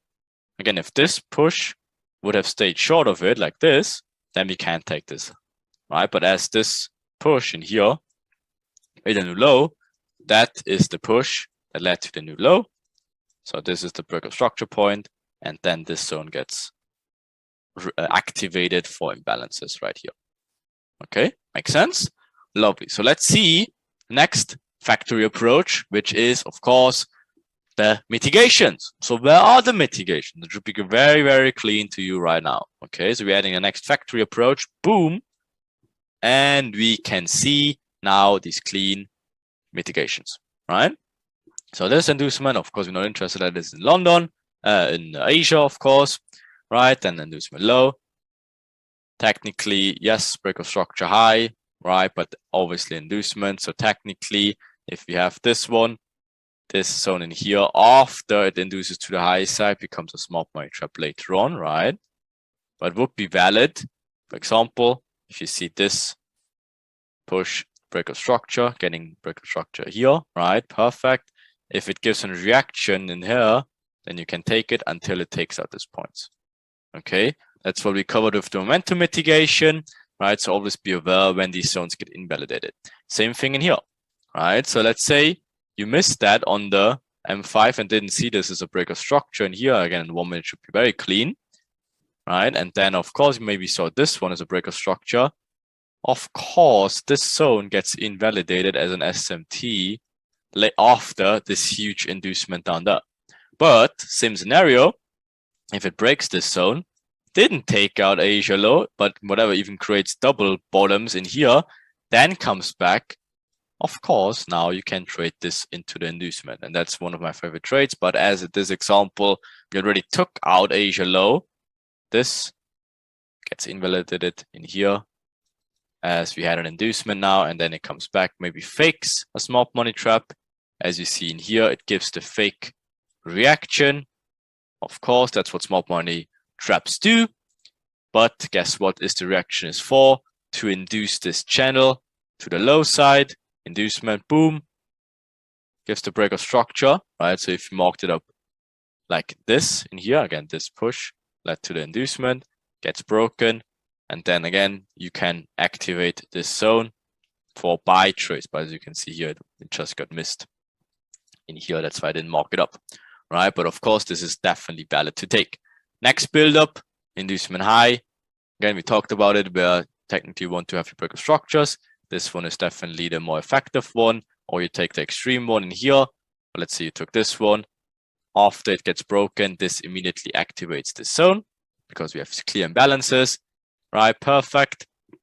Then we have this break of structure low, but obviously an inducement low also, so we can trade it into it. So that's where the hedging or the intraday mastery comes in place, as we understand, okay, this is technically the bigger picture break of structure, but also an inducement of this channel, right? Of course, perfect to low side, boom, gives imbalances after break of structure, so we can take it to the buy side as well, but obviously we dig into that at some point, as we already can see maybe what this is also, right? So we will have some more confluences in here, what that is, but just to give you a quick hint, we have an Asia range, we have an Asia range midline, right? So that's definitely always good for these very juicy pullback trades into the next cycle build up. Again, we had this zone activated based on this break of structure, or even this one, depending on what you want to use one. Of course, you should stick to this one. All right, imbalance zones, build up, inducement. When does it happen? Only to the absolute minute in New York trap time. What a surprise, right? And of course, build up getting induced. We wait for this one now. Break of structure activates this zone. That's your next possible entry. Boom. He makes order flow entries, low lows, activates this zone. Perfect. Taps into that as well. And of course, we have the news plays in here. Right. Before the news, we had this mini cycle build up, inducement of the structure point. Then this break of structure in here, right? And then guess what? Never had inducement high until it actually tapped into here. See this wick, look closely. Before the news, 1 minute before the news, or 5 minutes before the news, fills this zone after we had this, perfect. Tubes it, news event, and then of course that acts as your inducement for the bigger channel. And boom, smashing downwards, going for the next inducement zone, equal lows in here. Again, was an inducement to low side in here, bigger picture, now it becomes equal lows. Getting induced, what's the extreme mitigation? Right here, huge speed, vector candles into it. Again, taps in 2 times even, first, second, right? Now you have your internal breaker structures in here. Perfect. Activates this zone as we have this little imbalances of the breaker structure, and boom, taps into it. Good to go. And that's, you can see the cycles all over repeat itself. Cycle into cycle into cycle. So the next time you will speak to your neighbor, you will look like this, as like all around a cycle. That is how they keep the cycle and this wheel spinning all over and over again, on how to induce these retailers over and over again. It's all about these cycles. Keep them spinning, spinning, spinning. But guess what? We have unlimited more examples, because it's every single day it is the same stuff. It's just sometimes more hard to spot, sometimes it's very easy to spot. So let's take a look at another one, and we will keep going where we have ended. So the last day was the 6th of April. So we had the 4th, 5th, 6th. Now we will not cherry pick a different day to make it all Mona Lisa day and blah blah blah. No, see, we just not even cherry picking anything. We just using these days consecutive as they come. So 4th, 5th, 6th. Now we're on to the 7th. So where are the build-ups in this scenario in hindsight? You should see that right away. Boom, easy to see. Okay, so we have our bigger intraday build-up. Again, this is the build-up that gets induced for the whole day with what? Vector candles to the absolute minute. Again, what a surprise. Only like 5 consecutive days in a row. Of course, the cycle variations are looking a little bit different, but guess what? We had an inducement low the day earlier, and of course to the minute in Frankfurt Open. Now we're having inducement high to the absolute minute in London Open. To do what? Taking out Asia low. Does it click already? Of course, not every day will look exactly like that, but that's where we dig into week 3, into cycle variations also, because there's a few cycle variations you have to keep in mind, and then you will be ready for equipped to everything. Okay, so be aware now. But of course, in this scenario, in this example, we have just a Mona Lisa London cycle in here. So we see our bigger channel buildup. We see our buildups inside here with the equal highs, equal lows, right? We see our vector candles. We see our next channel buildup. Then what else? We see our equal highs, equal lows. We see the buildup in here, the channel in here, and this channel in here. Okay, so as you already can see, what type of liquidity do we need? We need channels, equal highs, equal lows, and that's about it. You see, you don't need to understand retailers to an extent where you think like, oh my God, I don't understand what retailers do. You don't need to. It's good that you don't understand. You just need to understand what a channel and equal lows is and equal highs. And then you will see that's all we need. We have channels, equal highs, equal lows, channels, equal highs, equal lows, channels, channels. That's the most efficient ways to do it, okay? Channel buildups are the most efficient way of identifying liquidity, okay? So as we're having our buildups, what's the next approach? The next factory approach. Where are the inducements? Based on the buildups, you always get the inducements, okay? So let's add it, boom. Next factory in here, right? Or next machine. So guess what? This buildup hasn't been induced. Yes or no? If you say yes, that's partially correct. It induced it to the high side, okay, but what is this inducement? Is it an inducement or is it a buildup? As you can see, this is more like a buildup, building up channel, right? And of course, yes, could be a Frankfurt plane here, but guess what? See the buildup to not get confused. Buildup, where does the buildup getting induced? To low side. Yes, to low side, and then guess what? Tubes into London Open to the absolute minute. Huge vector candles. That's the stuff you look for.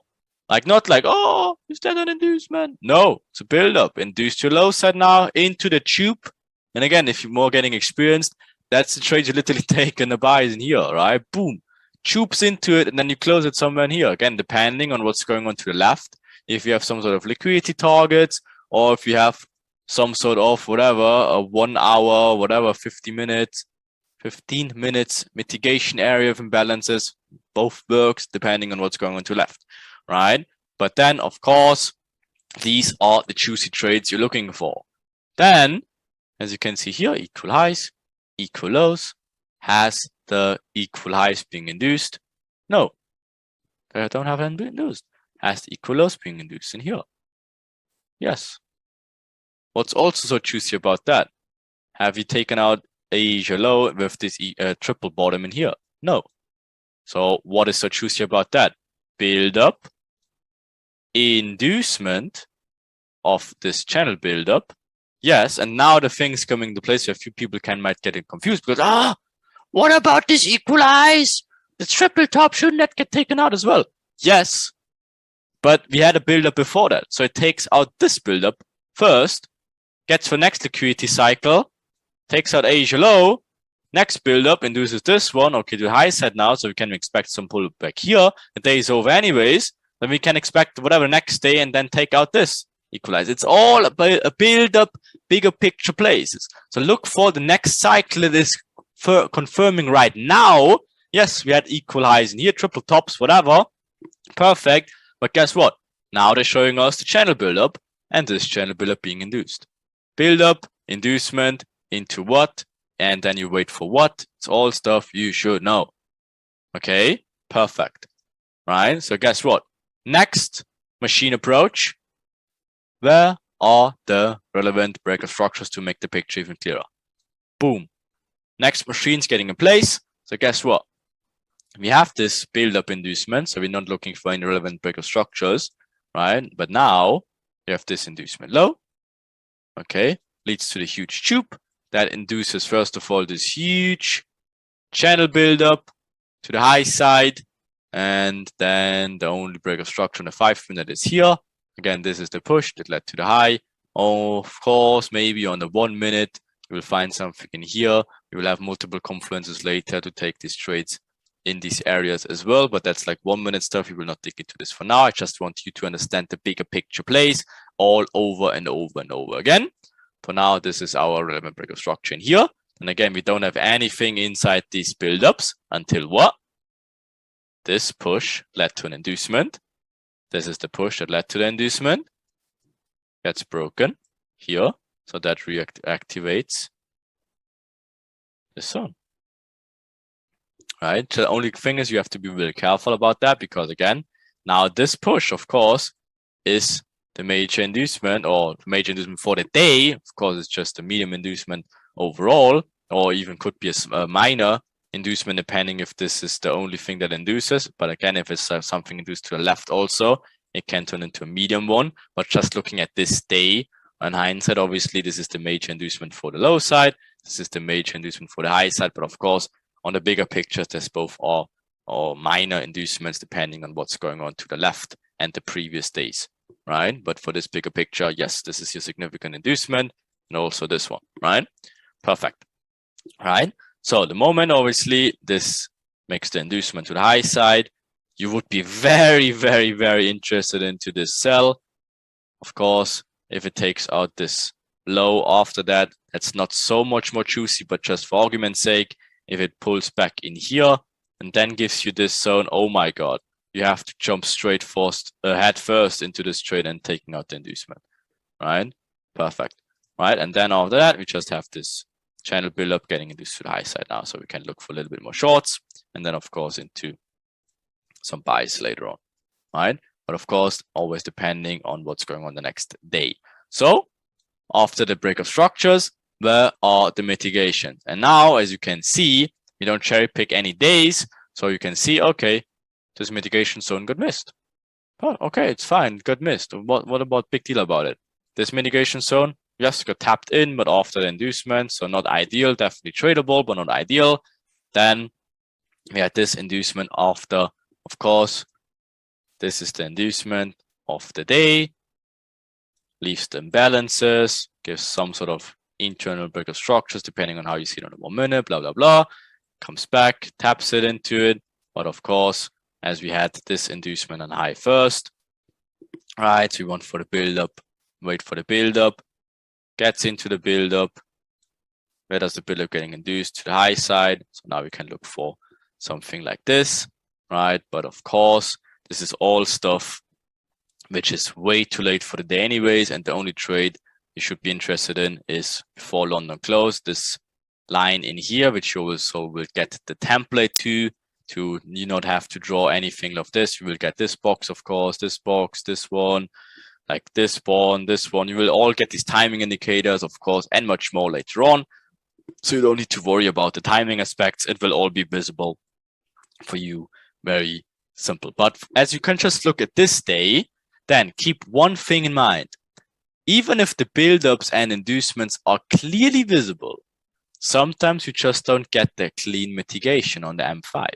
That's why we use multiple time frame approaches, and we will enter it always under 1 minute, right? So just again, if you take a look at this day, it's a very clean day in terms of the build-up, inducement, mitigation things, but the only thing which is not so clean is the mitigation cycle, right? So again, we didn't really have nice entry in here, maybe in 1 minute, of course.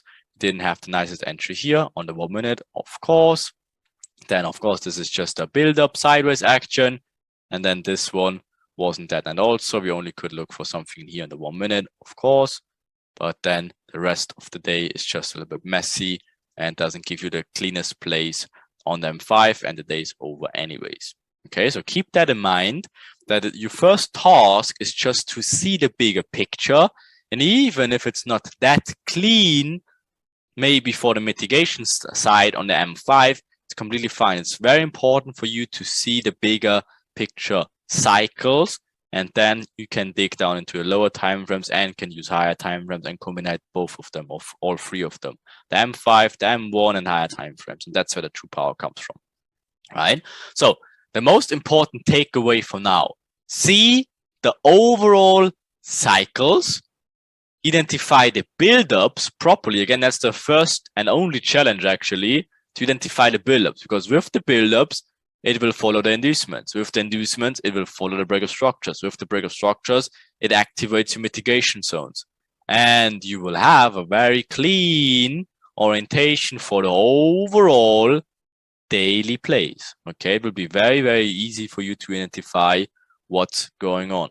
So that alone will keep you away from forcing any setup once and for all, and from stopping you, and will stop you from making shit up, because you always will follow the same approach, always starting with the build up. You look for inducement, after inducement, look for break of structure, and only then you look for mitigation. If you just follow these steps, it would be very hard for you to make shit up. The only challenge is to identify the build up properly. So that's why you have to practice. And you will see also a few days will not be that clean. That's where the only challenge comes from, identifying the build-up. So let's see another day where we have, again, we don't cherry pick any new day. We keep our streak going. We had the 4th, 5th, 6th, 7th. Now we taking the 8th. Okay. And as you already can see, oh, this cycle looks a little bit different now. Obviously, we'll dig into what the cycle variation is, but maybe be like, oh, what the hell is going on here now? So could we actually even trade that? The answer is 100%. We just easily can use the simplicity approach. So let's bring some light into the tunnel. Where are the buildups? Boom. Okay, walk it in you with your mind now. See the buildups. Again, don't make like crazy buildups in here and stuff like that, right? You could definitely, but that's like more for the later purpose, right? So see now the clean buildups. And yes, 100%, you could make this one as well. And guess what it did? It induced it to the high side. What a surprise to go lower. What a surprise, right? So just for argument's sake, I just left this one out for now, because this obviously isn't the nicest one, right? So, but all the rest should be very clean to you, right? Very clean. We had this huge channel downwards, equal highs with equal lows, little a channel in here, right? This channel getting tubed to a low side, building up the new channel, equal highs, equal lows, new channel. Again, the only channel which is important to see but not clean to mark up is this one in here, right? So you have to see this channel with your eyes, getting induced to the high side to go, of course, lower. That's where the understanding of the channel inducements come into place. And you can have a channel like this, getting induced high to go lower, or you can have a channel like this, getting induced low to go higher. Right? Guess what we have? Channel getting induced high to go what? Lower. Channel get induced high to go what? Lower. You see? Channel getting induced in what direction? High to go lower. Channel getting induced what? Low to go higher. You see? Channel getting induced in which direction? Low to do what? Higher. Channel getting induced high to go what? Lower. But the day is over, right? So technically, yeah, that's the day over, and we will not be interested in that later. Again, the last timing window you'll be interested is like London close, these areas, and then this, we just leave that because this is where liquidity leaves the market. That's where, yeah, we're not too interested. Enigma needs a break. Of course, no break, but just narrows it down a little bit. And the cleaner pictures, you can see the moves all happen inside these Frankfurt and until London close window. Okay, that's where the key windows we're focusing on. So based on the build-ups, I already spoiled a little bit. Where are the inducements? And guess what? We're having our factory getting extended. Boom! From the build-up into the inducement. All right, we already covered it. Channel being induced. That's the next structure point. Getting induced here. Perfect. Channel getting induced high. That's the new structure point. Getting induced. Perfect. This channel, of course, we didn't draw it, but of course, getting induced. There's the next structure point here. Perfect. Getting induced also. Next equal highs, equal lows. Channel. There's the new structure point in here. Getting induced to the high side. Next channel induces with speed, and this black line just represents that there was something to the left, probably like something like this, whatever, and this just getting smoked, right? And then this is then the medium inducement, right? So this line just represents there was something to the left. Medium inducement, we want to trade away from that now, right? Gives us the next channel, gives us the equal highs, equal lows, induced into it. That's the structure point that get induced to low side. What is this? What is a price? Induce the channel, right? Also this channel. Here's the next channel build up to the high side, little vector candle to the high side, induces the structure, obviously. Next build up induces the structure. Lovely. See, everything, literally everything here, completely rule based. What's the next point? Relevant break of structure. We extend our factory once again. Boom. Look how far we already. That's just 3 points. We will have so much more. All right. So, and we already can see, again, now the little bonus question. When does this shit happen? All right. Before we even dig into the relevant break of structures, just a bonus question on the sides. Frankfurt open to the minute, 5 minute short. Should be 8 a.m. It's 7:55. Oh, right. Not to the minute. Doesn't work. London open just gives a fake pullback, right? Perfectly fine. But we can understand at least that this is a build-up that should get induced at some point, right? The experienced traders of us, of course, we take the buys in here, right? Then we look for the next structure point. That's induced also the channel. Inducement high to go what? Lower. Perfect. Build up, equal highs, little channel in here, gets induced to the high side, stays inside here, of course. And does it happen? Oh, only magic manipulation minutes 2 to the minute, right? Then next build up, boom, when does it get induced? Only New York trap time to the minute, right? And then next build up in here, obviously that's very late, so no timings in here again. Okay, perfectly fine. So, where are the relevant break of structures? We already had it, right? So, inducement high of this channel, that's the push that led to it, breaks here. Perfect. Okay. Next build up, where's the structure point? Even gives equal highs, faking it, getting induced. That's the push that led to the inducement. Here's a break of structure. That's the push that led to the inducement of speed. That's your break of structure. Again, right? Just for the inducement break of structure, right? Not for you taking a random buy in here. I think that's why you have to look to the left for liquidity as well at some point. Plus, have to understand, okay, bigger picture channel getting induced to the high side. We had a liquidity target down there. Induce the channel to the high side. I wait for a next build up. The moment the next build up gets induced, we wait for what? Break of structure activates this zone. Unfortunately for us, got missed here, and then it would choop down. It is what it is, but at least we can clearly understand what's going on. Next channel getting induced with speed. Now finally here's the liquidity target. Vector candles to downside. Now again, this is what we had in here for the inducement high to go lower. Now acts as a proper break of structure point because we had our medium inducement. That's the push that led to it. Gets break of structure. Activates the zone. Unfortunately missed the 5-minute one. Definitely sure there was something on a 1 minute in here, which we could have get into here as well. We will have a lot more confluences obviously later on. Then what we had, build up, inducement. That's the push that led to the inducement. Here's your break of structure, activates the zone, right? Then build up, inducement of this point using channel. That's your push, and of course you could take something like this, but that's the day was over, so that's not your ideal trade to take. You should stay out of that because the day is just over and you don't want to mess with low liquidity and stuff like that. Okay, but just for understanding purposes, that's definitely possible. So to finish our first simplicity as example at this stage is where are the mitigations? Boom. And as you already can see here in this beautiful factory, it's not over yet. It's not over yet. It's definitely not over yet. Okay, we will extend this factory much more, right? So, but for now, where are the mitigations? What is the price? After the break of structure, activates our proper mitigation zone, gets tapped in. Lovely trade, right?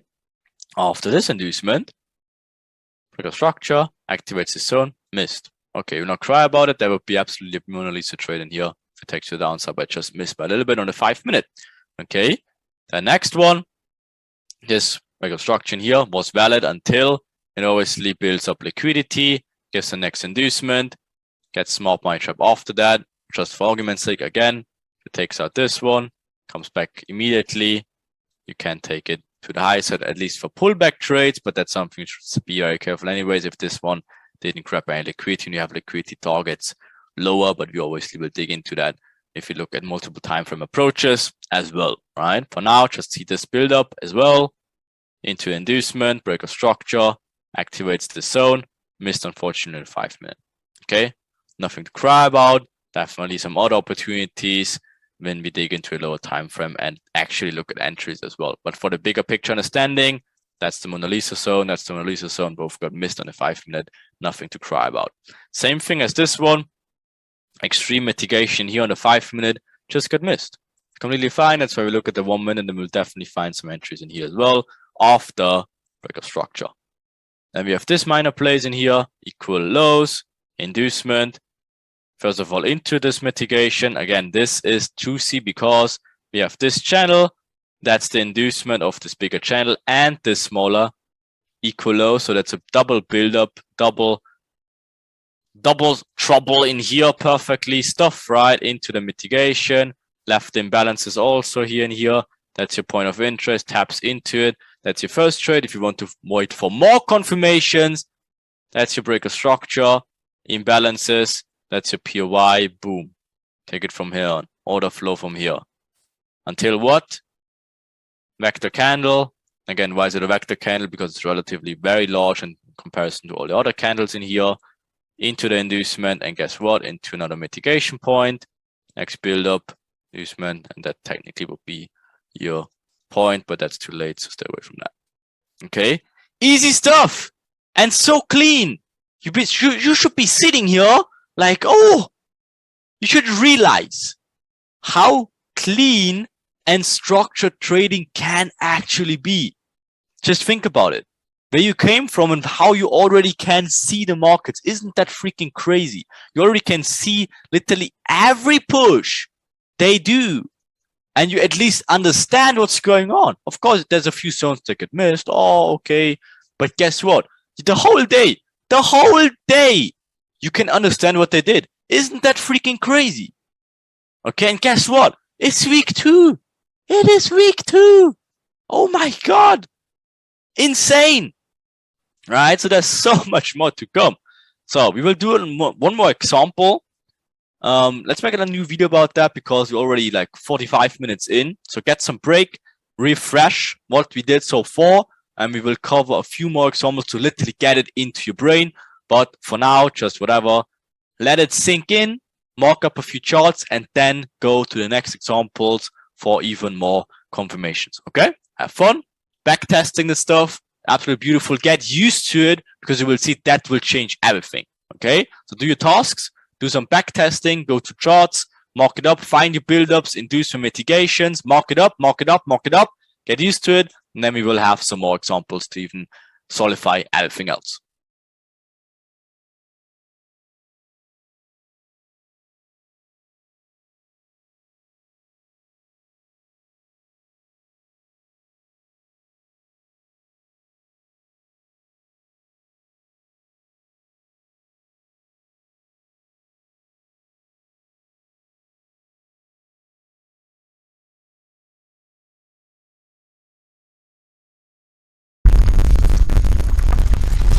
And of course, we have some more recent examples. We don't need to whatever cherry pick anything, but just to give you like a little bit more recent one. We did like, what was it, 5 days in a row in April, whatever. Now it's more a little bit of a recent example, but anyways, you can take any day of any month of any year, whatever you want. Obviously, you will see that the moment you do the task, it's always the same stuff. Okay, let's just choose this one from the 22nd of June 2022, right? Of course, always the same stuff as we do. We know the day begins here and obviously ended somewhere in here. London close, right? You should already know that. Time windows, and in between, right? Perfect. Okay, so what do we do? Of course, and the first step is always, you should know it as your inner step of your pocket, or where you say that in English, right? Of course, we show the build-ups and notice already, what a coincidence that it only happened to the absolute minute in London Open. What a surprise, right? So where are the build-ups? Train your eye properly for it, okay, and boom. Okay, so we have this lovely channel build-up, sideways action, equal highs, equal lows, another big time channel inside this channel. Okay, so you should know what this is. And of course, this one is not the nicest build-up, so we don't need to mark it up for argument's sake, but you should see that still in your eyes. All right, and then we have this lovely build-up, sideways action, another channel build-up, and another channel build-up here.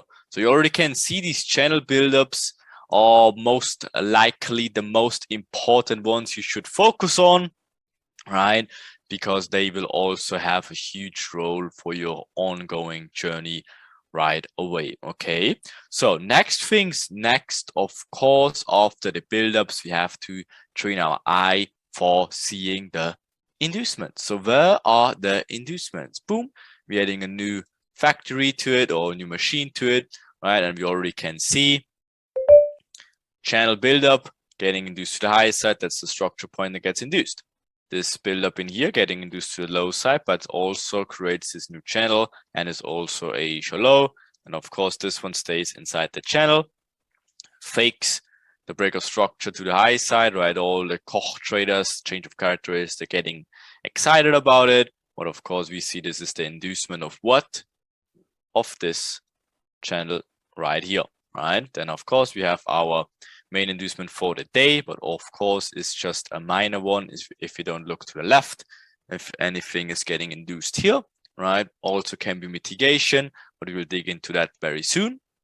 Then we have this channel build-up, sideways action getting induced, both the sideways action and this channel getting induced with this one. So this is a very juicy one, right? Next channel, what is this?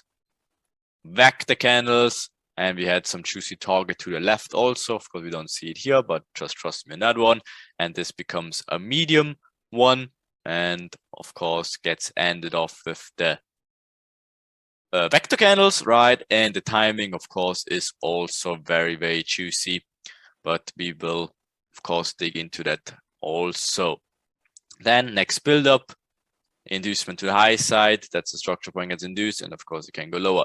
Perfect stuff. So next things, relevant break of structures after the inducement. Next machine appearing, the relevant market structure breaks, inducement high, getting broken here very late though, right? But just technically just in here, right? Or depending of, sometimes again, this is also a very good rule.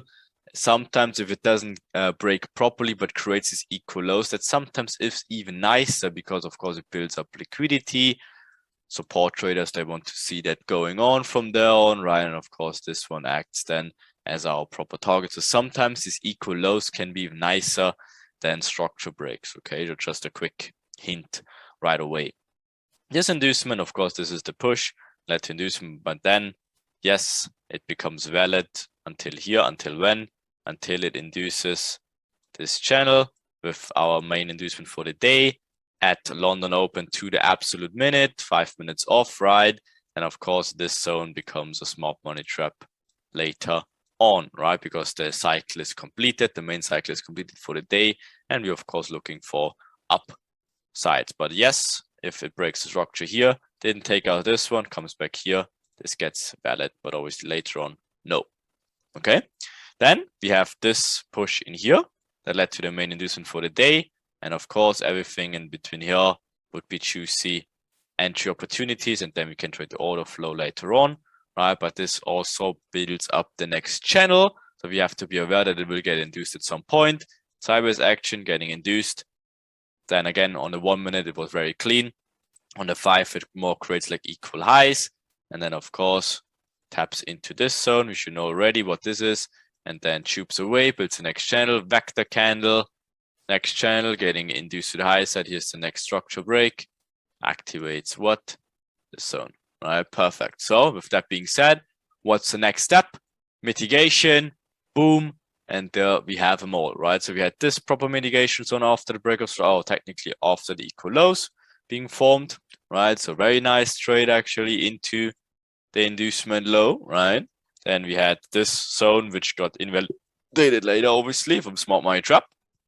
Then, okay, technically how you see this, if you understand this inducement, right here of the channel into a mitigation zone, that's also a possible trade you can take, but obviously we'll dig into that way later, right?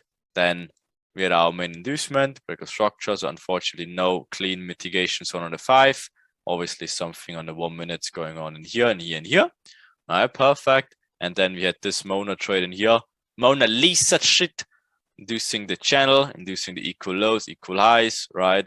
Perfect, into this mitigation zone, also the inducement of the channel, perfect. And then if you don't like this one, you wait for the internal break of structures into the mitigation, boom, out of it. Then of course, for the more advanced traders later on, this is something we take all the time, right? When you have this extreme, after the vector candle, the whole cycle is confirmed, just screaming it's done, right? Then of course, you look for the lower time frames and it taps back into the extreme and you trade away from the medium inducement as always. And then this minor cycle play, build up, inducement, break of structure, and unfortunately never tapped in here. That would be also proper scaling, but it's very late anyway, so probably staying away from that. So that's the basic simplicity approach for now. So let's give me a quick summary so you understand it properly. So we had the extended liquidity inducement cycle. We always have to start with the build-up, creates liquidity and gives retail traders reasons to open their position. So everyone should be at the stage of understanding, these retail strategies, they're getting built up on purpose, right? And obviously reasons being created for these retailers to taking positions and obviously to place the stop losses at some points. And then of course they're getting what? Induced. So the last impulse to either stop retailers out of their positions already took with the build-up, or is the last impulse to take a trade and open positions. Like if it's with speed, momentum, like momentum traders, trend traders, breakout traders, they're all getting induced into the positions of the inducement. But of course, these people are getting tagged into, they already opened the positions, they're getting stopped out. So the inducement obviously has two needs for them, getting people out of it and getting people in of it, right? Then, of course, the relevant market structure break, that always be optional. Again, it's not necessary. That's why we had the first build up inducement mitigation stages, right? Because sometimes you just don't get a relevant break of market structure, or it will be very late and you don't get a proper zone. So that will always be optional. But for the simplicity approach, you should look for it because it gives you the proper step-by-step guidance to follow something without making anything up. And then last but not least, for this extended lit cycle is of course the mitigation, and that always fills the imbalance, sometimes just a normal supply and demand areas. So imbalance is of course not always the case, but on the lower time frame should be definitely there. But the moment you get really used to it, you also can see the supply and demand zones without the proper imbalance zone. But the imbalances is of course better because they have to fill these imbalance zones anyways, and not only go back to supply and demand areas. And then of course the cycle repeats, and it's all over and over and over again. It's like this infinity loop, this flywheel that speeds itself up and is ongoing literally everywhere, like on a 1 minute and 5 minute, 50 minute. But of course we focus mainly on it on the 5 minute because as you did see early on, we can see the perfect full day on the M5 from start to end. So that's why the M5 is the absolute Mona Lisa time frame to make our analysis. And then of course later on we can add higher time frames as well. But for the simplicity cycle, for the extended lit cycle, always stick to the M5. So the simplicity approach checklist though, right? So you can write that down or whatever, make a screenshot if you can, because it should be blacked out somehow. But best is anyways to take notes. Handwritten notes are the most efficient ways to learn stuff because you write stuff down and not only seeing it and hearing it, but you actually use your hands and write stuff. That's the most efficient way anyways. And as you already can see, we only are at stage 4 for the overall simplicity approach checklist. So already seems pretty damn good, but we still have another 4 steps to go. And you will realize it's only the first part of it. How crazy is that, right? So right here, part 1 of our beautiful factory approach. And guess what? We will complete the whole factory very soon in part 2 in week 3.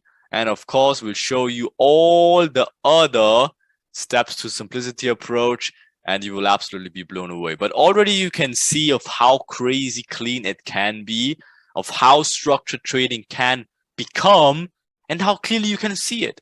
Isn't that freaking crazy? Think about it, it's week 2 and you already see how the market works. Isn't that insane? So week 3 we will finish, of course, most of the simplicity approach, and then we will finish it off in week 4.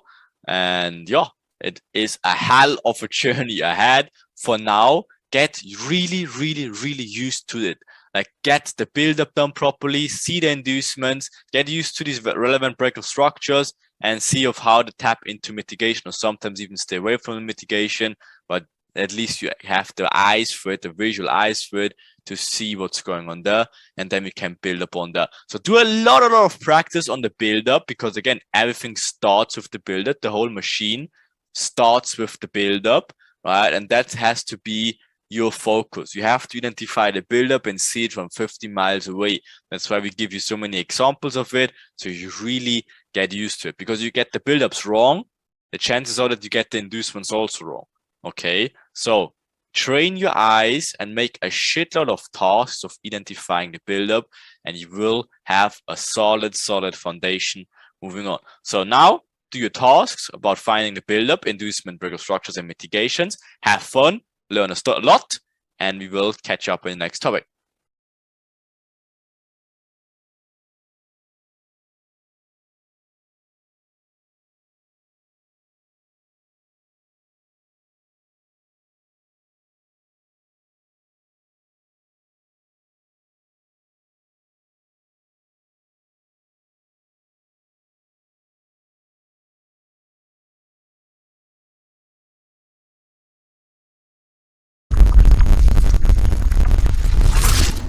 All right, so now that we've gone over the simplicity approach and introduced you guys to it, we may as well hop right into some examples. So obviously, when we're looking at this day here, this is EG on the 10th of June. You know, it can look a little bit daunting just looking at the day as a whole. So what do we have to sort of help ourselves? Well, we've got the simplicity approach. So let's start with the first step. So what is the first step in our simplicity approach? It is our build-ups, right? So what do we want to do? Well, we want to identify the build-ups. If you can't identify your build-up, then just stay away until you can. So let's look at this. Obviously, within Asia, we're going to have our build-ups. There are some that I have not included, so I'll just draw them on as well. But obviously, we have our little build-up here, induce to the downside so that we can continue higher. And then from here, we also have little build-up. Again, these aren't really things that you trade, but we'll just show them. And then look, over all of this, we've got this larger build-up, yeah? Prices moving between this channel right here. And then coming down, we see, okay, we see this. So we break out of this build-up. What does this mean? Well, this is a build-up like this. So when we break out to the downside, where people are going to be looking to take this short, the retail traders are going to be looking to take this short. So, you know, that's already a little hint for what's to come. This has other confluences to it, but I don't want to like give you too much right now. We're going to give you bits and pieces of the simplicity approach, and then when we teach you a bit more, we'll give you the full simplicity approach, and you'll see how good it is when it all comes together. Right, again, we have build up into inducement high, and then again we have this build up into inducement low, also inducing Asia low over here, and then again channel build up into what? Inducement low, and then again channel into inducement high and channel into inducement low. So we've identified all of our main build-ups, and like I said earlier, if you can't identify the build-up, then just stay away from it. Don't panic, just wait until the build-up becomes clear, and then you can start to like realign yourself. So after we've had our build-up, what do we have next? Well, we need to identify the inducement. What does the inducement do? It either stops retailers out or it makes them open a position. Sometimes it does both, and that's the best, but normally it has to be doing one of those two things. Also, you'll see me bang on about it a lot, but it's very good if you see an inducement with, like, in this case, rapid movement or like rapid momentum, like lots of speed, because what that does is, imagine you're a retailer, right? And you've got your, let's draw it out. So you've got this right here, and let's say you're a breakout trader. So when these highs get broken, you're looking to take the buy, right? And then what is going to entice you into the buy better? This kind of price action where it's slow, or this kind of price action where we've got boom, right? Just imagine that's just like one big candle or something like that. This is going to cause what? It's going to cause FOMO, but not just like FOMO. Let's say that everyone's got their emotions under control. This will also be an additional confluence for the buy, because this shows them, momentum is on my side. Yeah. So even if they're not trading with emotions, this gives them another reason to take the buy. So this is what we like to see, because then we can look to take it in the other direction. Okay, so let's show our inducements, and let's look at our inducements. So, right, let's look at this.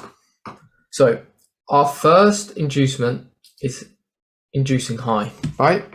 And it's although it's not like the best vector candles, you can still sort of make it out. But let's ignore that, and let's say, you know, that's in Asia. We're not going to trade Asia. Fine. Okay. So now we have build up into inducement to the downside. Suddenly, if you look at the build up, so from this point, you know, it's doing its thing, and then we have these two vectors bring the momentum in, and now people are getting interested. And if you want to be really advanced, notice how this inducement here leaves what is this? Well, this is liquidity. So this is also a hint as to what we could possibly expect later on. So now we induce Asia high. That's just a minor inducement. I believe we also induce something on the left over here, but even if we don't, that's fine, because look, we have our build up into inducement. What are these? Vector candles. Perfect. So now, if people were not enticed into buys here, they were enticed here. And let's just think a little bit about where their stop losses are likely going to be. Well, if they enter here off the breakout of Asia high, then their stop losses are either going to be at the equal lows or Asia low. So now we have an idea about where we should be trading towards. So again, look here, we're giving what? A false reaction. This is nothing to worry about. And this is actually further enticing people in, because look, if you turn it off here, so let's ignore all of this. Oh, sorry, let's ignore from this candle onwards. So we're just looking at this first grey candle. Look at this, right? At one point, this would have been just a fully bullish candle like that. And that would have been a likely confluence for any support and resistance traders, you know, the double bottom traders, or triple bottom in this case. That would have been a confluence for them to buy. So they're getting enticed in here. We know that this is just resting on liquidity, so we've got nothing to worry about. And then look, we build up here. Then what are these? We have a series of vector candles inducing to the downside. We induce Asia low, we induce the double bottom, triple bottom, and now we can look to trade away from this. But where should we be trading towards? Well, we've induced low to go high. So what are they going to do? Well, they're going to engineer liquidity, which is what this is. Again, we come up, we induce a little bit high, but overall we know that our target's up here. So then we give build up into inducement to the downside of this channel. You see this channel here, we're inducing that to the downside. And what are we doing? Mitigating our inducement. That's for a bit later on, and that's a later step, but still, then we see it all over again. We're giving our build up inducement and then push down, and then again we build, we create our equal highs before taking them out with what? Vector candles. So this is our inducement to trade away from. But after we have this inducement, we go straight into a build up, and now we have inducement to the downside. Yeah. So that is the second step, which is obviously inducement into mitigation. So what is our next step? Well, our next step is, this is obviously optional. You don't have to use structure, but if you are going to use structure, you want to apply it after you've, not before, but after you've had your build up into your inducement. You never really want to be using structure before you've had either of those things, because it does provide, and what you'll see is a lot of members in the lit community trade directly against structure. So if you are going to use structure, you have to apply it in the correct way, and you need to be very careful if you've had a BOS but it's actually an inducement of liquidity, and now it's coming against you. So I will show you some examples of that as well. But right, so the BOSs are the purple ones. So let's go over this. So we have, right, so why would we not look at this as a BOS? Well, we've had an inducement to the high side. So we need to be very careful. Firstly, we need to be careful of taking mitigation from here anyway. Why? Because this is just liquidity. But even more so now that we've induced to the high side, they're going to want to come down and induce to the low side. So we need to be very careful with considering this BOS right here. So again, we have this BOS. Where would our potential mitigation zones be? Here. Obviously, this is another reason why waiting for BOS can be not so good at times, is the BOS often comes late, right? So in this case, it's come late and it's not given us the entry. The only entry on M5 would be this right here. Now, that doesn't mean to say that every time you see something like this, boom, boom, boom, boom, that's an entry.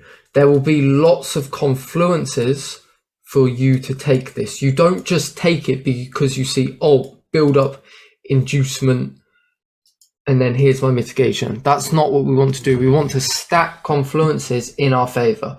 Right, so now that we've induced to the low side significant liquidity, this is liquidity that was built up throughout the day, right? These are our equal lows, and this is Asia low. So this is a lot of liquidity. So now, yes, this is an inducement, which does cause a pullback, but we have reasons to understand, okay, maybe this break of structure here is valid, and maybe this becomes a valid mitigation. Same with here. So now we've mitigated the inducement.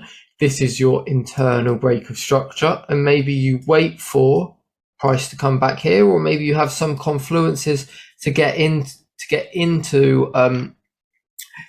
it up here, right? And then you see we have no break of structure here, and then our break of structure here would be this. All right, perfect. So we've discussed build up, inducement, break of structure. So what's next? Well, what's next is our mitigations. So next up, we have mitigations. So I'll just read this very quickly. Price fills inefficiencies, imbalances, comes back to a supply or demand area and provides you with a point of interest. You know, maybe something that you're either going to monitor and then look at lower time frame confluences, or just take a straight limit off. So this is what it looks like with our mitigations. So again, here we have our inducement high, potential mitigation. Again, a bit tricky because this would technically be our BOS if you were trading that, but we know, okay, this is our inducement. So we need to be careful because this is just Asia high. This is not something that we expect to hold. It obviously can, but we don't expect it to hold, right? And then we have this inducement to the downside. This would maybe be a potential mitigation if you've got something like this, where, you know, it comes back to it pretty much like immediately. You don't want to take this after we induce Asia high. Why not? Because look, this is resting on liquidity. So this is going to become a trap that we don't want to take any trades from, right? Next up, you've got this potential mitigation, but you also have this one after your BOS. And this is something that you do need to be careful of, because once we've induced to the downside, yes, you can still take this mitigation, especially if you have your inducement high into, you know, vector candles, into timing. You can take this mitigation, but you should not expect this mitigation to come past here in this case. And why is that? Well, where is our most significant inducement? That's going to be this one, right? This is all of the liquidity that has been taken, and here we've induced it all. Whereas this is just an inducement of Asia high. So obviously we can't see high time frame. We'd have to take that into account as well.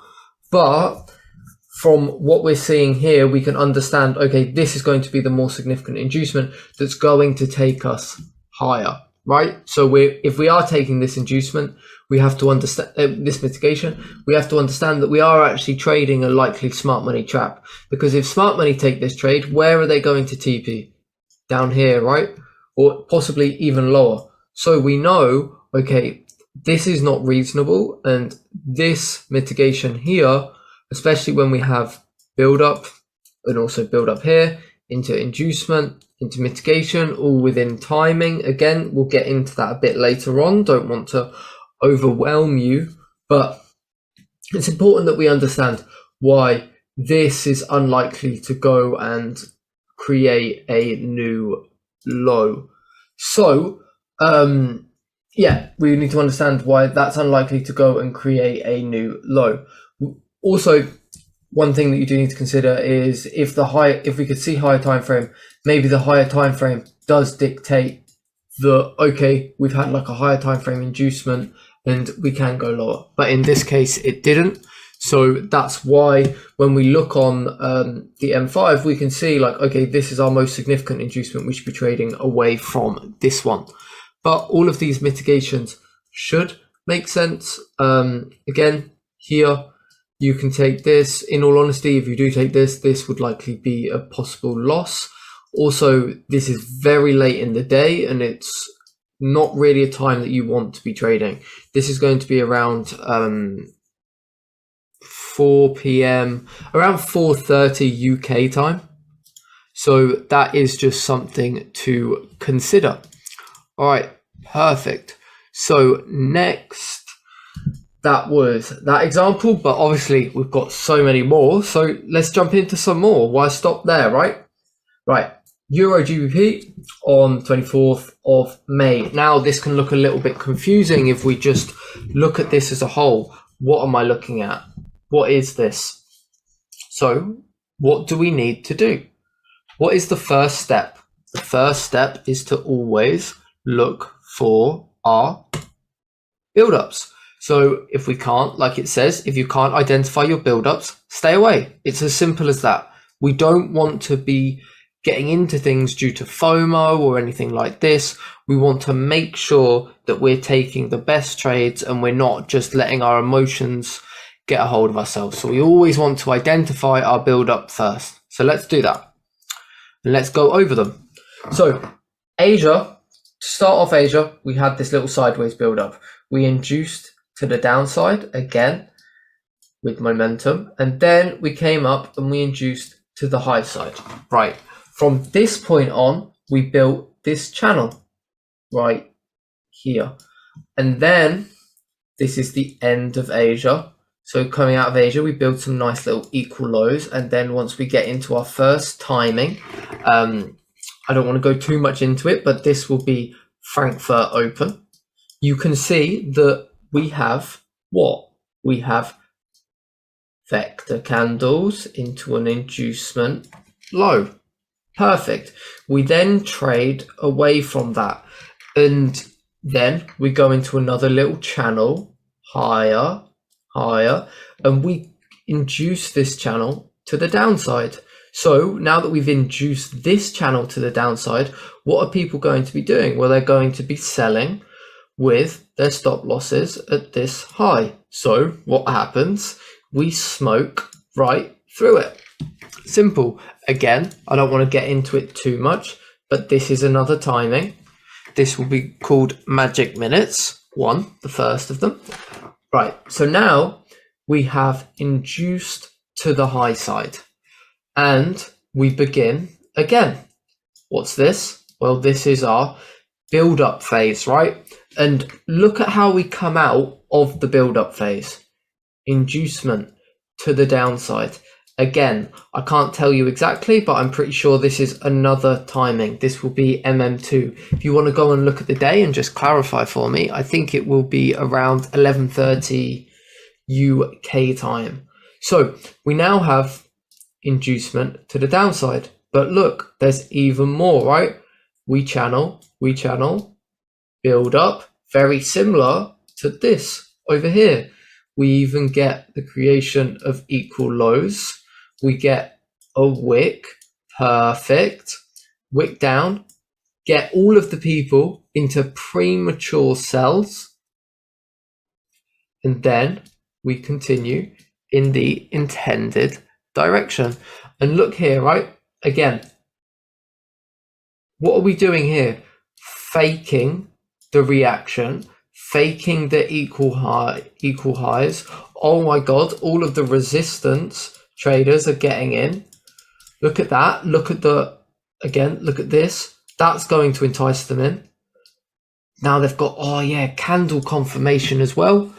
But we know better. What happens? Boom. Induced. Okay. And then again, we wait for our build up. So where's our build up?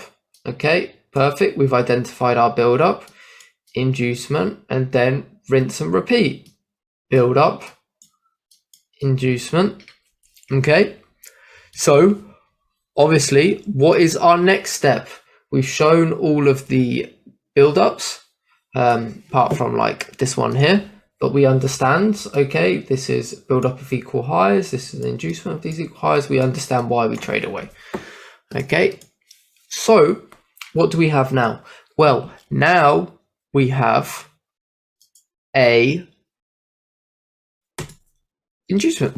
So our inducement, again, this is the last impulse to stop out retailers, or it's the last impulse to make retailers open their positions. Obviously, if it does both, so for example, let's say we've got something like this, that's our double top, so people are already in sells, but then you've got breakout traders who are going to enter buys when this gets taken out. So as this comes up, boom, let's say their stop losses are here for the sellers. So the sellers have been stopped out. The breakout traders have now entered with SLs down here. So what is the ideal situation from this? Boom. And we take out. So this move brings in breakout traders and stops out the like support and resistance traders. So this would be like an ideal inducement. Okay, so let's jump into this and see any examples. All right, perfect. So here, what do we have? Well, we've already identified the inducement high. We trade away from that until we get an inducement low. This was our first build up. So we have build up inducement. But this is just Asia high and it's not within any timing. So we need to be patient. We then see, okay, price is building up again. We get our Frankfurt open inducement. Again, you can go and check that. And now we begin to trade away, right? Now it looks good. Okay, so we're trading away. Again, we do induce Asia high, but we likely have something on the higher time frame or some liquidity, or even we know that this is our main inducement for the day and we should be trading higher. So we've had our build up. Again, inducement high, they induce high to induce low to go higher. And then again, vector candles, lovely, induce high. We get our pullback until we have this channel. We break out of the channel, induce to the downside. So now we need to be careful about entering sells because we know, okay, we're likely going to come up and take this high. Again, build up. So if you didn't get in here, you've got your build up, your inducement low, and perfect equal highs into mitigation. You take that up to here. Obviously, lower time frame refinements, and this is not the best RRs. It'd be like a 1 to 2.5, but there's something in here as well on the M1. I'm sure you probably got like an entry helper confluence. Okay, but I don't want to dive too deep into that. I want to allow us to get through all of this. So again, build up with the equal highs, give the reaction away, because for it to be liquidity, they have to show it. People have to be able to see, okay, these are my equal highs. This is my candlestick confluence. So now I'm going to be entering sells. And then what happens? It comes up, takes them out before going in the intended direction. Okay, so this is our inducement high that we're now trading away from. Perfect. And then again, build up into inducement low, and now we're trading away, and then again build up into inducement low, and now again we're maybe trading away, maybe not, because from like this point onwards it's very late in the day and they could just be building liquidity for the next day. So at this point you're best off just waiting for Asia. Okay, I think that covers all of these inducements. Obviously we would have possible entries here, definitely an entry here. This would be a very nice trade, but I don't want to go too much into entries. All right, so next we have our break of structure. Again, it's optional, but let's see where the breaks of structure are in this example. So this is what I mean. In this example, it would have been quite nice. So we obviously have our inducement high into our channel, into our inducement low, with again re-inducing low after our build up and our vector candles. Okay, also timing, like I said. So now we have what?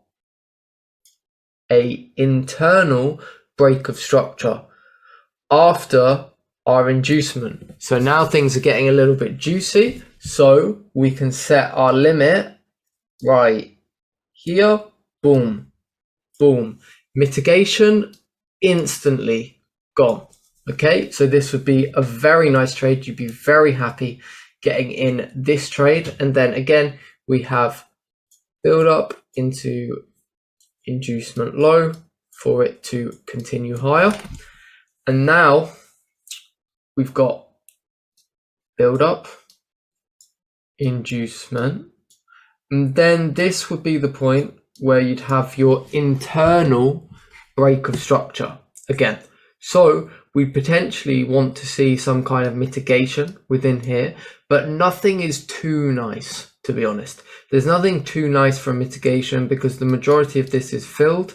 Maybe you could find something on M1 that's quite nice, but in all honesty, I don't want to go into that too much. I want to be pretty, just want to stick with what we're doing right now. So perfect, right? Then we've got inducement high. This is the push that led to this high. So this would be our break of structure. Now, potentially there is something nice in here. And maybe this is confirmed by the entry helper, but we're not going to go into that. We're just wanting to show you the simplicity approach up to mitigation. So you get a bit of a feel for it. You can go away, play around with it and see how you find it. So again, build up into inducement. What does the inducement have? Good speed, good momentum, tricking people into, okay, sells. Now, what do we have? Inducement high, potential mitigation, break of structure, potential mitigation again, except like we said, this is end of the day, so likely all of this is just going to be liquidity for the next day. Okay, perfect. Next up, we have our mitigations. So let's go over them. Obviously, the breaks of structure are not required. So let's have a little look. So here you can see we have our inducement, our mini break of structure, little internal break of structure into boom, mitigation. But again, this is Asia, so you're probably not going to be trading that. But again, this would be the Mona Lisa of the day. Build up, inducement to the downside, break of structure high into mitigation on the M5, and look at the push that you get from that. Beautiful. This is likely some higher time frame liquidity, so you know that you can be targeting right there. Again, this would not really be worth taking, but just for understanding's sake, you can take this. There was likely something on M1 as well, but getting in like this is quite advanced, so it's much better for you to wait for your confirmations and get more familiar with the process before you jump into taking all these crazy like inducement and mitigation of the inducement entries, right? Again, here we come out, we induce, break of structure high, but there's nothing really too nice for us to take in terms of mitigations. Okay, next up we have this would have been very nice if the RR was a bit nicer, because we have a clear target of this high right here. We even fake this out, so you've got equal highs right here. And yeah, this is just a beautiful buy into a sell. Unfortunately, we don't get that nice mitigation that we would have liked to have gotten. Okay, again, here we have build up, inducement low, potential mitigation. But what do we know? We know, okay, we've had a pretty significant inducement high, and then we've had an inducement high again. So we need to be quite careful about this mitigation here. Even if it was early in the day and you were still within good timings, you'd want to be quite careful of this mitigation here, because you'd actually be going against this inducement, and you just want to, this would not be like, this is not, definitely not a straight limit. And also what you have over here, potential equal lows. So this is resting on liquidity as well. So you need to be very careful about that. So that is our second example of the simplicity approach up to mitigations. So I think we do one more of a bit more advanced example, because yeah, obviously we have build-ups, but you can have build-ups within build-ups. And that, when you begin to identify your build-ups within build-ups, that's how you get into like the real intraday ping pong of like understanding each move and stuff like that. But let's not get too far ahead of ourselves. So let's just jump in. I'll give you a moment to just look at it. Where do you think the build-ups are? Where do you think are, where would the biggest build-up of the day be? If you can identify that and then identify the smaller build-ups within that, that's a very good step. So let's not delay. Let's just get right into it, right? So coming out of Asia, what do we have? Well, first off, we have channel to the downside, presenting equal lows, vectoring down, okay? Possibly even inducing something from the left. And then straight away, we have channel into inducement high, potential mitigation over here, but we're still trading away from this inducement. And then we go into a bullish channel, induced to the low side within timing. Again, I don't want to jump into that too much, but maybe just something to get a little bit excited about. You can see that this is MM1, potential mitigation here as well.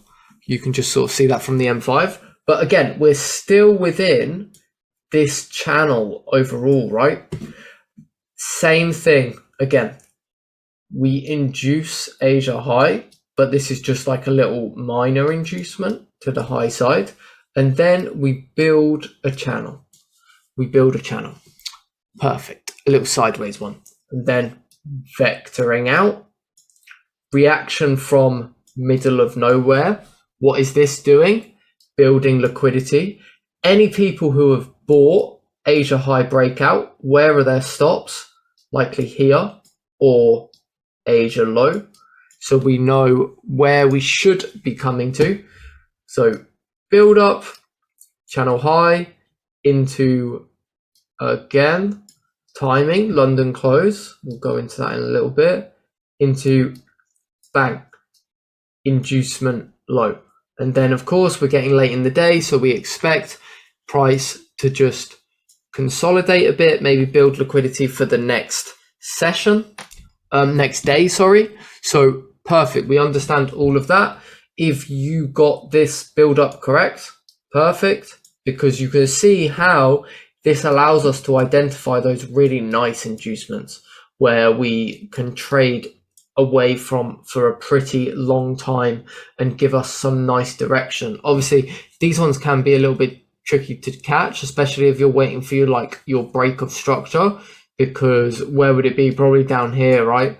And by the time that's happened, you've already induced low. So this mitigation up here is like, you can maybe still take it, but you just have to be a little bit wary of it and a little bit cautious. You don't just want to blindly take it, right? Okay, so that is that. So let's jump into the next step. So we've had our build-ups. Now we want to identify our inducements. Okay, perfect. So let's see. Our inducements would be, first off, we've obviously got these equal lows. So we induce this to the downside. And then we've got here, we build equal highs. We build this channel. We induce to the high side and also induce to the downside. So obviously this one could be a little bit confusing, but we see like, okay, this is a pretty significant inducement. We've built a lot of liquidity. We've taken a lot. We've possibly had a mitigation, possibly also a higher time frame inducement, right? So, you know, you build up these like the strengths of the inducement, and you can understand why this one just gives a pullback versus this one giving entire reversal. So yeah, and then again we had, so inducement to the downside, we induce this channel to the downside. What do we induce it with? Momentum for this inducement as well. Perfect. Especially look at this candle right here. This would be basically one solid candle. So they'd be loving this, you know, getting into their sells up here. Where are their stop losses? Likely up here, right? So then we come up, we induce high, we take people out of these sell positions, but also we get people into these buy positions, you know, the breakout of Asia. Where are their stop losses? Down here. So that's just something to consider, something to think about. We go straight into a build up. Okay, no trade. And then look at this momentum, inducing all of it to the high side before having a little micro, like, you know, you're building like your M1 equal highs. So this would be like a little mini cycle, M1 equal highs into inducement high, all within timing. And then, so all within timing, you've induced all of this build up, you've induced this little minor build up, and you've induced this little mini build up too. Now we know that the people who have in their breakout buys are absolutely loving it because they're in all of this profit and they're like, wow. So they can do one of two things. Either they go break even or they leave their stop loss open. So we know that now that we've excited them, there are people who are also going to get in on the break and retest. So we're going to have entries here as well. And because we've had an inducement high, we know that this is likely going to get taken. So what happens? Price crashes down. We fake a reaction here. Faking what? Equal highs. Maybe equal lows, sorry, maybe they're like, oh, you know, I'm in drawdown, but it's fine. I just re-enter because this is giving me the confluence to re-enter. Again, look, we pull all the way back, London close, likely mitigate something. Where are we going to go to? Asia, low. So we have our build-up, inducement to the downside before giving our reversal, buy. Now, there would be possible entries here. You can just sort of see it from the M5. But again, these aren't entries that we want you to focus on. It's much better to have to get those clean entries before you try and do anything too crazy with like these inducement trades, because the last thing you would want is to be caught in something like this where you're trying to guess where the inducement is done and you're taking L's throughout here. You need to have a good understanding of this.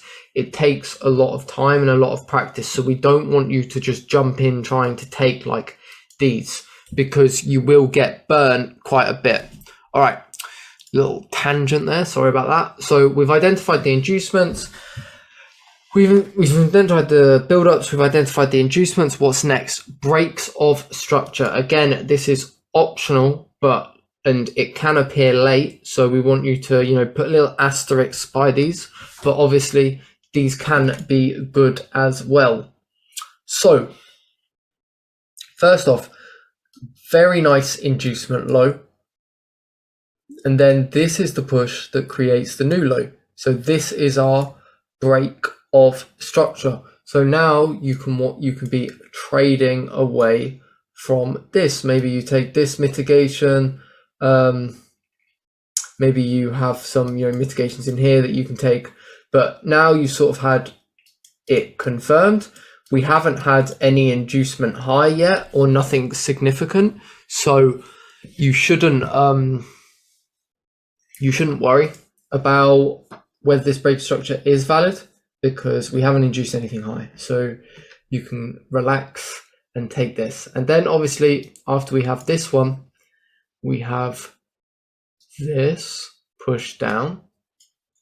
This would be the break of structure point. Obviously now we'd be a little bit concerned. We possibly think these were smart money traps, which we'll also get to in a little bit, because we've had a significant inducement to the downside.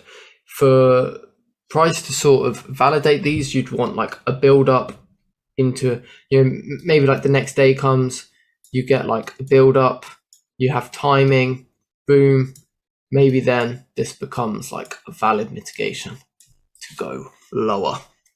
And then here we also need to be a bit careful, because this is an inducement.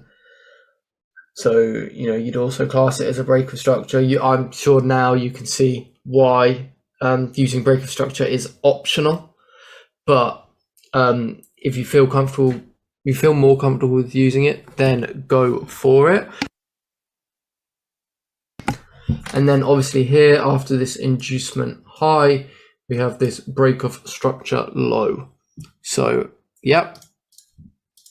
Next up is obviously our mitigation. So let's jump right into that one. So after we have this break of structure, we can take this mitigation. Maybe there's something on the M1 within here as well, and here. But again, you need to be careful. You need to align your confluences. You don't want to be taking random M1 mitigations. So obviously we also have this mitigation, but by the time that we have induced high up here, we want to be very careful of these mitigations right here, because we know, okay, there are stops down here, so we want to be careful about taking them. And then here we obviously have inducement. You maybe take this mitigation. As you can see, not much point in it, because you're not really, even if you take this, you understand that this is a false reaction, and you're not going to be looking to take this to create a new high. But on the other hand, taking this mitigation here would be very nice, because you could take this up to here. Obviously, you could also refine down to like M1, but these would be more advanced ones as well. So, you know, if you're on the M1 right here, you would be basically taking the mitigation of the inducement, which can be a little bit scary and not advised if you're just starting out. You want to just pick a style and go with that style. So again, we have inducement high, breaker structure. So if it was an end of the day, this would be a nice little mitigation. But also, if you can just imagine the M1 for a second, specifically right here, you'll see that what price did. So I'll start off drawing it from this point here. So we came down, boom, pushed higher like that, would have broken structure here. So maybe there was something nice in M1 for this, because this was our inducement on the left, right? But again, just showing M5. Okay, and let's get another example in.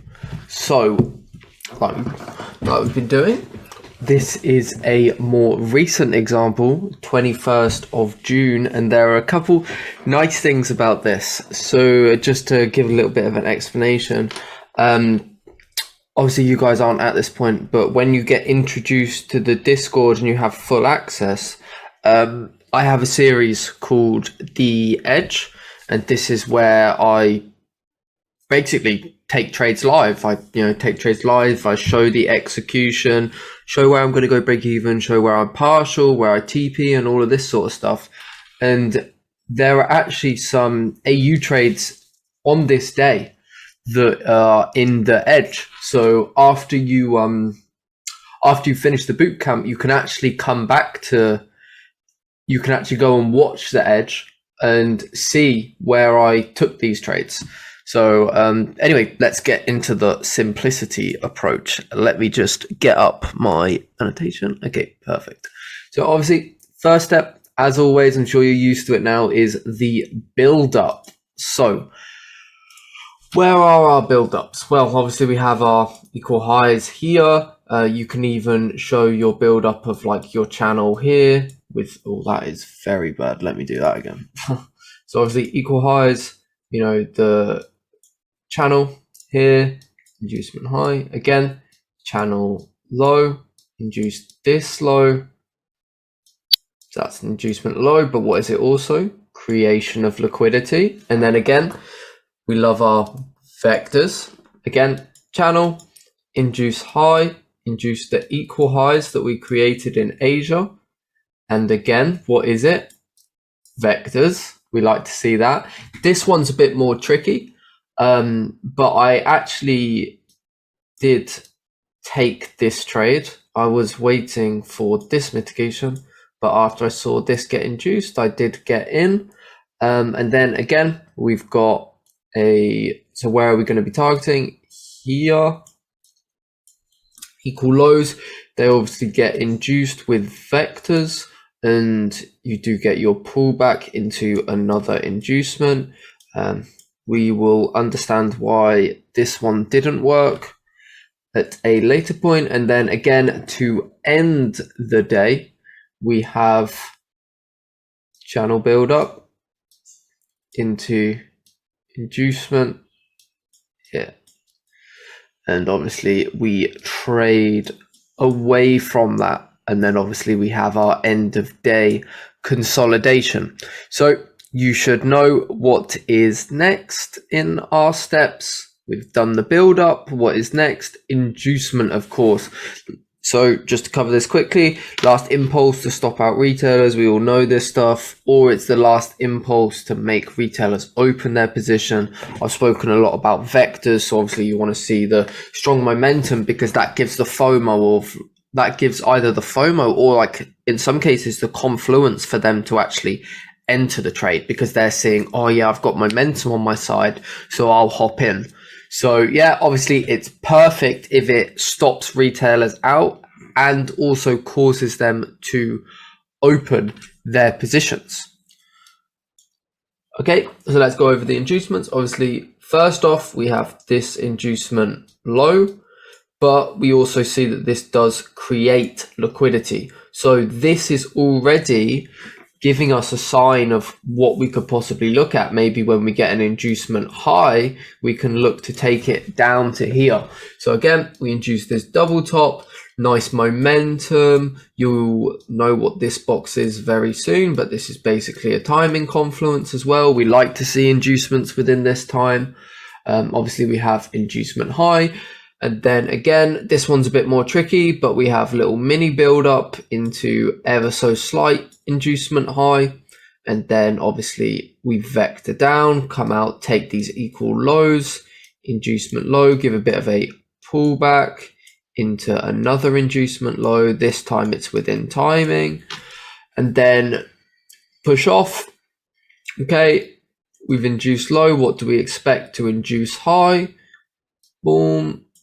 So we induce high, we have our channel build up, we then create equal highs. What's this? Nice little vector upwards, wick it all out, take out any people who were selling from, you know, the equal highs or whatever, and then we crash down, obviously giving our end of day consolidation. So we're not going to trade after London close, right? What is the next step? You guys should know this off the back of your hand by now. Next step is obviously optional. It's our break of structure. Sometimes it obviously does come a little bit late. Personally, I don't use break of structure, but I know that it's a nice confluence. And while you guys are still figuring stuff out, and maybe you're still using structure, or maybe you still want to use structure, we'll obviously show you how to tie that in.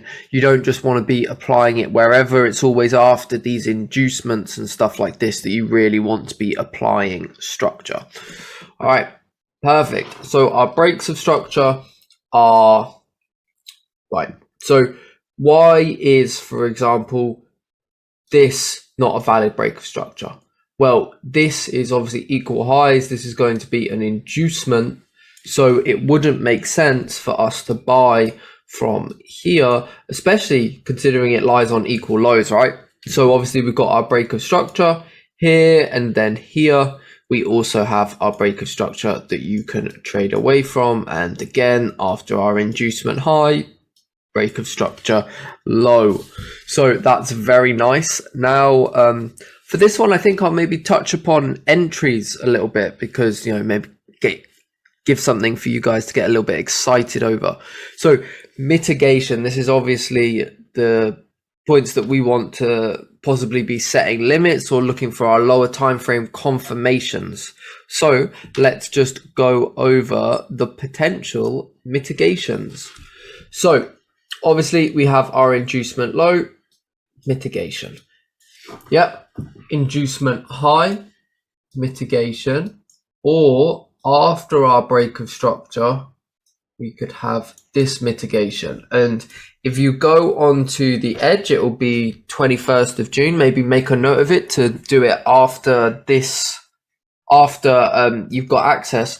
You'll see that I actually had my limit here. I put my M5 limit around here.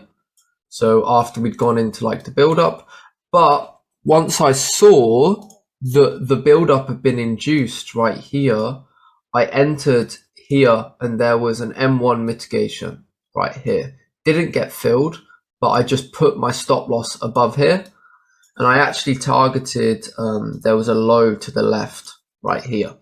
So that was one of the trades that I took on AU. Yeah, and this was the other trade that I took, again, to down here. This was obviously with a tighter stop. I think this was like 1 to 9. But yeah, these are some very, very nice trades. Now, obviously, this would likely be a break even or even a potential loss. This mitigation didn't give anything, and neither did this mitigation. But obviously, we can see how it all plays. What you want to do, just getting a little bit ahead of ourselves, but I'm sure you guys won't mind. One of the things that you actually want to do is you want to understand like where you're going to be taking price. So before you don't want to be like entering without knowing roughly where you want to take price. So that's just a little tip for you guys. Obviously, we have one more, and then that will conclude my bit of the simplicity approach. So let's go over the last one. This was AUD/USD on the 16th of June. Again, I had some trades within this, so we will, and they were not on the edge, actually. They were not on the edge. But yeah, I'll go over what I took and why I took it, but let's obviously bring some clarity to the chart to start off with. So we're going to go over our build-ups. Right, we've got the first build-up of obviously Asia here, induced to the low side, induced to the high side. Then we begin to channel, a bit of a larger channel with an inducement to the downside, and then again channeling down. We actually induce this low, but still creates liquidity. We come up, we induce high, and then again channel low whilst we're in this overall bigger channel. You can see we induce that with lots of momentum, vector candles, and then we just trade away to Asia high. Absolutely beautiful. Sure, that makes a lot of sense. Nice and simple. So what is next? Well, next up, we obviously have our inducement step. So let's identify the inducement. We obviously have an inducement low of this channel, and then an inducement high of this channel. Again, lovely vectors either side. We then have our build up into inducement low within timing. Again, nice momentum, nice speed. Continuing on, like I said, we've channel downwards, induce low, but also create liquidity before coming up with what? Vector candles, inducing high to go low and induce the overall channel, right? Then we do this with what? Vector candles before continuing higher for the main move of the day. All right, so next up we obviously have break of structure. So where are our breaks of structure? Well, it's going to be here and here, obviously away from our significant inducements. Again, you can see it happens quite late, so you can sort of begin to understand why we don't use break of structure, or why we don't, why personally I don't use it at all, really. But obviously, if you want to use it, there's no harm. Just make sure that you're not randomly applying it, and always applying it after inducements, significant inducements as well. You've also got to consider, if we've induced to the downside, but then we induce to the upside, maybe this is not a break of structure and you should not take a limit from here. All right, next we have mitigation. So this is where we can actually get into some of the trades that I took. So yeah, this all makes sense. Even this would be, obviously you're not going to trade this within Asia, but just for the understanding sake, we've got our, instant fill right there. Again, mitigation here after the inducement, mitigation here, mitigation here, mitigation here. So where were the trades that I personally took? Well, I took this right here straight off the inducement, and then I got in again off the mitigation. Where did I take that to? Right here. And then I took this sell. I think I took it like this and down to here. When you get access to the Discord, if you want a bit of a deeper explanation, don't hesitate to just ask. because I'm always willing to explain any of my trades, because the main thing is everyone here at Lit is just very passionate about trading itself. I just enjoy it, obviously. That's going to be my bit of the simplicity approach up to mitigation. Don't worry, guys, we've got so much more coming. This is still just, believe it or not, this is still just the tip of the iceberg. But yeah, I'll pass it on.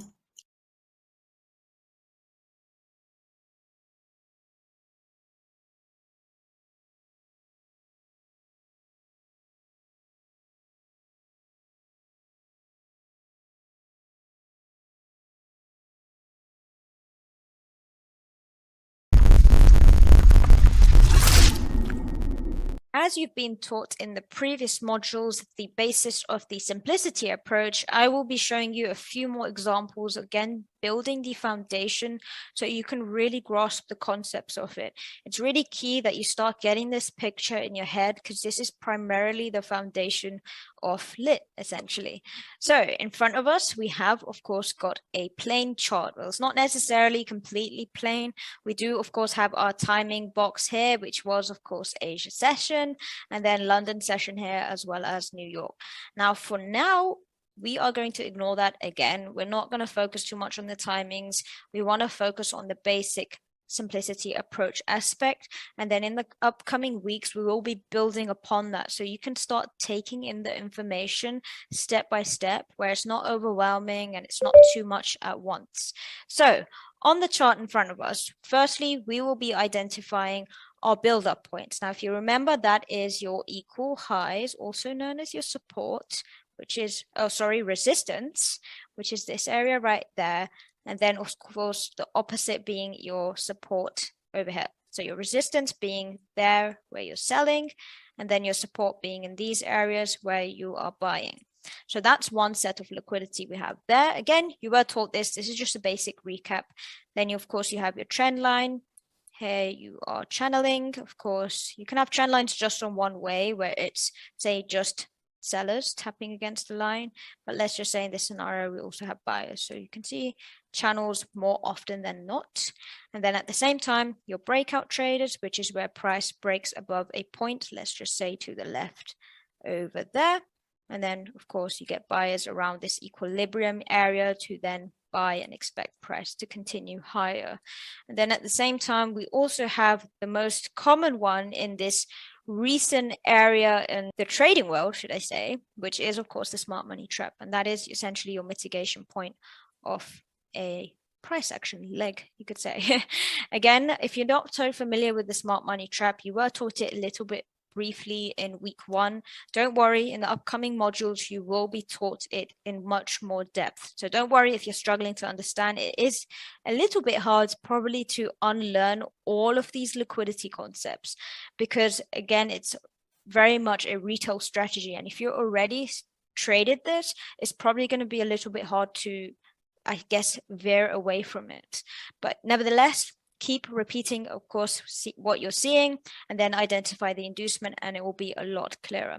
So again, the buildups on this chart right here, as you can see, are in the black thick lines. So what we have to the left in Asia is, of course, our buyers of this trend line. Then on this trend line right here, again, more buyers. It's very fractal, so you're going to see it all over the place in various areas. Like people are buying on this line, people are buying on this line. It's not really making sense. Then, of course, we have our trend line, which is the channels over here. As you can see, sellers. Then we have buyers all around this area. Now, of course, this line right here is your resistance. Again, equal highs, whatever you want to call it. I guess in the liquidity term, it is equal highs, which is, of course, price tapping into this line. And then, of course, sellers. Again, same thing here. We have the support. So it's the opposite. People buying, getting that confusion. Exactly the same thing. It becomes so repetitive. Buyers, then, of course, sellers down here. Again, they get trapped, hence why these reactions are very short-lived. Again, same thing, resistance. So we have sellers, then we of course have our buyers. So it's going to be pretty much the same everywhere. In this example, it's pretty much your trend lines, your equal highs, equal lows, or support, resistance, etc. Of course, you also have your breakout traders, which is in areas like this. You could say, you can see the reactions of these wicks. Again, you're going to find this everywhere, but it's not going to sustain. Here and there it does, and that's the illusion, of course, in the retail world of how price sometimes works, sometimes it doesn't, based on your strategy, and hence why it keeps you in the game. So moving on from this, our next stage, after we've identified our liquidity points, also known as the build up over here, is going to, of course, be our inducement. So with our inducement, we are going to first have to identify a liquidity and then the inducement hand in hand. We need to know what price is inducing. So if you remember, of course, to the left over here, we have our trend line. What does that mean? That means people are buying prematurely, essentially. So all of these people here are buying continuously over here. So what price does with the vector candles, you can see how strong this vector candle is. It induces the entire trend line. So essentially this point right here becomes our inducement, right? So we have our inducement low. What does that mean? Price can now continue higher. Again, on a fractal level, whilst price is channeling higher, we're also getting trend lines being built left and right. So also equal highs as well over here. Buyers, sellers, everywhere. So you're going to get so much confusion in these areas, buyers and sellers, but this is building the leg. So as price breaks out of the resistance area over here, meaning now these are all induced, it also takes out, of course, the trend line as well as relevant liquidity areas like such. Again, the characteristic that's quite important that can help us identify inducement characteristics is going to be, of course, these vector candles that you can see right here. So it's candles with this momentum. So you have a bit there, and then of course you get your last push up there. So essentially, again, this is your inducement right there, and then price reverses. Now, as price reverses, what does it do? It now takes out the remainder liquidity of these buyers that probably got very excited at this point here, thinking price is going to continue now. Of course, we had our inducement, so it's only going to reverse and, of course, take out this trend line of buyers. Again, same process. Now we have our buyers over here prematurely, and then of course we have our inducement low. So essentially this support leg doesn't sustain very long, and then of course our inducement low then means price continues higher. It takes out all of these points of structure to the left as they are now irrelevant because we've had a complete cycle of liquidity being induced. Price continues higher, makes this new high. As it makes this pullback, it also creates these buyers of a support line. Again, even here you have these sellers. Again, it's very confusing in the sense when you look at liquidity like such, you're going to see it like this, and that's a lot of the time where retailers get into the market assuming it's a very strong area of resistance or support, whatever you want to call it. Now at the same time, as price induces this exact line, we have the most perfect vector candles where price shoots straight through it all down here.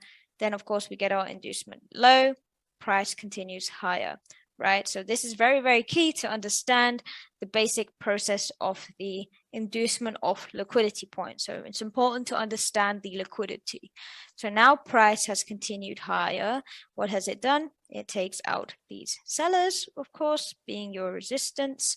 We have our inducement high, so all of this liquidity is now taken out. And then, of course, price makes this reaction down here. So all of that, nice, strong reaction.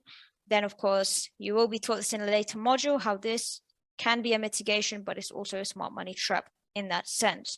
It can be tradable. That's very important to understand. A smart money trap can be tradable, but it's really, really key to understand the targets, and they're usually very short-lived. So it's a very strong target, you could say. So once price reacts from this zone, of course, we get this liquidity buildup being here. Of course, it's a horrible drawing. Let's do that again. So of course, price reacts, makes a liquidity like this, inducement high, takes out these premature sellers. Then price continues bearish, taking out now these buyers, as well as your smart money traders that expect price to continue much higher. They likely will be either at a loss or break even if they were smart. Okay, nevertheless, price continues even further, takes out these points of structure to the left. Now, it's important to understand structure can also be liquidity. Again, you'll be taught that in the advanced modules, more or less near week 7, 8, of how structure points like such can also be liquidity in the sense. So you get, for example, an inducement of this right there, then price continues higher. It's not always going to be a clear liquidity build-up. Sometimes it will be structure within itself. Again, that will be taught much more clearly in the future topics. So if we move forward, what is our next step? Our next step, of course, is the break of structure. Again, we only use relevant breaks of structure in line with the inducement. We must have our inducement first, only for then the break of structure to make sense.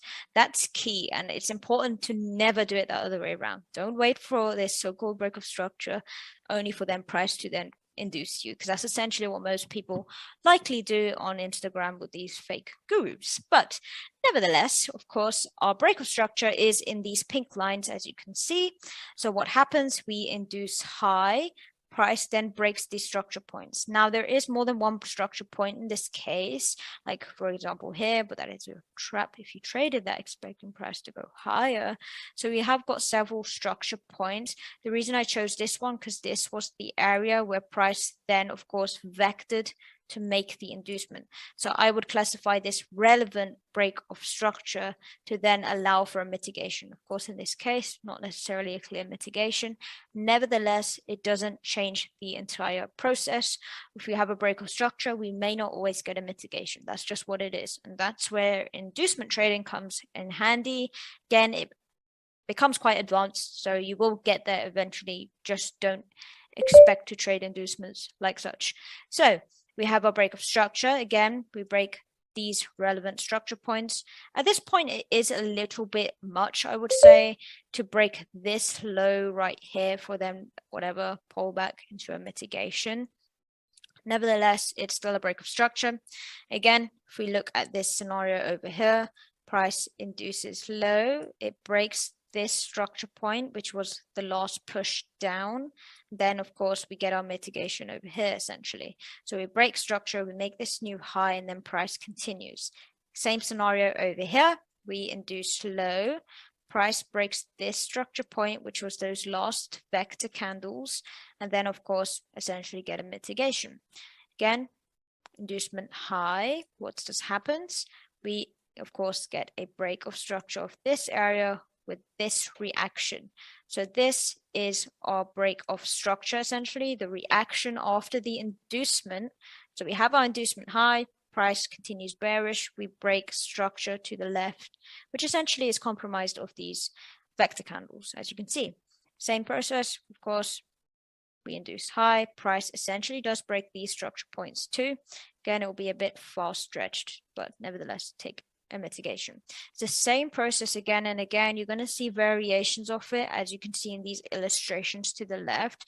That's exactly what I've been showing you. So essentially you get, this one is more or less a, I guess, a harsher reaction like such. So if you had a break of structure only of that point for then price to continue higher, as I drew. Again, these examples are way nicer because they break internal structures like these areas as well. And that's the likelier chance that you will get into the trade. So if we now move forward, our next stage, as you probably heard me say, is of course the mitigation. Now again, mitigation is of course highlighted in these purple boxes. Again, after the break of structure, we then, of course, identify the mitigation. So we, of course, have our inducement high. Essentially, this will be a mitigation. What it looks like in this scenario with this wick is that price mitigated that on the 1 minute. Now, these are 5-minute charts, just for orientation and understanding. The likelihood is, again, if it's already mitigated, it probably won't mitigate again, of course.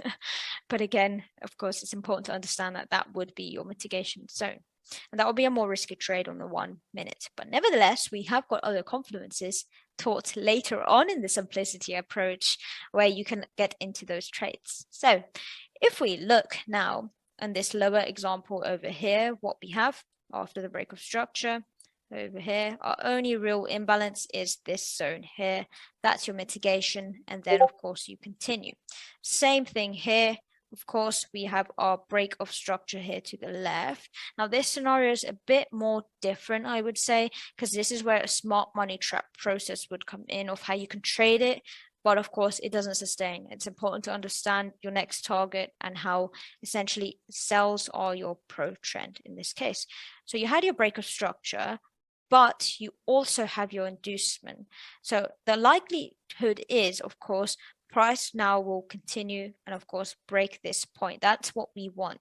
But before price broke this point, now if you remember the momentum mitigation, this is where it comes in handy.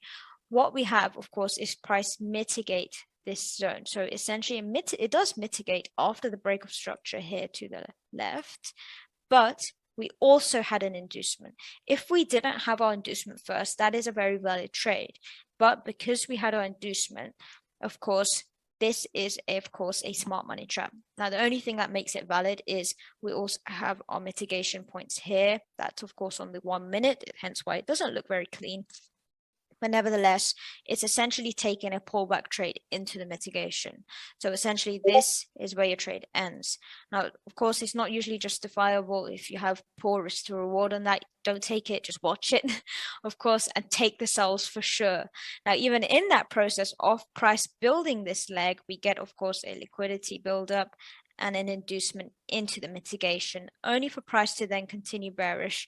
So of course, essentially the buys were overall a pullback where you could take around 2 opportunities, being these points here, to take the buys, and then of course sells being pro trend. And as you can see, the sells are far more nicer in the sense there's a lot more velocity in the candles, of course, which is of course important.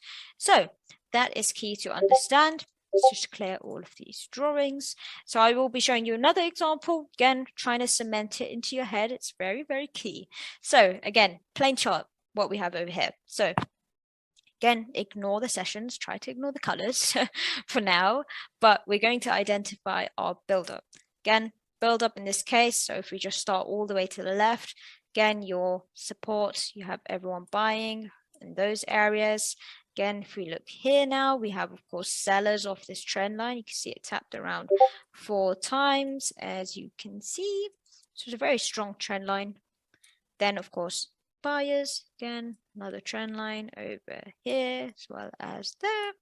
Again, your support. Sometimes it looks extremely crazy. It's very obvious that that will be taken out.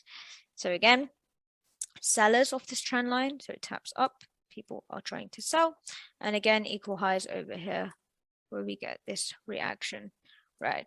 So again, same thing, fractal lows, fractal areas of liquidity. I mean, it's pretty obvious to see this at this point, the equal lows, equal highs. It's literally everywhere.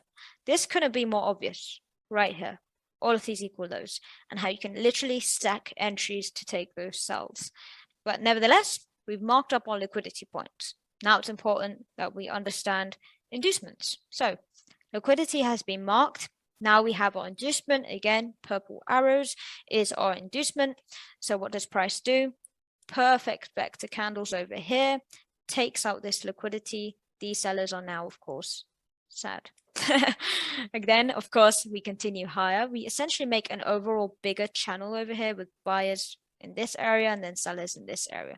So essentially the buyers are pretty happy. Sellers, probably not. Of course, your support is also probably happy as price now skyrockets down there. Well, they consider it skyrockets, but of course it doesn't.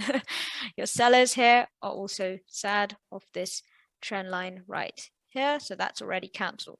Now, technically your trend line, you can extend it literally forever, but it doesn't even reach or anything. So that's, of course, yeah, not valid. Marked up my cross. But nevertheless, again, early resistance buyers, whatever you want to call it, then of course they get their reaction. At the same time, you get this, you know, fractal support. As you can see, I'm just going to clear that as my drawings are not so pretty.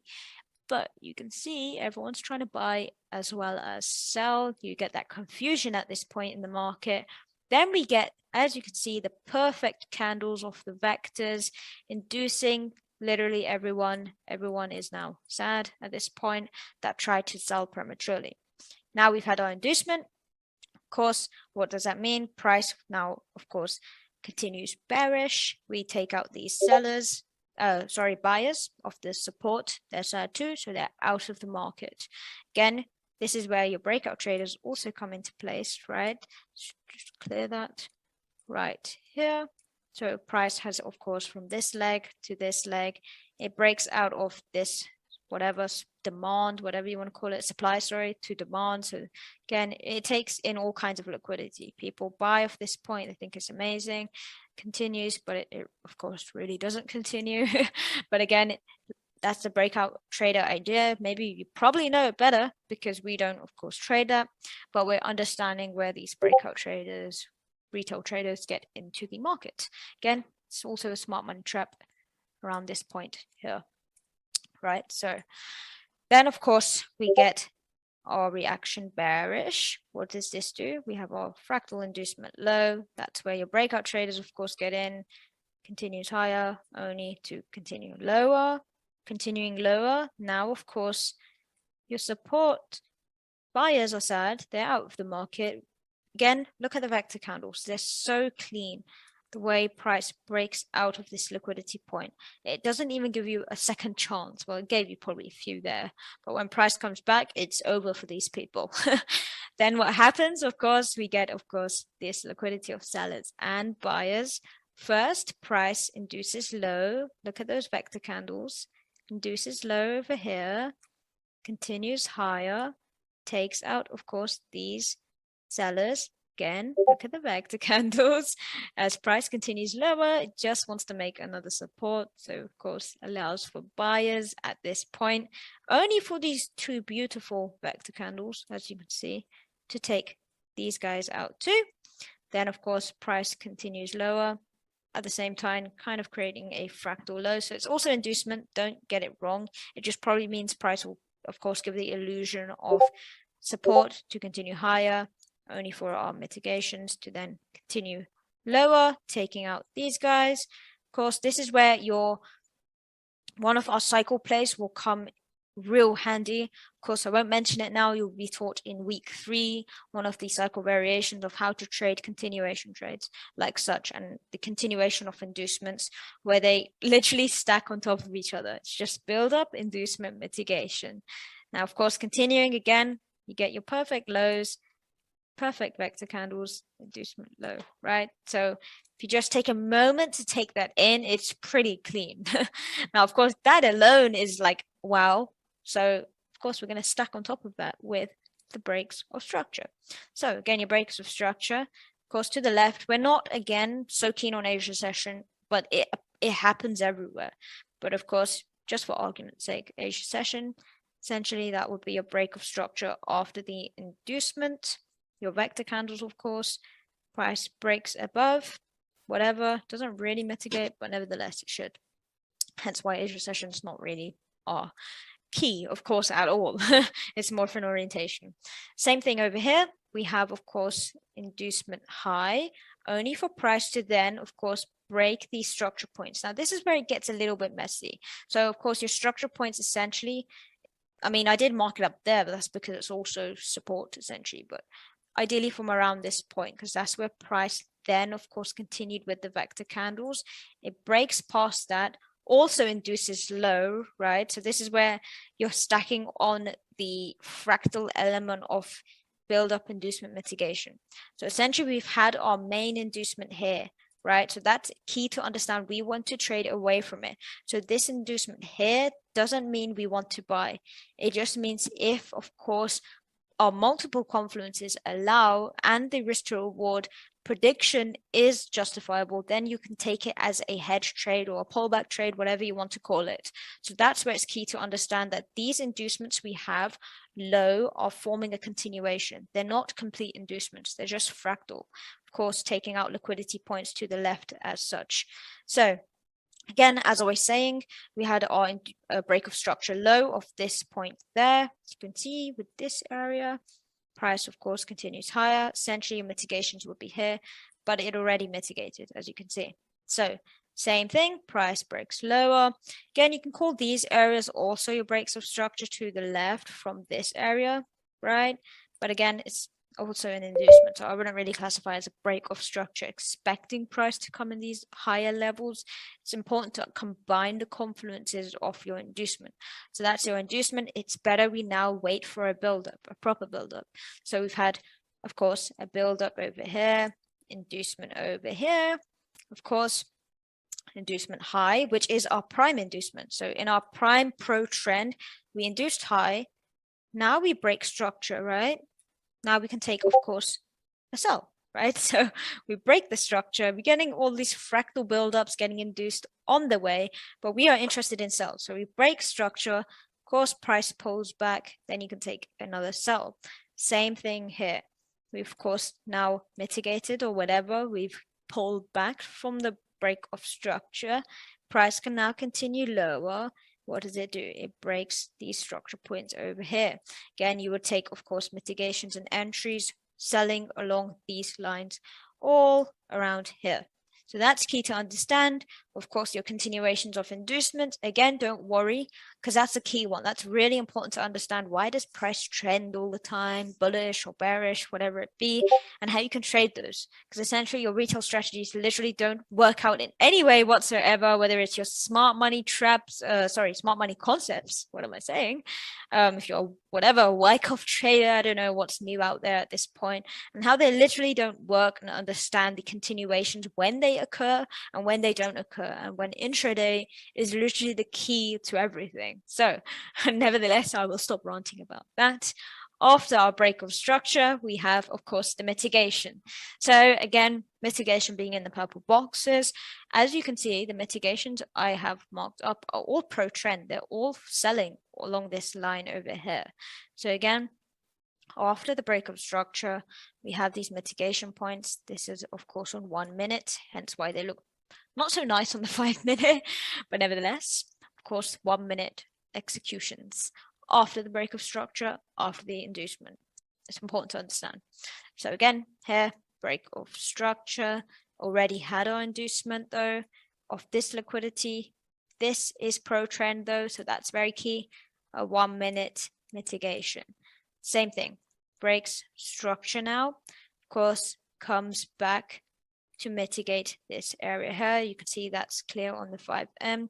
Again, we have more confluences that confirm why this was a really nice trade to take like such, and how you don't need to over refine it, right? So then, of course, we get a continuation, and on the way, we get multiple consecutive mitigations. Now, these consecutive mitigations are, of course, confirmed not just by a random mitigation because we feel like it. Same thing here. It breaks structure from this point. Price now pulls back only to mitigate, right? Again, it's the same story again and again. And that alone is 6 trades of selling, right? 6 trades. That's pretty crazy. Again, we have our sessions. We have a few more confluences. Again, be patient. Week 3 will be the one for that. Of course, building on top of the simplicity approach. But it's really key to understand how you can literally take these cells just by understanding the build-up, inducement, mitigation, as well as your targets as well. Again, it's pretty clear to see, right? So I would highly recommend you, of course, re-watch the simplicity approach if you already find it, wow, that's a lot. Whether if you find it amazing, whatever you want to call it, I mean, you should find it pretty freaking amazing. But either way, of course, practice this and learn to see it. Just these 3 stages. You don't always need a break of structure. That's also important to understand. It is an additional confluence, however, if you like break of structures. Now, it's key only when it's relevant, after an inducement. I would highly recommend writing that down. But yeah, nevertheless, I hope you enjoyed my examples of the simplicity approach and how, of course, easy it is when you just work in steps.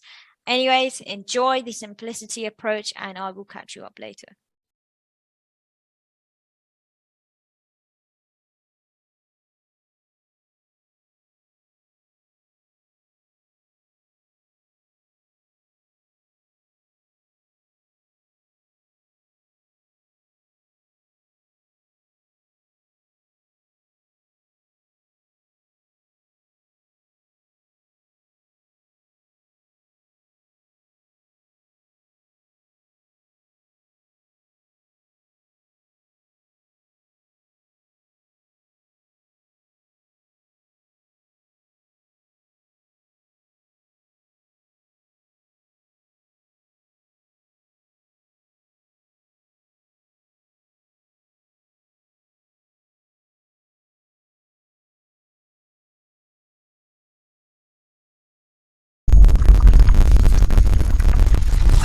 Okay, and here we are with the summary of week 2. And what a week it has been. Should be very brought in a light into the tunnel, and a lot of things should have clicked already. Of course, I got with me our two bunnies, Sakbo and Cam. If you just want to say hi. Hello. So yeah, we give you a quick summary of what happened and what you should know at this point. And of course, a little questions going on, and yes, you have to put a lot of tasks in. So let's take a look first what we covered so far. So you already should understand, and of course that's not only week 2, that's also the understanding of week 1 already. And just take a look at one speckle of a second. 900 slides, huh? What's going on there already? And that's like just week 2, I think. So I think we're over 1,000 slides, whatever, at this point, and we're in week 2. Crazy. So just realize of how much craziness and effort we're putting in for you guys, huh? How crazy is that? So anyways, what we covered so far and what you should understand already. So first things, you should understand like the basics of what's going on with this market in the real world, of how it's like controlled. Again, not conspiracy theories throwing around, but you should understand of how it's being controlled and delivered by Enigma, of how they're using money against you technically, of how they're in control of the money, of how they're using retail strategies to build up, again, this liquidity, and how they build up these strategies on purpose to keep the wheel spinning. Again, sometimes, of course, a triple top will lead to a good trade. Of course, so be a trend line, so be smart money concepts. Everything will lead to a good trade at some point, but not on the long run. Of course, they have to make these concepts work from time to time. Otherwise, no one would ever trade them. Right? So, of course, if you see a double top, it doesn't mean necessarily it will fail immediately. No, sometimes it can give you a reaction, it has to. Otherwise, these concepts would not exist in the first place.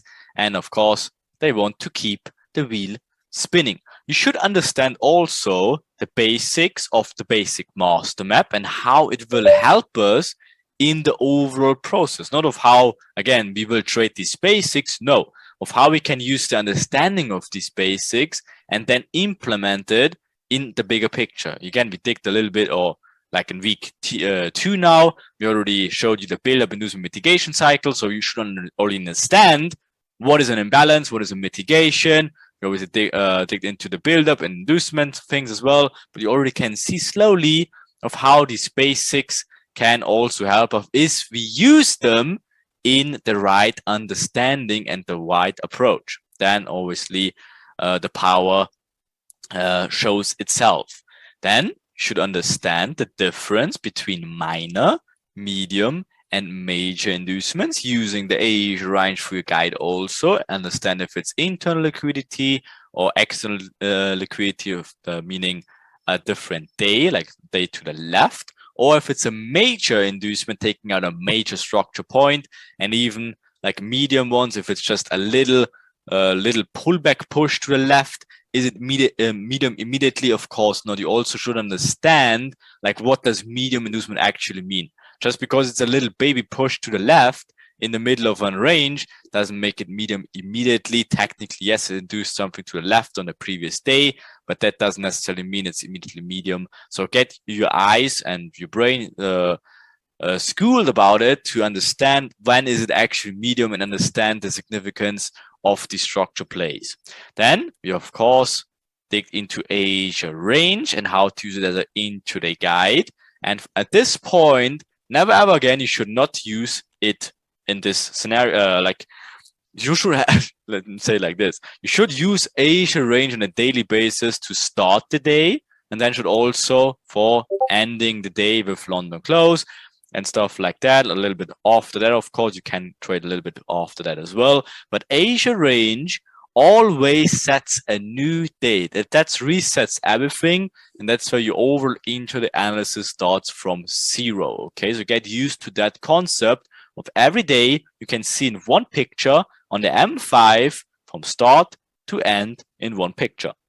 And you also should understand of how we now utilize timings overall. Like week 1, we covered London Open and Frankfurt, And now we dig into a lot of more timings, right? So again, what have we covered in week 2? Cam, if you want to take over. Of course. So obviously the first thing that we covered in week 2 is the lit cycle, where we covered build up, inducement, mitigation, and we also included the option of relevant market structure. And then we went on and we covered the difference between an SMT and an FFS. Obviously your SMT will give a reaction and your FFS will not give you a reaction and will make you say FFS, hence the name. The transition to focusing on intraday trading. Also, we added new timings. So I believe we added the magic manipulation minutes timings, New York trap time, and London close. We showed you one of the daily cycles, which was the lit starter kit.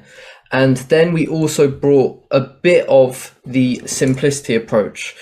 We brought you build up, inducement, break of structure, which is again optional, and mitigation. There's obviously a lot more to that, and we will be getting into that in the later weeks. Yes, so very important again.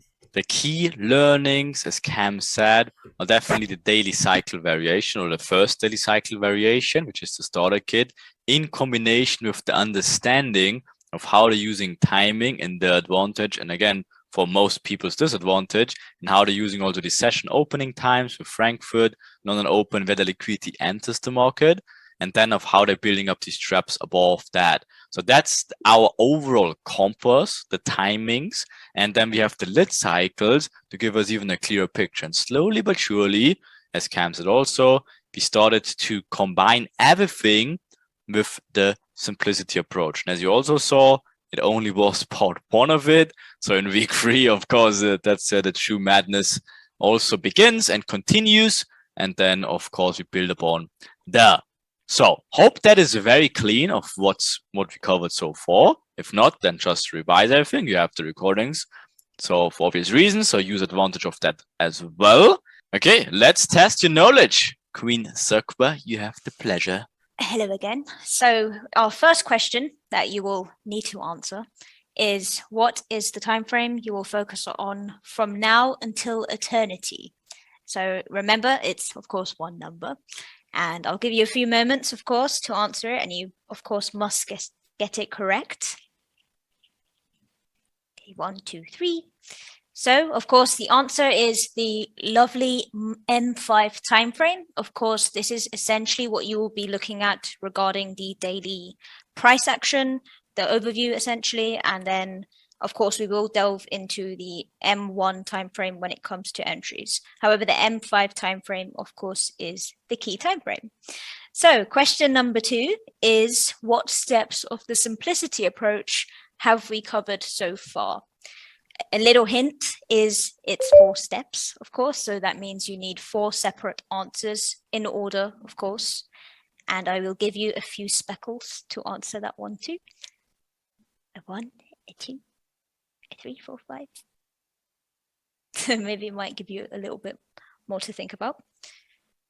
So now the answer is build up, inducement, break of structure. Of course, it's relevant break of structure, not random.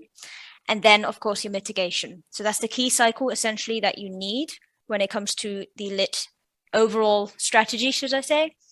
And then our next question is, what is the difference between smart money trap and FFS? Now, this one's a key one. So just remember what you've been taught and understanding the difference of each one, essentially. Again, I will give you a few moments to answer that. So the answer is, a smart money trap provides a reaction. So essentially a mitigation zone where it provides the reaction, but of course it doesn't sustain, hence it's a smart money trap. Then we have the FFS, which is where it gets blown straight through. So it does not give you any sort of opportunity to enter off. And hence you say FFS. What is that, guys? You're meant to talk. I just give the proper illustration of how it looks like.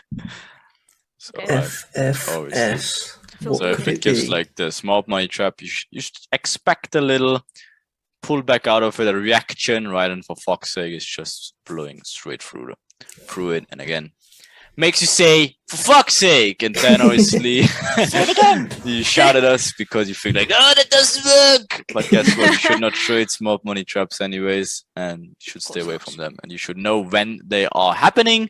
And of course, you have a lot of rules already to identify them also. It should become also very clearer in the ongoing curriculum. But next question.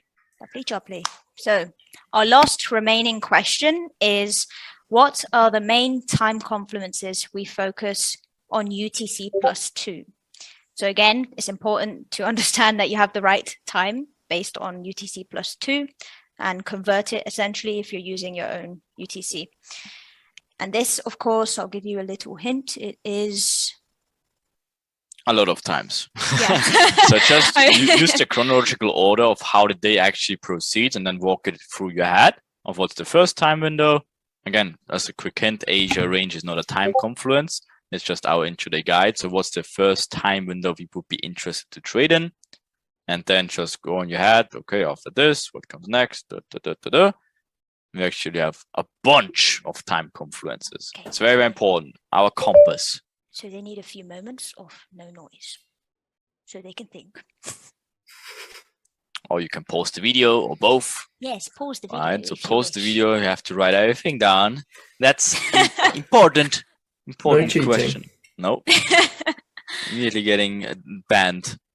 Cheat. Go Okay, on. anyway, that should be enough time. If I'm assuming everyone paused it and wrote it down. So, Sakura, what's the answers? So the answers are, our first time in confluence is Frankfurt Open. So that is 8 a.m. UTC +2. The second confluence is 1 hour after, which is the London Open inducement essentially at 9 a.m. Then we have the Magic Manipulation Minutes 1, which is at 10:30 a.m. MM2, which is, of course, 12:30, 2 hours after MM1. Then we have, of course, New York Open, which is our 2 p.m. window, UTC +2, of course. And then, of course, New York Trap Time, which is 3 p.m. Essentially, this is our timing window that we use as lit traders. Of course, it's a 1 hour window. And then, of course, we have London Close, which is at 5 p.m. UTC +2. Now, it's important that the last timing window is usually where volatility runs dry. So entries may not be very nice, or should I say the movement, essentially. So Yes, I hope and you got it's- them all correct. No, and it's getting very important also that you get used of how to using these timing confluences, right? For your compass reason. Of course, every day will be different in terms of, okay, sometimes an inducement happens in Frankfurt, sometimes an inducement happens in London Open, sometimes in Magic Manipulation Minutes 1, sometimes it's a complete different cycle variation.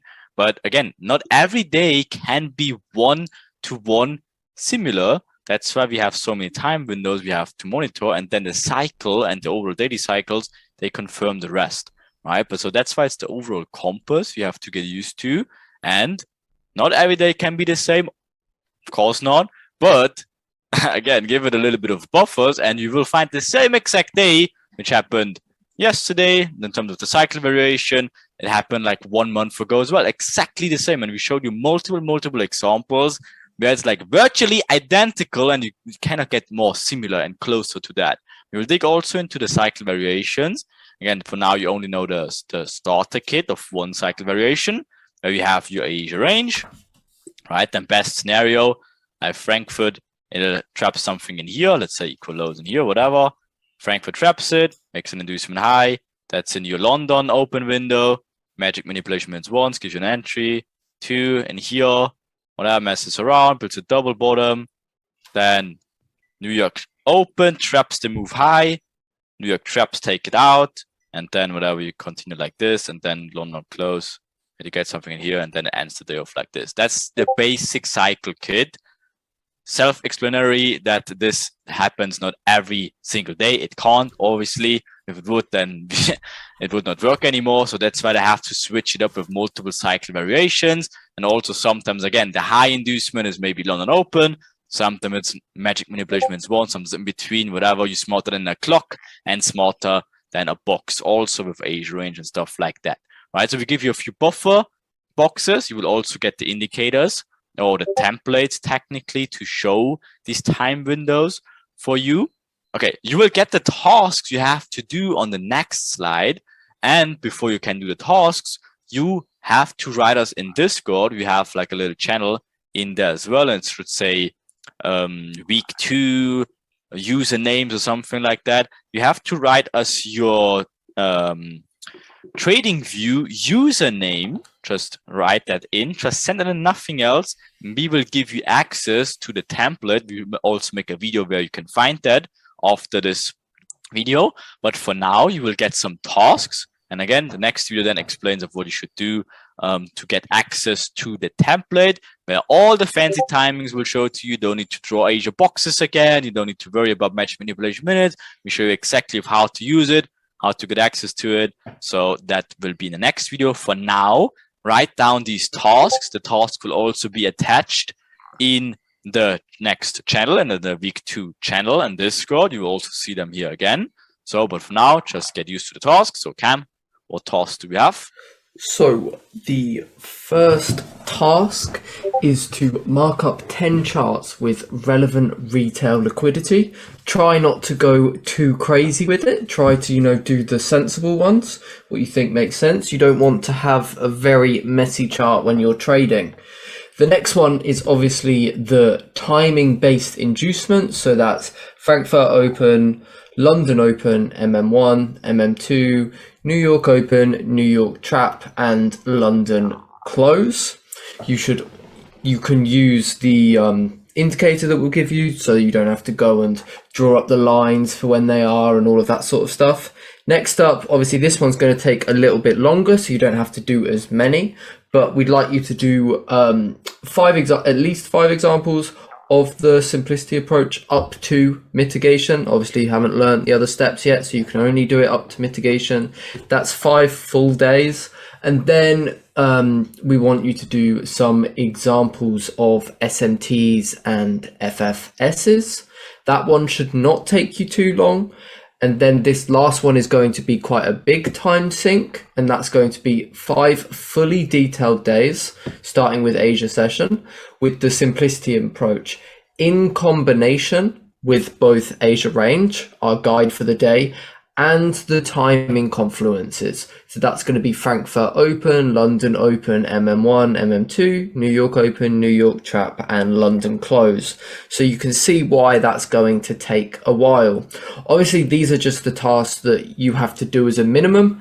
This doesn't mean that, I've done 12 markups of charts with relevant retail liquidity. Is this fine? Absolutely.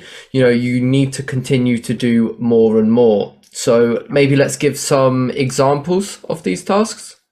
Perfect. So as you can see, this is just a fairly basic one, just showing us the timing inducements. So you see we have an inducement at MM1, inducement at MM2, New York Trap time, London Open inducement, MM1 builds equal highs with something on the left. New York Trap, we can see lovely inducement, and then we also have our London Open, London Close mitigation. Yeah, and then of course get used to it already, make it a little bit more detailed also. Just show us what you know, the build up, awesome, breakout traders entering here, of course, inducing Asia high, timing, match manipulations 1, London Open stays inside. Just make it detailed for us so we can really see what you see, and so we can correct you, because if you don't make it very detailed, again, as Cam said, don't make it too detailed. Don't like that's equal lows, 2 wicks. Oh no, like that's too detailed. Again, focus on the bigger picture. And again, that's something like build up. Okay, that's okay. That's okay. That's an inducement high to go lower into mitigation. Perfect. That's a new build up. Getting induced low a little bit to go further, breaking the structure, inducing people the wrong way direction. Does what? Mitigates in the order flow. Never took out Asia low. Perfect. Goes back, builds the equal lows in here. Again, channel being built up in here. Perfect. The day is over. We're not that much interested anymore, but they can make something like this also. Again, but the next day is more important. Build-ups, vector candles, again, whatever, giving like these fakeness in here, a little build-up in here as well. Again, there's your break of structure after. Again, Asia in this scenario induced all this liquidity already. Again, then showing, again, build-up, induced. Same thing literally as it happened here. Happening here also into the mitigation, order flow, perfect. London open inducement, of course, inducing this triple bottom and Asia low of the next day, medium inducement, boom, trading away. When does it happen? To the absolute minute. What a surprise. Then if you have trading view open, of course, you have to look to your left also what's going on there and stuff like that. And show us the New York trap reversal with timing, with the equal highs or whatever this build up in here. Perfect. Getting induced. Boom, boom, boom. London close, mitigates, rule set perfectly aligned. You see, you can make it way more detailed. You have to go too crazy with it, but something like this for the 5 detailed ones, right? So just maybe a little bit lighter one. Sokpo, if you want to go with that one. Okay, so in this example, we have the example, of course, being the London close inducement. So if we go in the beginning of the day, the generic understanding is your build-up, again, in the form of a channel in this scenario. Again, I'm briefly drawing it. And what we have, of course, is London open inducement of Asia high being here. Then what we have, of course, is price then, of course, has its reaction. It starts inducing these greater levels of liquidity lower right there. What we have, again, perfectly is these equal lows. You can see it's tapped quite a few times over here. Price reacts again, this becoming our build-up, essentially. And then what happens? New York trap, perfect inducement low of Asia, as well as it being equal lows. What happens next? We get these mitigation areas in here, as well as equal highs over here. Price induces with these nice vector candles. And then towards the end of the day, again, 5 p.m. UTC +2 being London close, we of course get the inducement high, taking out everything to the left. And then, of course, the reaction bearish, with a mitigation zone, of course, to enter off. Again, it's important to be conservative of your TP, as it's the end of the day. Of course, volatility runs low at that point. So essentially at these mitigation zones like such, you can, of course, close your trade. And then to show you an example of the simplicity approach markup, Cam, if you want to do that, Sokpo, if you want to remove, or let me remove it for you. Okay. So, and as you see already here, it doesn't need to be too crazy. As you can see, that shows everything we need to see in order for you, first of all, that you understand what's going on. You don't make it too crowded. But Cam, if you want to cover that. Of course, let's go into it. So obviously we're showing you it at step 4. We're not going to go step by step, but let's just go through it a little bit. So in Asia, we build up our long trend, build up also these equal lows, channeling. And then coming into London Open, what do we have? We have our inducement. Okay, then we can look to choose possible mitigation areas. This one would obviously be without your break of structure, but your break of structure would be down here. And then you get another potential mitigation right here. So we're trading away. Then we identify again. What do we go into? Another build-up stage. We induce the build-up to the downside, and then we induce the build-up to the high side. We come down, we build equal lows. So an entry like this would have been very nice, but as you can see, just missed, happens, but that's fine. We get another inducement to the downside, building equal lows. We've also got Asia low on the left. So we can be quite confident that this is going to be a false reaction from this. Then we have this mitigation zone, lots of imbalance. Price comes back in, taps the mitigation zone, and then break of structure again to the downside after our mitigation. And then we can begin to play order flow until at least here. Maybe, oh, sorry, I see the wick at least here. Maybe we even have targets lower, and then again, one final build up before we induce low again. Exactly. And that's all you technically need to show us. And you see, everything is in there. Again, maybe just also This baby Vic in here, Cam probably didn't see, also led to the break of structure. That what makes this zone valid for now, right? But just show us the stuff so we can see, you understand what's going on, and don't make shit up. Again, like don't go too crazy with it. Just show literally what is there and don't go too crazy. Again, that's the key to keep it simple. That's why it's called the simplicity approach and not the too crowded going insane approach, right? So then maybe one last example, and then I think everything should be clean, right? So for, again, that's already a little bit too much, right? In terms of this, we just want to show that's a little bit too much, but you can see still what's going on. Then keep it simple on the day of the Asia range, right? Just one channel, perfect, getting induced to the high side to go what? Breaking the focus structure, induce people long. To do what? Induce with vector candle. So you go here, make an arrow and say vector candle, right? Perfect. Timing. Oh, what a surprise. Next channel, getting induced low. To do what? Vector higher. Perfect. Didn't take out Asia high. So we know, okay, it should still go higher, but at least it's good for a pullback. The pullback has what in it? Equal lows. What a surprise. That's your build-up. That's your inducement low. That's again your internal build-ups, baby build-ups, into inducement, into mitigation, perfect. Another channel, vector candle. In this case, we had two. Happens also, rarely, but sometimes it happens, especially if you look to your left and there's not a clean target you can take out, right? So sometimes they give this fake, whatever, technically not fake, but very nice vector candle. But again, that's why we have the break of structures in place also, and then leads to a new high, and this becomes 100% your small money trap then. This is your potential area you would be interested in, and then the cycle is completed in here. But you see, simplicity, that comes to power. The power literally comes out of simple stuff. Same thing with the smart money traps and the for fuck's sakes. Just show us that you understand it. Again, if you have this imbalance zone in here, smokes right through it, for fuck's sake, perfect. What is this though? Asia low. Right, again, double bottom in here, or even triple bottom, or even quadruple bottom if you see it like this, right? So guess what? Getting tapped after an inducement smoked the for fuck's sake into timing aspects, right? Looks more like a Frankfurt in here, but we have like the quadruple bottom on the bottom. So of course, this will not gonna hold. It will give a reaction though, induces the areas, induces high to do what?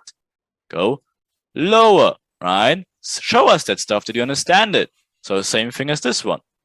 Smart my trap because it gives a reaction. The whole thing gives a reaction. So smart my trap. But guess what? The next imbalance area gets completely smoked, becomes a for fuck's sake. So just show us that you understand these differences. Look again through the task. They should be in the description. And you also should have by now then the template for it, right? So look first before you do the task. Go to the next video. It should show you how to put in the name in Discord, how to use the template, and then the charts will look exactly beautiful as ours with these beautiful colors, beautiful boxes. Everything is automated. You just have to put your time to UTC+2 as well. But of course, we show you everything in the video. So enjoy the tasks, put them in properly, and enjoy. Suck Cam. Yep. Lovely jubbly. Enjoy. There you go. Enjoy the hustle, and we catch up very soon. Have a good one.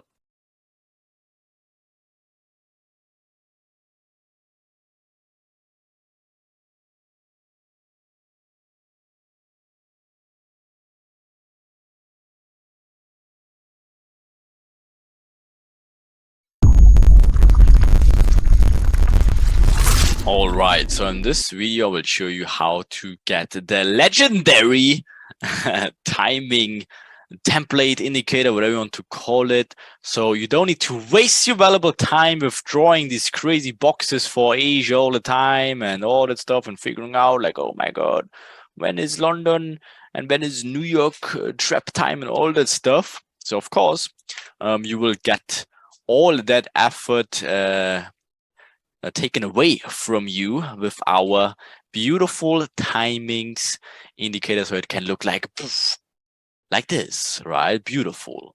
So how do you get it though? So first thing what we have to do, you have to write in the Discord your trading view name. So you have to find out your profile name. How you do that in TradingView, if you're logged in already, you just hover over here and then it should appear. It says for me, and obviously I'm logged in as RemFX right now. So just one of my accounts, so don't spam me on there. Okay, so not my main account, so don't even go too crazy about it, right? But just hover over there and it should say your name of your TradingView account, or you can just click it as well. Click this one and then it also should say it. But obviously for privacy reasons, I will not show you this account. Right, anyway, so do that and then go to, let me just show you this one. You just go here and then go, again, I show you exactly how to do it. Then you go just to week 2, right? So you see this week 2 section in here. Then you just obviously go in here and you see how people making fun with our retail cups in here, which again, by the way, you cannot buy. That's a little achievements you have to get, my beautiful Chopper brothers, right? So how you do it then you just write in, hey, and then you add a black belt, right? So you say black belt. And here is my TradingView name, right, for the timing template. And then you just say your TradingView name, whatever. So that's the name, okay, for whatever reason, interesting name. And then you just send it in. Hey, woo, that's it. Okay, and then you just wait, and the moment we give you like this check mark, boom, then you know it is checked. So the moment you see this check mark, I just remove it now, right? The moment then you see this check mark, that means you already got access to it. So we gave you access. If there's no check mark yet, then there's no access to the template yet. So the moment you see this check mark, then you know, okay, I can come back to my TradingView. Perfect. And then how you get access to it is you just click on here, whatever language you have your TradingView on. That should say something like indicators or whatever. Then you just open this. Okay. And then it should say on invitation. So that's German. It just means on invitation. And just click on this. Then obviously you see one of the other accounts we have. And then you just click on this. So you see we already have the entry helper and the timing. Okay. So the first one you will get in week 3 is obviously timing. Week 2, right? So for week 2, you obviously get the timing one. And in week 3, you will get the entry helper. Okay, so for now, you only will see the timing one. And then for week 3, it's the same process. And then you also will see the entry helper in here. For now, then again, the moment you see the check mark on your TradingView on the Discord message, you see the timing in here. Just click it once, just like this. Okay, that's all you have to do. That's it. And nothing more. Then you just close it and you already can see magically the beautiful boxes appear. And then again, here you also see I had one on as well. And here now, second one I just included on is here as well. If you don't want to see it, you just click this eye. And if you want to edit it, because you can play around with it as well, you can either press this wheel in here just for the settings, or you can obviously double click it as well. And that gives you all the settings. You have to play around with it. If you say, whatever, I don't trade a London session for whatever reason, then you just say, okay, I don't want the London box to be visible. Or if you say, oh, I don't care about magic manipulation minutes too much. And again, here you see magic manipulation minutes would be these gray lines in here. If you say, oh, that looks like a wick to me, it confuses me. If I have like a thing in here, I don't want to see timing to the minute, then you can untick the magic manipulation minutes, and then these lines disappear also. Same thing for London close. This purple one, you can say, I don't care about this one, right? Then it disappears as well. Definitely, obviously, you have to let Asia session ticked, because that's the major one. And this one, the shift time, that is for daylight savings. So if that will appear, obviously we'll let you know. Then you can change the settings. Overall, if your time is at UTC +2, that should already be adjusted. Again, just double confirm for yourself.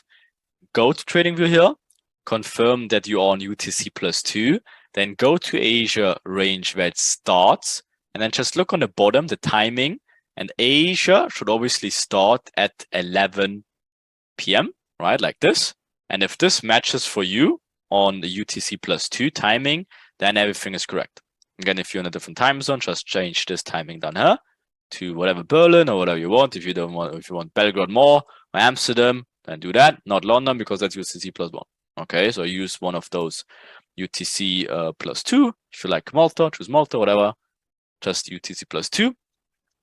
Wherever you have the most ladies from, that's perfectly fine to match their time zone, and then just confirm everything is right. Then again, if you want to mess around with that, change the colors to it. Say, oh yeah, Asia line has to be, I don't like purple. It should be green. Then change it to green, right? But here you see the time, the color themes we use. So if you want to make your charts look beautiful, then stick to hours, right? Then again, you can also have more features with that. Here you can say, oh, I want to see weekly highs, weekly lows. So you can see, oh shit, okay, this one was a weekly low. Interesting. So that's why it smoked through there, because it's a huge liquidity zone. What is that? London knockout. By the way, took this trade, 1-to-100 trade. Perfect. Okay. So not a surprise, but guess what? You can make it even more visible for you as well. And by the way, also these bubbles, they go of course away. So it looks a little bit more fancy, right? So then again, we don't want weekly lows, weekly highs for now. They open price like this line in here or this line. If you don't want it, just uncheck it.